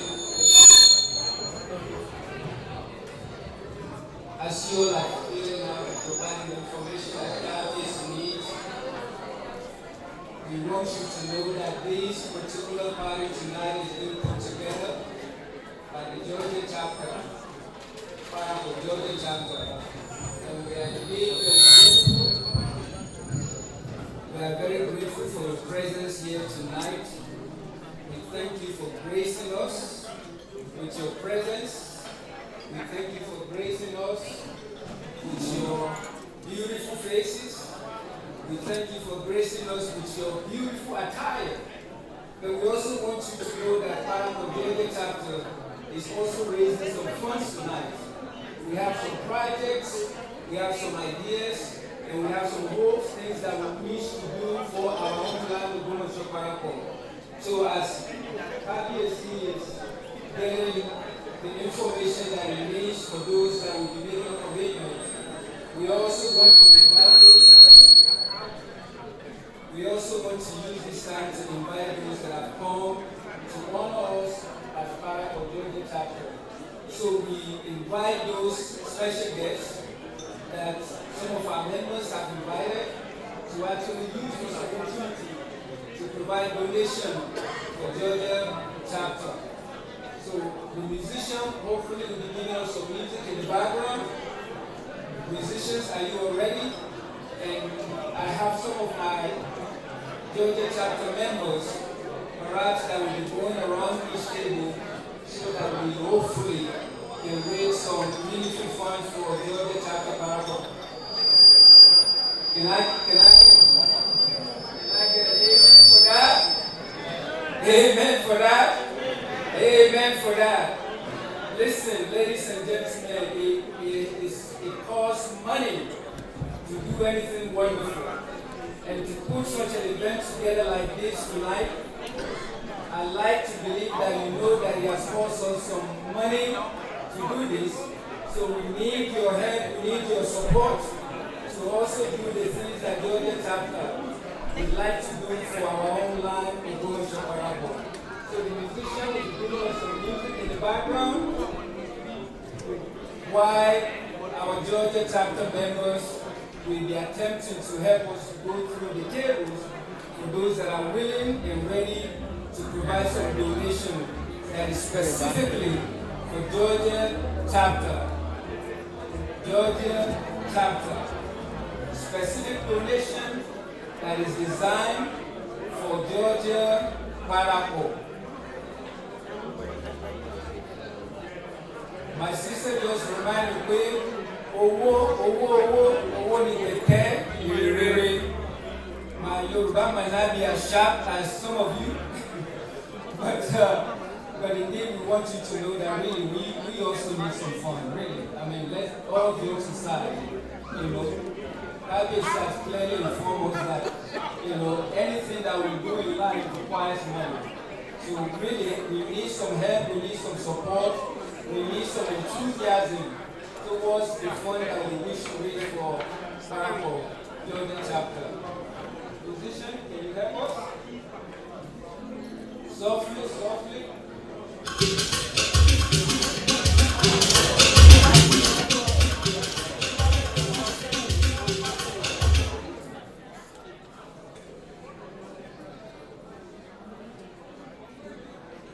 Hello, Ekaleo. Can I have everybody's attention, please? Hello? Hello? Are we all ready to dance? Hello, please can I have your attention? It costs us a lot of money to put up this nice event. Please contribute to our fund, our Georgia chapter, please. Hello? I'm going to be going around one more time, and I would like to get some money if you all don't mind. Thank you.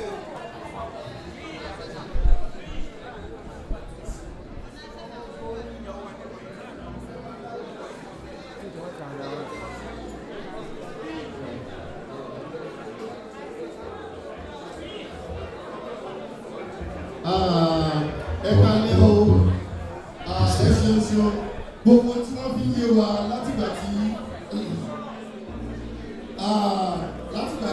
ọ̀gá ìgbàtọ̀ Louis tí wọ́n ti sọ̀rọ̀ òun náà ní pé àfihàn wa yí pé a nílò owó láti mú òfò ìlú Ògbómọ̀ṣọ́ síwájú, láti mú òfò láti ọ̀dọ̀ àwọn chapters tí wọ́n wọ̀ fún wa. Bòí sàkọ́kọ́ táyì náà máa ń ṣe Georgia chapters àwọn olówó sí wa lẹ́yìn. Adé máa ń gbìyànjú láti fi ìkan nílẹ̀ lórí àmọ̀ wípé gbogbo tí wọ́n dá sílẹ̀ fún wa ẹnu òfò kò ìpínlẹ̀ òyìnbó. Àmọ̀ wípé ó involve commitment, ó involve so many things. Owó tó dẹ̀ lọ sí Georgia chapter indirectly is for the development of Ogbomosho land. So ẹ jọ̀ọ́ owó tá a ti mú lọ́wọ́ gẹ́gẹ́ bí ìṣe wa. Gẹ́gẹ́ bá ṣe máa ń ṣe ẹjẹ́ ká mú jáde and nígbà tí àti ìlú tí wọ́n lọ látọ̀rí ìjókòó kan sí òmíràn mo wà privilege láti ní orúkọ àwọn bàbá wa kan lọ́wọ́ níbí Dr. Kunle Adebite. Your contribution for now is for Georgia chapter. Dr. Ezekiel Adetunji. Bàbá wa Ezekiel Adetunji.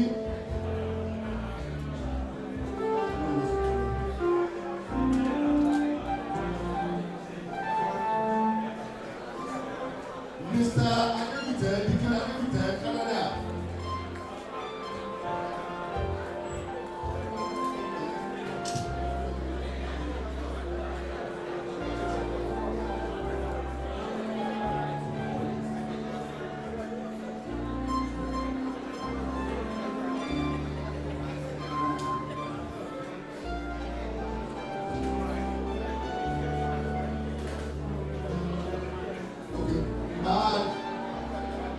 Dr. Adebite, ààrẹ ìpẹ̀tọ̀ lọ́dọ̀ Dr. Adebite.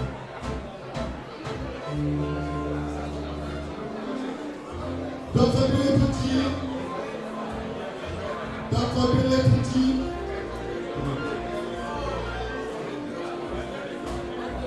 Oh. Dr. Dele Tuki.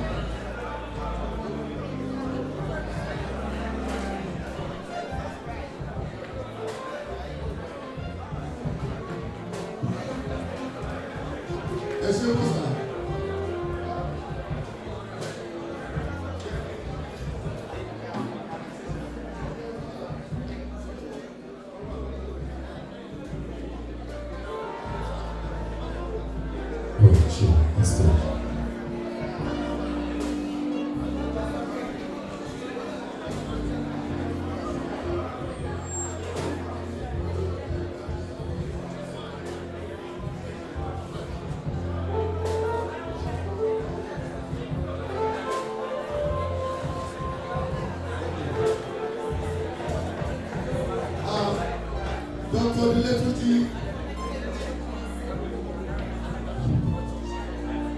$1,000. And the additional appreciation on Dr. Dele Tuki, $1,000. Dr. Dele Tuki, $1,000. Pastor Anthony.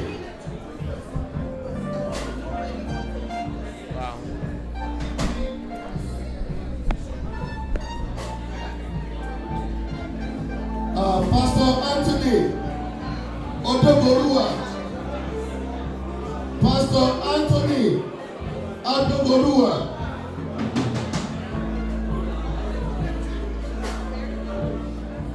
Pastor Anthony Odoborua.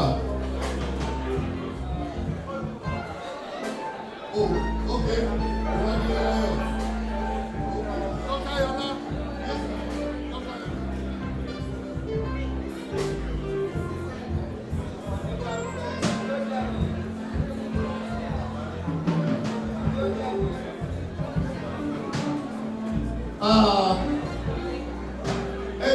Ẹjọ́ ká wà ní ìdíje dúró nígbà tí bàbá wa tí wọ́n fẹ́ máa lọ sí láti lọ fi ara nílẹ̀ díẹ̀. Ẹjọ́ ká wà ní ìdíje dúró ní àgbọ́lé kábíyèsí.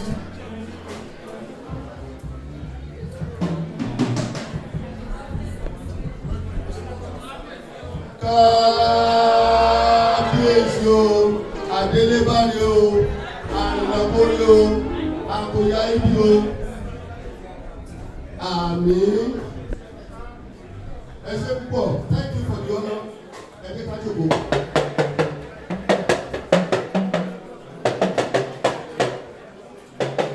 NFZ T68 ẹ̀jọ́ ẹni tó bá ní mọ́tò white NFZ T68 Mercedes Benz ẹ̀jẹ̀ nípa lọ ọgbẹ́ mọ́tò náà NFZ T68 Mercedes Benz àwọn ọ̀gá ìjọba mọ̀ nípa ìdí kọ́lọ̀ Mercedes Benz white ẹgbẹ́ àwọn tá a bá pé mọ́tò Mercedes Benz white wá ẹgbẹ́ ká lọ pé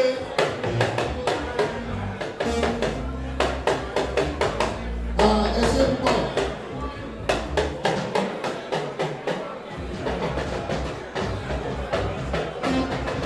Washington Center Mr. Yinka Bamidele Uncle Bamidele, where are you please? Uncle Yinka Bamidele.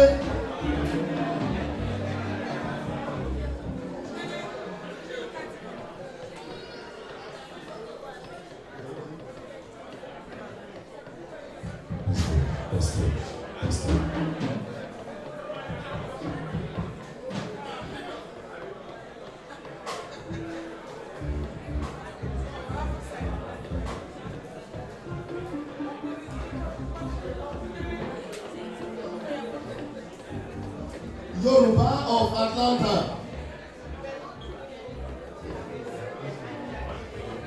Yoruba of Atlanta. Awada. The Yorubas of Atlanta.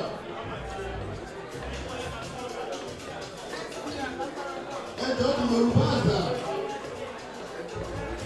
Ẹ ṣe ẹkú ìdíje o. A máa tún bẹ̀rẹ̀ ẹjọ́ ní ìsìn, a máa tún bẹ̀rẹ̀ ẹjọ́ ẹ̀ṣọ́. The Yorubas Atlanta. kú dìde o. À ń retí ọwọ́ yín ni o. The Yorùbá Atlanta. Ẹjọ́ this is for Atlanta. This is for Georgia Atlanta, the donation.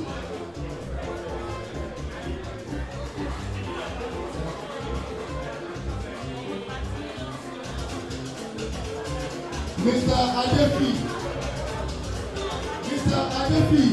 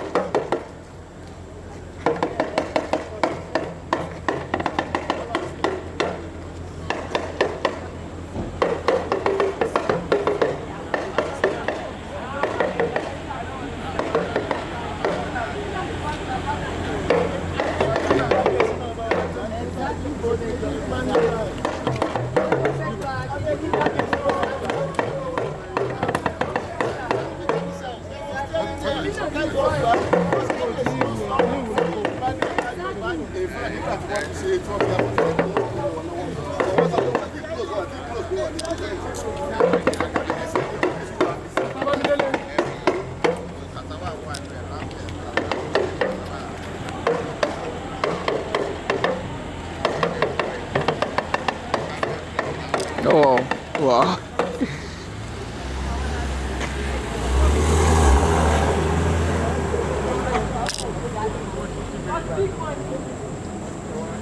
Merci. Merci au dé.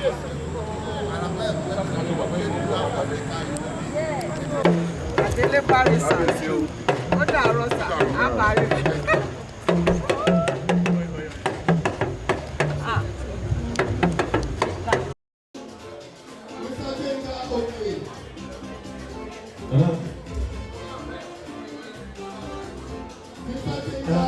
Lílọ bíbọ̀ ìdá láyé wọn ẹ̀lọ́ wọn.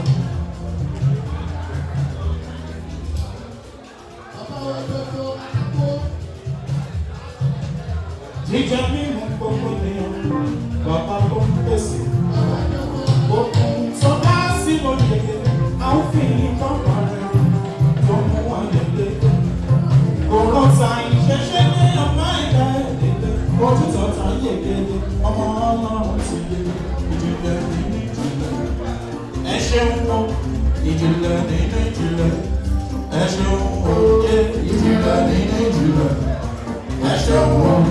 Ìjìnlẹ̀ nínú ìjìnlẹ̀, ẹ ṣeun o. Ìjìnlẹ̀ nínú ìjìnlẹ̀, ẹ ṣeun o. Ìbàdàn nínú Ìjẹ̀ṣà, ẹ ṣeun o. Ìjìnlẹ̀ nínú ìjìnlẹ̀, ẹ ṣeun o. Ìjìnlẹ̀ nínú ìjìnlẹ̀, ẹ ṣeun o. Wọ́n ní nílò ìbọ̀ ẹ̀dá láyé ọwọ́ ẹ̀ lọ. Jíjẹ mímu gbogbo ènìyàn, bàbá ló ń gbé sí. Gbogbo sọdá sí lọ́dẹ̀, àwọn fi ìfọ̀mọ̀ rẹ̀ ọmọ wa gbélé. Òrò ta ìṣe dédé àmọ́ ẹ̀dá ẹ̀dẹ̀dẹ̀, òtítọ́ ta yéde, ọmọ ọlọ́run ti yé. Ìjìnlẹ̀ nínú ìjìnlẹ̀, ẹ ṣeun o. Ìjìnlẹ̀ nínú ìjìnlẹ̀.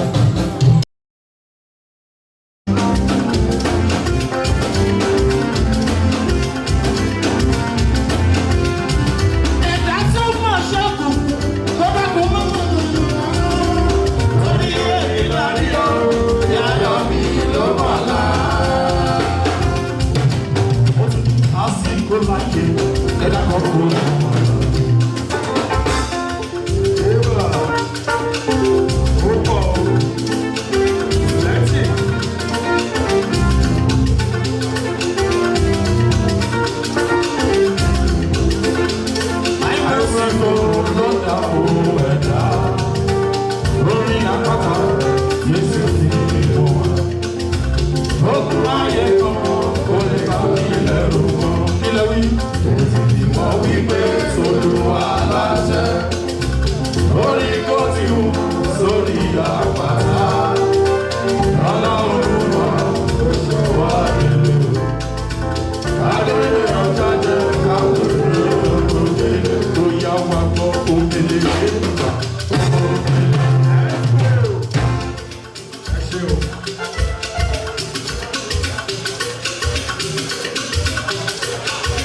Sit down, relax, enjoy yourself. Tó o bá yọ ẹ̀nà èyí mi jẹ́ tó lọ́wọ́. Ojú wọ̀ kó máa yọ.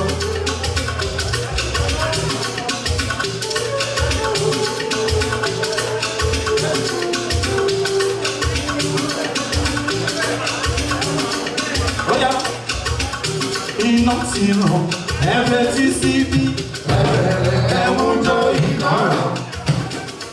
Iná ràn, ó tọwọ́ tí ó tọwọ́ bẹ̀rù. Iná ràn, ẹ̀sọ̀ ní wúkẹ́. Ẹ máa kàn sórí kẹ́ máa wọ́n kàn sí bẹ̀rẹ̀ yìí. Láàárọ̀ mi làrú lọ, olómi dákun dákun, ìrọ̀wọ́ súnmọ́ mi dákun dákun, èyí ni kóró tí ó ti kàtàkàtà.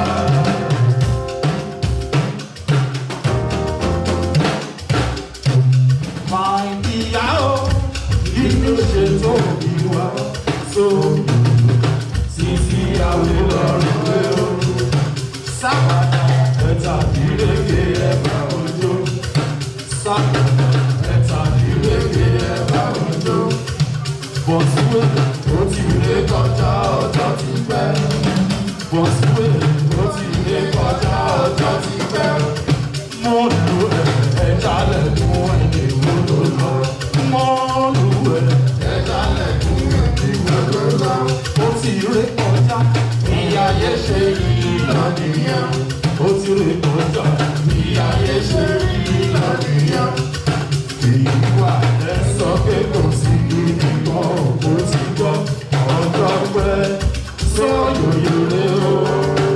Dr. Kule Sisi Awe lọ́rùn wọn máa tó lò lólódé ìsẹ́yìn. Sisi Awe lẹ́wà o lólódé ìsẹ́yìn o. Ẹ̀sìn tọ́jú lọ́lá dàpọ̀ sóyòyò lé o. My sister Sisi Awe lọ́rùn lólódé ìsẹ́yìn o. Ìyàwó mi máa ń jájà o. Ìyàwó mi máa ń jájà o. Gbé wálẹ̀, làṣẹ káwọn sórí ètò. Gbé wálẹ̀. Thank you.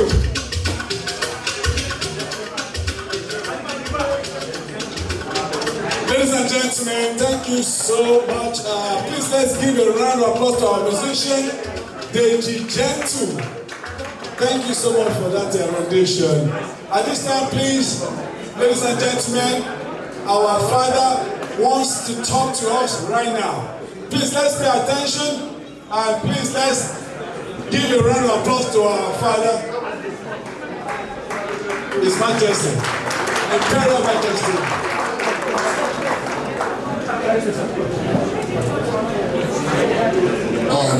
Good evening, everybody. I know that some of us were eating, and àwọn kan wà bẹ́ẹ̀ tí wọ́n fẹ́ gba oúnjẹ. Please, can I have everybody's attention? Please, can I have even those who are about to collect their own food? Can I have everybody's attention?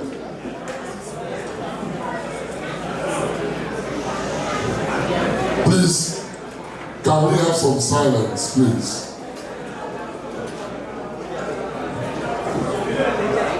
Please, can we have some silence, please? Those who...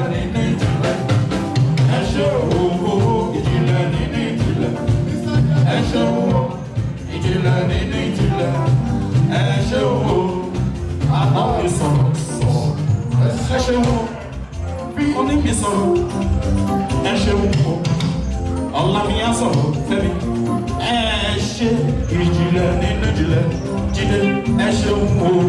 Ìjìnlẹ̀ nínú ìjìnlẹ̀, ẹ ṣeun o, ìjìnlẹ̀ nínú ìjìnlẹ̀, ẹ ṣeun o, ìjìnlẹ̀ nínú ìjìnlẹ̀, ẹ ṣeun o, ìjìnlẹ̀ nínú ìjìnlẹ̀, ẹ ṣeun o. Ọ̀rọ̀ ọjọ́ mú sọ̀lọ́ níbi ìjẹ́ tí ó lọ dọ́rin. Ọmọjúmọ́ kan èdè kan, àṣà kan, ẹ̀fẹ̀ kan, níbi ìjẹ́ tí ó lọ dọ́rin. Ọkọ̀ títí bẹ́bí yẹn o, ìjìnlẹ̀ nínú ìjìnlẹ̀, ìjìnlẹ̀ nínú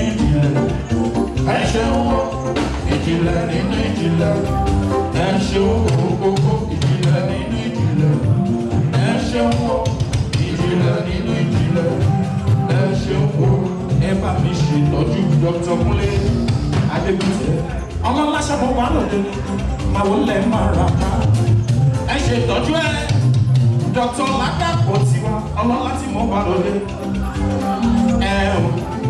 ẹ bá mi ṣe ìtọ́jú mrs ọlá ọ̀pọ̀ tiwa ọlọ́lá ṣàlọ́ lọ́dọ̀ mi ẹ ṣe ìtọ́jú adédọ̀kun tiwa ọlọ́lá tí mo wà lóde ìjìnlẹ̀ nínú ìjìnlẹ̀ ìjìnlẹ̀ nínú ìjìnlẹ̀ ẹ ṣeun o ìjìnlẹ̀ nínú ìjìnlẹ̀ ẹ ṣeun o ìjìnlẹ̀ nínú ìjìnlẹ̀ ẹ ṣeun o ìjìnlẹ̀ nínú ìjìnlẹ̀ ẹ ṣeun o. Sọgbọ́dọ̀ ní tó dé lòdì wá kí Jésù gidi lọ́bẹ̀lọ́bẹ̀ tó dé lòdì ní ìṣòro yẹn. Èmi yóò máa kọrin, èmi yóò máa yọ̀, Adékúnlé tiwa. Èmi yóò máa kọrin, èmi yóò máa yọ̀, èmi yóò gbọ̀ngbọ̀. Kárí ayé gbèdé ìjìnlẹ̀ nínú ìjìnlẹ̀. Ẹ ṣeun o, ìjìnlẹ̀ nínú ìjìnlẹ̀. Ẹ ṣeun o, ìjìnlẹ̀ nínú ìjìnlẹ̀. Ẹ ṣeun o, ìjìnlẹ̀ nínú ìjìnlẹ̀. Ẹjọ́ láàrin àtìyá mi àwọn text àwọn wá fún tọ́jà tààtà ẹjọ́ bá fi ránṣẹ́ sí wa ẹjọ́ fi ránṣẹ́ sí wa donation for tọ́jà tààtà. Ẹ jẹ́ ká ṣe gbogbo. Mo ra wọ́n rẹ̀ láyé mi. Mo ní iṣẹ́ rẹ̀ láyé mi. Mo rí bí mo ti lẹ̀ kéré, ó fà á ló gbà mí. Ẹ ṣé o, olóore, bí mo ti lẹ̀ kéré, ó fà á ló gbà mí, màmá máa ṣe. Ẹ ṣé o, olóore.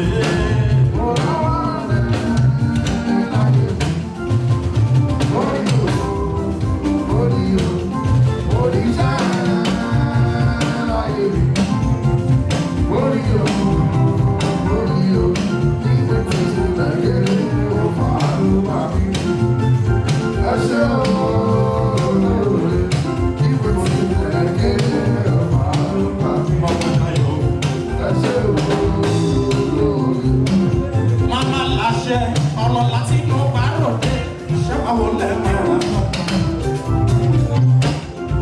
ọlọ́lá yé mi ní o ojoojúmọ́ ló máa gbọ́ mi lé máa gbẹ́sẹ̀ ní gbọ́ngàn sọ. Ẹjọ́ ẹni tó bá ní president bank tó ń tọ́ ọ̀dọ̀ àwọn mọ́tò tó kù ẹgbẹ́ tí kájọ́ ní ọ̀nà pé mọ́tò náà white base ẹgbẹ́ tí kájọ́ pé mọ́tò náà. Dr. Kúnlé máa gbẹ́sẹ̀ ní gbọ́ngàn má ṣe dá mi dákùn kátà nínú lójú mi jẹ̀tù tó ń kọ́ yé mọ̀nà wọ́n rẹ̀ láyé mo rí iṣẹ́ rẹ̀ láyé mi Dr. Kúnlé o mo rí o Adébìtẹ́ mo rí o bí mo ti lẹ̀ kéré o wà nígbà mi ẹ ṣé o lóore bí mo ti lẹ̀ kéré o wà nígbà mi ẹ ṣé o olóore.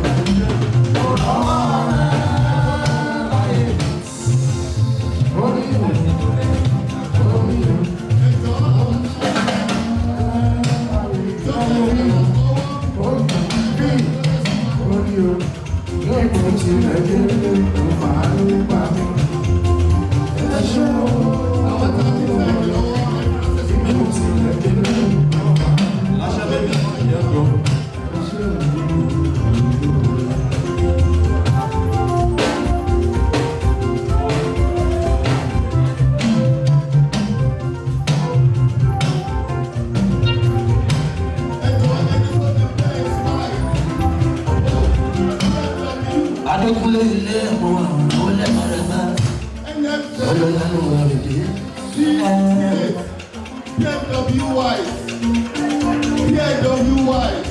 Mo dọ̀tí ọ̀tí wa. Alábẹ́rẹ́ oníkì. Florida. P68. Wife. BMW. Thank you. Nítorí dọ́kítọ̀ ló jẹ́ kí n sọ wípé ó yá wọn gbọ́ òkùnkùn ńláńlá ló bẹ̀rẹ̀ ìṣẹ̀dáyé. Gbèsè òkè obìnrin lókè lókè o.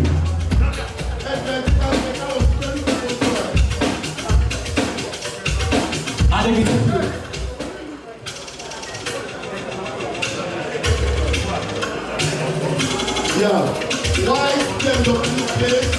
Adébítì. Mo rí ẹni bẹ̀rẹ̀ lójú lóore. Ìmọ̀lẹ̀ ńlá ló padà wá kẹ́yìn ẹ̀.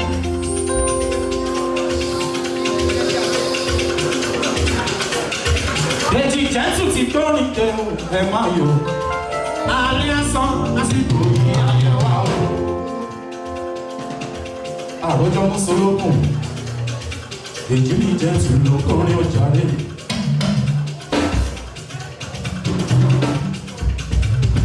Ó yá Ọlọ́run. Ọlọ́run. Ọlọ́run. Ọba yìí.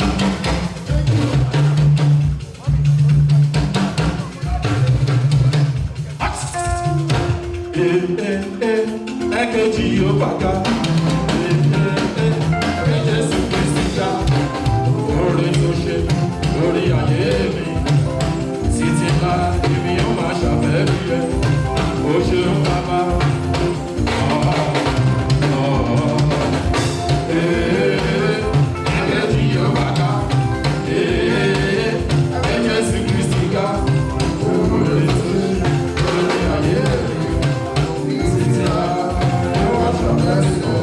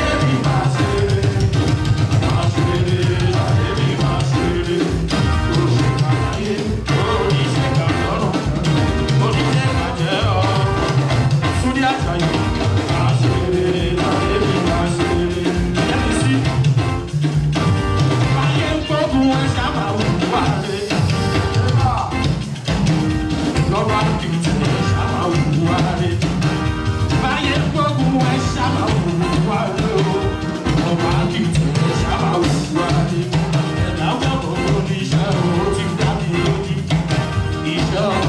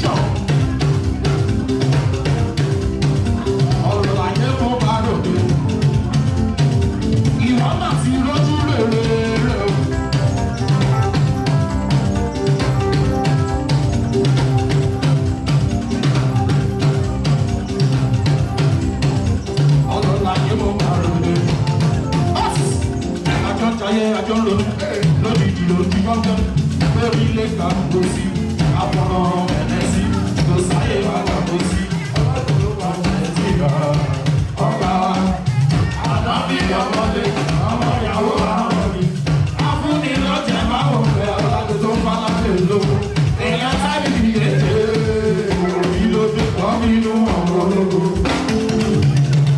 wọ́n bí inú ọmọ ológo mo bá Abuja connection wọ́n bí inú ọmọ ológo wọ́n bí inú ọmọ ológo sálọ ní mọ́tò yìí ES485 wọ́n bí inú ọmọ ológo North Carolina Chevrolet wọ́n bí inú ọmọ ológo wọ́n ti jó táyà ẹ̀ níta o wọ́n bí inú ọmọ ológo. Honorable Bonikas,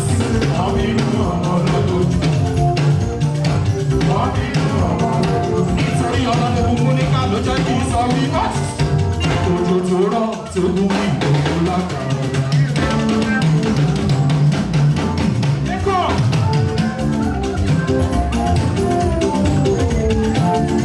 Honorable Bonikas.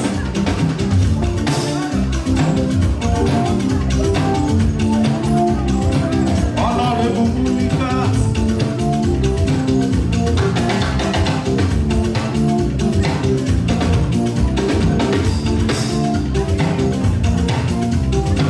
Òjò kan ló rọ̀ sínú abẹ́rẹ́ tí kò jọ.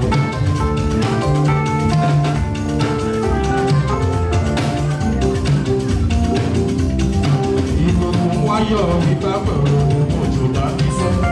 Honorable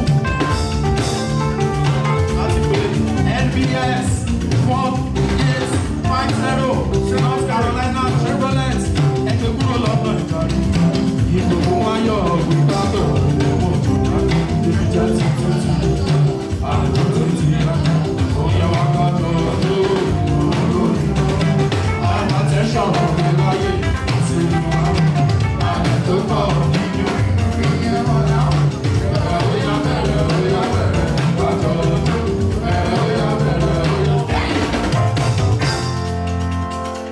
Ijo gbogbo Dallas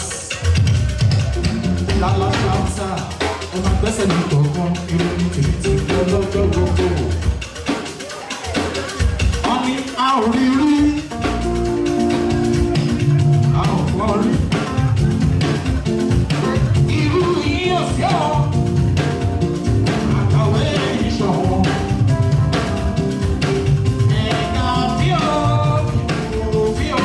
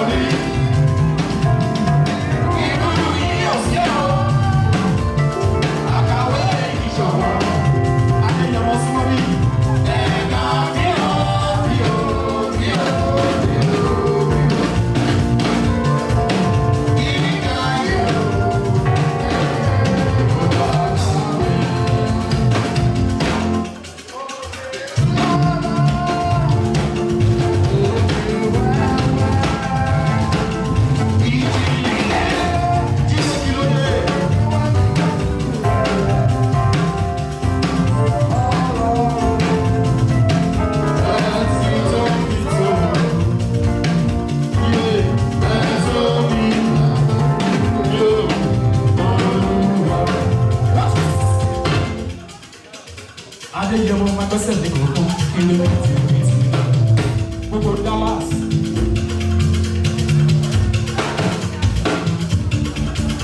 Ẹ̀yin ti New York ẹ máa gbẹ́sẹ̀ ní kọ̀ọ̀kan. Nítorí gbogbo New York á sọ wípé yé ojú òbí rẹ̀ rọrùn ẹnu òní lè dákẹ́.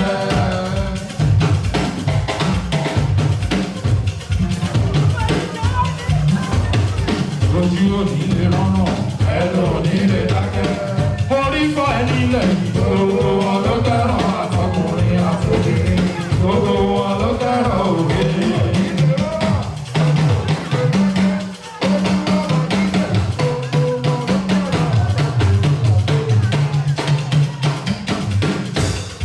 Adéyẹmọ súnmọ́ mi náà.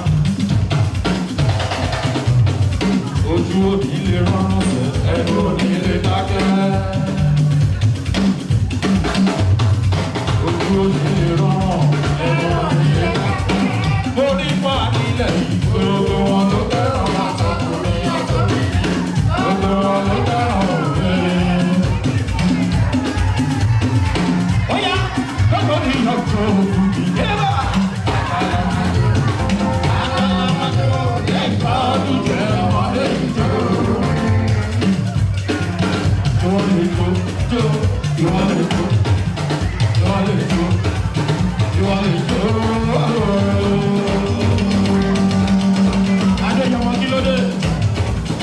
Mádàmí dá bùkátà mi o.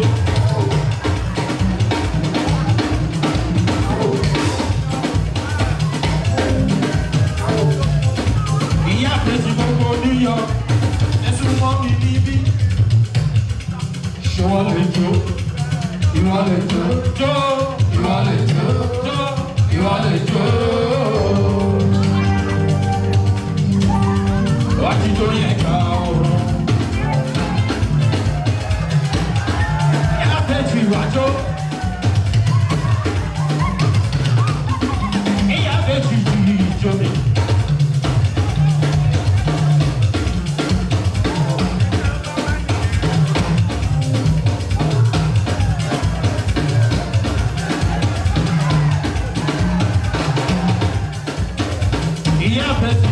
President of New York. Ọlọ́lá tí mo bá lóde àyànfẹ́. Nítorí ìyá àbẹ́jì, ẹ jẹ́ ká ṣeré. Wọ́n ní táyé lolú ìjọ lòwò. Ìjọ èjìlá ìjọ lòwò. Ìjọ. Èmi bẹ̀rẹ̀ bẹ̀rẹ̀ sí ọ̀rọ̀ fámìlì wa.